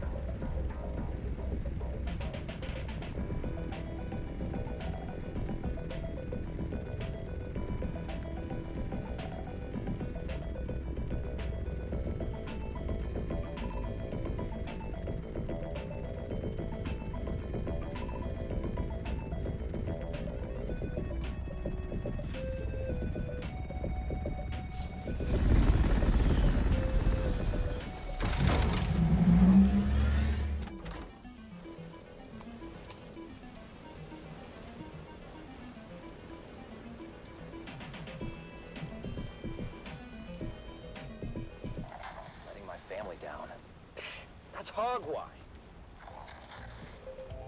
Hello, Jim. Our names are inscribed on the Great Pillar. After Aiden and his crew were disqualified. And summarily executed. Yeah, but I have so much pressure on me to perform. You peons can't possibly understand what it's like to be not familiar. Live under a microscope, 1,000 rules for every little thing. Sometimes I'm jealous of the freedom you guys have. Freedom to toil for every waking hour. Or freedom to starve when the crop yield is low. What about freedom to be beaten if we bump into one of our betters? You know what I mean. I'm sorry, guys. I'm just worried about our deployment. Worried about what? My brother says Helios Gate is outdated and of limited strategic value. So? Well, you heard the commander. 23 direct enemy actions in the last standard quarter. Is it really worth the risk? I thought you wanted to prove yourself, Golden Boy. Life must be so hard as a noble. Okay. I'm an ass. Lay off me. Look, we just need to stick together and remember our training. And who knows? These things ebb and flow. We may not even see any action for quite some time.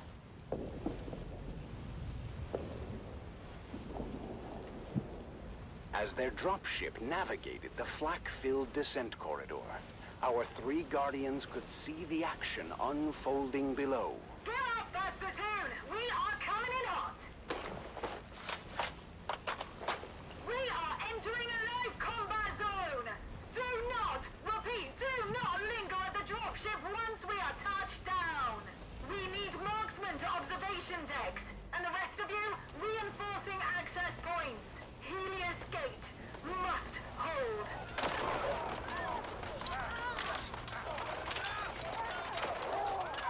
Terran, Lyra, and Amon are deployed to different positions around the Helios Gate fortress.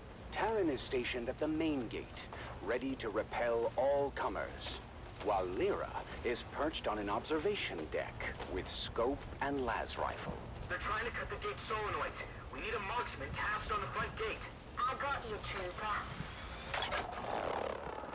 Cuttery, team down. Meanwhile, Amon and his team of suspensor-born skirmishers streak across the sky through a fusillade of lasgun fire.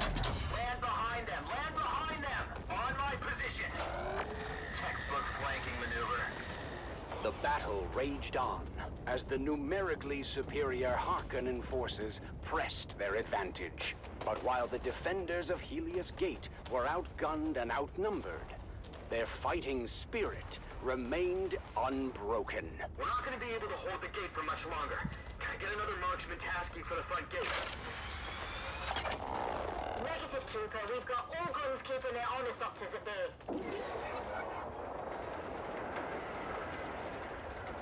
Look out, Burrow!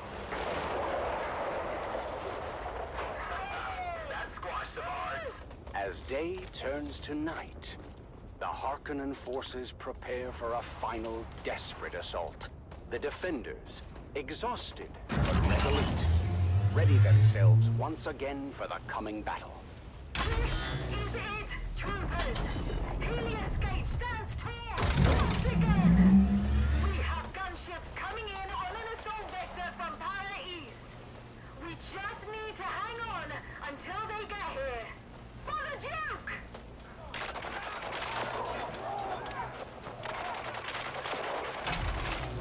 thick of the battle, Taran continues to defend the front gate, his strength and determination an inspiration to those around him. They're trying to break through the old-fashioned way. Lyra's precision fire thins the ranks of the oncoming enemy as Amon is redeployed to the battlefield. I've been hit! The front gate isn't gonna hold!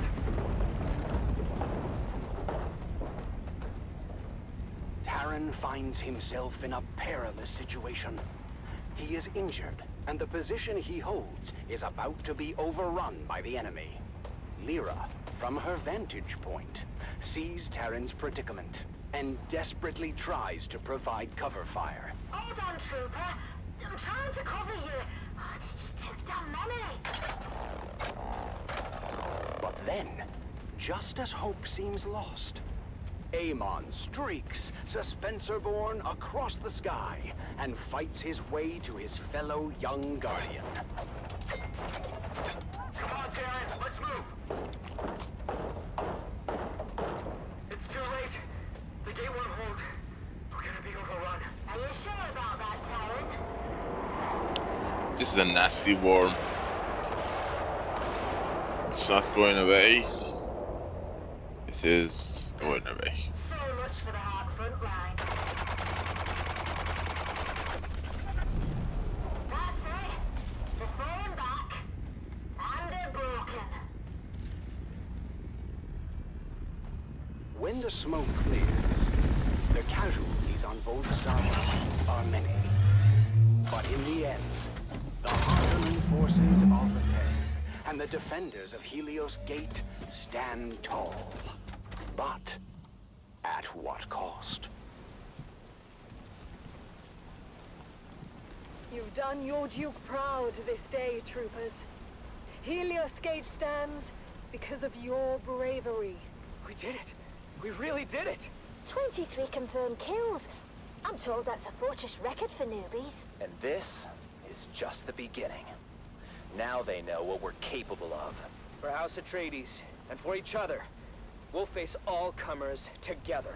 And so, the siege of Helios Gate comes to an end, marking the first of many trials our young guardians will face.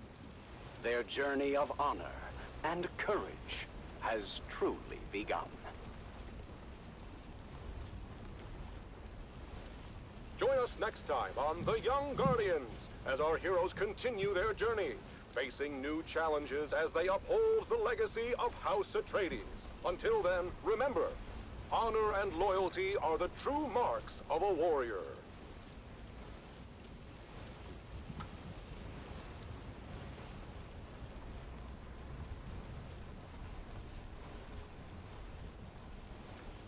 Why am I going off grid? Does it feel off grid? A little bit. That's okay.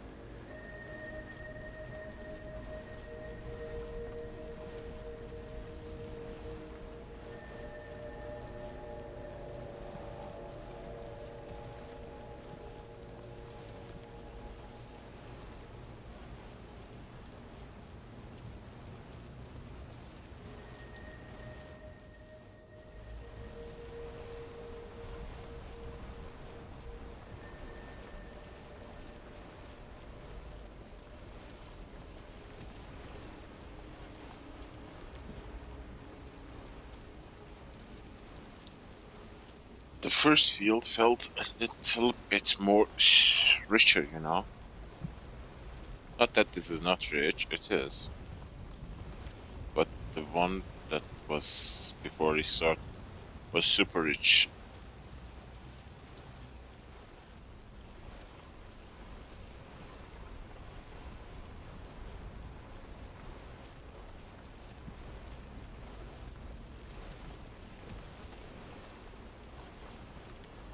This is Tolliver Cam, your faithful Communinet crier, spreading the word of the Duke and reminding you it will get better. War is hell, but our cause is just, and there's no other possible outcome than total victory.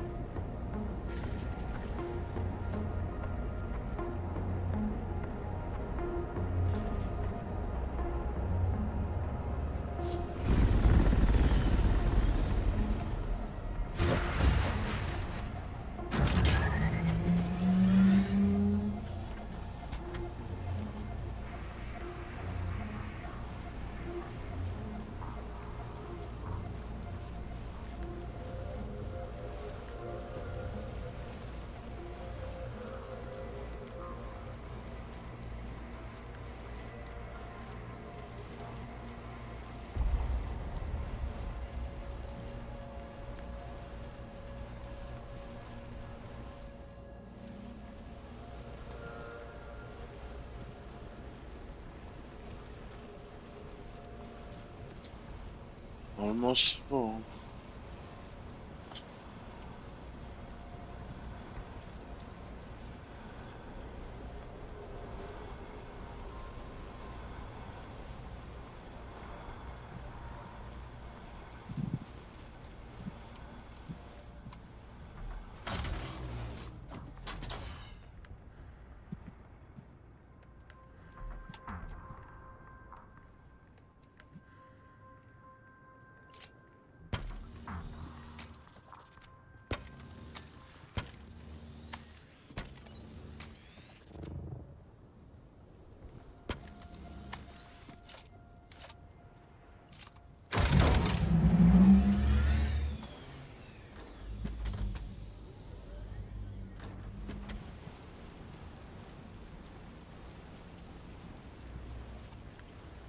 Into the jaws of death.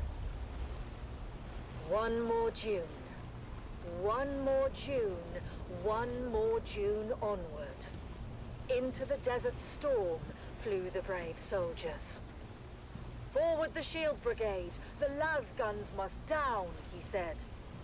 Into the desert storm flew the brave soldiers. Forward the shield brigade! No one to hesitate, despite their reckless hate. Harkonnen, villainy. The troops not to ask what's right. They carry our sacred light, theirs, but to stand and fight. Into the desert storm blew the brave soldiers.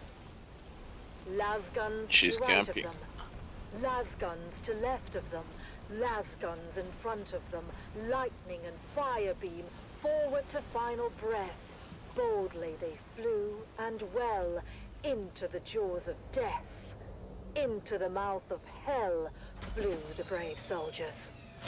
Flashed all their crisp knives bare, flashed as they turned in air, slicing the gunners there, charging an army, while Arrakis all wondered.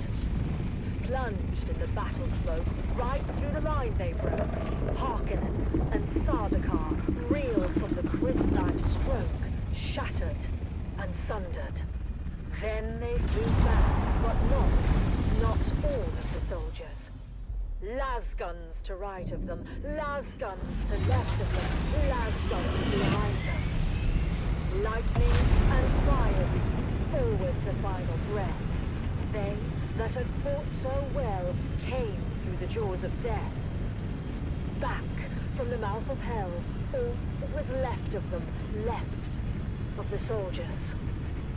Ne'er will their glory fade. Oh, the wild charge they made.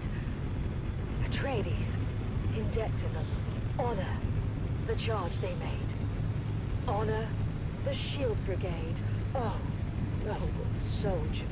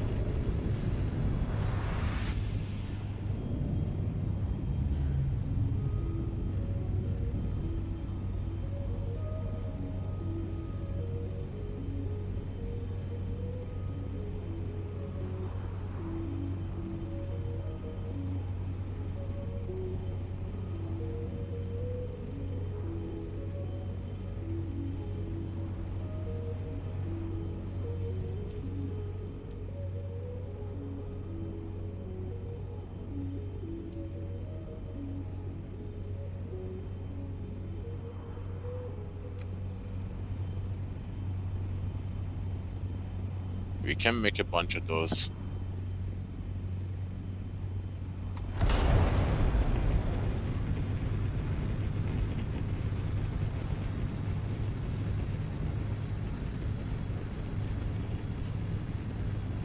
$440, 14.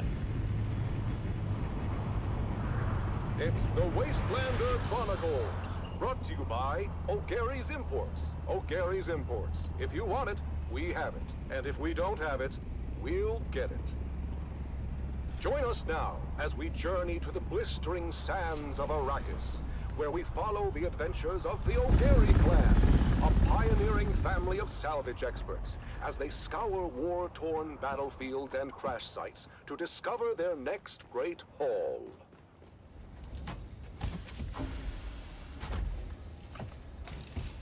Hey there, everyone! Welcome back to the Wastelander Chronicles. I'm your Badlands Scout, Sally O'Gary, back with another wild adventure from the Wastelander Chronicles. Today's story is a real nail-biter. We were out in the Haga Basin, tracking an off-course freighter when we had the most incredible and terrifying encounter. Let me tell you all about it. We were cruising along in Clovis, our trusty 68 Shom Landmaster. It was supposed to be a routine trip, nothing special. But then, out of nowhere, a rock slide showered down from above and blocked our way. And when the sand and dust settled, we were surrounded. Over a dozen of the fearsome desert warriors, known as the Fremen, materialized from the gloom. At least we thought they were Fremen, but their faces were hidden behind weird iron helmets.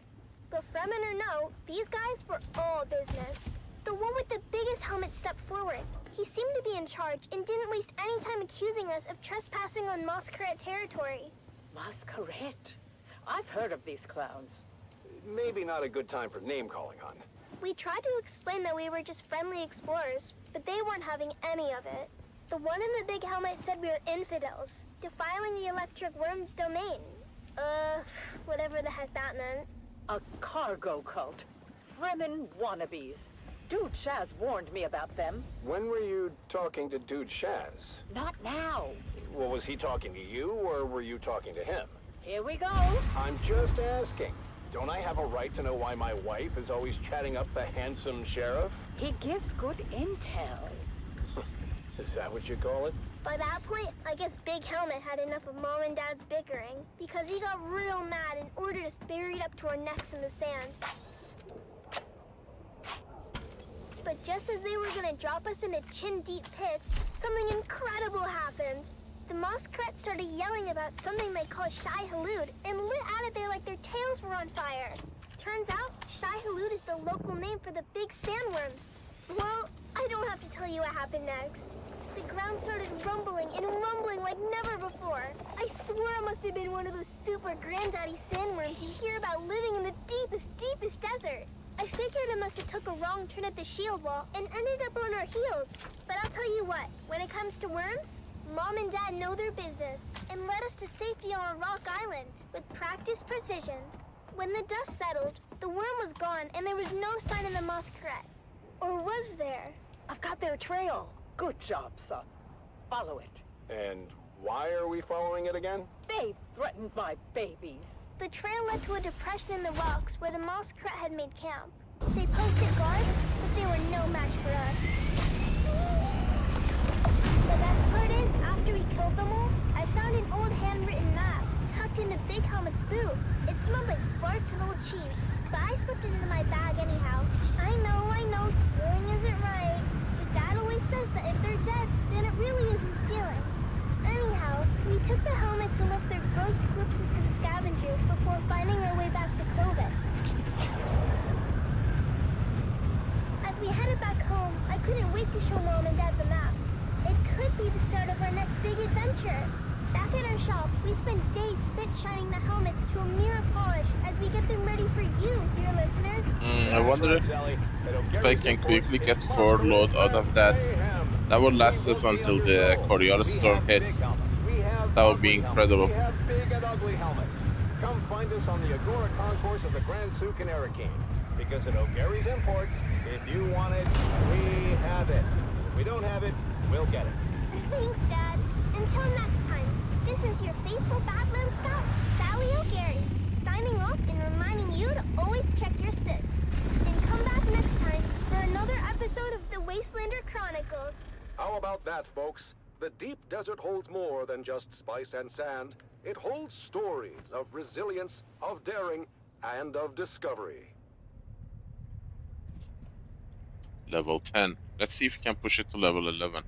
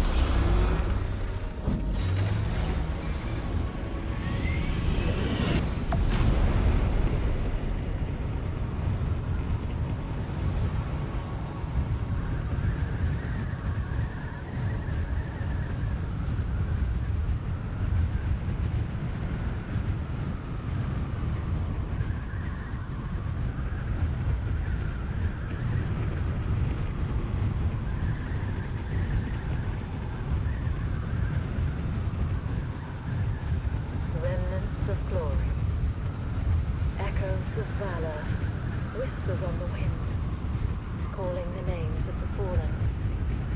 Brave souls, now the shadows in the dunes, the remnants of glory. Desert silence, broken by memory. Sand beneath our feet, shifting with each sacrifice. Lives given to the cause. The remnants of glory. Era of valor, of gallant deeds, echoes in the annals of history. History, written in blood and sweat. The remnants of glory. In the silence, we remember names and faces faded. Faded but not forgotten, their legacy a flame undying. Glory may fade, but honor remains.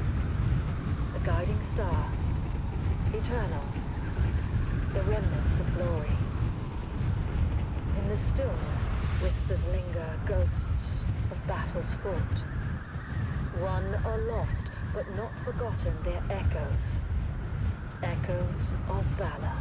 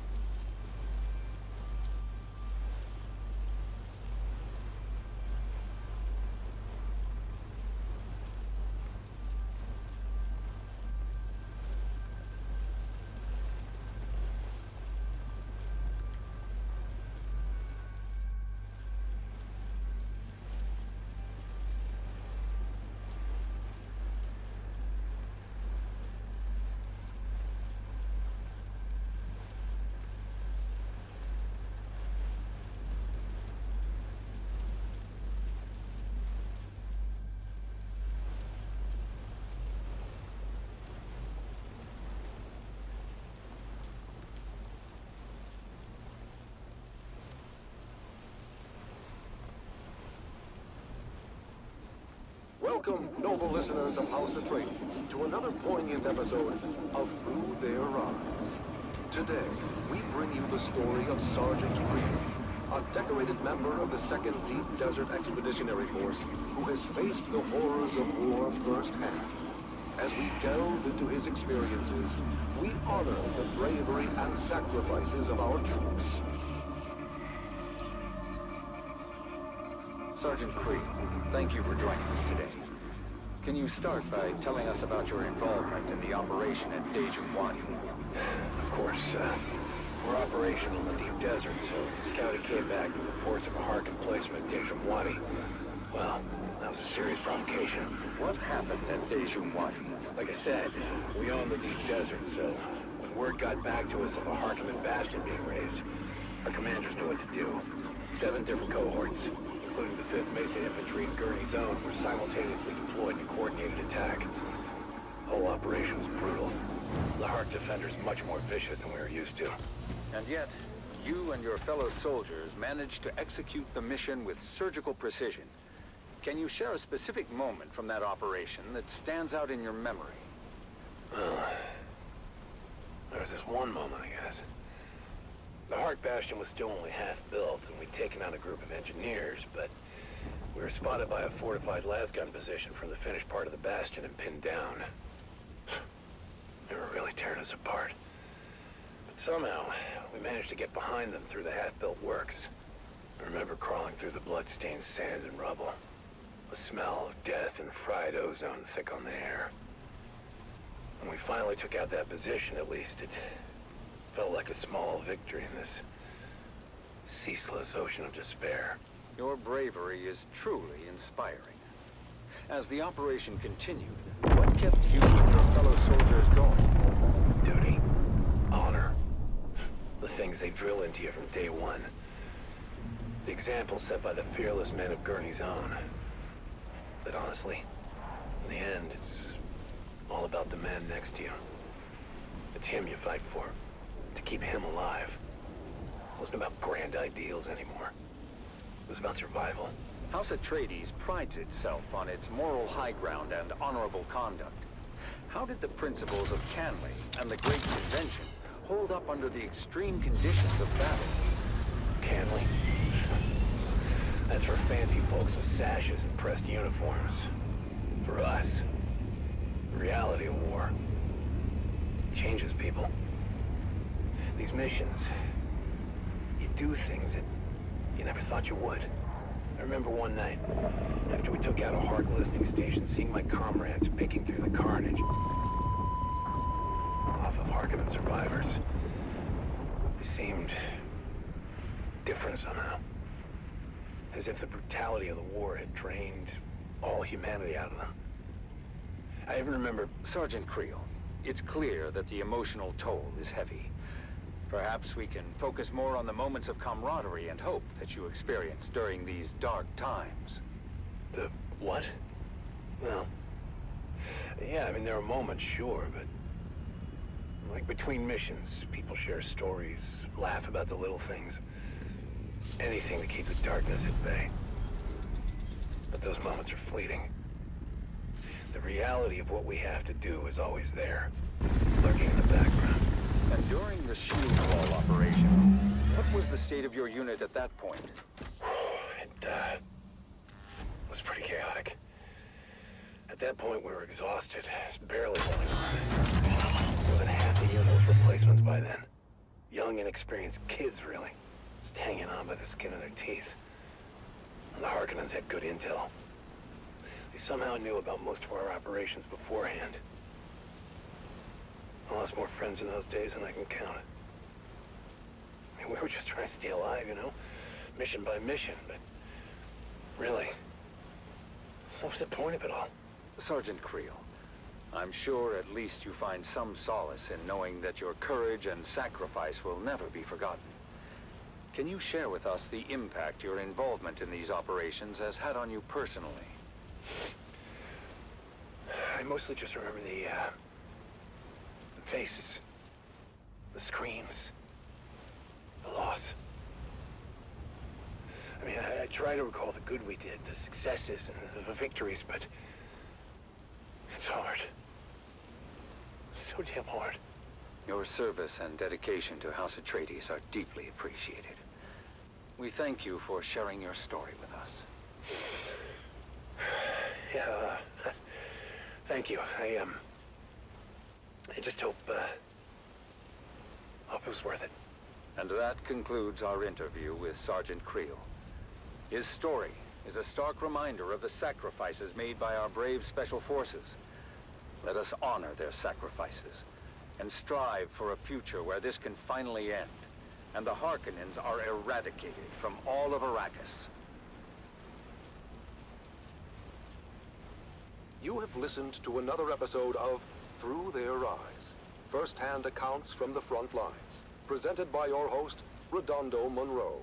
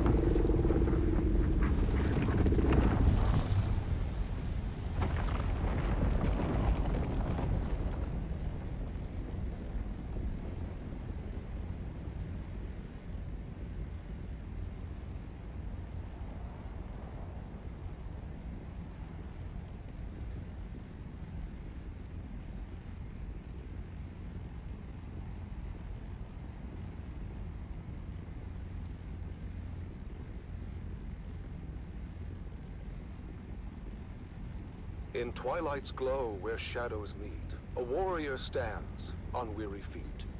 His sword, once bright, now dulled with strife, reflects the toll of countless lives.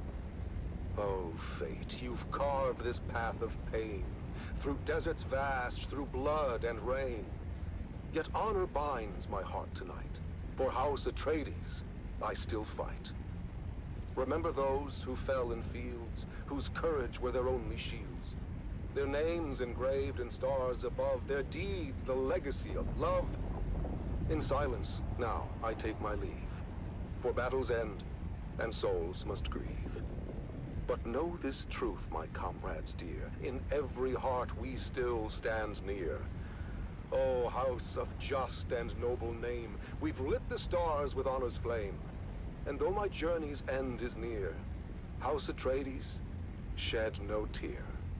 For in the halls where heroes rest, where valor shines, where hearts are blessed, we'll meet again in timeless peace, where all our pains and trials cease. In twilight's glow where shadows meet, a warrior stands on weary feet. His sword, once bright, now dulled with strife, reflects the toll of countless lives. Oh, fate, you've carved this path of pain, through deserts vast, through blood and rain. Yet honor binds my heart tonight. For House Atreides, I still fight. Remember those who fell in fields, whose courage were their only shields. Their names engraved in stars above, their deeds the legacy of love. In silence, now I take my leave, for battles end, and souls must be. But know this truth, my comrades dear, in every heart we still stand near. O house of just and noble name, we've lit the stars with honor's flame. And though my journey's end is near, House Atreides, shed no tear. For in the halls where heroes rest, where valor shines, where hearts are blessed, we'll meet again in timeless peace, where all our pains and trials cease. Powerful words that remind us of the courage and resolve that lives in every Atreides heart.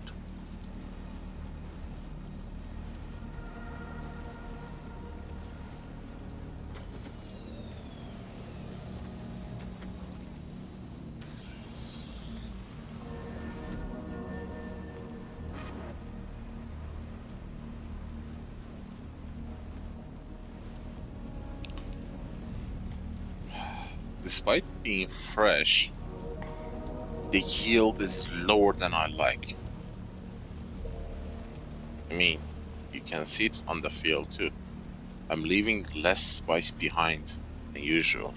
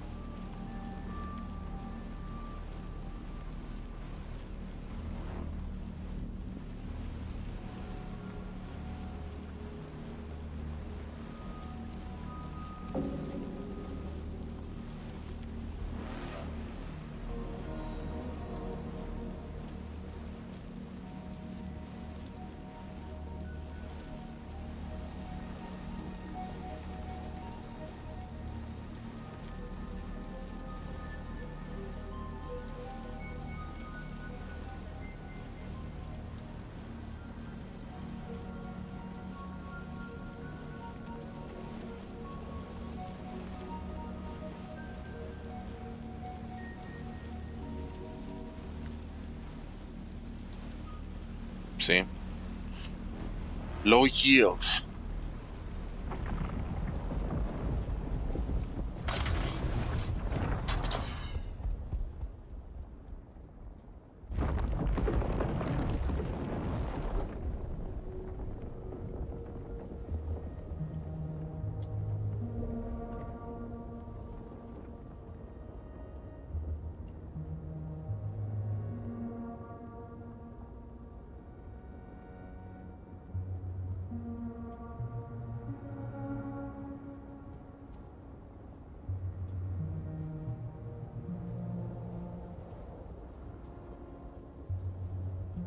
And a field has a nasty worm. Oh. It's the same field, but the worm is different. The heart of Rendavo. Rendavo's father was a sergeant, old and bent and grey. It's gonna circle the field. In 88, back in a bygone day. He lived out in the desert and scraped. She knows I'm here. She's not gonna go away. With children 9 around him, and Ren, the youngest there. The older siblings learnt some sense, but Ren was left without. He was tall, but short on wisdom, and grew up broad and stout. Pious, cheerful, willing, yet he seldom did things right. And camped. What will become of you, poor boy? His father asked each night. And finally, Ren answered, a soldier, sword in hand. If all else fails, at least I can. So died the Duke and left. Ren packed his bag and went to join the brave Atreides troop. Strong and fit. I need to wait a little bit. Too. He was welcomed in the They don't go away easily. They stay in the area. Damn it. skills of war. The sergeant screamed and laughed and screamed still more. For when ordered to turn left, Ren would quickly turn to right, and told to shoulder arms instead. He charged with all his might. Ren Darvo's drills and troubles became a well-known tale. Even famous Duncan Idaho would smile at his travail. And when at last Ren's unit was ordered off to war, the officers debated, was he suited for that chore? But Ren just let them argue. He stood there, broad and straight. If with the others I can't go, I'll go alone. Just wait. He took his sword and backpack and marched out with the rest. At camp he was their servant, fulfilling each request. But when the battles raged, he was ordered to stand back. He didn't understand when to take cover or attack. Duncan Idaho was on the run, Harkonnens in his tracks. He passed Ren Darvo's unit, shouting, "Boys, you watch our backs. Don't let the devils through the gorge, or all of us are lost. Guard it until we regroup. Keep it safe at any cost." A small detachment, made up but of barely 20 men, got there in time to make their stand. Along with them came Ren. The Harkonnen fell on them hard, their lasguns raining death. And 7 brave Atreides men gave up their costly breath. The same disastrous fate would soon befall all those who'd stay. So when ordered to retreat, they all retreated straight away. All but one, who stayed to fight and charged the See, it's not going away. Ren couldn't get the notion of flight through his stubborn head. He just stood there, broad and strong, and ready now to teach a lesson to each Harkonnen who came within his reach. At the choke point in the gully, they all each took a turn, but without lasgun cover. One by one, were forced to learn. They charged at Ren, but each who came was fought and bested all the same. None could beat him at this game, for Atreides' honor, house, and name. Duncan Idaho had rallied all the troops that still were hale. He shouted, "Hold out, my brave lad, we're coming, do not fail." He told all who would hear him, watch a true Atreides fight. "Hurry, boys, come to his aid, he has saved us all tonight." Against that fearsome counterstrike, no Harkonnen could hold. They faltered, failed, and turned their backs, a rare sight to behold.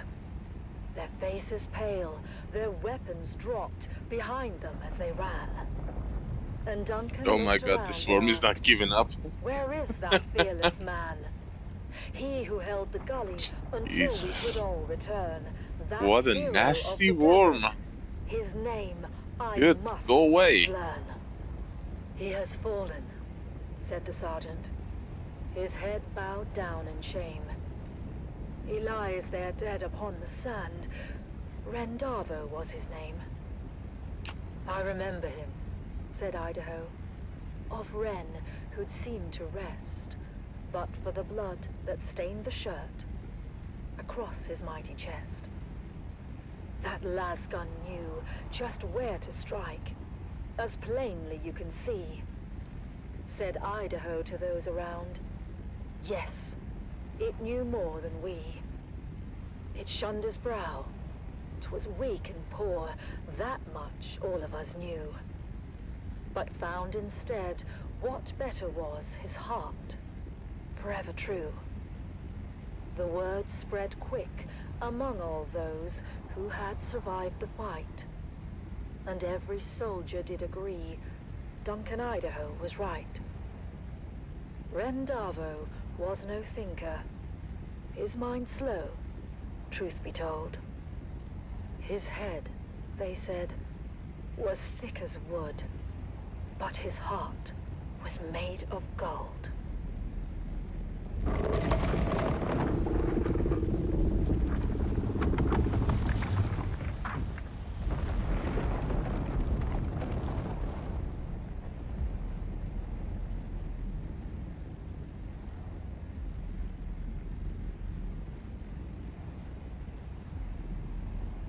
This worm is really hungry. I'm just waiting to see if it's gonna go away.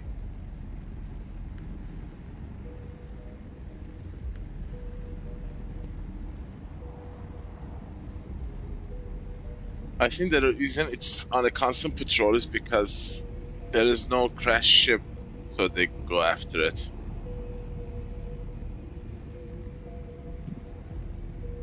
Goes east and rotates, come back here.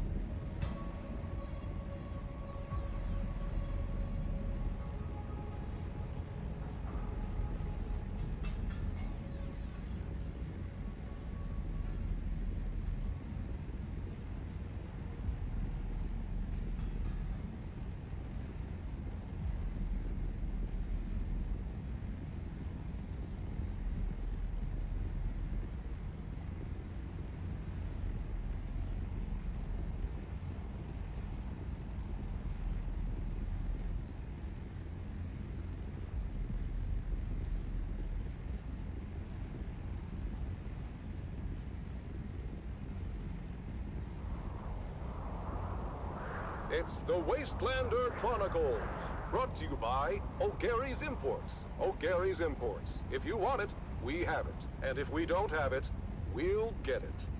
Join us now as we journey to the blistering sands of Arrakis, where we follow the adventures of the O'Gary clan, a pioneering family of salvage experts, as they scour war-torn battlefields and crash sites to discover their next great haul.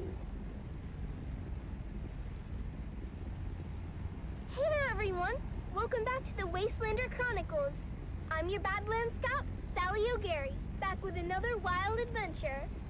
After that scary encounter with the Masquerade, we got our hands on that super mysterious map. Dad was all over it, trying to figure out where it led. Normally, he would take it over to his Mentat friend at the Seleucid Bowl. I used to think Master Chin was scary when I was little. The way he got that faraway look in his eye when he did his computing. Master Chin would have taken one look, and before you got a word out, he'd have done a sector-by-sector comparison of the map with known topography. But in this case, Dad didn't want anyone knowing the secrets of the map before he did. I'll figure it out myself. Mom said he was being a paranoidal fool, but what should have taken 30 seconds took 2 days. And don't you know it, 2 days later, we found ourselves piling into Clovis, our 68th Homeland Master, and set a course for the Haga Basin. Once we were underway, Dad unfolded the map and pointed to a marking that looked like an angry beetle. This is our destination, kids.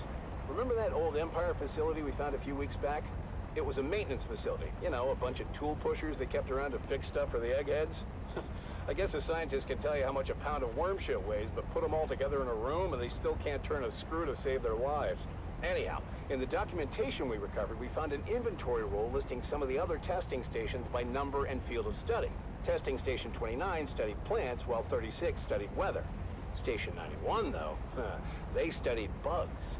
Just like this ugly little sucker we're headed towards. Boy, was that journey rough.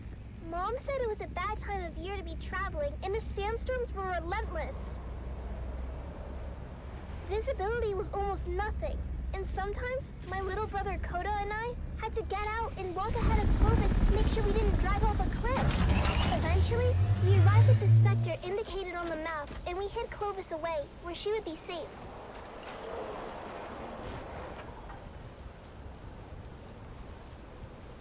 As usual, Koda and I took the point and went ahead of our group. I won't lie, every step of that mission was a chafing nightmare. Before we left Clovis, I made the harebrained decision to break in a handed-down stillsuit that didn't fit right. I was in rare form and fit for time when we finally came upon the massive portal in the rocks. By then, we'd been to enough of these old testing stations to know one when we saw it. The oversized doors were slightly open, but peering in, we could only see darkness. Koda was immediately apprehensive. Reading a lot of the traffic, Sally. I'm not sure how lost this old testing station really is. Of course, that's when Dad and the rest of the family arrived.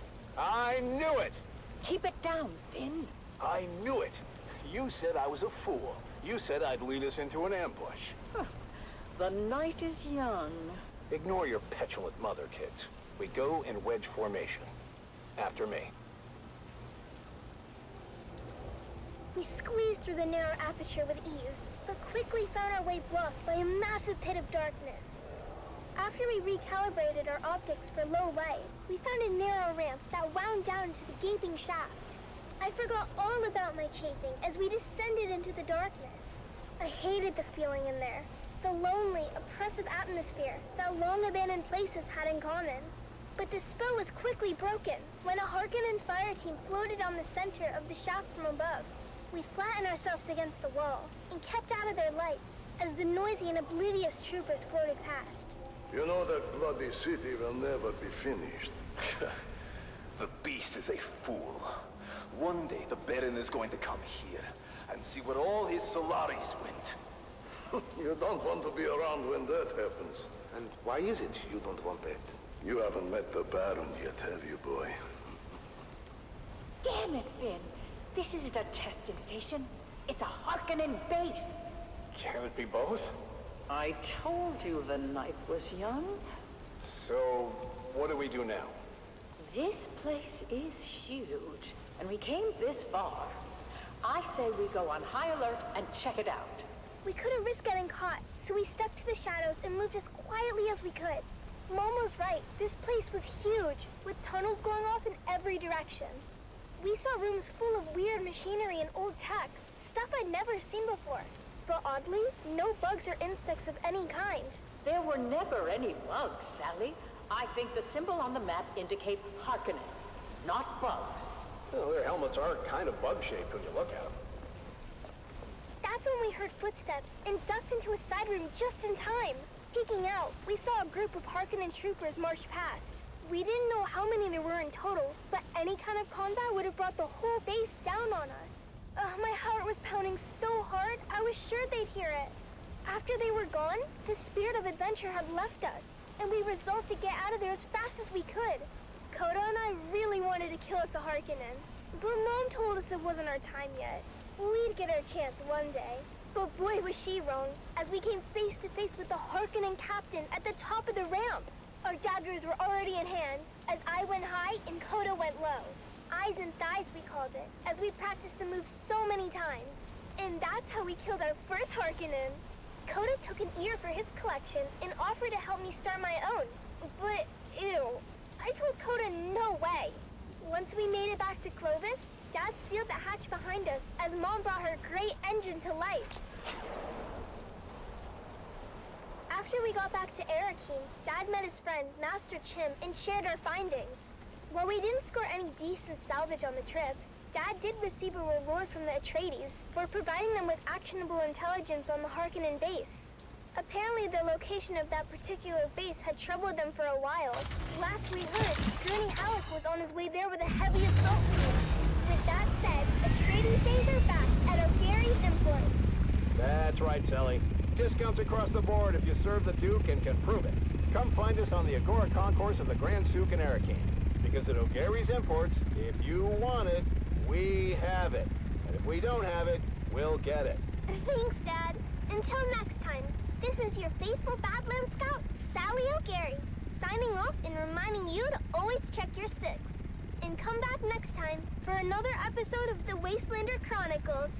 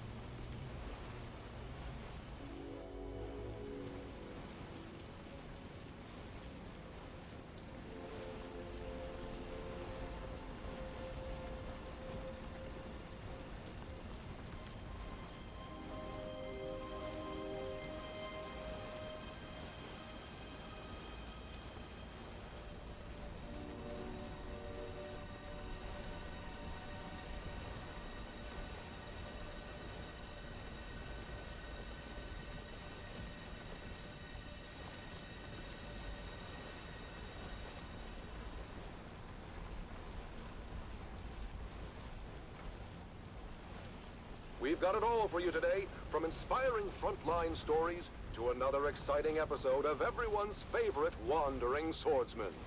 But first, let's kick things off with some sonorous sounds for your listening pleasure.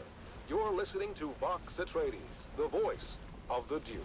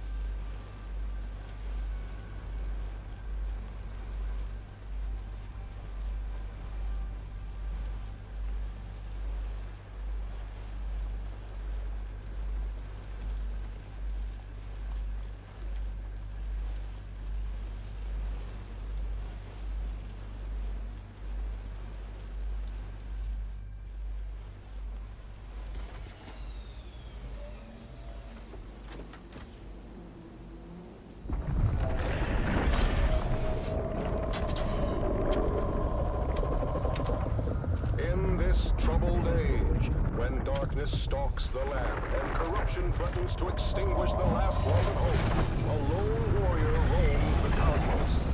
A wanderer with no allegiance to any but truth and justice. He stands as a beacon in the darkness. He stands for those who cannot stand for themselves. He is the last man standing. He is the swordsman. Episode 2732, The Slave Lord of Amaranth. After his showdown on the plains of Jericho with the renegade Hiren Zir, the swordsman finds passage to the Delta Amaranth system in the far reaches of the Trinary Cluster. Are you sure you wish to disembark here, of all places, swordsman? Amaranth 3 is a remote mining world of little import. No highliner is due to pass this way again for some time. I am sure, Guildsman. I will find my way. Very well. A Chome resupply freighter leaves within the hour. I have arranged your conveyance to the surface. Fare thee well, swordsman.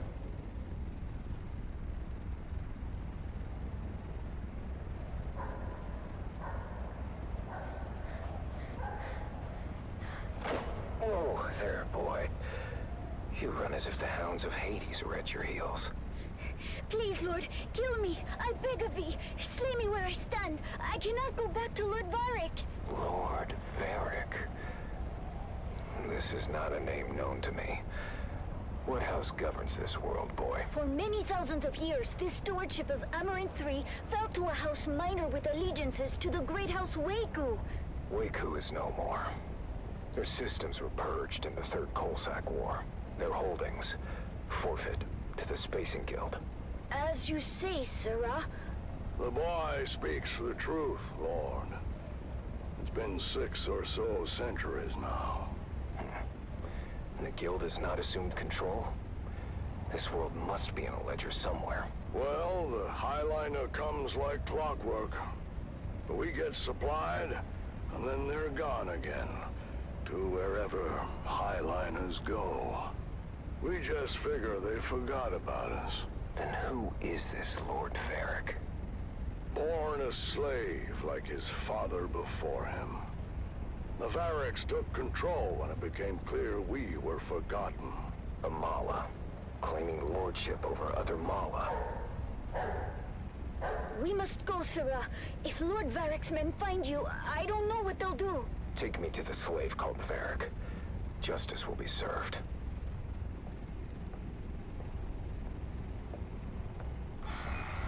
Who dares enter my hall unbidden? I dare, Mala. You claim authority that is not your own. For that, I claim your life. Oh, you? What is your name, stranger? I would know what to mark upon your grave. I am the swordsman. Your false reign is over, Varric. Guards, don't just stand there. Get him! Lord Varric, the stranger fights like the swordmasters of legend. Impossible! The swordmasters were destroyed! The remnants scattered! 6 to 1, he is outnumbered, and still, our men cannot strike him. Fool! They do not have to strike him. They only have to maneuver him onto that trap door. Goodbye, swordsman!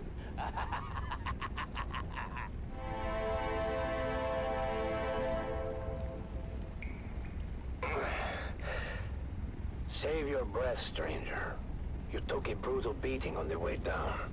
Most do not survive the fall, as the bones in this dungeon attest. Dungeon. Below Lord Varric's audience chamber. I am Rodrigo. He is no lord. Not in any legitimate sense.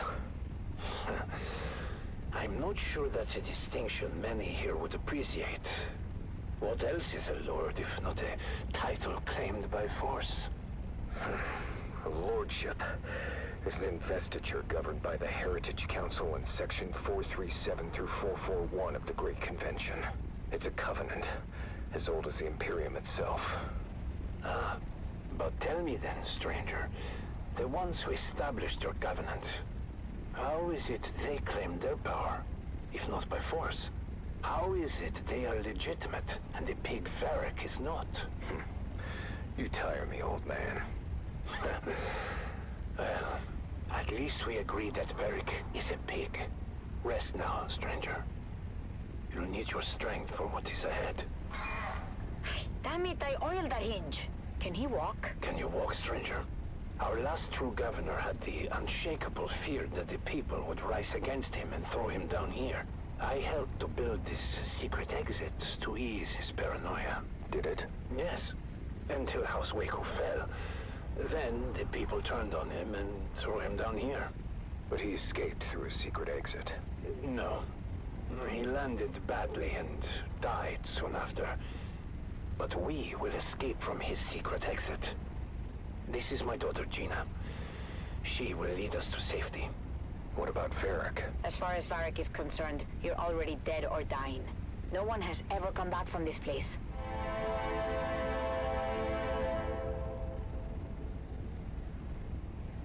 Easy now, swordsman. I've tended to your wounds. Thank you, both. My father was a draftsman in the Imperial Engineering Guild and helped to build this humble colony.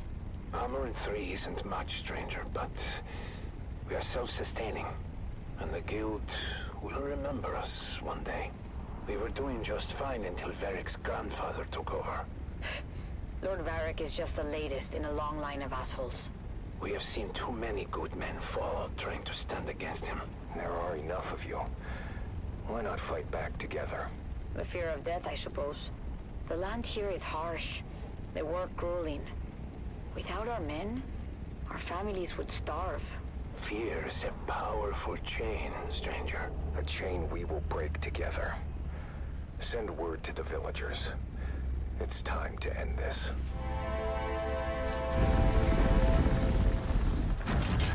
Colonists, you've lived in fear of Varric's rule for too long. He is a vile pretender, and order must be restored. But how can we do this, stranger? We are not an army. Remember yourselves. You are Imperial peons, with all the rights and protections that station implies. But who will stand for us? We've been waiting on the Spacing Guild for over 300 years. I will stand for you, and you will stand for yourselves. But how? I will train you, after I have forged a new sword.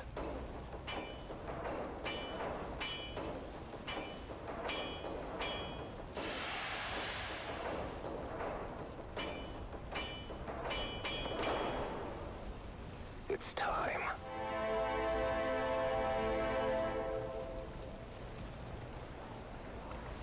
Today we break the chains of bondage. Today, we fight! Huzzah! We've gone over the plan. When next we meet, it will be over the body of the dead slave called Varric. Huzzah! So then I told the farmer, if you cannot pay your proper tribute, perhaps your comely young daughter can pay it for you. Slave Lord Varric, your false reign ends now. You? But how? Guards, get him!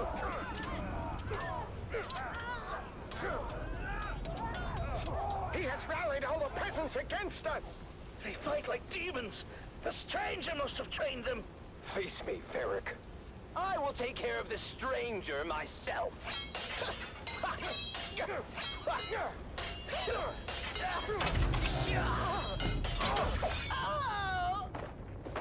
The tyrant has fallen.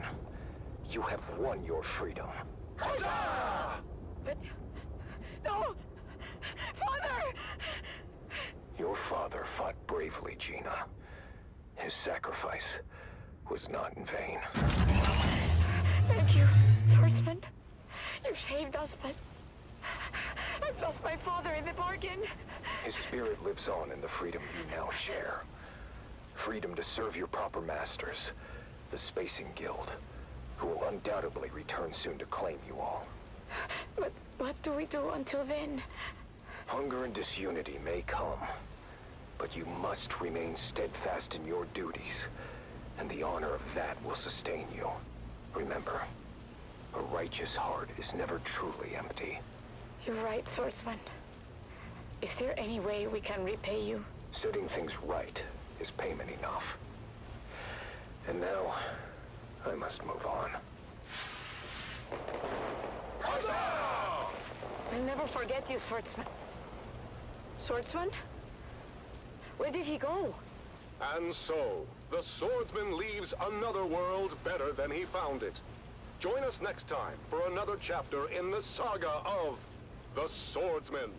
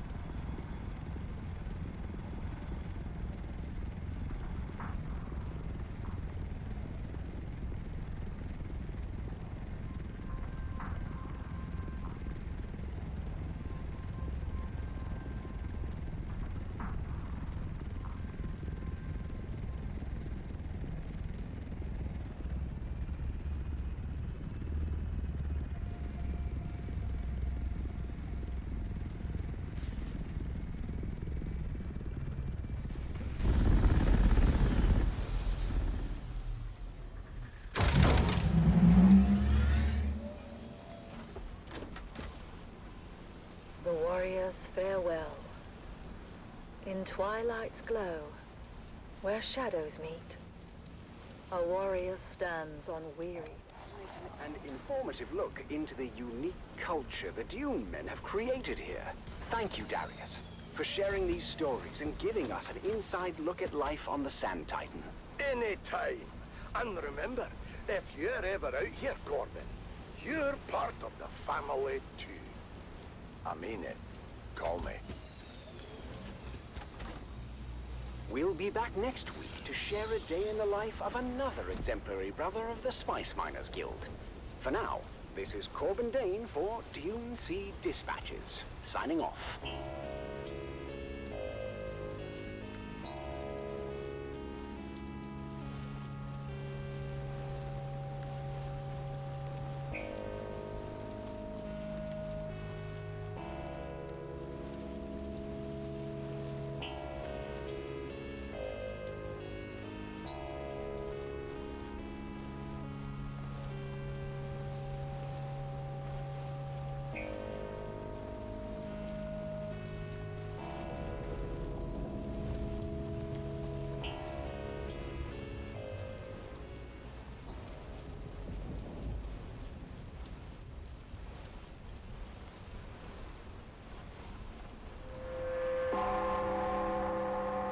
The Combined Hornet Communinet Theater presents an Araking Playhouse production of 5 Days at Carthage. Brought to you by the generous patronage of the Padishah Emperor and the tireless support of the Spice Miners Fellowship and Leisure Committee. And now, it's time to dim the lights and return with us to those fateful days before catastrophe came calling. It's part 2 of 5 Days at Carthage.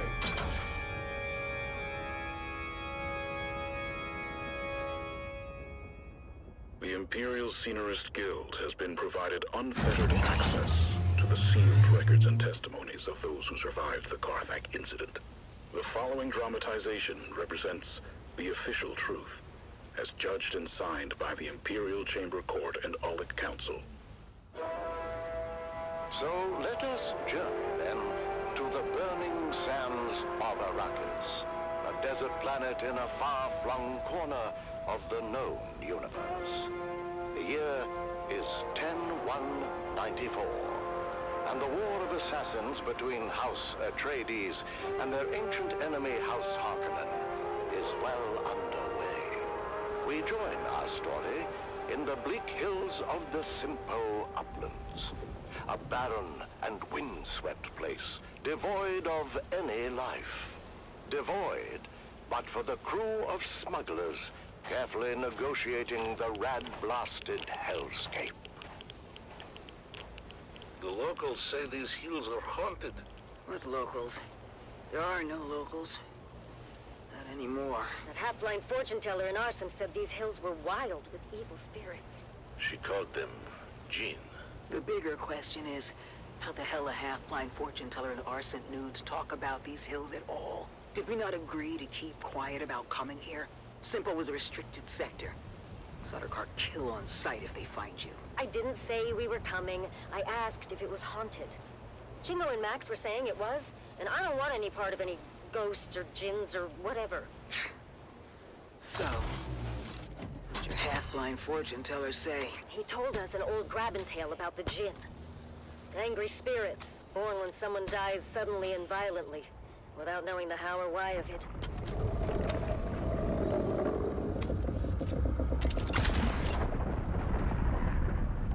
So, Al said you had people in Simpo. Contact. Get ready. Around the next bend on my mark. Go!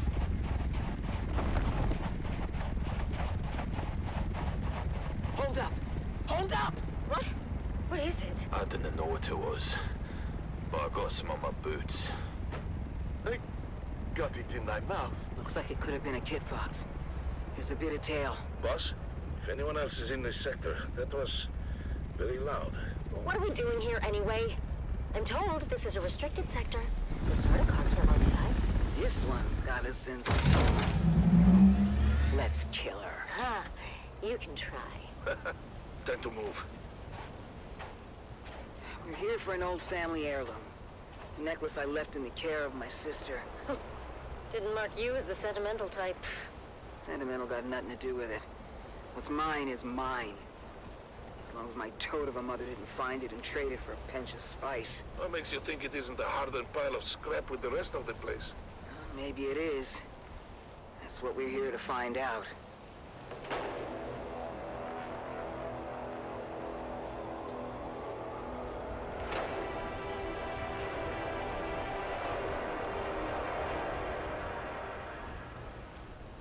What is this stuff? Regular old sand. Heated to 5,500 degrees. Who did this? Surprised you don't know. Your Honorable Duke was in the thick of it. It was before she arrived on Arrakis, and not a story either side wishes to tell. What story, Fel? Simpo was a Harkonnen village, even after Shaddam took Arrakis from us. He means the village elders were bought and paid for. Anyway, it seems the town water system had a crack in it, or a deficiency of some kind. But no matter how many times the village petitioned us for help, they were met with typical Harkonnen indifference. Granted, we had a war of assassins to wage, and there were other priorities. But that didn't sit so well with the younger folk in the town. Seems that dying of thirst makes you cranky. Go figure. So let me guess. They went behind your backs to the Atreides.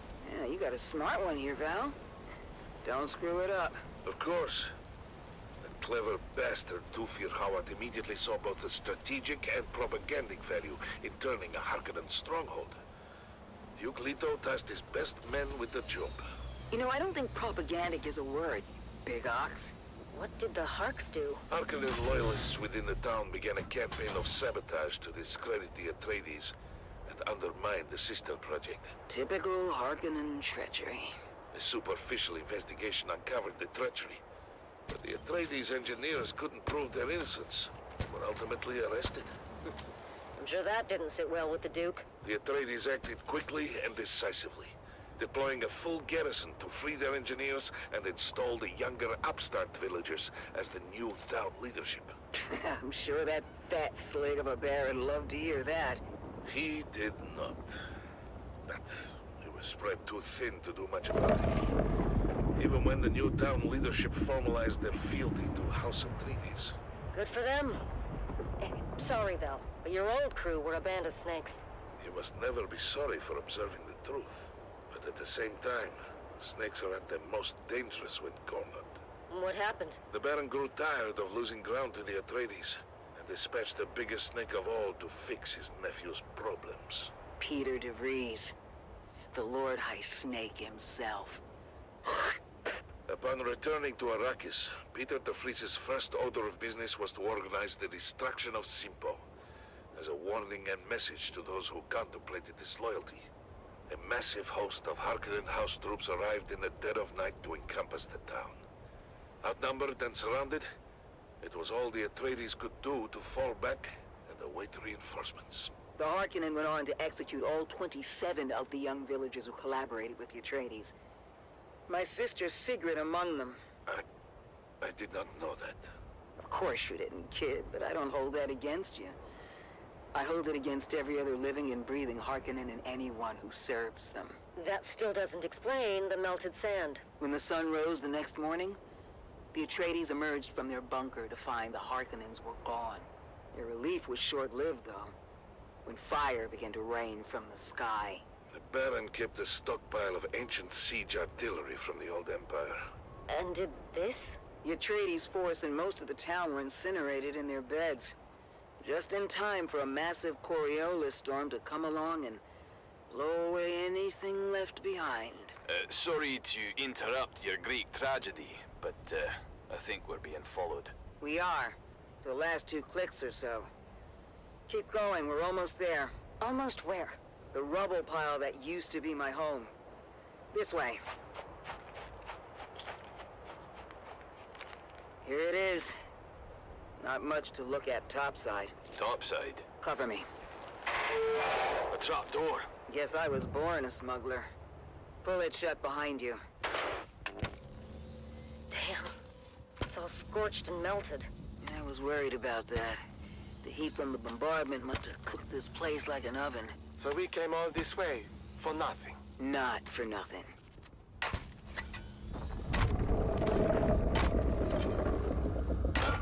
They're in business. Huh. What kind of necklace is that? Shit. I hope we have more time. What's the plan here, boss? Same as always. Kill them before they kill us. What's waiting for us up there, Stisk? Probably half the scabs in the Haga Basin. Ooh, that's a lot of scabbies. How are we on ammo? We don't have far to go.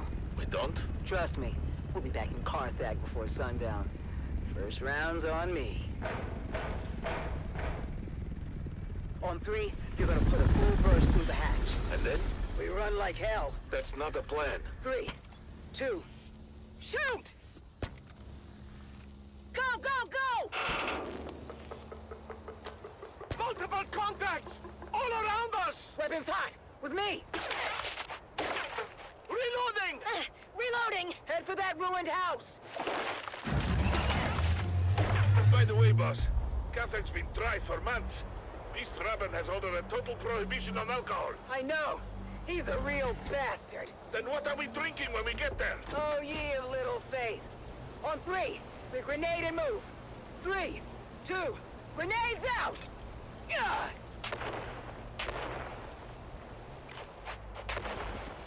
Almost there. Where? Box Canyon. Just down this grade. A box canyon? That doesn't sound good. Go, go, go! Keep going. All the way to the back. The end of what? The dead end? Here. Where? Oh, shit. The canyon wall is fading. It's a Solido hologram. That's a big door. Lucky we have your sentimental family heirloom. It is now. Inside, quick. Closing door. What now? There's got to be hundreds of them out there. Trying to get in here. We ride home in style. Val, get the lights. Nice. It's a Mark IV medium chum gunship. Can you fly it? There's a worm shit in the sand. Bound up. You know this is overkill for a bunch of scabs. The gunship isn't for the scabs. Check the hold. Shy Halud. That's a lot of booze. Stisk, you crafty devil. Told you, Val.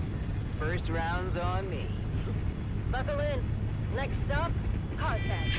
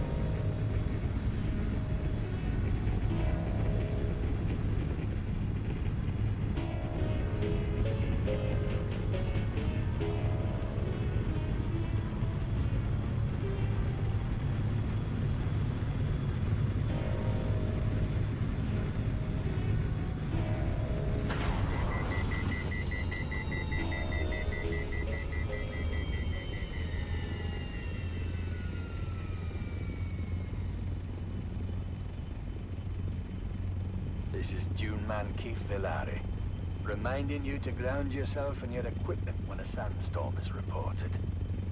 My crew kept working through the first and second warnings until static electricity shorted out our transmitter.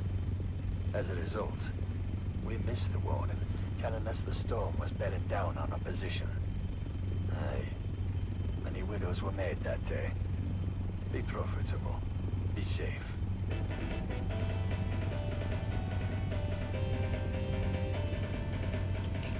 That was the nastiest field I've ever harvested. Not only the worm, but the yield.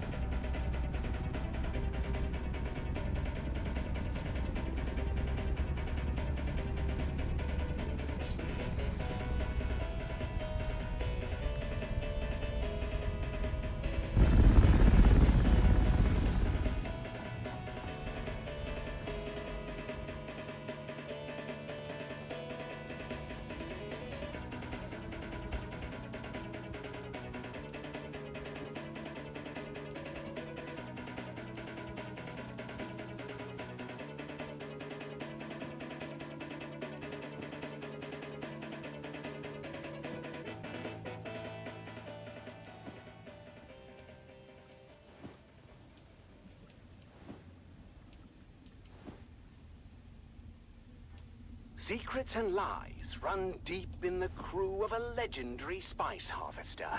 It seems there is more to fear on the dunes than monstrous worms and deadly storms. Sometimes, death comes in the guise of those you trust the most. Join us on our continued search for the truth behind the disappearance of Chief Jarek Thorn. It's Death on the Titan, Episode 2, Web of Fear.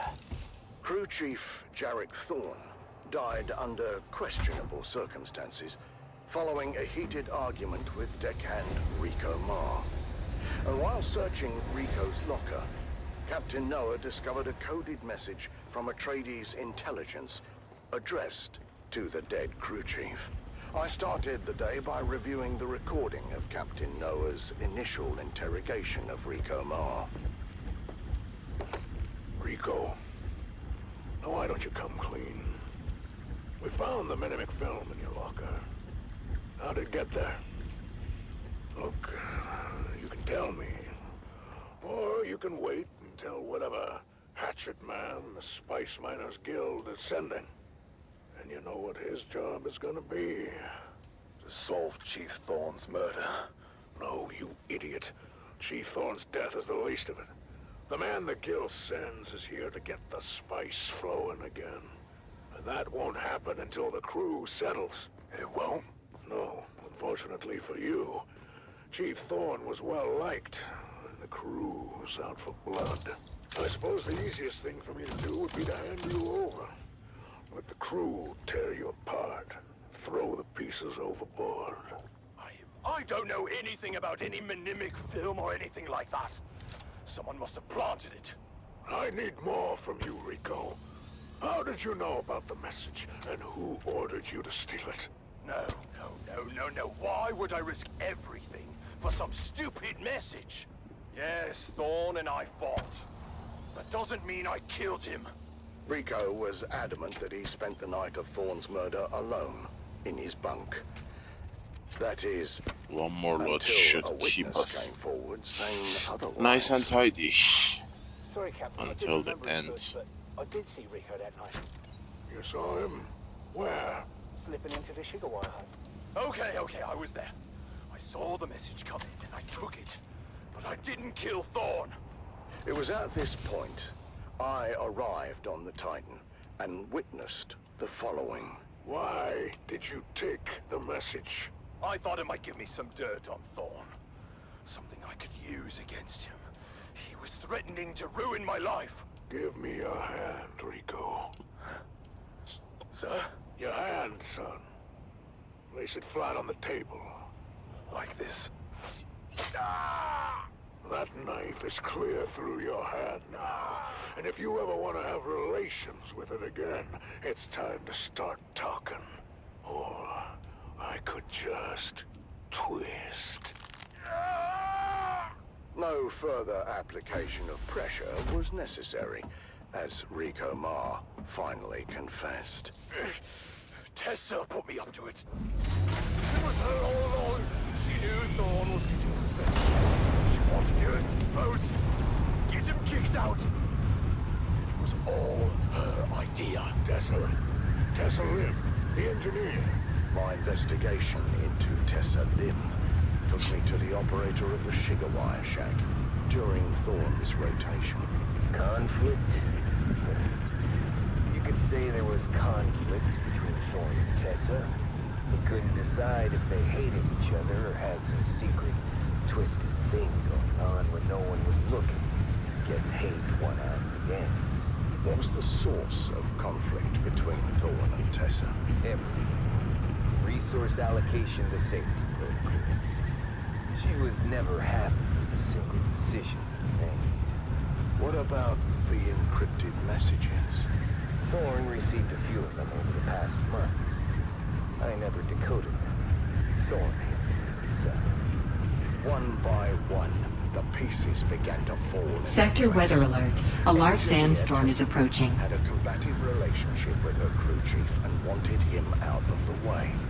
But I knew there had to be more to it. And to discover what that was, I would have to go to the source.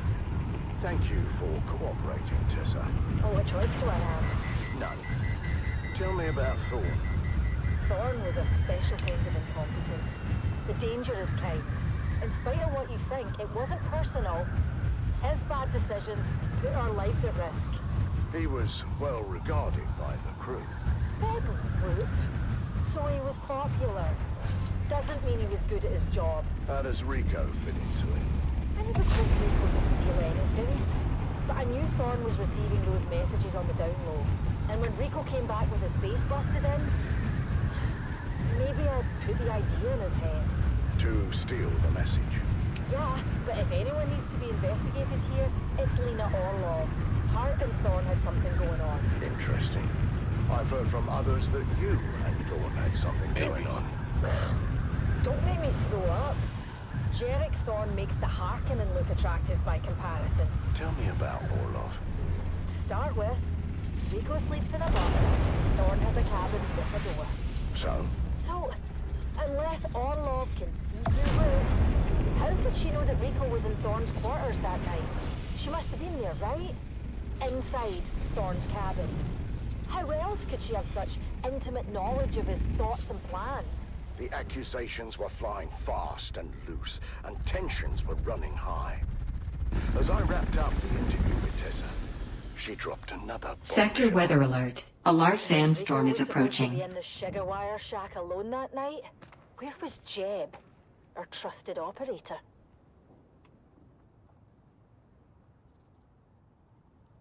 The mystery deepens on the Sand Titan as the web of deception grows.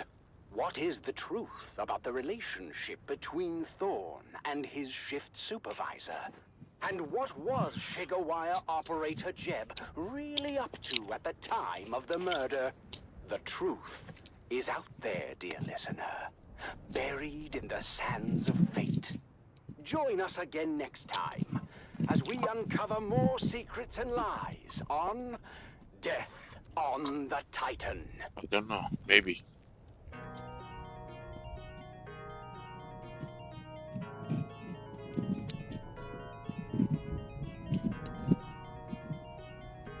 Sector weather alert. A large sandstorm is approaching.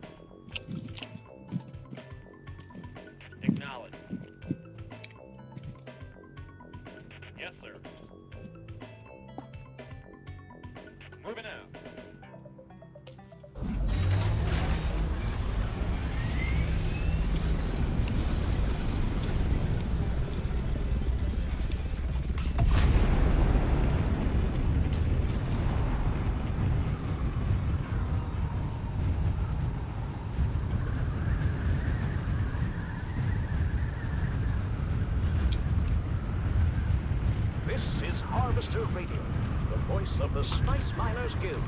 Broadcasting from Everstone Depository, frequency 732.4. I don't know if you have noticed, but there isn't a single crash ship in the entire sector.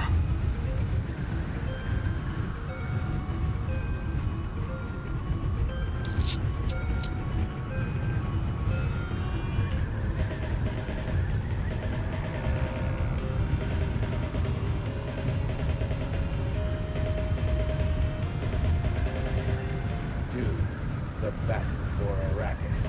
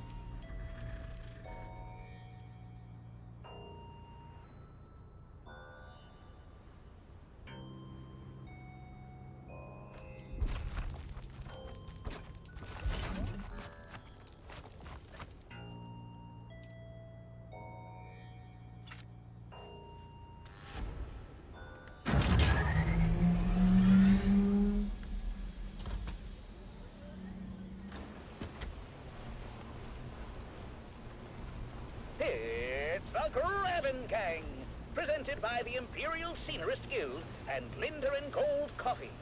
Wake up with Linder and Gold. We put the spice in it for you.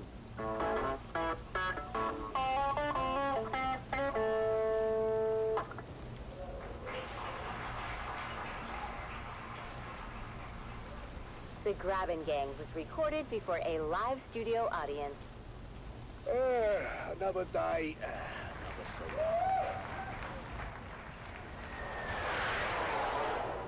And there goes Frank flying by. Hello. Hey there, neighbor! How do you like my new prompter? I built it myself!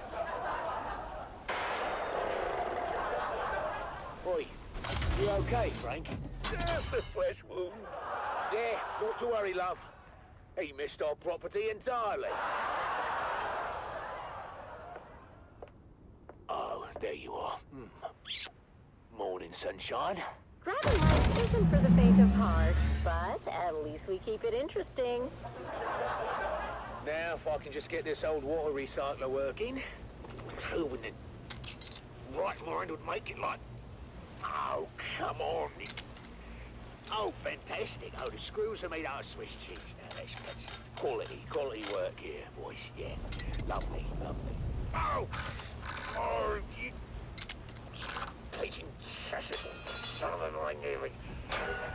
That thing's older than your jokes. Give it up already. No. Don't you listen to her, Betty. Who's Betty? What? The water recycler, of course. At least we know who we're burying when she conks out for the last time. Yeah, right. Yeah, almost got it. She just needs a little coaxing, and she'll start purring. R.I.P. Betty. Gone, but not forgotten. Maybe you should get Frank to help. Do you remember the last time we got Frank to help? You were visiting your sister and Anakin, and Depot 12 got popped with that surprise inspection, yeah? Well, you don't remember?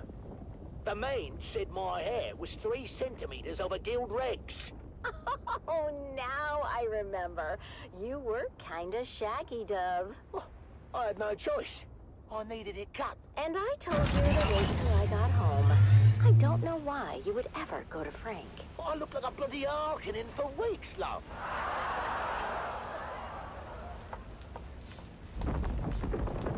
Mom, Dad, can you guys keep it down? I'm trying to hear my Communinet shows. Hey, Junie, hun. Maybe you can do that outside and keep an ear open for worm sign. You know, sandworm activity's up 9,000% since that bastard Xantara took out the shield wall. How did Zentara take out the shield wall in one day, and it took you 6 months to build a shed? No, trust me. I've seen his hollow. You don't compare at all. Now that seditious talk out here, he's an enemy of the Imperium. Oh, that sounds like a good game for frisky time. Enemy of the Imperium. Oh. Ew, you two are gross. What? You're gross. Dove. What? Have you seen her bedroom? Or, and I dare you, have you smelled it? Speaking of which, where's your mother? Hey! Get out of my cabin, you overgrown rotten sucker!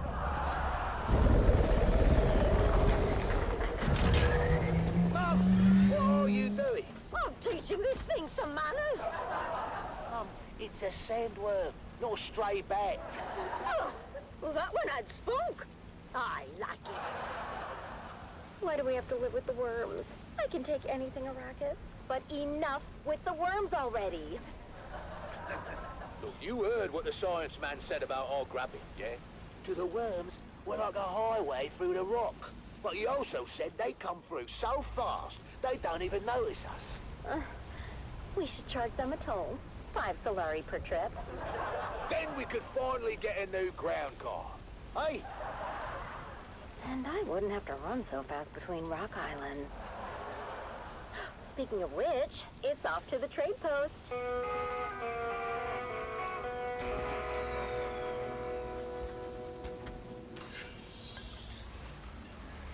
So big news from Guild Authority. They're sending a new security inspector to check on Depot 12. Oh, another one? Well, didn't we have a security inspection last month? We did, but that one needed some time off after his visit. Time off? Must be nice. I'm not sure how nice it is. The Guild Medicant gave him 3 weeks in a tranquility pod. A tranquility pod? Isn't that where they put the crazies? Sounds perfect for you two. Well, couldn't be worse than visiting your sister in Windsay. Anyhow, this new inspector is supposed to be a real hard-nose. Name's Inspector Rix. Ooh, I knew a Rix once. He had a big one. What? That's disgusting, Mum. Oh, you know what I mean, right? Yes, Mother, we all know. It rhymes with Rix. We get it, Mum. Face it, Dove. Depot 12 isn't exactly known for having the tightest security system. Now, don't talk about old Gus that way. Who's old Gus? He's, our security system. And he is just fine as long as he, doesn't drink hot Kool-Aid milk. What happens when he drinks hot Kool-Aid milk? The same thing that happens to anyone who drinks hot Kool-Aid milk. He locks himself in the toilet for 30 minutes? No, he falls asleep, of course. That's much better. Depot 12 had 3 centers in the last quarter, Dove. The Spice Miners Guild is going to shut us down. Well, not if I can help it. Me and Frank are going to come up with a plan to make Depot 12 the most secure spice depot on Arrakis.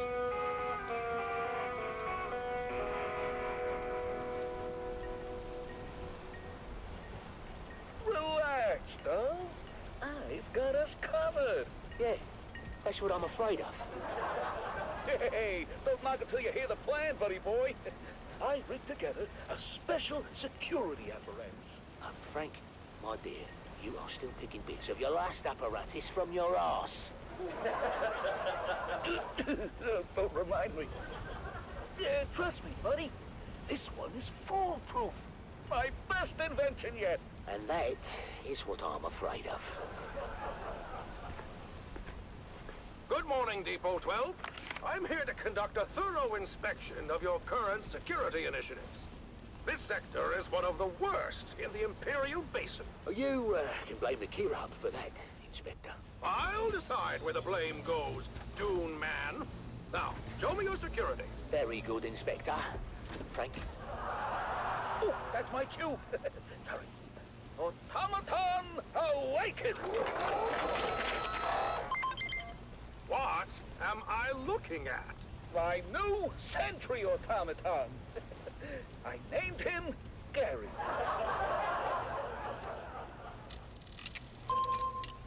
He's scanning for intruders now. Is he? Don't worry. It's all clockwork. No Butlerian proscription spoken here.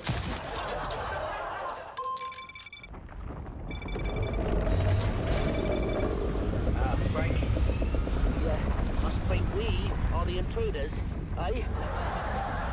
Oh, that's not good. What do you mean that's not good, Frank? I mean, maybe it's not.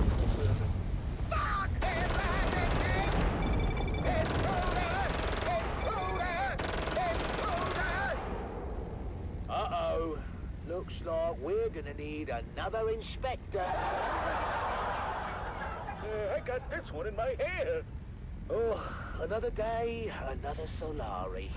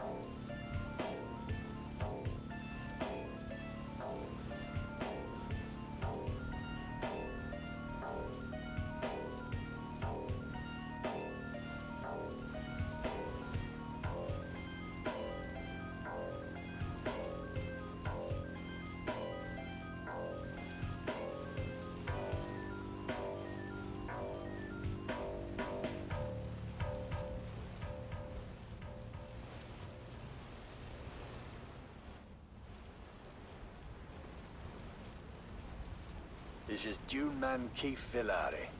All guild brothers know about the danger of entanglement in harvesters. But what about the cost and equipment downtime? Each moving part must be carefully sanitized of blood, bone, and other viscera, costing your guild greatly in lost time and efficiency. Be profitable. Be safe. The Combined Hornet Communinet Theater presents an Araking Playhouse production of 5 Days at Carthage. Brought to you by the generous patronage of the Padishah Emperor and the tireless support of the Spice Miners Fellowship and Leisure Committee. And now, it's time to dim the lights and return with us to those fateful days before catastrophe came calling. It's part 1 of 5 Days at Carthage.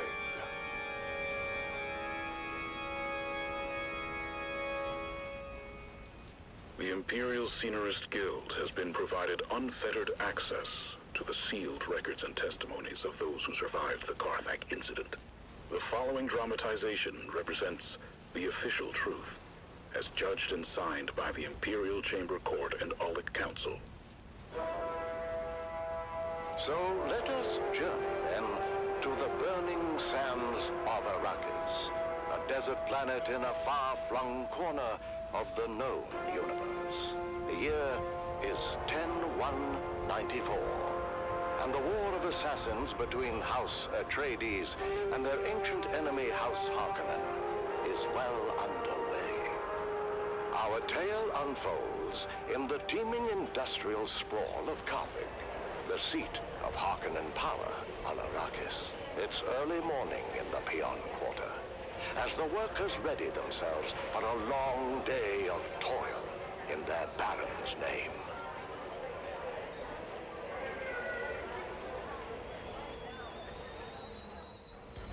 Come to tea, Devon. You'll be late again. Only tea? Is there no more bread? What bread remains I'm keeping for dinner. You've had your fill. I told you before, Mother.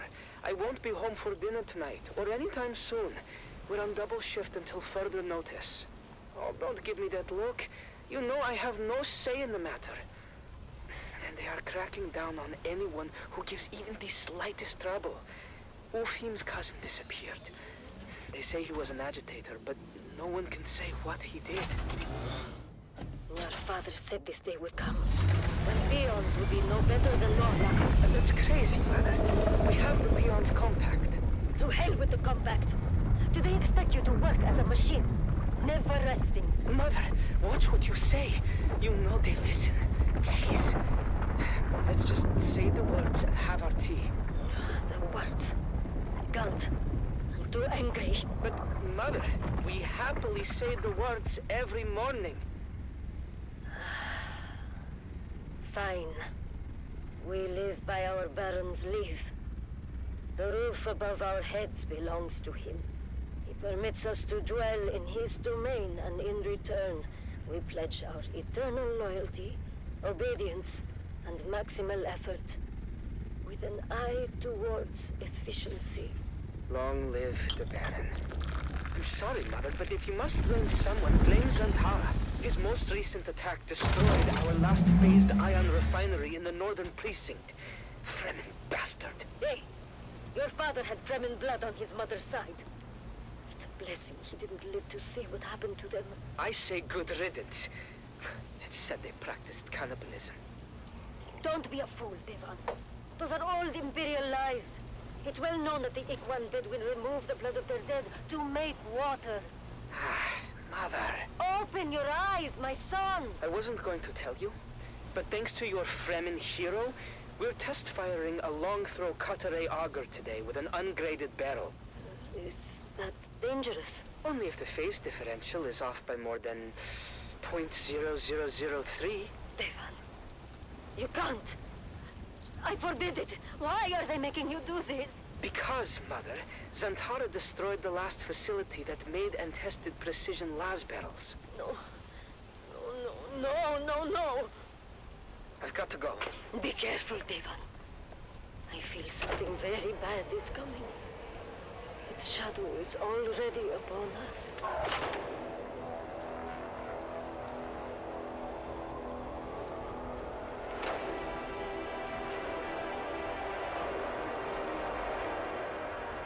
Mason condensers at full potential. Are we clear to start the firing cycle? Eisenrad controllers in the green, all mirrors 100% alignment. And still, my reservations remain. I'll be sure to let the Baron know next time we have dinner. For now, let's get on with our job. You had dinner with the Baron? No, Arek. He was being sarcastic. And I will say it again. The long-throw cutaway auger is a precision tool and requires equal precision in its maintenance. Never in my 97 years as a peon have I test-fired an ungraded barrel. The game medium is different. We have no idea how it's going to react. It is insanity, Devon. No one here disagrees with you, Ufim. But we have written orders from the House Munitions Master, co-signed by Peter de Vries. They need this laser auger online yesterday. Because there is no risk to them. Let Peter de Vries test-fire the laser. There's too many eyes on us to mess this up. All we can do is trust in our pre-fire checklist and hope the new barrel materials meet spec. Let's go again. Spooling up Mason condensers. Mason condensers at full potential. Are we clear to start the firing cycle? Eisenrad controllers in the green. All mirrors, 100% alignment. Signal waveguide, in range. Areg, how's the mesh? Phased ion is in the mesh. Optical pump is engaged and the coils are hot. Okay then, Let's take it slow. Engaging throttle. Shut it down! Shut it down! Garlic! Venting big tanks! Submerging coils in 3, 2, coil submerge! What have we done?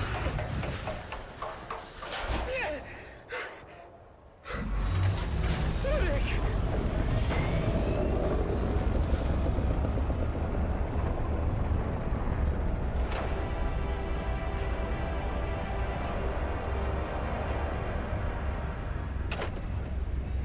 Devan, come. Have some food. Do you hear me? Devan. Devan? What is it? Arek is dead. What? He's dead. They took him away. I saw him die. What happened? The laser auger went out of phase. The beam splitter vaporized almost instantly. The whole charge vented onto Arek. He was literally cooked alive. I'll never forget the smell. And the screaming. Oh, he suffered. Badly, I think. And you are just home now. How could you work after this? Did they not shut down the shop? No, they just moved us back to munitions repair and we finished our shifts. Wow. What is that now? August Spear! Droba, what's happening? It's August Spear. He's coming! The Gladiator? What do you mean? Lograbon just announced it. A festival with music, food, and August Spear is going to fight! For the first time in 7 years! Right here on Arrakis! Oh, I've got to go. Hey, wait for me! Did you hear that, Mother? The Gladiator, Argus Vir, is coming to Carthage, all the way from Grumman. Bread and circuses. Imagine it.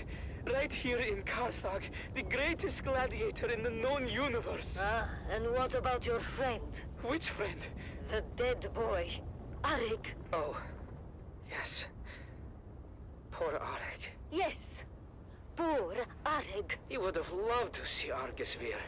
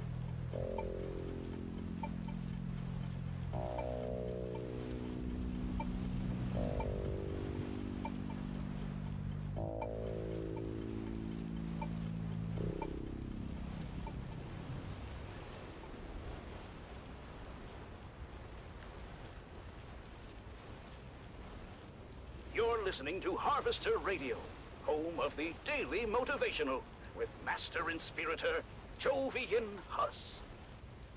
This is your Master Inspirator with the Daily Motivational.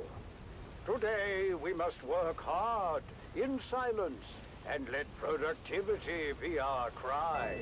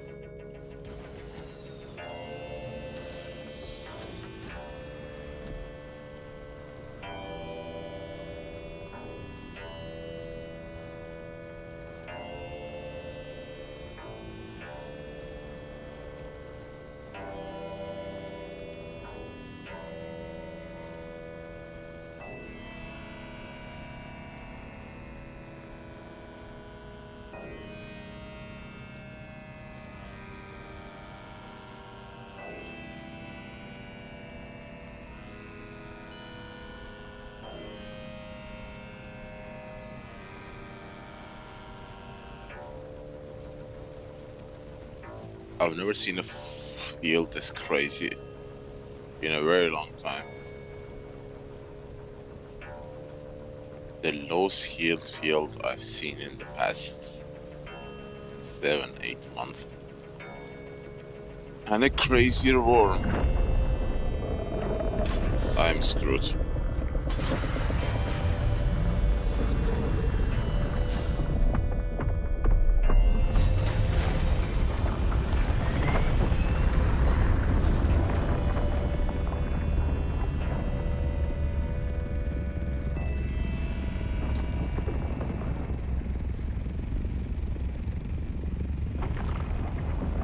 I was just talking about crazier worm.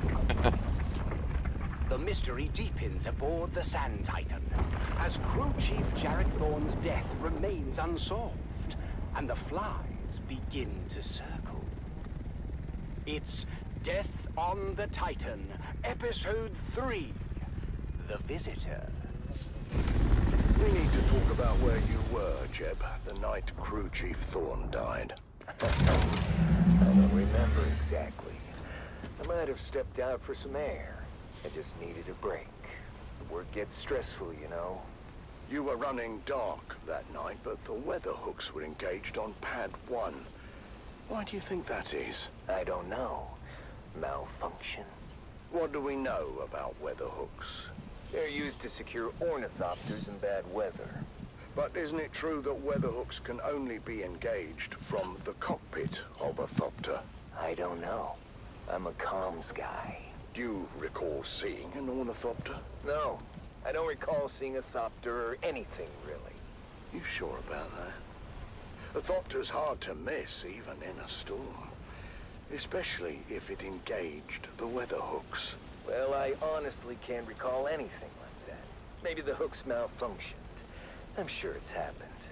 Everything else malfunctions before long on this tub.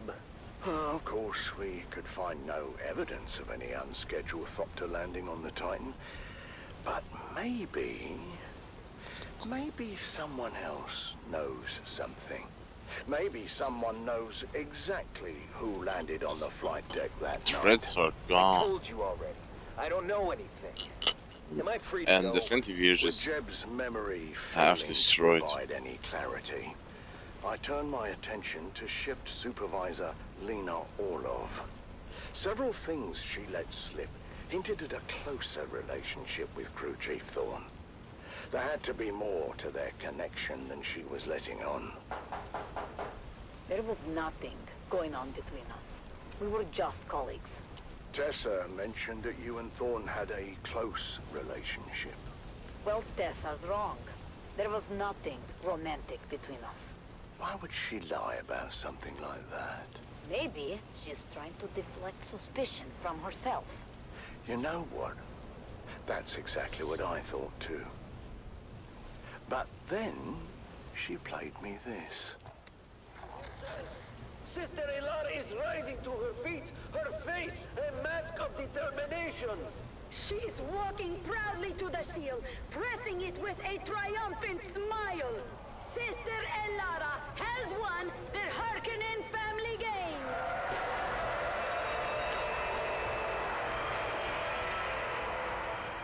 An astonishing victory! But wait! Who let you in here?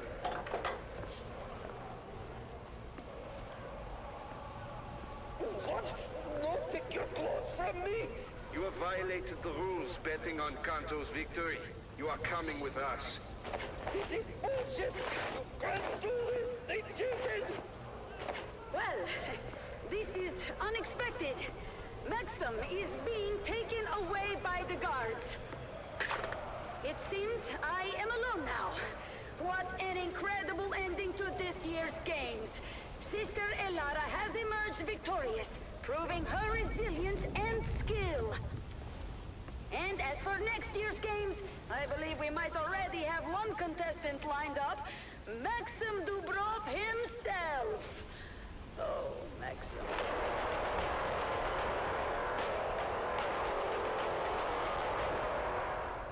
Thank you for tuning in to the Harkonnen Family Games. This year's man-trap has been one for the history books. Stay tuned for more updates and future events on the Harkonnen Network. Until next time. The Harkonnen Network, where every moment is an opportunity to prove your loyalty and strength. Strength through loyalty.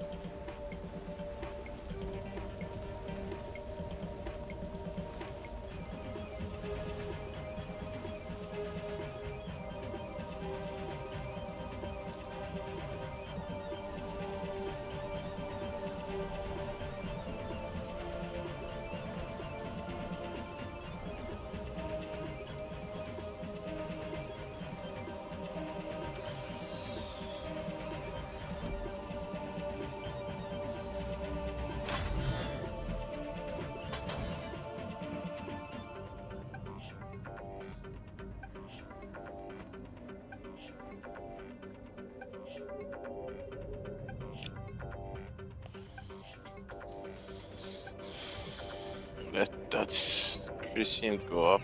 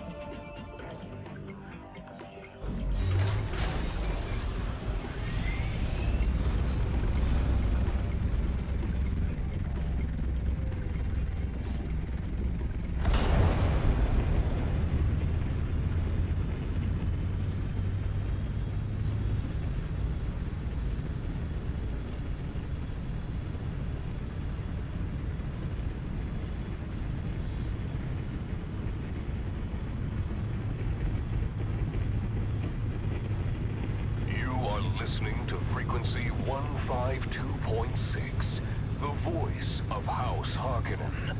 We are Arrakis. Attention, loyal listeners of the Harkonnen Network. Due to unforeseen events, the program The Convert has been temporarily removed from our schedule. Rest assured, the show will return soon, as dozens of new converts wait eagerly to share their tales of Atreides' treachery and Harkonnen superiority. Stay tuned for their stories of truth and enlightenment. Thank you for your continued loyalty. Glory to House Harkonnen. We are Arrakis.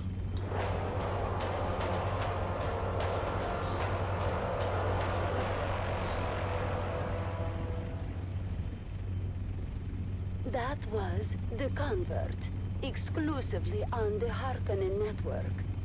Stay tuned for more compelling content. Strength through loyalty. What a powerful message from the Convert. As my dear friend Lady Maris always says, the path to truth is paved with difficult questions. Learn which ones to avoid.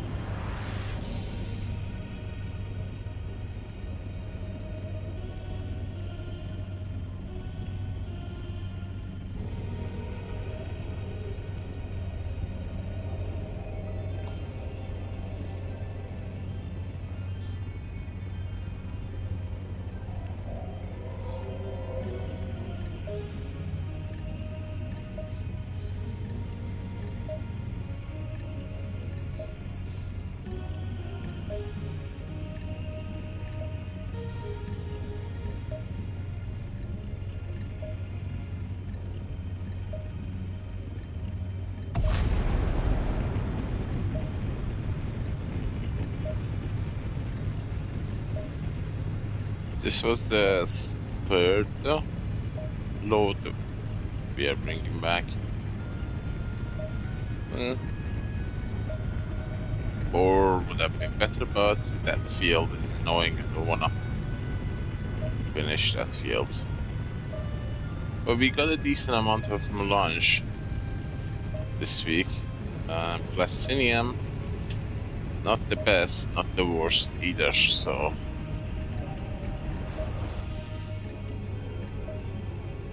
it's somewhere in the middle, the level of satisfaction.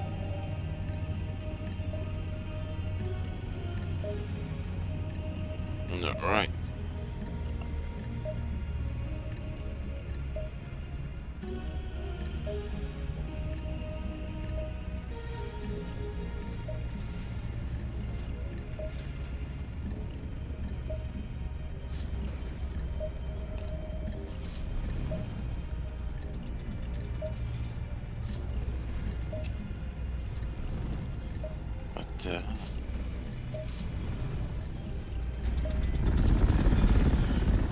Jesus.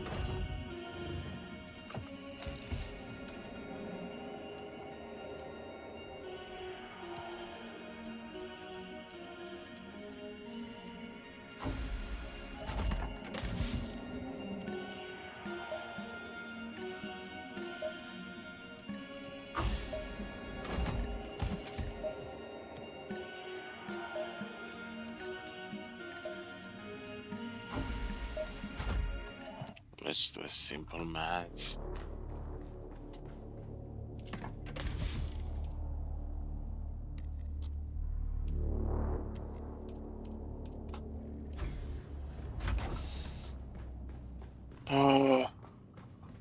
water.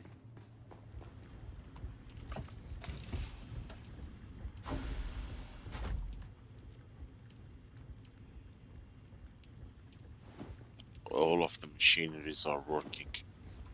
Good.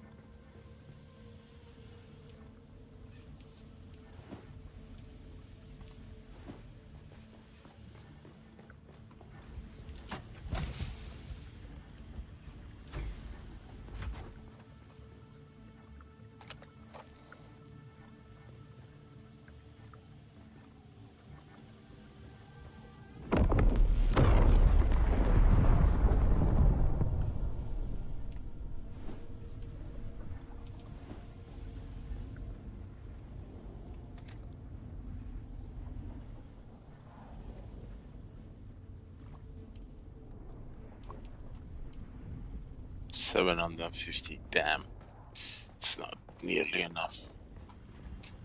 What's the timer on the spice?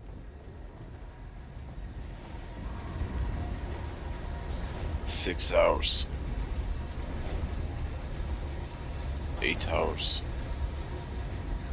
10 hours. 12 hours. Good. But we ran out of water. 266. Son of a gun, water is a problem.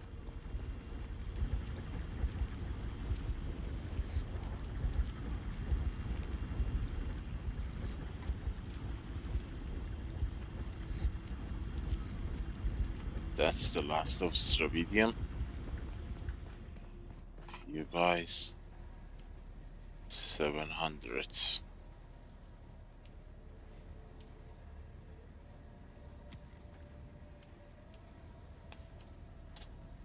Oh, 100 each. 3 hours.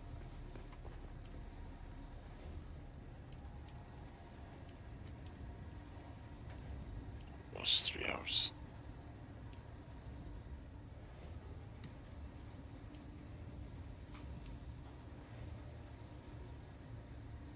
These 2 rows are for the bank, these are for the base.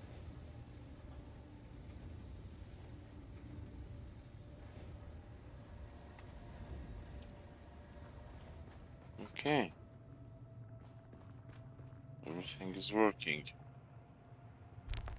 And how much titanium do we have? 4,000. 10, 30, 100, 300, 1,000. 3,000. Yeah, we can make 1,500. And with that Stravidium, we might be able to come on top.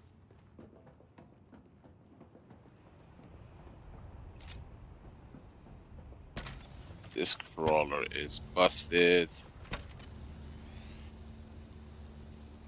It needs treads and engine. I mean, I feel like it was... The durability loss was higher than I expected. It used to be more sturdier. I mean, it was fragile from the get-go, but they have reduced the durability even further. At least that's how I feel. Especially the engine and treads, damn.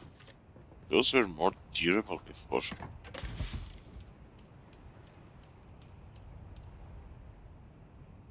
But hey, we got the mission done, we got the job done. Everything is working. Everything is as it should be.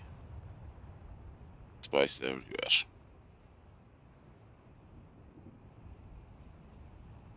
All we need is to use the last day to fill water and make plastinium as much as we can.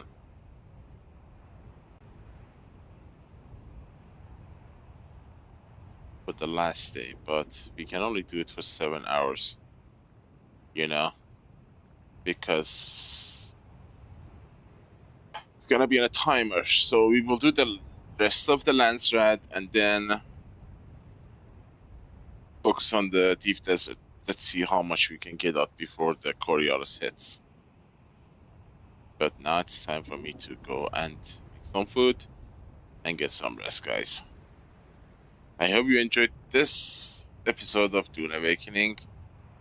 It went really crazy today, and we got a little bit busier than usual. Thank you so much for watching, and I hope wherever you are having a fantastic time. And I hope to see you on the next one. Until then, stay safe, stay frosty. Neo, over and out.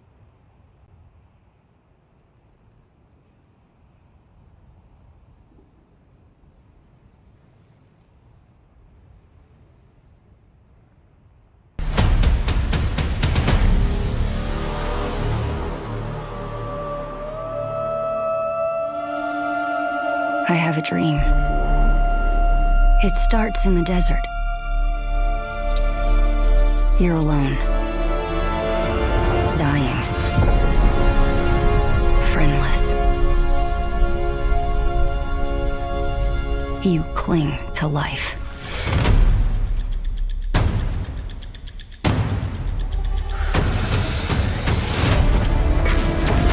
The desert wants you dead, Off-worlder.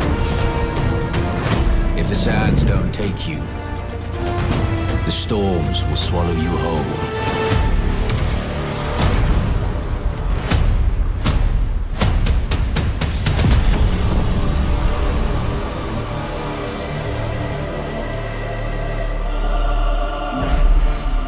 In every danger, there is opportunity. The foundation of something greater. A power waiting to be harnessed. Desert power.